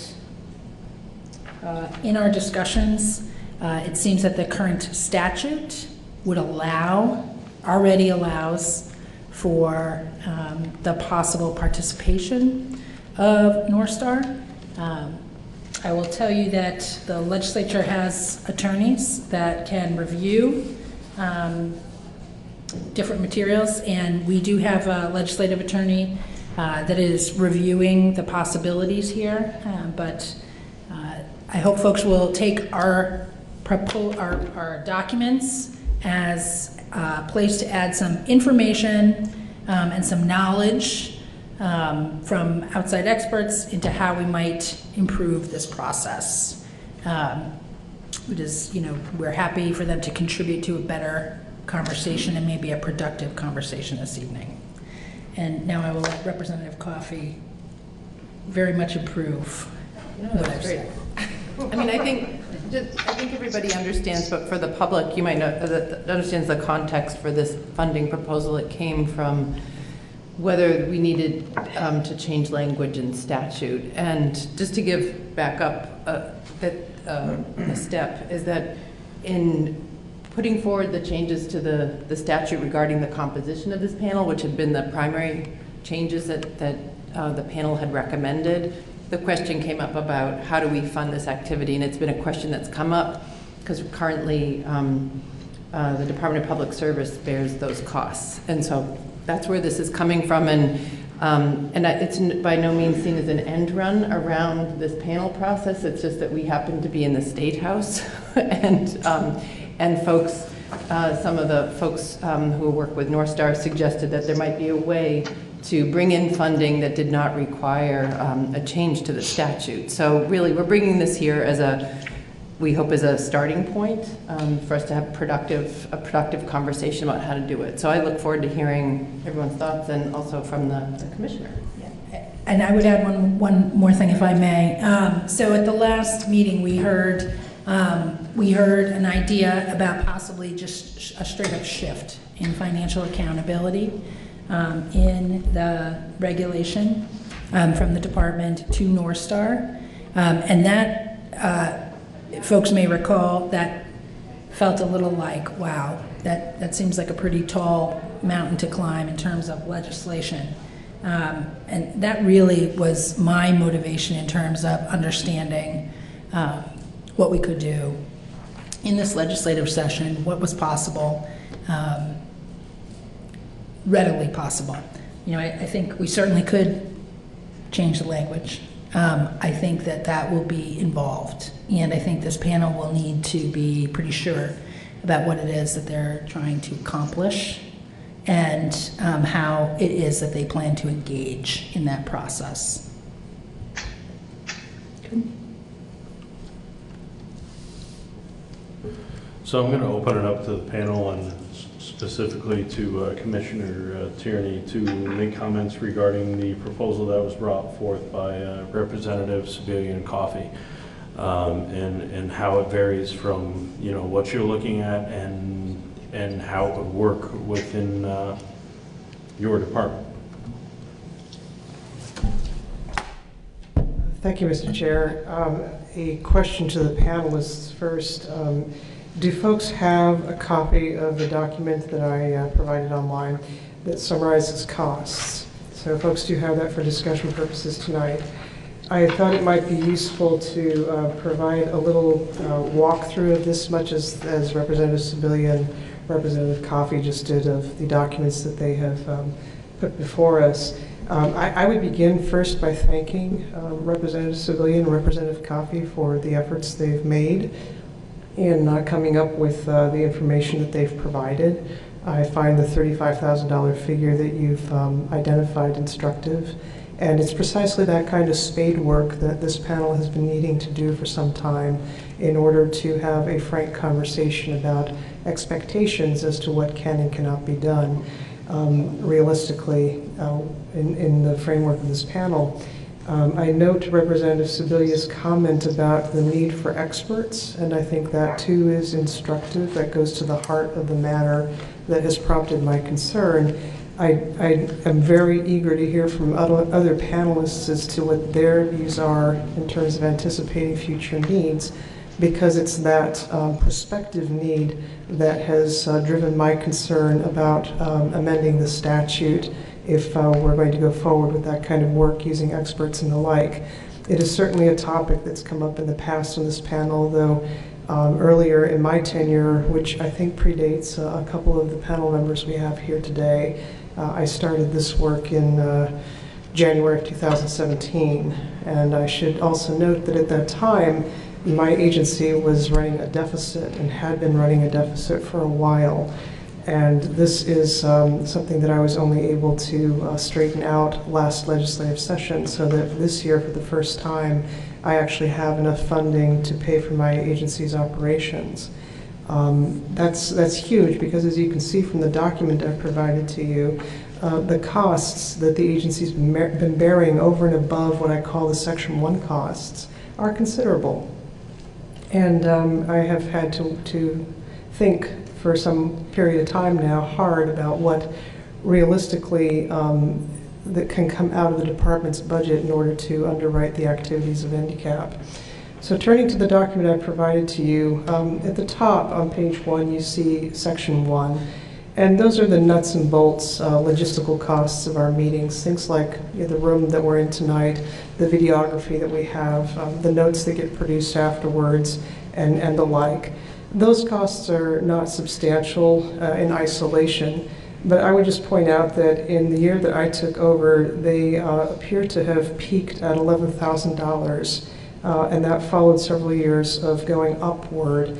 That cost curve was bent down a little bit thereafter, and then significantly in 2019, and this reflects the fact that the panel started meeting less frequently at that point, and so the costs came down. That will continue, I would expect, and so I think it's fair to say that the cost figure from 2019 is probably representative, just on the nuts and bolts. If you drop down to Section 2, this is the time cost of my agency devoted to NDCAP activities, and I might say that this is distinct from the other agencies in that under the existing statute for supporting NDCAP, it is the department that is assigned primary responsibility for doing all of the activities that the work of Representative Civilian, Representative Coffey would shift to an individual who is dedicated as a communications staffer under the control of NDCAP chair. So that's I would just highlight that most of the activities that have been identified in the what I'm going to call discussion draft proposal from we'll just leave it at that, the discussion draft proposal that Representative Civilian, Representative Coffey walked us through, those functions, while they may be reasonable and prudent for the panel to have the benefit of, right now by statute, those are all things that my agency is required to provide for the panel. So right there, you're looking at a statutory change if we're going to have somebody else do that, in my opinion. And I do not believe this is something that can be altered by MOU. In any case, as you can see looking at my document, the costs in my agency of providing support for handicap have been substantial. Just to give you some context, in the fall of 2018, I had to conduct a reduction in force where I had to release 5 positions in my agency. That $43,000 would have come in handy, or the $61,000 of time equivalency would have come in handy that we incurred for 2019. So this is not an inconsiderable issue for the department. Turning to Section 3, this is just to give you some insight into what preparation and attendance at these meetings alone costs. It comes to something like $14,000 for a year. These are costs that the agencies do not bill back to North Star, just as I do not bill back the Section 2 costs to North Star as well. In my judgment, reading the statute, I do not have the authority to bill back such costs right now to North Star, which is one of the reasons why I'm so keen to at least recover the logistical costs from Section 1 from North Star, as well as to clarify that the company would be responsible for any other costs that are incurred under Section 1700. I think it's A6G, meaning the experts and the contracting for services and the like. So on the bottom of page 2, you see just a snapshot of what the cost of handicap was in 2019. In my judgment, the $4,000 is something that North Star definitely should have been paying. I think there's a case to be made for the $61,000 in time costs that my agency spent, but I also think that there's a case to be made that that ought not necessarily to be billed back to North Star absent a different statutory change. And the $14,000, I think there's an argument to be made for that being billed back to North Star as well, but that's not driving my concern at this point. What really drives my concern, to repeat myself, is if this panel is to make use of the option that is reserved to it under 18 VSA 17 G6. This is on page 3. It's the middle statutory provision where I've underscored the language. In that section 6, it says hire experts, contract for services, provide materials and other reasonable necessary expenses of the panel. To be candid, and this is why I wanted to have the conversation with the panel, in my time as commissioner, this issue has not been forced because we've been preoccupied with reorganization, adapting to a new chair, trying to figure out what our issues would be. The settlement with North Star that resulted in the decommissioning process starting sooner than anybody expected was a real game changer. So this issue of where is this panel going and what resources does it need to get there has sort of been dormant under the surface. But we're there now because we're looking at amending the statute. As I have said at prior meetings, when you open a can of worms, which is what statutory amendment is, you are well served by getting it all done at once and not doing it piecemeal. And that is the spirit in which I came to this panel and said we need to have this conversation about expenses, which I've been trying to have for quite some time now. And I thank the panel for its patience and its willingness to convene tonight's meeting. I will also say that the process we've been through and the conversations that we've had have informed my thinking. I really do go back to Montpelier and reflect on what I hear here. It is never a meeting that I get over and then just go home and forget about, because I'm the commissioner of everybody, which is also the commissioner of this panel and the public that we serve.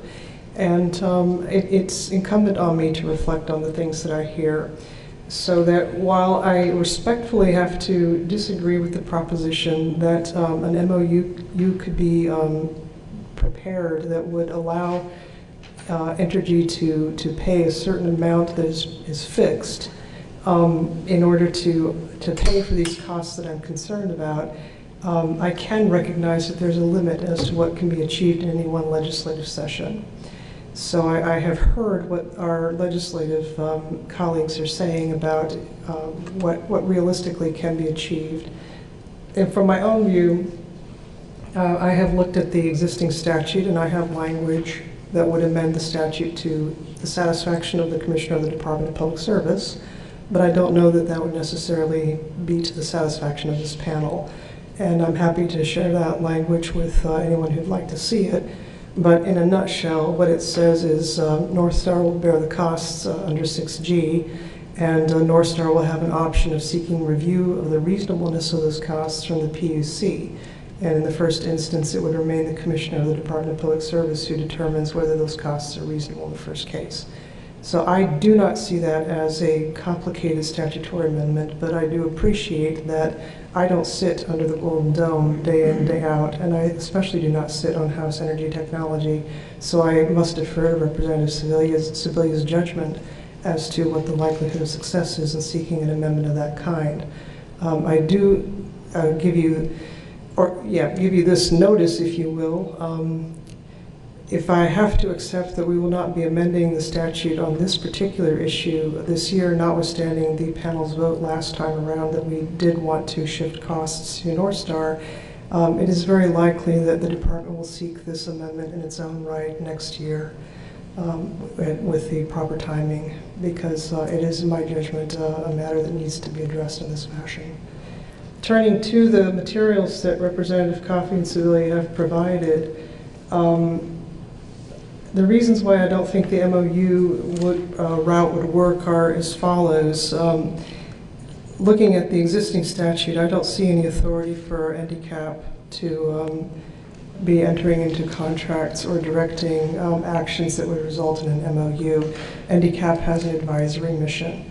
The ability to contract or to otherwise make arrangements for logistical support is vested in my office. And I take that to mean is that I would have to be the one who acceded to an MOU. As you well understand, I have a regulatory supervisory relationship with North Star. It is a relationship that seeks a constructive dynamic, and I should hasten to add that in my judgment, the company has been a good faith partner in what it's doing here as a decommissioning company. But if things go wrong or if discipline is necessary, that originates in the first instance in my office. And so to put me in the position, or to put my successors in the position of also being a counterparty to a freely entered into MOU, in my judgment, is not tenable. And even if it were something that I was inclined to do, I have serious reservations about entering into an MOU or a contract that effectively displaces statutory responsibilities as presently enumerated for my office. In other words, I question whether I could enter into a contract that hires an individual to do things that the statute says my office is supposed to do. Footnote there, I would take from the proposal the suggestion that perhaps there are things that my office needs to improve by way of the services that it's providing to NDCAP. And that's certainly a conversation I'm willing to have with anyone at any time. But I do not think the solution realistically is to contract for them elsewhere. The language about there being the ability to enter into such an MOU because the statute provides that the funds for our activities shall come from the department's funds and quote, such other sources as may be or become available. In my judgment, it is not in scope such that it would permit the MOU contemplated here. I read that language to mean that if the NRC were to approve decommissioning funding, for which you've heard me advocate, or if the legislature were to make an appropriation to support NDCAP, that those would be things that would be encompassed by that language. But an MOU for which I lack the authority to sign up, I do not feel falls within that scope.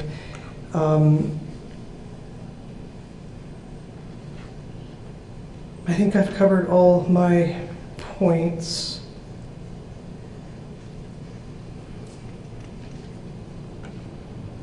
And I think I'll close my comments at this juncture by saying that I am prepared to accept that I am not going to be able to effect the change that I would like to see in this legislative session. But I underscore that that is not uniquely my decision. Tonight's conversation is about what this panel would like to see its future be, and for me to get guidance on that point. And now I'll yield back to you, Mr. Chair. So go ahead, Chris. I have a question for the commissioner. The cost increase under staff hours for 2019,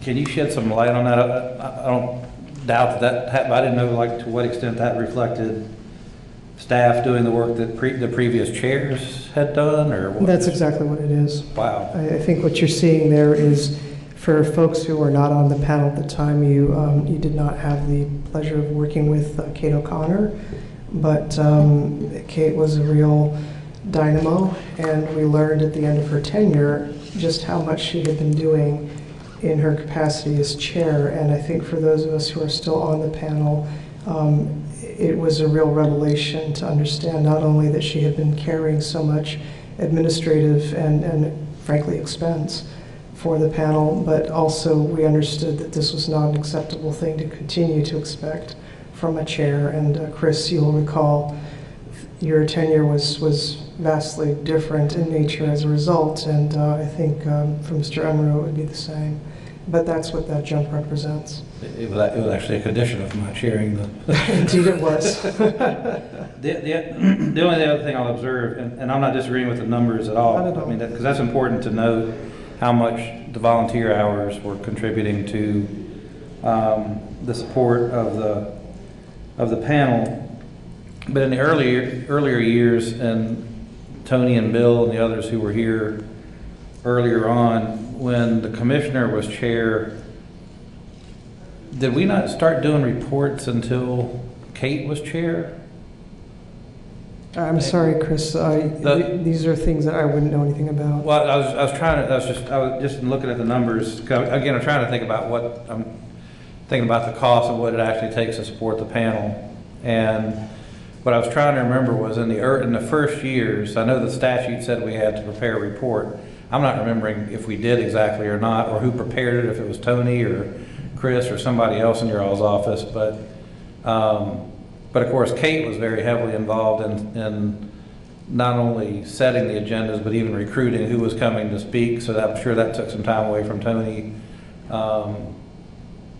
It's just, I almost feel like we should send another letter or something to Kate saying thank you.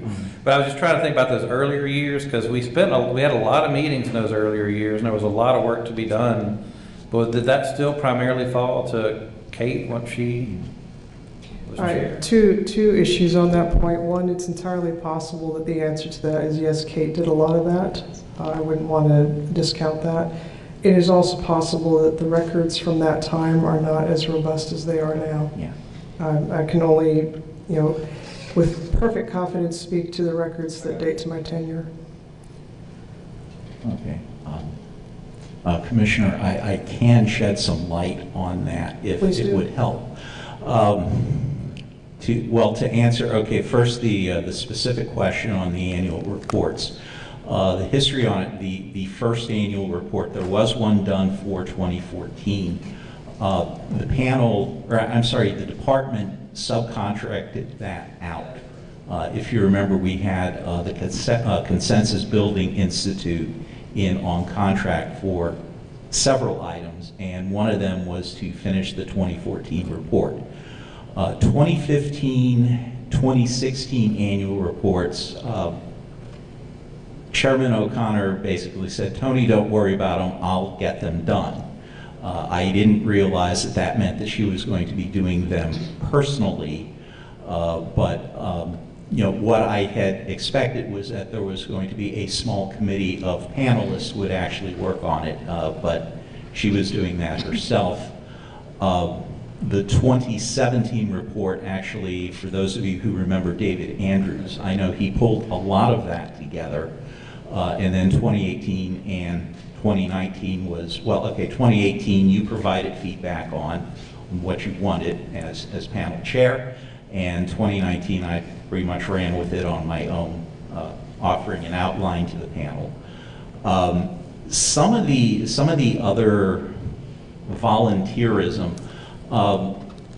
listening to Commissioner Tierney, I realized that very early on there was a discussion between the previous commissioner, Commissioner Recchia, and several senior Entergy staff to provide what was called in-kind administrative support. So for a while there, Entergy provided a note taker. It was someone from Entergy staff who took notes and was the primary generator of meeting minutes. But then when that person moved on from Entergy, there was no replacement for that. So that became a cost that the Public Service Department wound up picking up because, well, we needed someone and we needed a low budget staff person for that. So a lot of it was the prior, Chair O'Connor, but there were some other here and there's of, at one point Entergy covered some costs, at some point the department covered costs, and where the costs have been covered has moved around a little bit in the history of the panel. I'll just wrap up. I think, just for the panel, I was just trying to offer some, or think through the history of how we function in our expenditures. So I would imagine that even though 2019 looks a bit like an anomaly, it's probably reflective of what it actually costs to operate the panel when you're just having quarterly meetings, and frankly, not really taking on that, not doing a very heavy lift. So we're, from a budgeting standpoint or a time standpoint, however that translates into hours and effort, that's probably reflective of what it actually takes.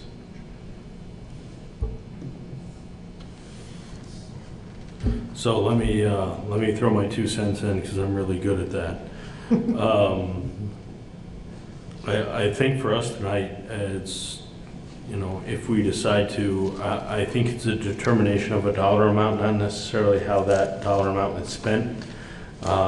Representative Sebelian and Coffey have laid out a fairly good plan of how those dollars that they propose could be spent, and the ways that they can be most effectively used. But I think for us as a panel, we need to determine a dollar figure of what it takes to run this panel, because as we transition over the next several years, those particular positions that are laid out in Representative Sabine and Coffey's proposal may change.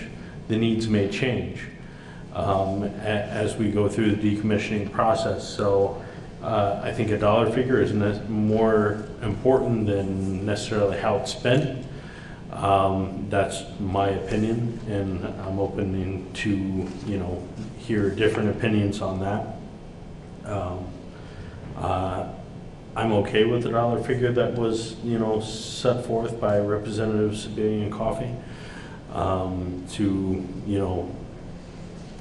help us to function appropriately. But I don't want to pigeonhole us into a specific way to spend those dollars. So I'm open to discussion on what we've heard thus far, and anybody's got an opinion outside of what I just said.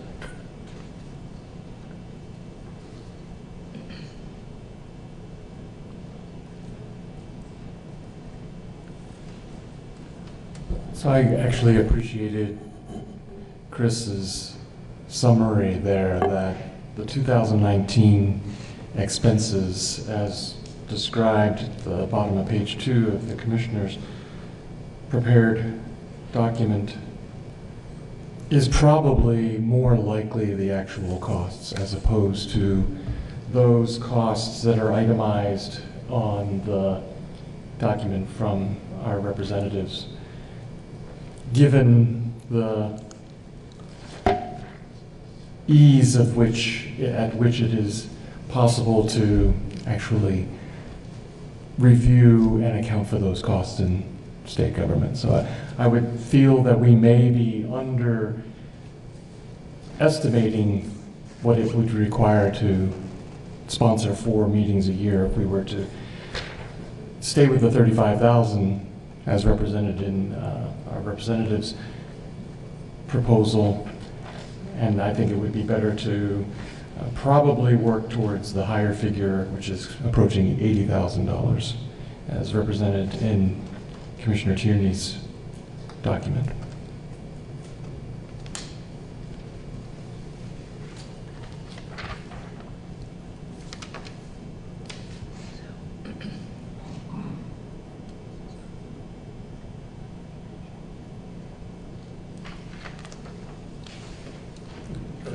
I know we're all sitting here contemplating everything that's going on.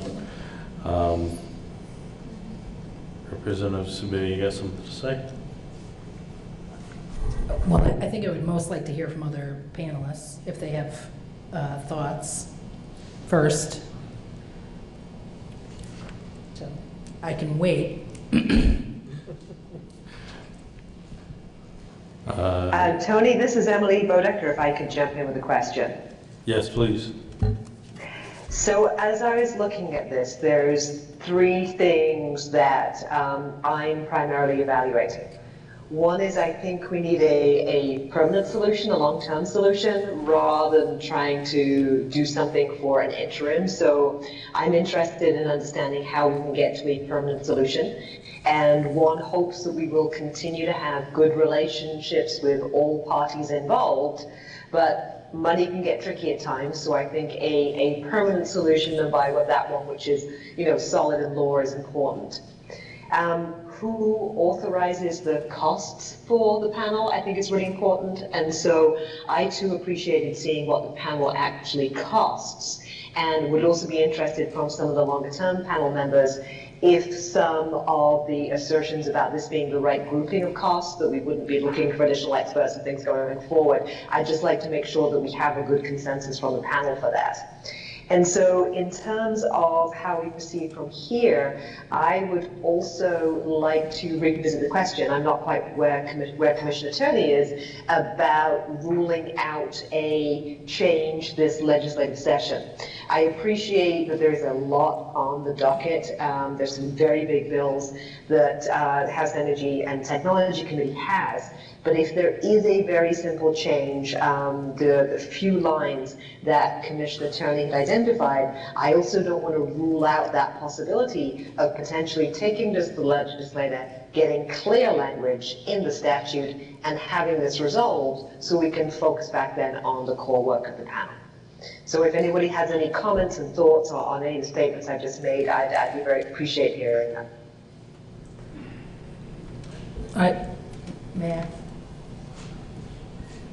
I just have one thought that I would like to just make sure I am absolutely perfectly clear on. So this panel can move forward with recommendations for statutory changes this year? Absolutely. Some of the, you have heard me put forward some cautions, which are intended to reflect just the reality of the situation on the ground. But if there is consensus on this panel that they want to move forward with changes in legislation this year, they should do so. I have made cautions about making sure that it is clear what the panel wants, that there is a clear plan for supporting those changes in the legislature by the panel. And so that's it. I just want to make sure that it's understood. If the panel wants to move this forward, they should. I feel like I've tried to be responsible in letting folks know, here's kind of the situation on the ground. Representative Coffey and I have been cautioning folks for the last 2 or 3 meetings about the timeframes involved in this second year of a biennium. To the greatest extent possible, just to help inform and allow this committee, this panel, to have as much flexibility as possible. So.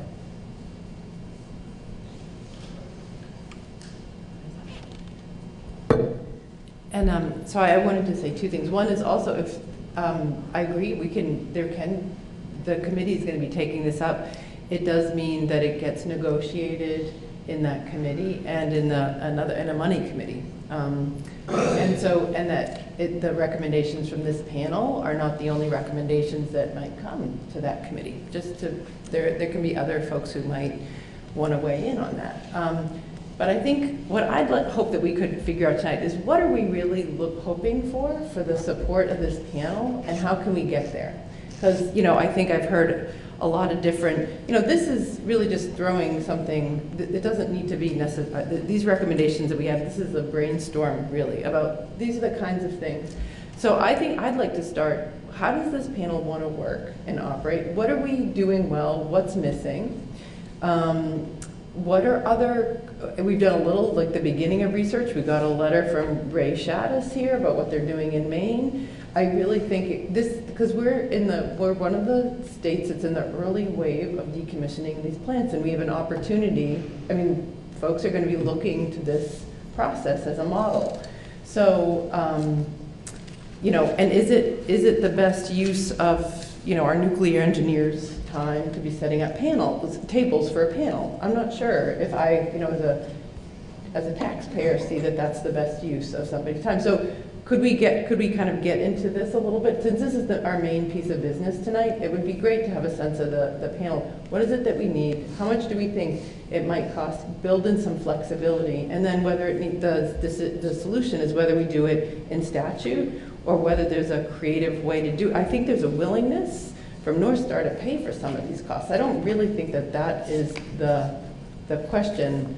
I think it's about how we get there. So I really would love to hear from other folks and other folks who have been, I've been on the panel since September of 2019. So I want to hear from other folks what they think that we're missing. Because I think we've heard from the public that the meetings are not very well advertised, beyond what the Department of Public Service can do on its website, and whether it's that we need somebody like a communications staffer or a part-time person or a very part-time person to get the word out on the meetings. Because I think it's really important that people know about these meetings and that there's participation from the public.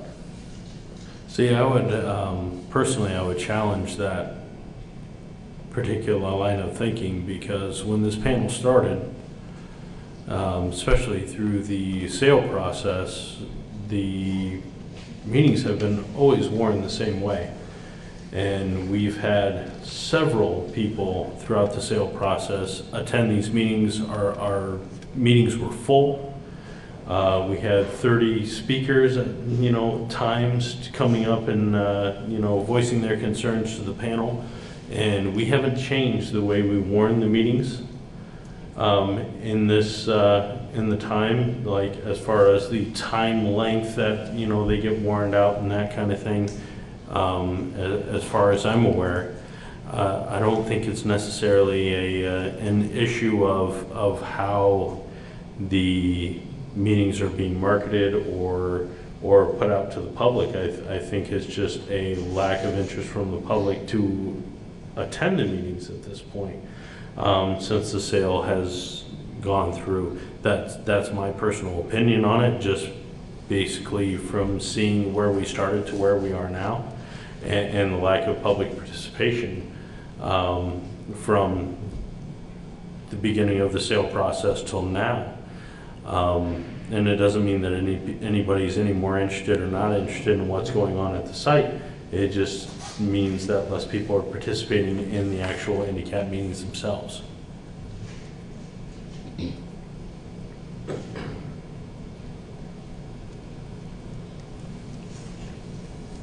May I say something?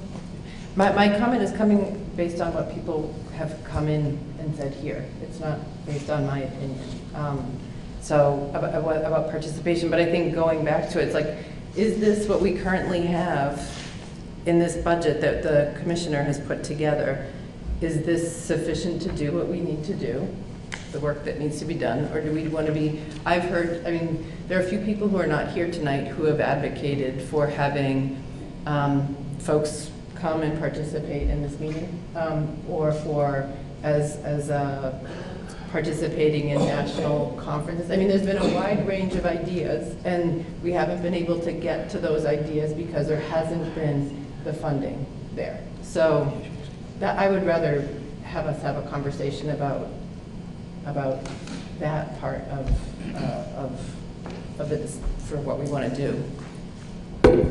So the only, I would add, I think one, the vice chair has often spoke to the need to have potentially additional experts, et cetera. I know this probably is not official. I'm certain that it is not official, and certainly she cannot vote. But Representative Coffey and I and the chair did receive, and Tony, did receive an email from her at 4:30 this evening thanking us for putting together the draft discussion proposal and noted that it seems reasonable. Mr. Chair? Going to go to Chris and then we'll come back. So I'll just start with just what I think would be useful from as far as from a panel perspective, and this is regardless of anybody's proposals or anything. We basically have a roadmap forward about how the decommissioning and site restoration are going to occur, and we have reporting requirements in the board order that says what North Star and the state have to do at a minimum, and that all ties back to the March report, as I recall, to the state, and or I think the state is supposed to then provide like a report to the public. And what I was thinking when being involved in that docket around the sale was that a useful role for IndyCap would be looking at that schedule. And let me just tell for the panel members and the public who don't also know, if something goes wrong on the site, if North Star discovers something that wasn't expected that affects the timing of the decommissioning or the cost, they have to notify the state within 7 days. But I'm just talking about just the regular schedule. My thinking had been that a good structure would be plan a big, whatever, I don't know exactly what this means, but the big kind of annual meeting of IndyCap for like May or so, after the report's been in, after the state agencies had the chance to do some analysis, after North Star's had some time to kind of process what it all means. And so then we have like the big, I would say kind of the spring big annual IndyCap meeting. And then the meetings that would follow on after that are kind of check-ins to see how things are going with the regulatory agencies, with North Star itself, and if North Star is great, hear from the town of Vernon how they think things are going. But that we would kind of organize ourselves around that initial reporting of data, that kind of annual check-in. And then, of course, we would also, if something did happen and that you trigger that 7-day notification and something material has changed that's going to potentially affect the cost and schedule, then of course we would want to have another meeting. And so I was thinking that the real function of IndyCap is to take that information, present it as fully as possible to the public, allow the public to comment on the information that's presented, and then after that spring meeting, that could also inform other topics that we take up during those other meetings that we have. As for cost, I just have it seems to me that the costs of regulation shouldn't be externalized, and North Star should bear those costs. And as far as who ultimately does the work, as far as like whether it's a state nuclear engineer or if it's Tony actually doing his job as a nuclear engineer, and then other consultants are hired to provide support work that maybe they're less expensive than state employees, maybe they're not. That seems like another analysis that we could do. You could have other supporting staff or supporting consultants to do the logistical work and other things that maybe Tony doesn't need to be doing. But that was the kind of structure that just for me personally I had envisioned. Now, how we get there, what we need to change in statute, I've got some ideas, I think, but that could have some effect. You know, I appreciate the proposals that the legislators brought forth to us. I appreciate also the position that the commissioner mentioned about the state budget.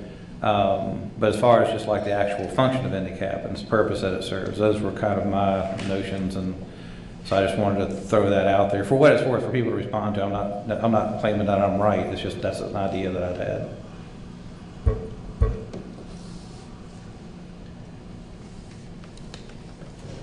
Thank you, Mr. Chair.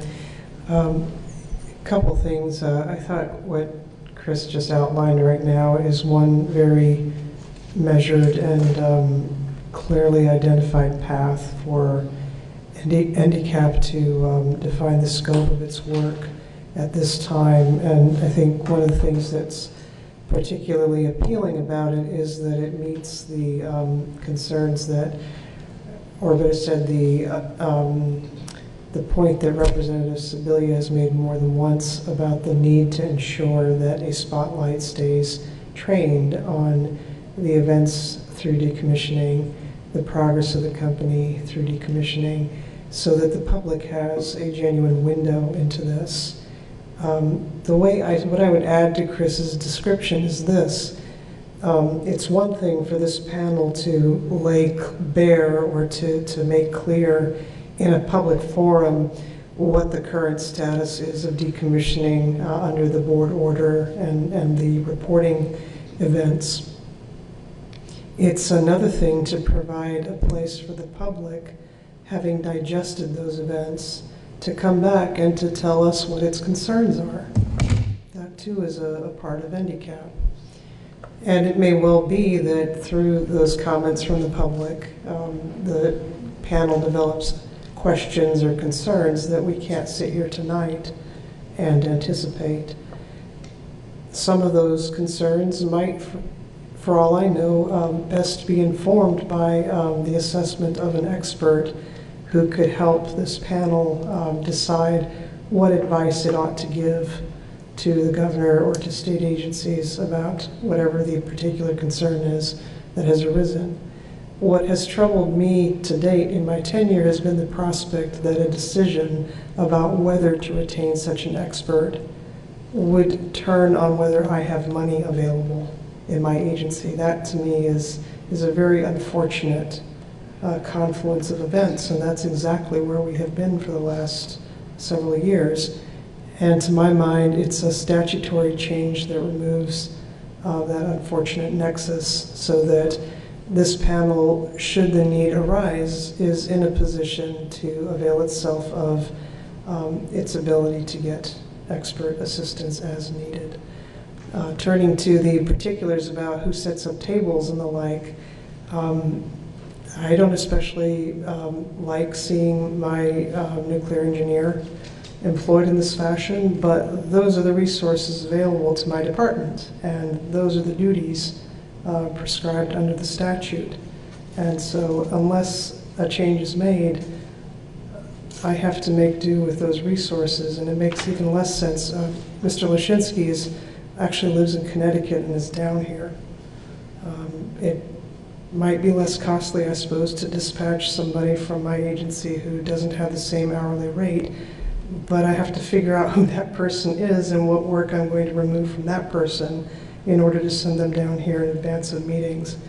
I suppose another possibility would be to turn to North Star to say, North Star, under 1702, I hereby exercise my authority to have you assist the panel by taking over those logistical arrangements. Those are possibilities as well. But it seems to me that it's the larger picture I've been concerned about, which is how to make sure that this panel is not starved of resources because a state budget is constrained. And to that end, I think a statutory change is needed. Actually, make sure that the panel member there gets his chance to speak. Go ahead. Yeah, exactly. I have, well, first off, I want to thank our representatives for preparing this discussion draft proposal. Getting the conversation queued up, it's helpful. I've been quiet over here just because I'm struggling with how much that I don't really know about really what the public needs. I don't know that there's a lot of consensus and agreement on this panel. And certainly that's just a reflection of myself, of what the public, whether or not folks in our community and the public have the same emotional reaction to this. I think that's, we can discuss that. But then also just more broadly and outside of, an emotional response to Vermont Yankee and to the decommissioning is what the public cares about. And I think that while it's true, there hasn't been the same awareness and attention to this project and to this whole situation, that might also just be because there isn't a strong vector of what's happening in these conversations into the community. And so that lack of awareness is a little bit self-perpetuating. I can see both. And so the root of that question and me not knowing what the public needs and what the public cares about here affects the whole question of what this should be and what should it become. It leads into, I think that the question is a good one, which is what advice we ought to give to the governor and what experts we might need to bring in to help inform not just this panel, but the community also matters, which is what the public needs and what's the best way for this panel to be a vector and a conduit to the public. So my instinct, like what I want to do is to know that. And yeah, there's my science training, which is like already designing the survey, the public survey in my head, which, to bring to the community. And I don't know if that might be, I know that that's an extra step. And I appreciate what our representatives and legislators had done to identify, while it's true that, we could at any point make statutory changes, and that might be required in the long run, but I also appreciate the move towards expediting a change that can still be helpful and supportive of this panel and our mission ultimately. And if it can be efficient and done quickly, that would be great. And so I don't want to pump the brakes and necessarily open this up if it doesn't need to be, but I don't know, right now I'm taking a big step back and really wondering at the root of it, what are the fundamental questions that this panel should be asking? And I'm continuing to draw some question marks. I just don't know enough.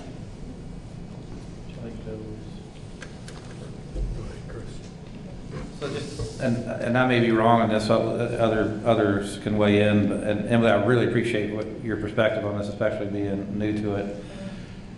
Just having been in this discussion for a while now, part of the context that and this is why I was going back to what the board order says, the Public Utility Commission's already kind of weighed in on what North Star what they have to report on.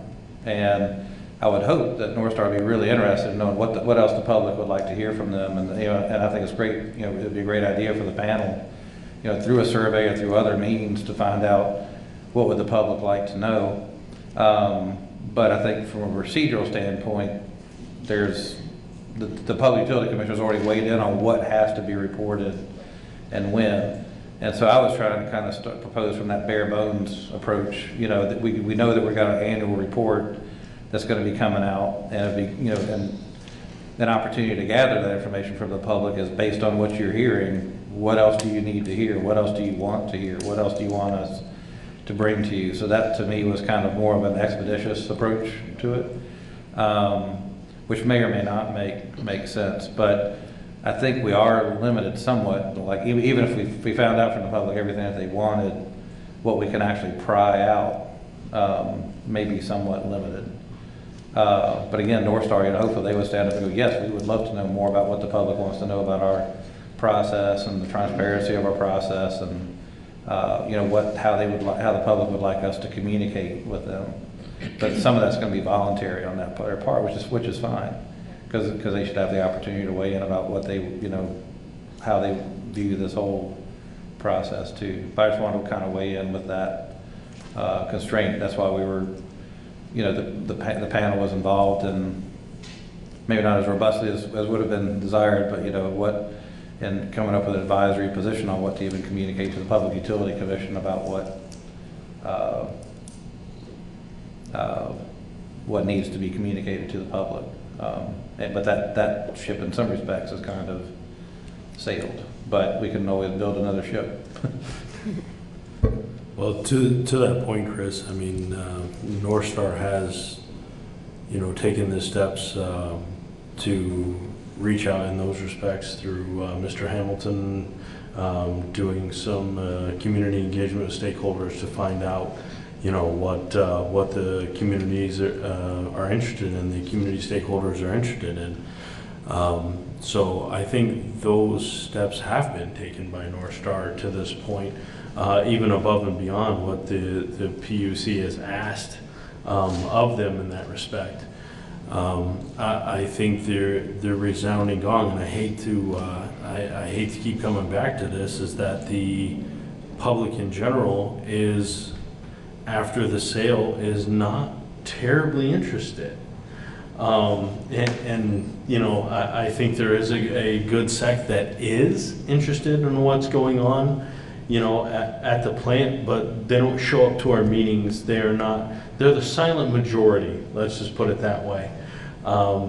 They look from the background and watch for our meeting minutes and that kind of thing and see what's going on, but they're not necessarily showing up to INDICAT meetings any longer. So I guess the emphasis for this panel is to be able to keep those type of people informed, because they're obviously not here. They haven't been attending for several meetings. They haven't been, expressing opinions and that kind of thing through our panel hearings. But they're there. And to be able to keep those folks informed is our job, whether they show up or not, to our panel hearings. And the question tonight is how do we effectively do that as a panel, and what resources do we need to be able to do that? Again, I'll state that, what Representative Savigny and Coffey have laid out seems to be effective in that manner, seems to fit some of the bills of some of the questions that have been asked by the public that does attend. How do we more effectively communicate our meeting dates? Further out, how do we effectively communicate what we're going to be talking about, and how do we get the community involved in that respect? Because really, in the end, that's what our INDICAP is for. We are a conduit to the public that is interested in what's going on in the decommissioning, and even those that aren't interested in what's going on in the decommissioning, because at some point they could become interested and be able to look back and see the work that the panel's done and be able to come up to speed in that respect. I don't know that we're going to have an answer to our question tonight, but I will yield the floor to Mr. Irwin to listen to his comment. So this is my 15th year of involvement with either the nuclear decommission, or I can't even remember what it was called before, the nuclear VSNAP, Vermont State Nuclear Advisory Panel. Thank you. And I can tell you that the things that are working now are obvious to me, and they are the results of the efforts of the Public Service Department.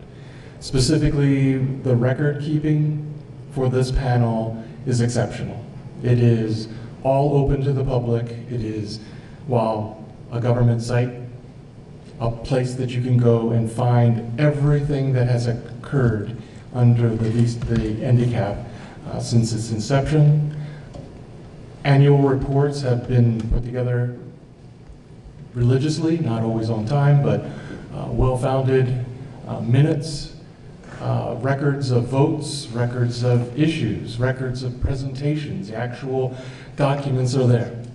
I can also tell you that attendance at these meetings is typically measured by the contentiousness of the issues. That when, and frankly in VSNAP, there was always contentiousness. But since the negotiated settlement, the sale, and frankly the turnover from one owner to another, the transition from operating to decommissioning, I think there are a lot of settled issues.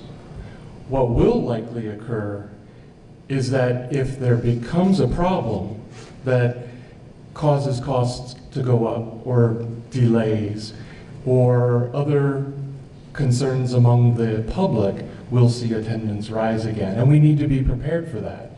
So I would suggest that, one, I think we really have a great system of record keeping that I would be concerned about throwing out because it's not broken. And I would appreciate instead that we continue to do what we're doing with the public service department's maintenance of the records of this panel and the availability of it. And I think the notices to the public of our meeting attendance, that they're occurring. I know we could do more. I don't know if there's anything that's happening in the local papers for notice that might be of use as well. Whether that's already occurring, I'm not sure. I appreciate your perspective, Chris, about a May meeting. I like that idea too, because I think there will be huge answers and questions in the March report. I know I can tell you as a state agency, I only have a timeline of work at Vermont Yankee that goes through December 2019 for the most part. And I'm anxious to know what 2020 has to observe as a state agency / regulator. And so I think there will be a lot to discuss then. And I do believe that the meetings in between those May kickoffs, if you want to call it that, are helpful to have each of the agencies and other stakeholders report on the status as we go from year to year. I do think that we are on a time table that has a certain end date, and that the sooner we act, the more likely we're going to benefit from a decision that we make. That if we wait another year for the next legislative session, we will be much further down this road that is rapidly moving. I can tell you, as someone who was at the site today, seeing what's occurred in just the last month, we are seeing rapid changes. We will see even more rapid changes in the coming months of 2020. There will be dramatic changes at that site, and we need to be able to accommodate those kinds of changes that might occur and interest that's likely to be generated in the public as they hear about these things. So I would again think of any sort of monetary figure or budget that might be associated with this to have some flexibility for where there were these kinds of dynamics and we needed to accommodate those. So I would say that again, I like the estimations that were created by the Public Service Department because I know the care with which they were obtained, and I would put onto that some sort of language or a buffer or something to accommodate where there's likely going to be fluctuations over the course of time. And I would also say that I do believe that it could be much less expensive to have someone brought in to do the physical arrangements at the price much less than the state nuclear engineer, who I value immensely as someone who has toured the site with him numerous times to be able to look at highly technical issues that are occurring there. And it was a shame that we couldn't do more of that this afternoon because he had to come here and make sure that this meeting was set up. So I just wanted to make sure I covered everything in my notes here. And I think I have. Thank you very much. So I guess I will bring it back to The question at this point in my mind, and I could be completely wet, but is what is the dollar figure that it takes to be able to effectively communicate to the public as handicap, and not necessarily how it's spent and who it's spent on and all that kind of thing, but what is the overall dollar figure of what makes our jobs viable to the public? And I don't know that we can answer that question this evening. I really don't. But that's what it boils down to, how the dollars get spent in the end, whether they're, because it has to be fluid, whether it be a specialist that we need 6 months from now, or whether it's a specialist that we need 2 weeks from now. In the end, it's a dollar figure. It's not necessarily how we spend it immediately. I don't think we can put forth a proposal that says this is how we're going to spend all these dollars every single year going forward for the next 5 years, because as certain needs arise, we need to be able to flow those dollars to those needs, in my opinion. So I think a dollar figure needs to be reached. Whether it be this evening or a different time. God, I hope it's this evening, because I don't want to do this again, honestly. But I think we have a very good start with what the Public Service Department has put in front of us, what Representative Sabiri and Coffey has put in front of us, to be able to determine that dollar figure. And again, everything falls back on you, Commissioner Tarrant, how those dollars get spent. So I think it behooves us to determine that dollar figure this evening, and your department from there determines whether it's Mr. Lashinsky's time to set up tables or whether it's somebody else's time to set up tables. That's not in the purview of the handicap panel. That's in your purview of how those dollars are spent. What we're trying to determine tonight as a panel is what do we need as a panel to be able to effectively communicate to the outside world that wants to participate in this process. So I'm concerned about the notion of, I'm concerned about a few things. I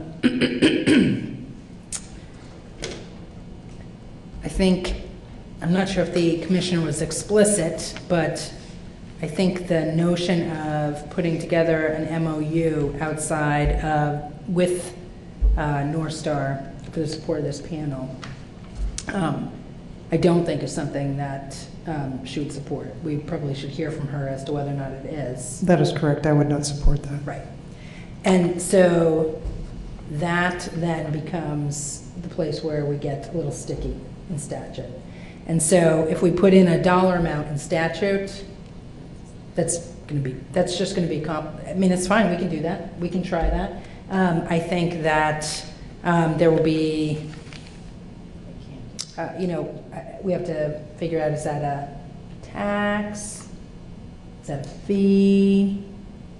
Are there other businesses that would be assessed that kind of tax or fee? So if we're trying to put something like that in statute, and so if we're just putting in place, if we're just shifting who pays, that may be simpler. And although I think it still would have to go to, as Representative Coffey has said, it still would have to go to probably Ways and Means and Appropriations Committee. And I would expect, as I mentioned at the last hearing, that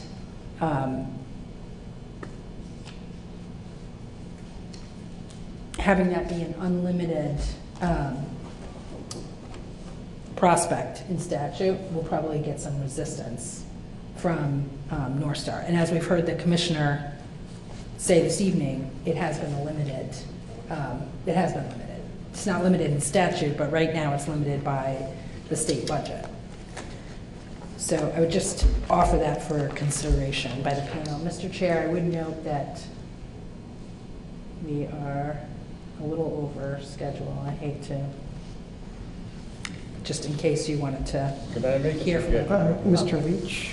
If you will put this forward as a motion, I will second it, please. Or would you like me to put it forward? I think that it might behoove us to, you can certainly do whatever you'd like to do.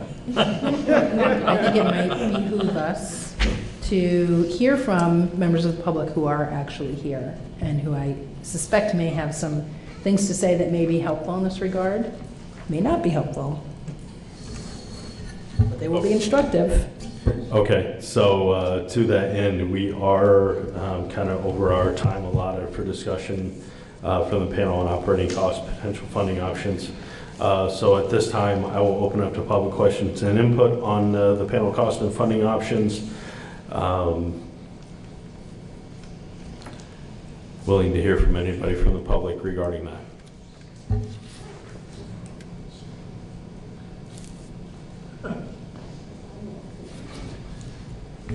It looks like you're being coerced. Come on up. Good evening. I'm Chris Williams. I'm from Hancock. I work with Citizens Awareness Network, and I'm also with the Nuclear Information and Resource Service in Washington. I have a lot more questions than I had when I walked in the door. But after reviewing the materials earlier today, my thought was that perhaps the logistical costs could be assigned to Entergy, the non-controversial logistical costs. It's North Star.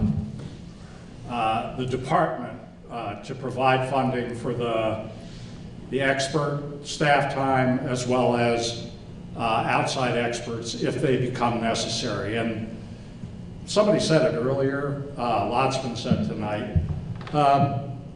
If you run into a cost overrun scenario where North Star might be saying one thing, it might be useful to have somebody to review what North Star is saying with regard to a particular cost overrun. Additionally, of course, if there are discoveries of both radiological or non-radiological contaminants on the site that are going to raise costs and have not been included in previous site characterizations, that might require an expert. But to take the non-controversial, just nuts and bolts costs of having the meetings and keeping the records properly, and sound, notice, and assign those to North Star if possible. And then look to the department for experts. That's what I would recommend. So I look forward to listening to the conversation tonight and ongoing, and hope that in the future there's less talk about money and more talk about what's going on the site. Thank you. Thank you. Any additional public comments?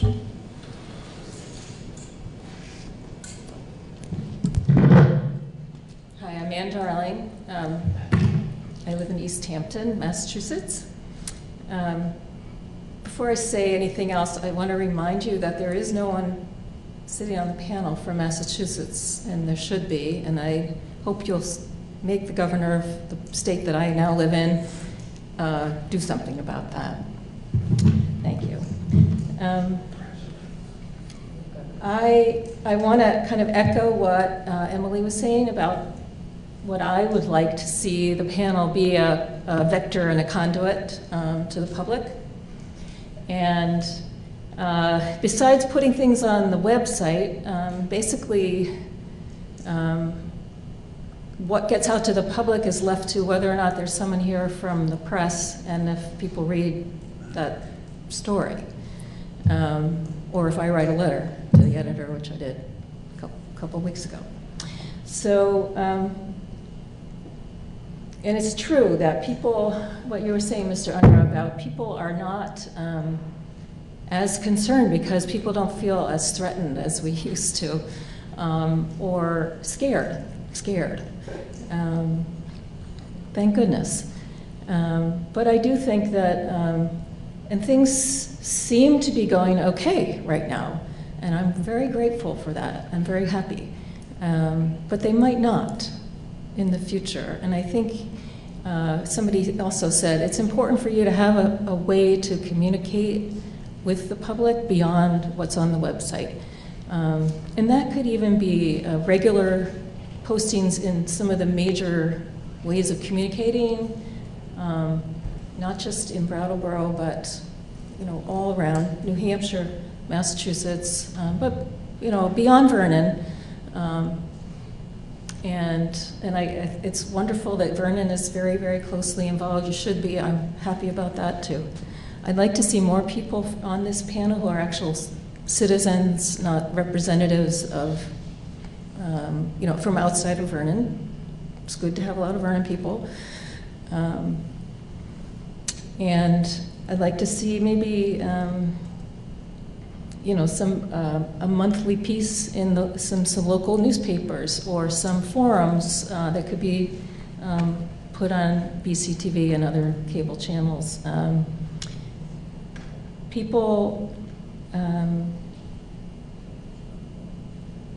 I think people need to know, and you said it yourself, Mr. Unruh, that it's your responsibility to keep people informed whether they're here or not. So how much you do of that is partially a question of money. But I want to hear a commitment from the panel that that's what the money will be used for. I really do.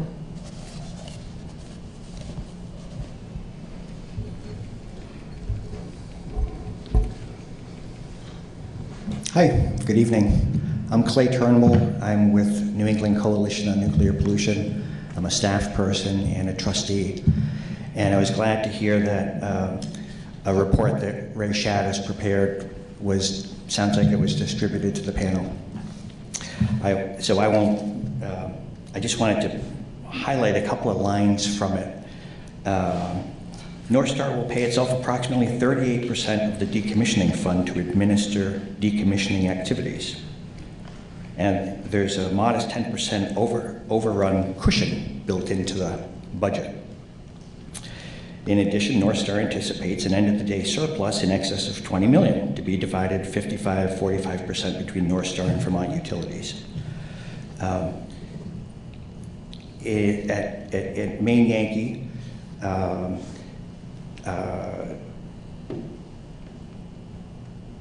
we can get a rough idea of the kinds of monies that Maine Yankee spent on its cap by looking at a short list of the kinds of educative activities that Maine Yankee sponsored.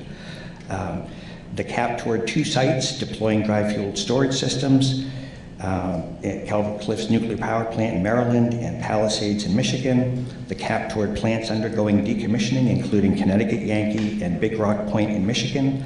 The CAP participated in American Nuclear Society decommissioning conferences in Michigan, Connecticut, and Nevada, which included an engineering tour of National Repository at Yucca Mountain. The CAP participated in meetings with counterpart advisory panels in Connecticut and Michigan. The CAP participated in an industry decommissioning conference in Florida and conferences in Washington, Middletown, Connecticut, where travel, lodging, and expenses and conference fees were involved. One should include in any back-of-the-envelope calculations the fact that the CAP averaged 14 to 15 members. This information provides not only a sense of scale, hundreds of thousands of dollars, not tens of thousands of dollars, but it also is hoped that a sense of purpose, that is, education without nuclear-related oversight, can only be arbitrary and vaguely effective. And lastly, Maine Yankee recognized at the onset that in order to communicate effectively, it needed to develop a commonly understood language about decommissioning, and this involved not only attentive and discerning listening to community stakeholders, but also offering them the opportunity to familiarize themselves with nuclear processes and regulation. I don't know where this panel, the line between this panel and the group that New England Coalition fought to get established as part of the MOU, where the line between them is, but to me, the education is a missing link. You know, that the company could be making more of an effort to provide some real education, whether it's to this panel or to the group that we're trying to fund. I think the general public, there are people that want to understand the technical issues so that they can determine, so that they can say, okay, I'm not just taking someone else's word for it. And you know, Bob Leach, you've got an entire career of education that lots of folks would love to understand. So, thank you.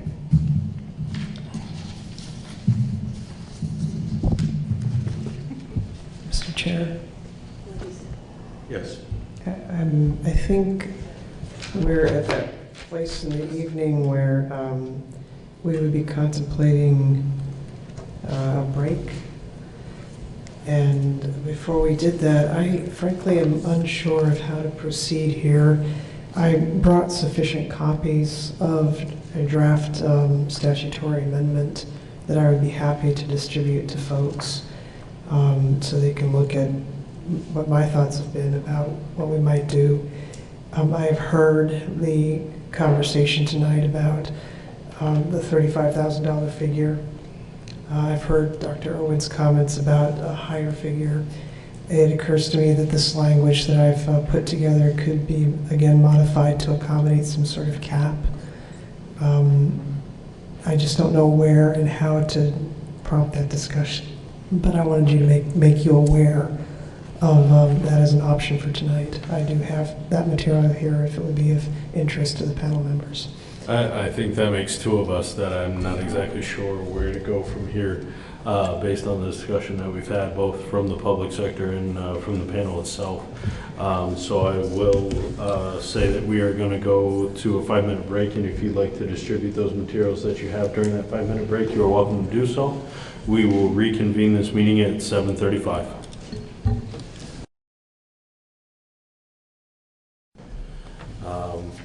So we are going to head to additional panel discussion on operating cost and funding options.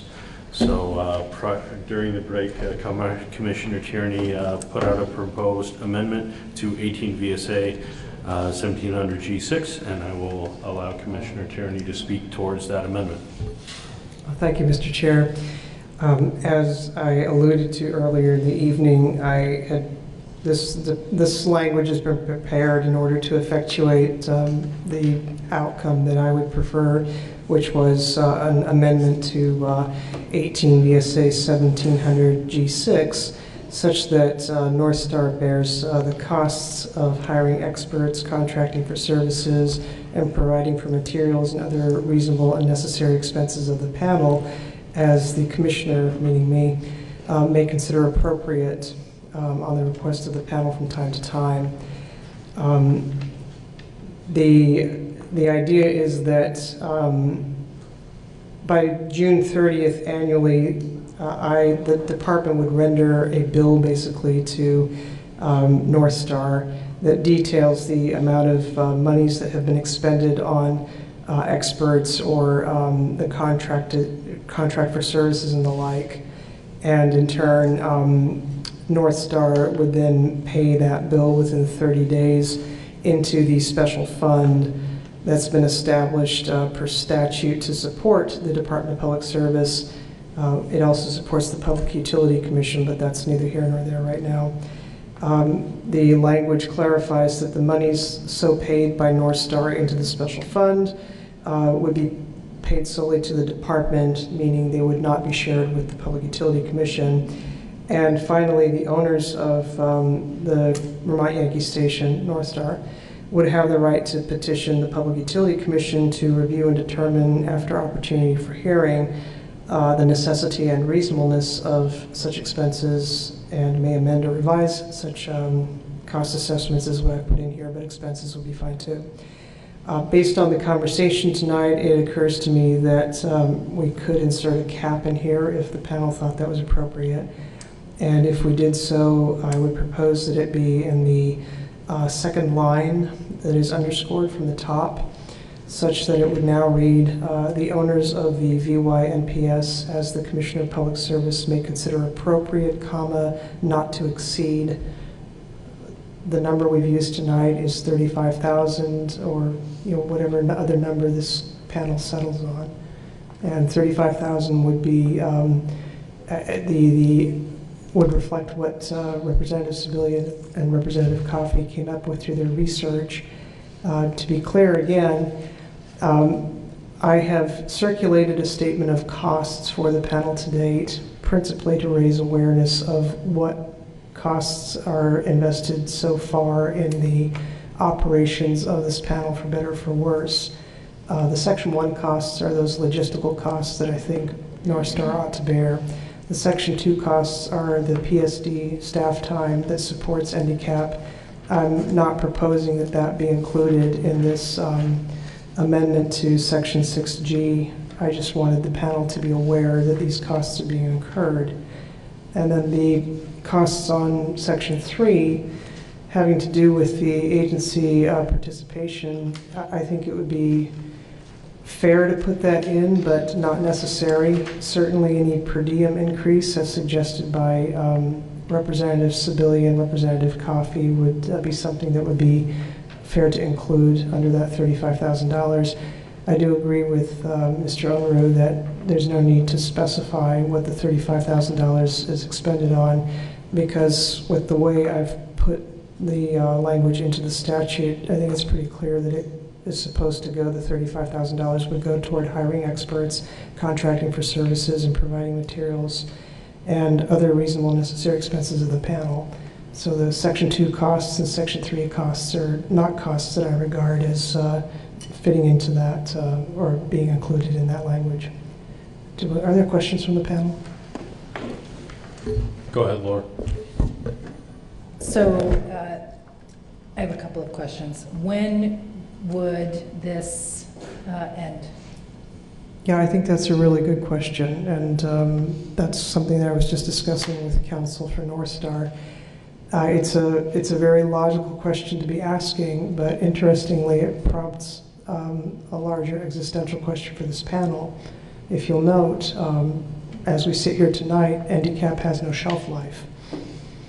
So I don't think that it would be necessary for us to put an end date on here. I can certainly understand if there are folks who feel a need for that, but what you're really raising is the larger question of how long should NDCAP exist?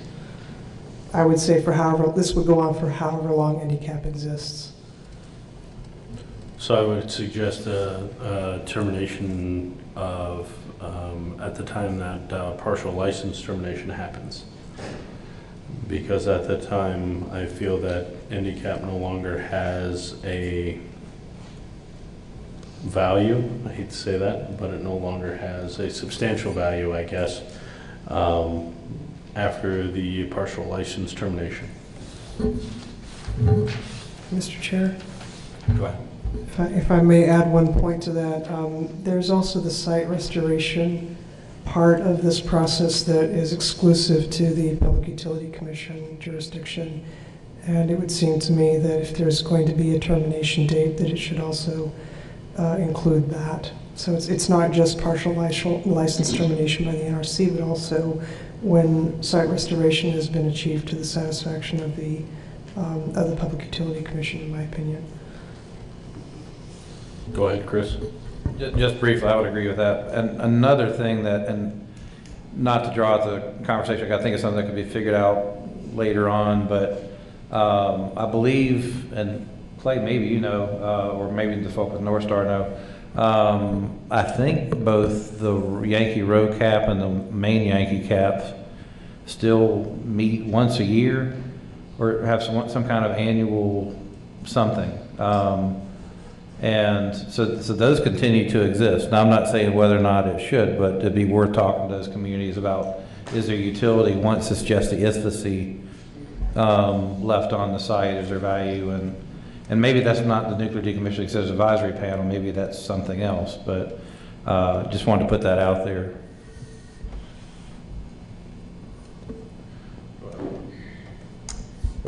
Commissioner, how would you envision the panel accessing funds? So you've spoken to the fact that we've had a push down because there haven't been funds available from the department. So would you see that changing with this language, with this cap in there, and how would you envision the panel doing that? Yeah, no, those are also really good questions. And so, yes, if the funds were available and they were the responsibility of the company, I would expect them to then be available to this panel. The mechanism that presently exists is that at the end of the day, the panel makes its request to the commissioner for funds for these activities. That's the existing statute. And I use my best judgment as to whether to make those funds available. And what I have proposed here is that that would continue. That mechanism would continue. And so experts have, again, that has not been something that's been available. Precisely. And that's the genesis of my concern, is that they've not been available.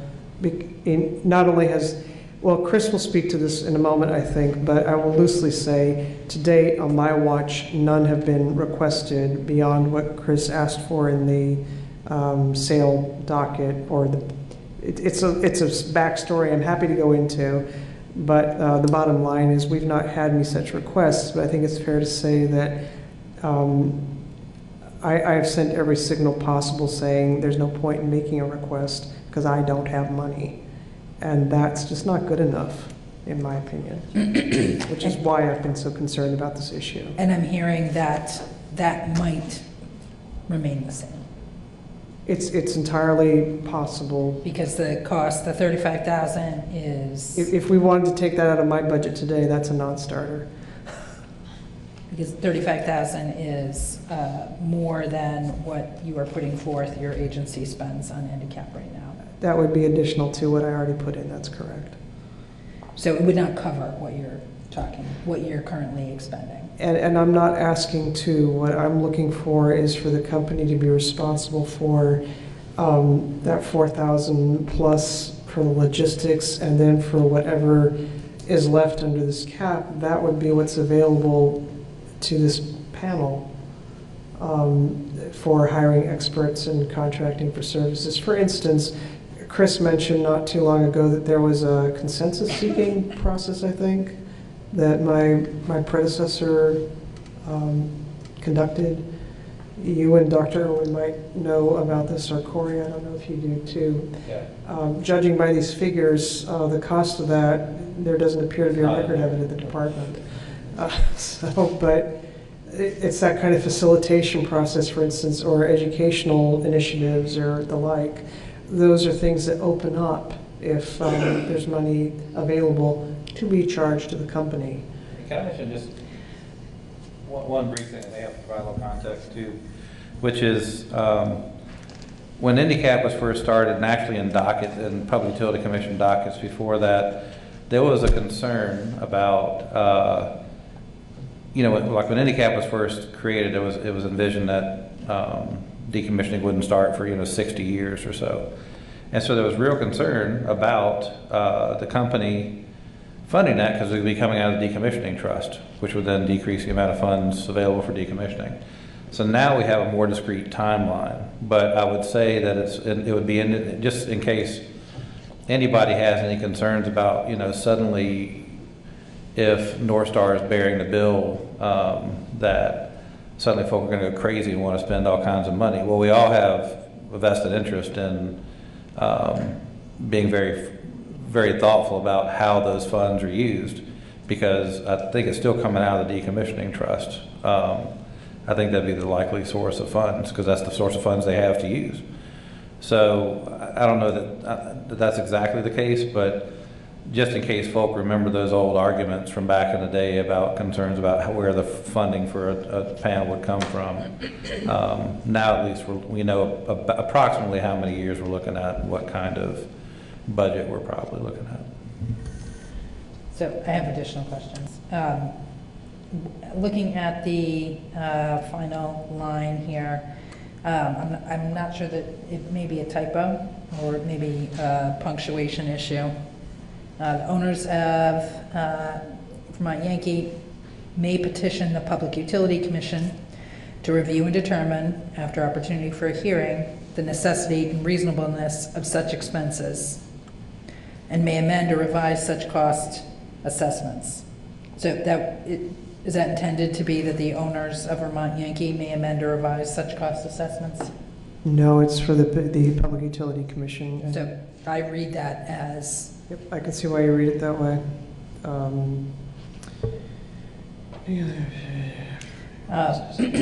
We could simply put a period after such expenses and say the Public Utility Commission may amend or revise such cost assessments. Mr. Chair, I have two other questions, if I may continue. Go ahead. So, Chris, or does anybody recall, my sense is this language for handicap was likely drafted as part of the original settlement between the state and Entergy, 2013-14.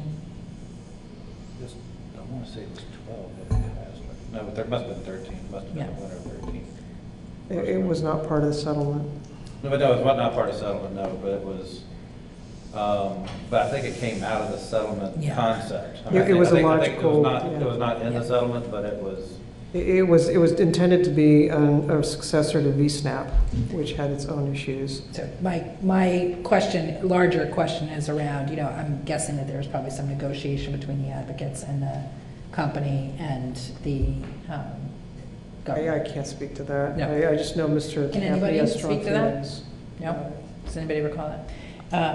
And then, I guess... done quickly. Yeah. And then my last question, and I don't know if this is appropriate or they'll be willing to do so, but does North Star want to weigh in on this at this point?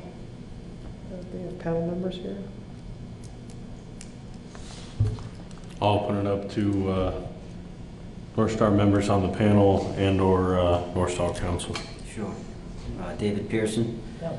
So, well, looks like Mr. DiCarlo's going to step up, so we're going to hand it over to council. Greg DiCarlo, North Star Council.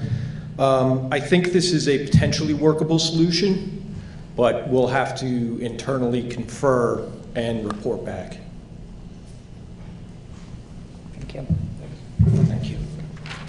So, Mr. Chair, I think my final comment would be one that I had suggested to you earlier. If there is consensus on the panel or some place on the panel, and the intention is to try and move this year, I would hope that there would be some consensus on the panel and that the panel itself would engage with the commissioner in moving this legislation forward. Sure. So kind of let me recap everything that we've been discussing since we received this proposed amendment. From what I'm understanding, as a consensus of the panel, please correct me if I'm wrong, I will start at the, looks like the second sentence of the proposed amendment. Funds for this purpose shall come from the owners of the VYNPS, as the Commissioner of Public Service may consider appropriate not to exceed $35,000 annually and to terminate at the time of partial license terminations and site restoration is complete. That kind of seems like the general consensus of the board that $35,000 dollar number is acceptable, and that it is to terminate at the end of partial license termination and site restoration. And then at the bottom of that amendment, there add a period as of reasonableness of such expenses, period. The Public Utility Commission may amend or revise such cost assessments. Now I'm looking for a consensus on those particular terms of this amendment, please.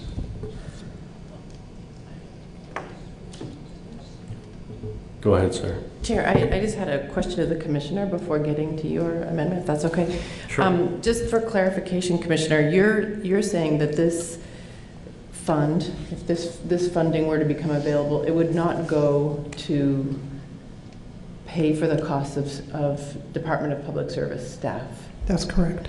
So I'm wondering, so in effect, it does bring greater capacity and to this work that we're doing here, so which I think is a very good thing. And I'm wondering if we can clarify some of the language, because I also heard that there were a couple of things that the public, or if we could add a word like public engagement education in there, to the list of things that could be considered, so as to expand upon the possibilities that currently exist. So you're talking, let's look at the 1, 2, 3, fourth line down in the underlined portion. Right, so service to hire experts, comma. Contract for services, comma, and provide for materials and other reasonable and necessary expenses for the panel. If the rest of this panel were to agree, I just think it would be good to add some language around, because we've been talking about whether it's attending a conference or doing some broader public engagement in some way, right? I've heard that tonight. So I'm not always the best at wordsmithing. Okay, so service to hire experts, public engagement and education, contract for services, and providing materials and other, would that be satisfactory? I'd like some specificity. Contract for services, cover expenses associated with public engagement, or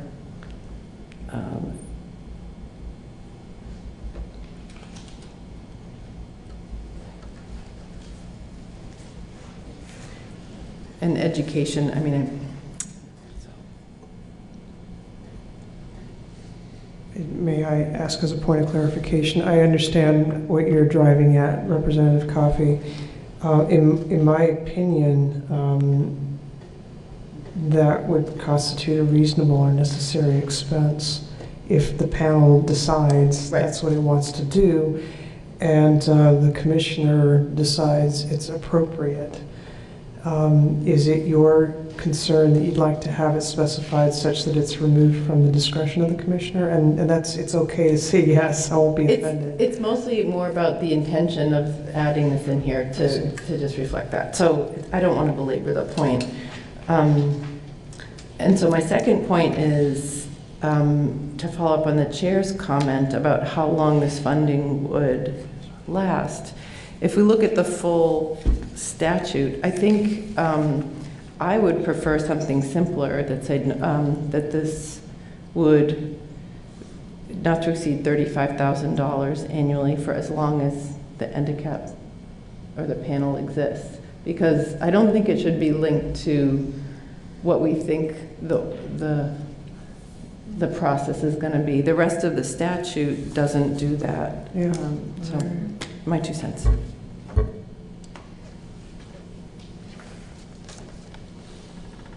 So let's tackle that portion of it, because the public engagement and education is easy enough to add into that wording. Let's look at the termination of this actual agreement, what the panel feels is necessary. I mean, we can feel it's necessary that we exist for the rest of our lives and get, involvement in this as long as the spent fuel sits on the ISFSI pad, which, if that's what the panel wants to do, that's what the panel wants to do. But at that point, North Star is no longer, in my estimation, is no longer on the site, no longer responsible for the site, because they probably turned it over at that point to some other entity. So how do we, as a panel, charge a company that's no longer in existence in the state of Vermont to fund a panel that we decide, we're just going to continue this because we have this money, because we still have spent fuel on the pad. That would be my only concern. It seems to be fairly open-ended in that respect. Mr. Chair, if I may. I appreciate the sentiment that you're expressing. I really do. This has been an exercise in people of good faith trying to set reasonable expectations and reasonable limits. My memory and others on the panel and in the end counsel to the agency may be able to correct me, is that North Star has acquired this site. So when decommissioning is complete, they don't simply turn it over to somebody else. It is their property. They may not have boots on the ground anymore doing decommissioning activity, but they do still own it. So I take your point, though, that we really are getting at the existential question of how long do we expect handicap to continue to exist. And the legislature, at least in prior iterations of this statute, has not specified an end date. I suppose I have sympathy for the simplicity that Representative Coffey has pointed to. But I suppose we could add some, I don't know, I would defer to my legislative colleagues. Is there sunset language that could be put in, or I really don't know. I guess to your point, Commissioner Tierney, yes, they will still own the property after decommissioning is done, termination of the license, partial termination of the licensing, and site restoration happens. But what is it to say that, you know, they don't turn the property over to a developer, to the town of Vernon, whatever the case may be, and at that point, whomever that is, the developer, the town of Vernon, Wyndham Regional Commission, BDCC now owns the property, and we are continuing to ask North Star to fund a panel when they have no skin in the game at that point. Well, just because we want to continue a panel because we still have radioactive material that sits on the ISFSI, but maybe they're out of the game at that point. I take your point, though. I would note the language points to the owners of the station. So that could potentially, this $35,000 could potentially become the problem of whoever acquires the site. That's correct. Yeah, the town of Vernon as an example. And that's a problem. I completely see your point. Yeah. I think Chris had a question. Well, I was just going to. Which I will clarify, because there was mention from the public that as of yesterday, I have no tie to the town of Vernon. I am no longer a selectman in the town of Vernon. I have no, there is no tie for the town of Vernon with me any longer, with the exception of maintaining the Office of Deputy Emergency Administrator. So I am not, I'm speaking in generalized terms at this point. So I was just going to say, I'm looking at, I don't have the enabling statute in front of me, but I've got the our charter in front of me.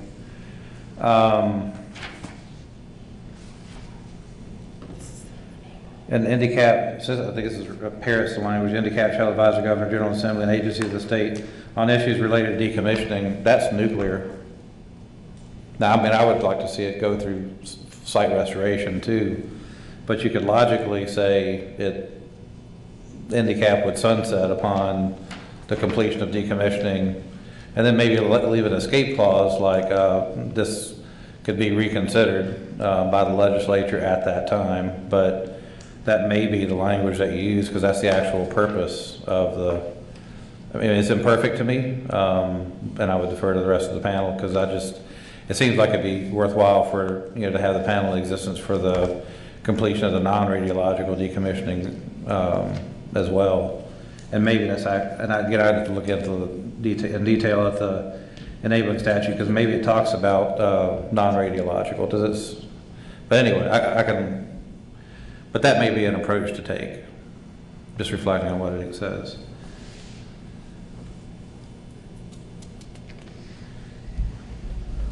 What I am just forgetting, I'm not remembering from the last meeting. Are we supposed to meet again soon, or is this? God, I hope not. So I'm almost wondering if we agree in concept with what the commissioners put forth, and if we've heard from North Star that this seems within the realm of possibility of something they would consider, and you'll take it back to your internal counsel, what if, and what if the public service department, North Star had a conversation, come up with some mutually agreeable language, we wouldn't have to meet but get it back to the panel, but then frankly, the individual panel members could always go testify. Sure. I guess to Representative Sebelia's point is that we need to come to a general consensus as a panel tonight on the dollar figure, a termination date if we so desire, and then I think your point is well taken, that allow the powers that be go forth in making the agreement based on our suggestions. I guess I'll start with one particular item. I'll look for a consensus of the panel of $35,000. Does that seem to be a good start, or the place where we need to be to continue to grow from here as the handicap and get the things that we need to get done? So I'm going to ask for a consensus on that particular section. It is the $35,000 that was, brought forth to us by Representative Sebelian Coffey, acceptable to the panel as part of the amendment to 18 VSA 1700 G6. But so can you ask those questions? I think the frame that Chris has, like if that's a goal, is for North Star and the department to see if there is something they can agree to with the items that you're asking for consensus. Is that what we're doing, Mr. yes, Chair? Okay. That's exactly what we're doing. Okay. So may I ask for clarification on this, though? Yes. I have tried very hard to avoid being in that very position of it being North Star and department. Go work it out. That's exactly why I prepared this language tonight, so that this panel can decide whether it wants to move forward on this basis or some other basis. If we get consensus on the $35,000, that's a very clear instruction. If we can get consensus on end date being when the handicap, for as long as handicap exists, appreciating there are members on the panel who don't necessarily support that, but if we can get consensus on that, that's clear direction. If we can get consensus on the public engagement piece, that's clear direction. And then I can speak for myself and say that I'm happy to take this amendment, if need be, to the legislature, or our legislative colleagues could put this in if they're willing or not. But I don't see what my speaking with North Star is going to add to this. North Star can certainly testify in the legislature as it sees fit. And I have high hopes that, based on council's comments tonight, that testimony would be largely supportive, but I would leave that to you. I think that distance is healthy, in my opinion. So I guess that's my goal, is to hit those three things: the dollar figure, determination, the language of public engagement, get a consensus on those things. And I think what Representative Sebelia was kind of aiming at is that we come to an agreement on how that wording happens between your department and North Star.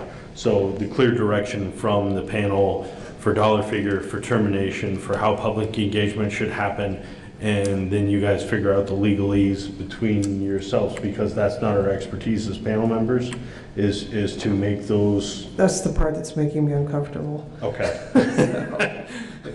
I would love to be able to give you all the legalese to make this thing work, but I don't know.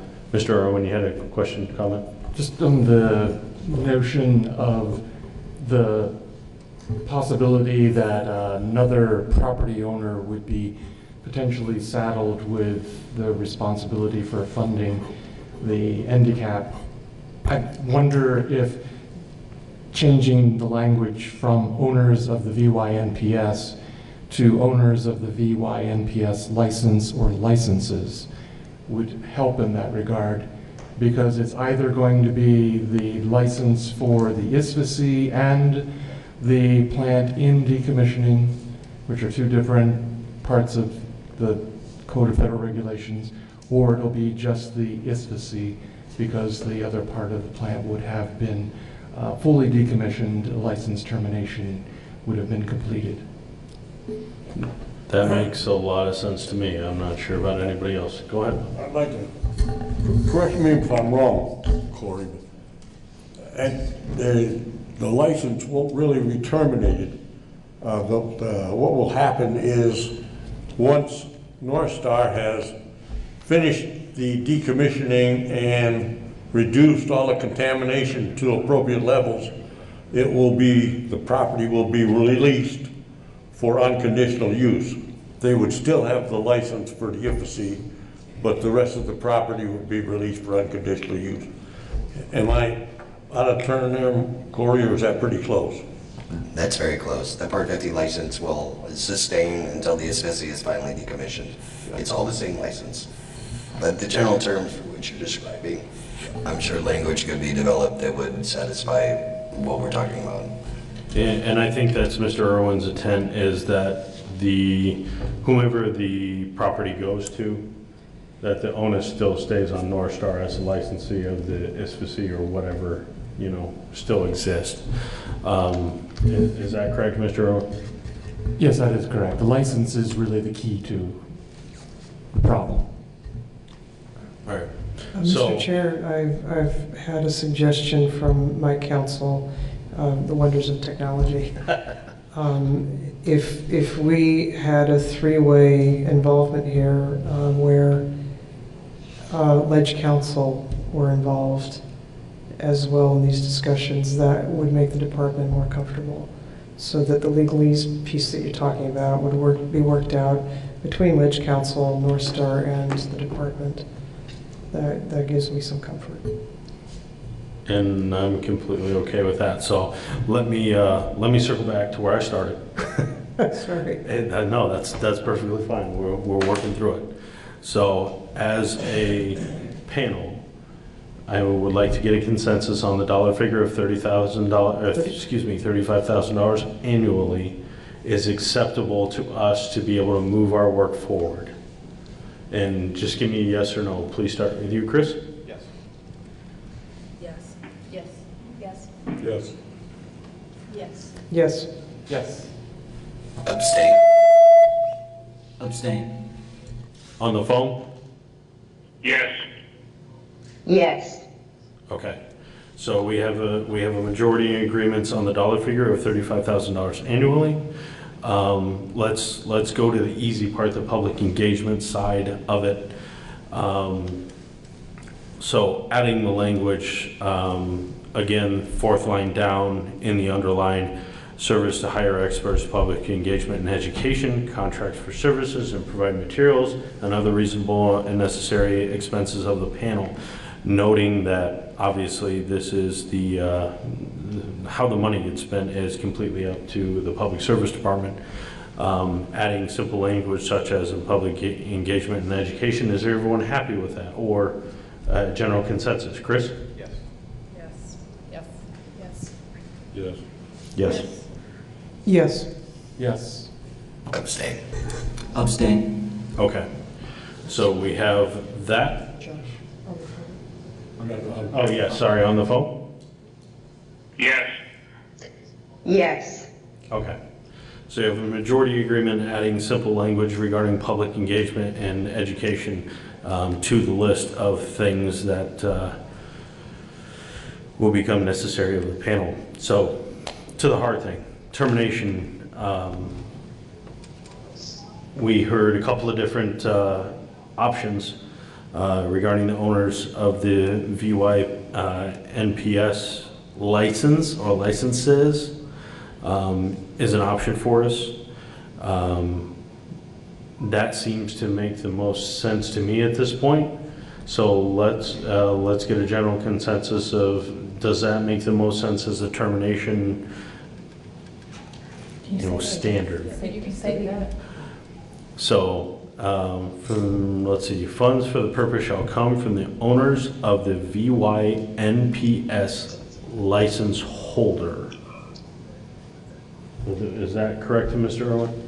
Yes, and I've been corrected by Corey that it is just one license, so it doesn't have to consider multiple licenses. So that would be the termination, the terminology used in that first sentence. So whomever is the license holder for the property is responsible for going forward. Mr. Chair, Yes. May I interrupt our process? Yes. So I need a moment to actually process the negotiation aspect that has been put out here. And it seems that we're going to do all of that very publicly. So I'm wondering if we could get the department's counsel to come and we could ask maybe some questions just about process. I guess I'm confused. What are you looking The for a department process is recommending that, the department council is recommending that rather than having North Star and the department go and kind of fine tune this and bring it to the legislature, that the legislature and the administration and North Star fine tune this. And so I'd just like to ask him to clarify and kind of walk us through that a little bit. Because I've had no time to think about that or ask legislative counsel or anyone. So, and I'm getting, we're kind of almost at the bottom of the slide and I'm feeling like, oh, we're going to catch this. Do we want to catch this? So can we ask? I'm certainly happy to ask Mr. Porter to step to the microphone, if that's all right with you, Mr. Unruh. Absolutely. Come on up.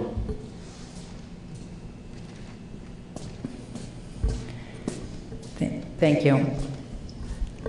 Jim. Almost made it out of here cleanly. Yeah. Well, and I have to pick up a soccer kid. Okay. I have to leave in 20 minutes at the most. My question is, I want to understand the difference that you see between the department and North Star fine-tuning this, and the department and the legislature and North Star fine-tuning this, and what assurances you'd like to give me that Ledge Council will see those same. So what was in my mind when this came up was the commissioner seemed to have some reservations about the department and North Star going off in a room and drafting the consensus of what you vote on tonight. And I guess my thought would be to have a lawyer from Ledge Council, since we are talking about a bill or a bill amendment, and we've done this in the past with other parties, just sit down with Ledge Council sort of as an intermediary, another party to be there, and we could just both talk with them, was my thought. Okay, but I want to just make sure that we're all aware that whatever agreement we might put forward, we'll have to go through the whole legislative process. Any of the folks in the audience, in the public, anybody in the legislature that would like can engage in this process. And any legislator can access Ledge Council and work to. Oh, right. And to be clear, what I was only going as far as coming up with a draft of a bill that we would submit to the committee. And frequently, Ledge Council has little fixes that help with drafting as well. Just that I think we would then come back and share with the committee, not necessarily at a meeting, but. Okay, great. That answers my questions, and I am comfortable now. Thank you. Okay, so let's go back to the, Mr. Chair, Oh. it appears North Star's council may have something to say. absolutely, come on up. Thank you, Greg DiCarlo, counsel for North Star.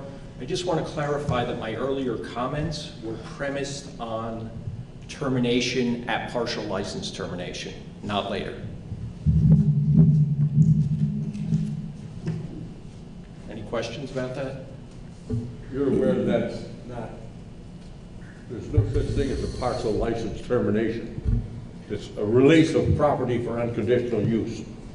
It's semantics, but words are kind of important sometimes.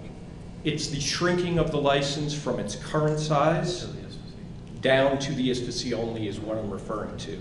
We can work on the proper language, but that's what we're looking at as a potential workable solution. If I could be heard on that point.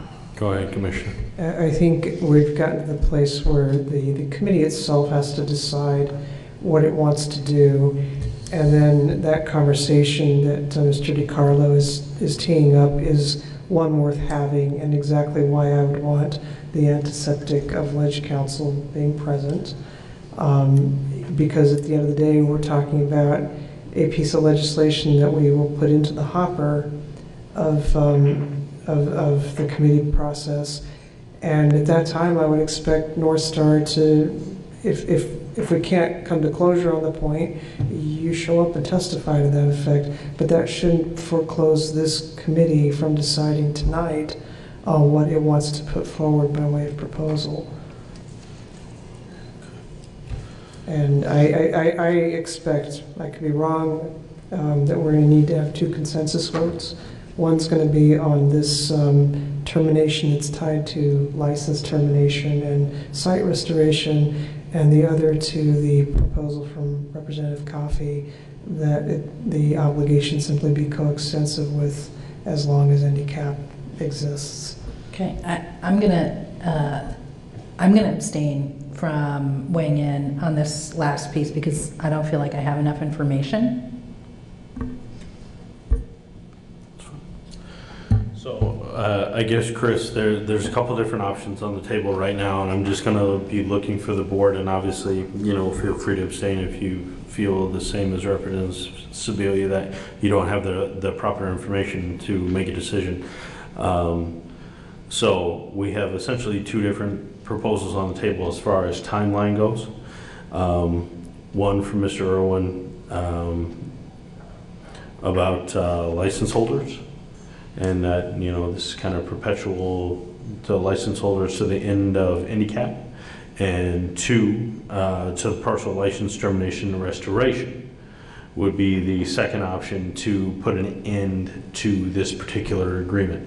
So I guess I'm looking to you to see which one you're leaning towards to get a general consensus from the handicap panel. So we'll start with you. So I have to start with a question. Because what I had originally thought was terminate handicap upon the, because just looking at at some level I'd like to change the statute to say site restoration.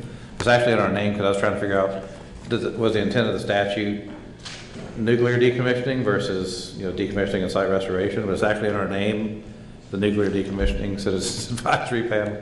So what I was proposing was that the handicap would sunset with the completion of the nuclear decommissioning, which I think goes back to what you were saying, is basically the license is the partial release, and then all that's left is the ISFC.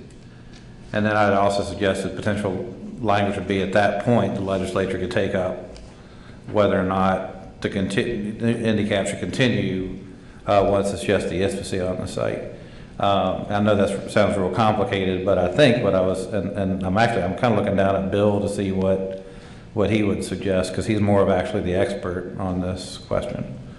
Well, I don't know if I'm an expert for sure, that would be debatable, but the language that is in the 2-page presentation by Representative Sibilia and Coffey, number 3, time horizon of North Star funding obligation, the language that's described here, where does that come from? Is that in NRC regulations? Because as Mr. DiCarlo just explained it, actually that is what I was describing.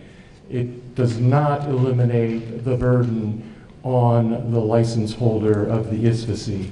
It just has narrowed it down to release of the rest of the site for the decommissioning purposes, which is everything but the ISFSI. So I'm actually more comfortable with the original language as presented in the item number 3, time horizon and North Star funding obligation, than I was when this discussion started.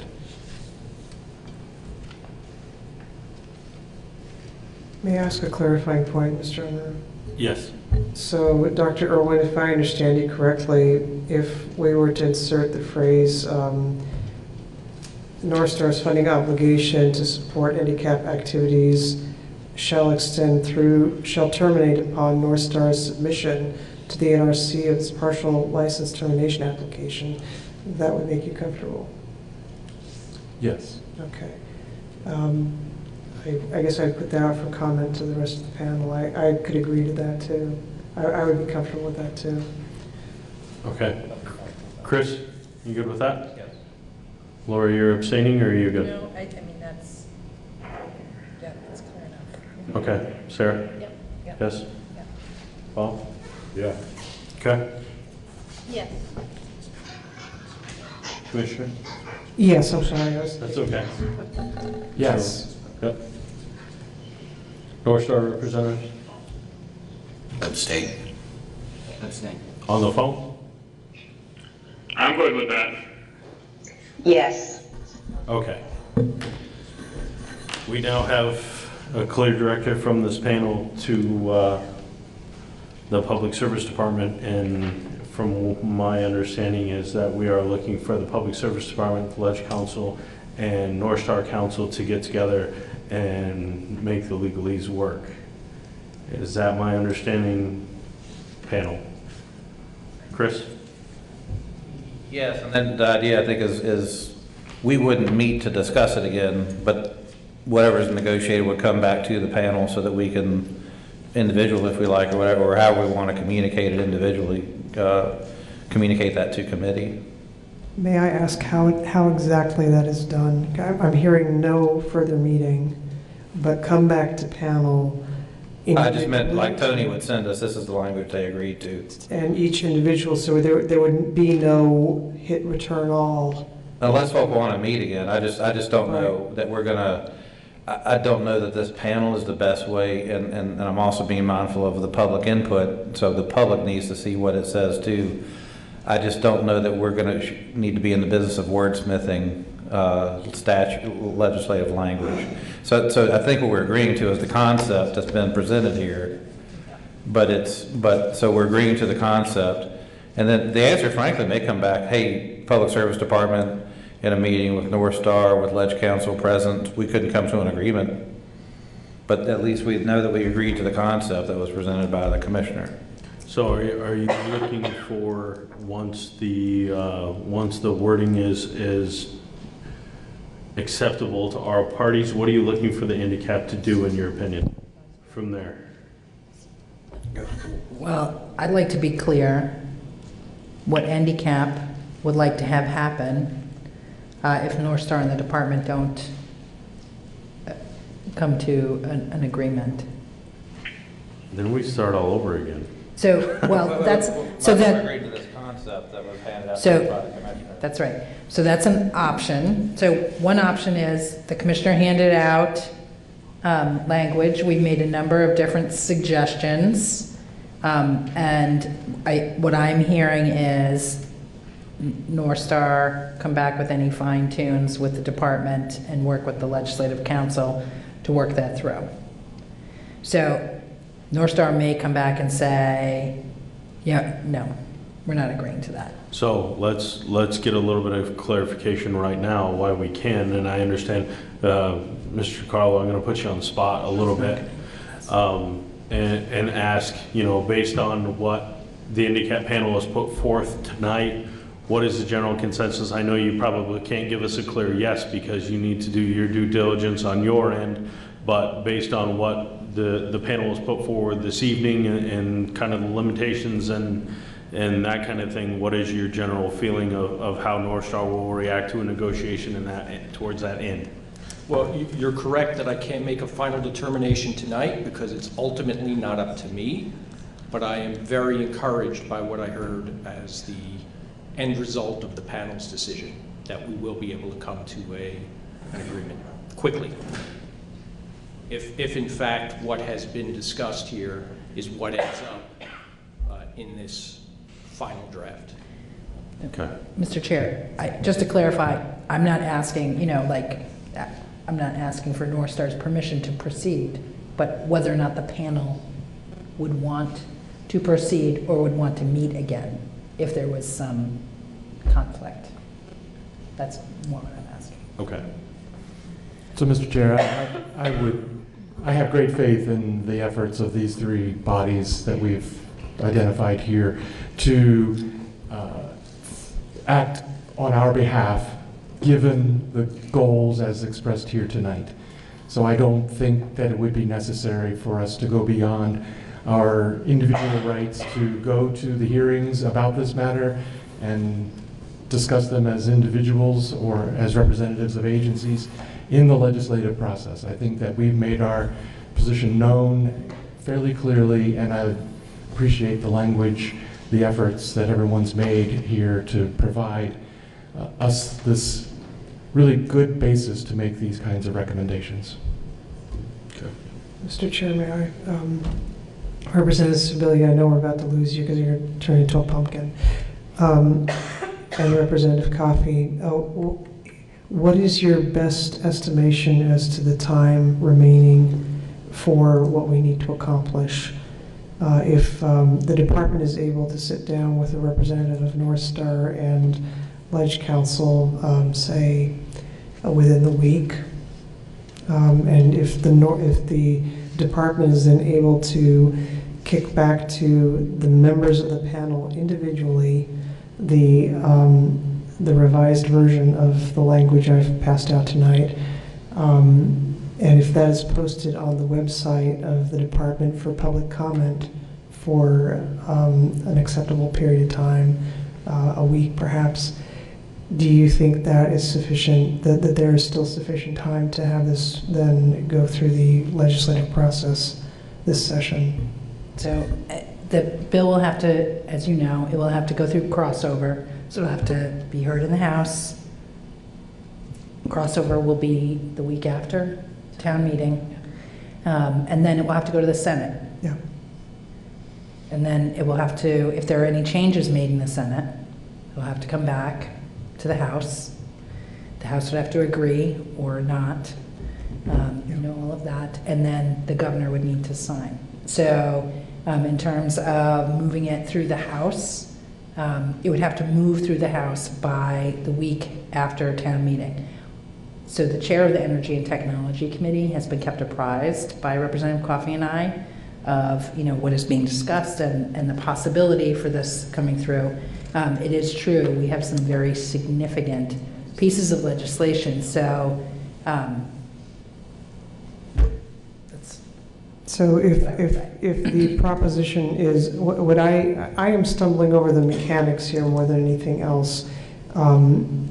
If we are able to reach the latest, greatest version of this proposed language and get that back to the individual handicap members for their review, and to do so electronically, do we run afoul of any open meeting laws or anything like that? And so if Mr. Unruh gets sign off from all the handicapped members in a manner that is lawful, then, and in the interim, the department has posted this for public comment on the website, it would seem to me we should be able to get this into the legislature in fairly short order. Just for clarification, I don't think it's necessary for the handicap individual members to sign off on anything in particular. Okay. That helps me. Yeah, that's what I'm asking basically. But I think we've all expressed our opinion, and to Mr. Irwin's point, you know, if we wanted to pursue it individually, we have that option. As long as it's clear that the representation that will be made in the legislature is that this final version, subject to the guidance you've been given, is the will of NDCAP. And I think I feel that we've done that tonight in a public manner. And I'm certain the minutes will be Reflect as will much. be, yeah, helpful. And in terms of public notice, Commissioner, I mean, the public can engage on this legislation. It's hanging on the wall right now. Fair enough. So we have the bill that is up on the wall in energy and technology now. What we'll be doing is making changes to that. Okay. So what I'm taking away from this is that the department has a mandate to proceed from NDCAP, meeting with North Star and Ledge Council to get the final version of this and get this thing rolling. Fair enough? That's my feeling as well. Okay. I feel I'm moved by the spirit to comment that I feel this has been a very productive meeting tonight, and I thank my colleagues for their patience and persistence. Absolutely.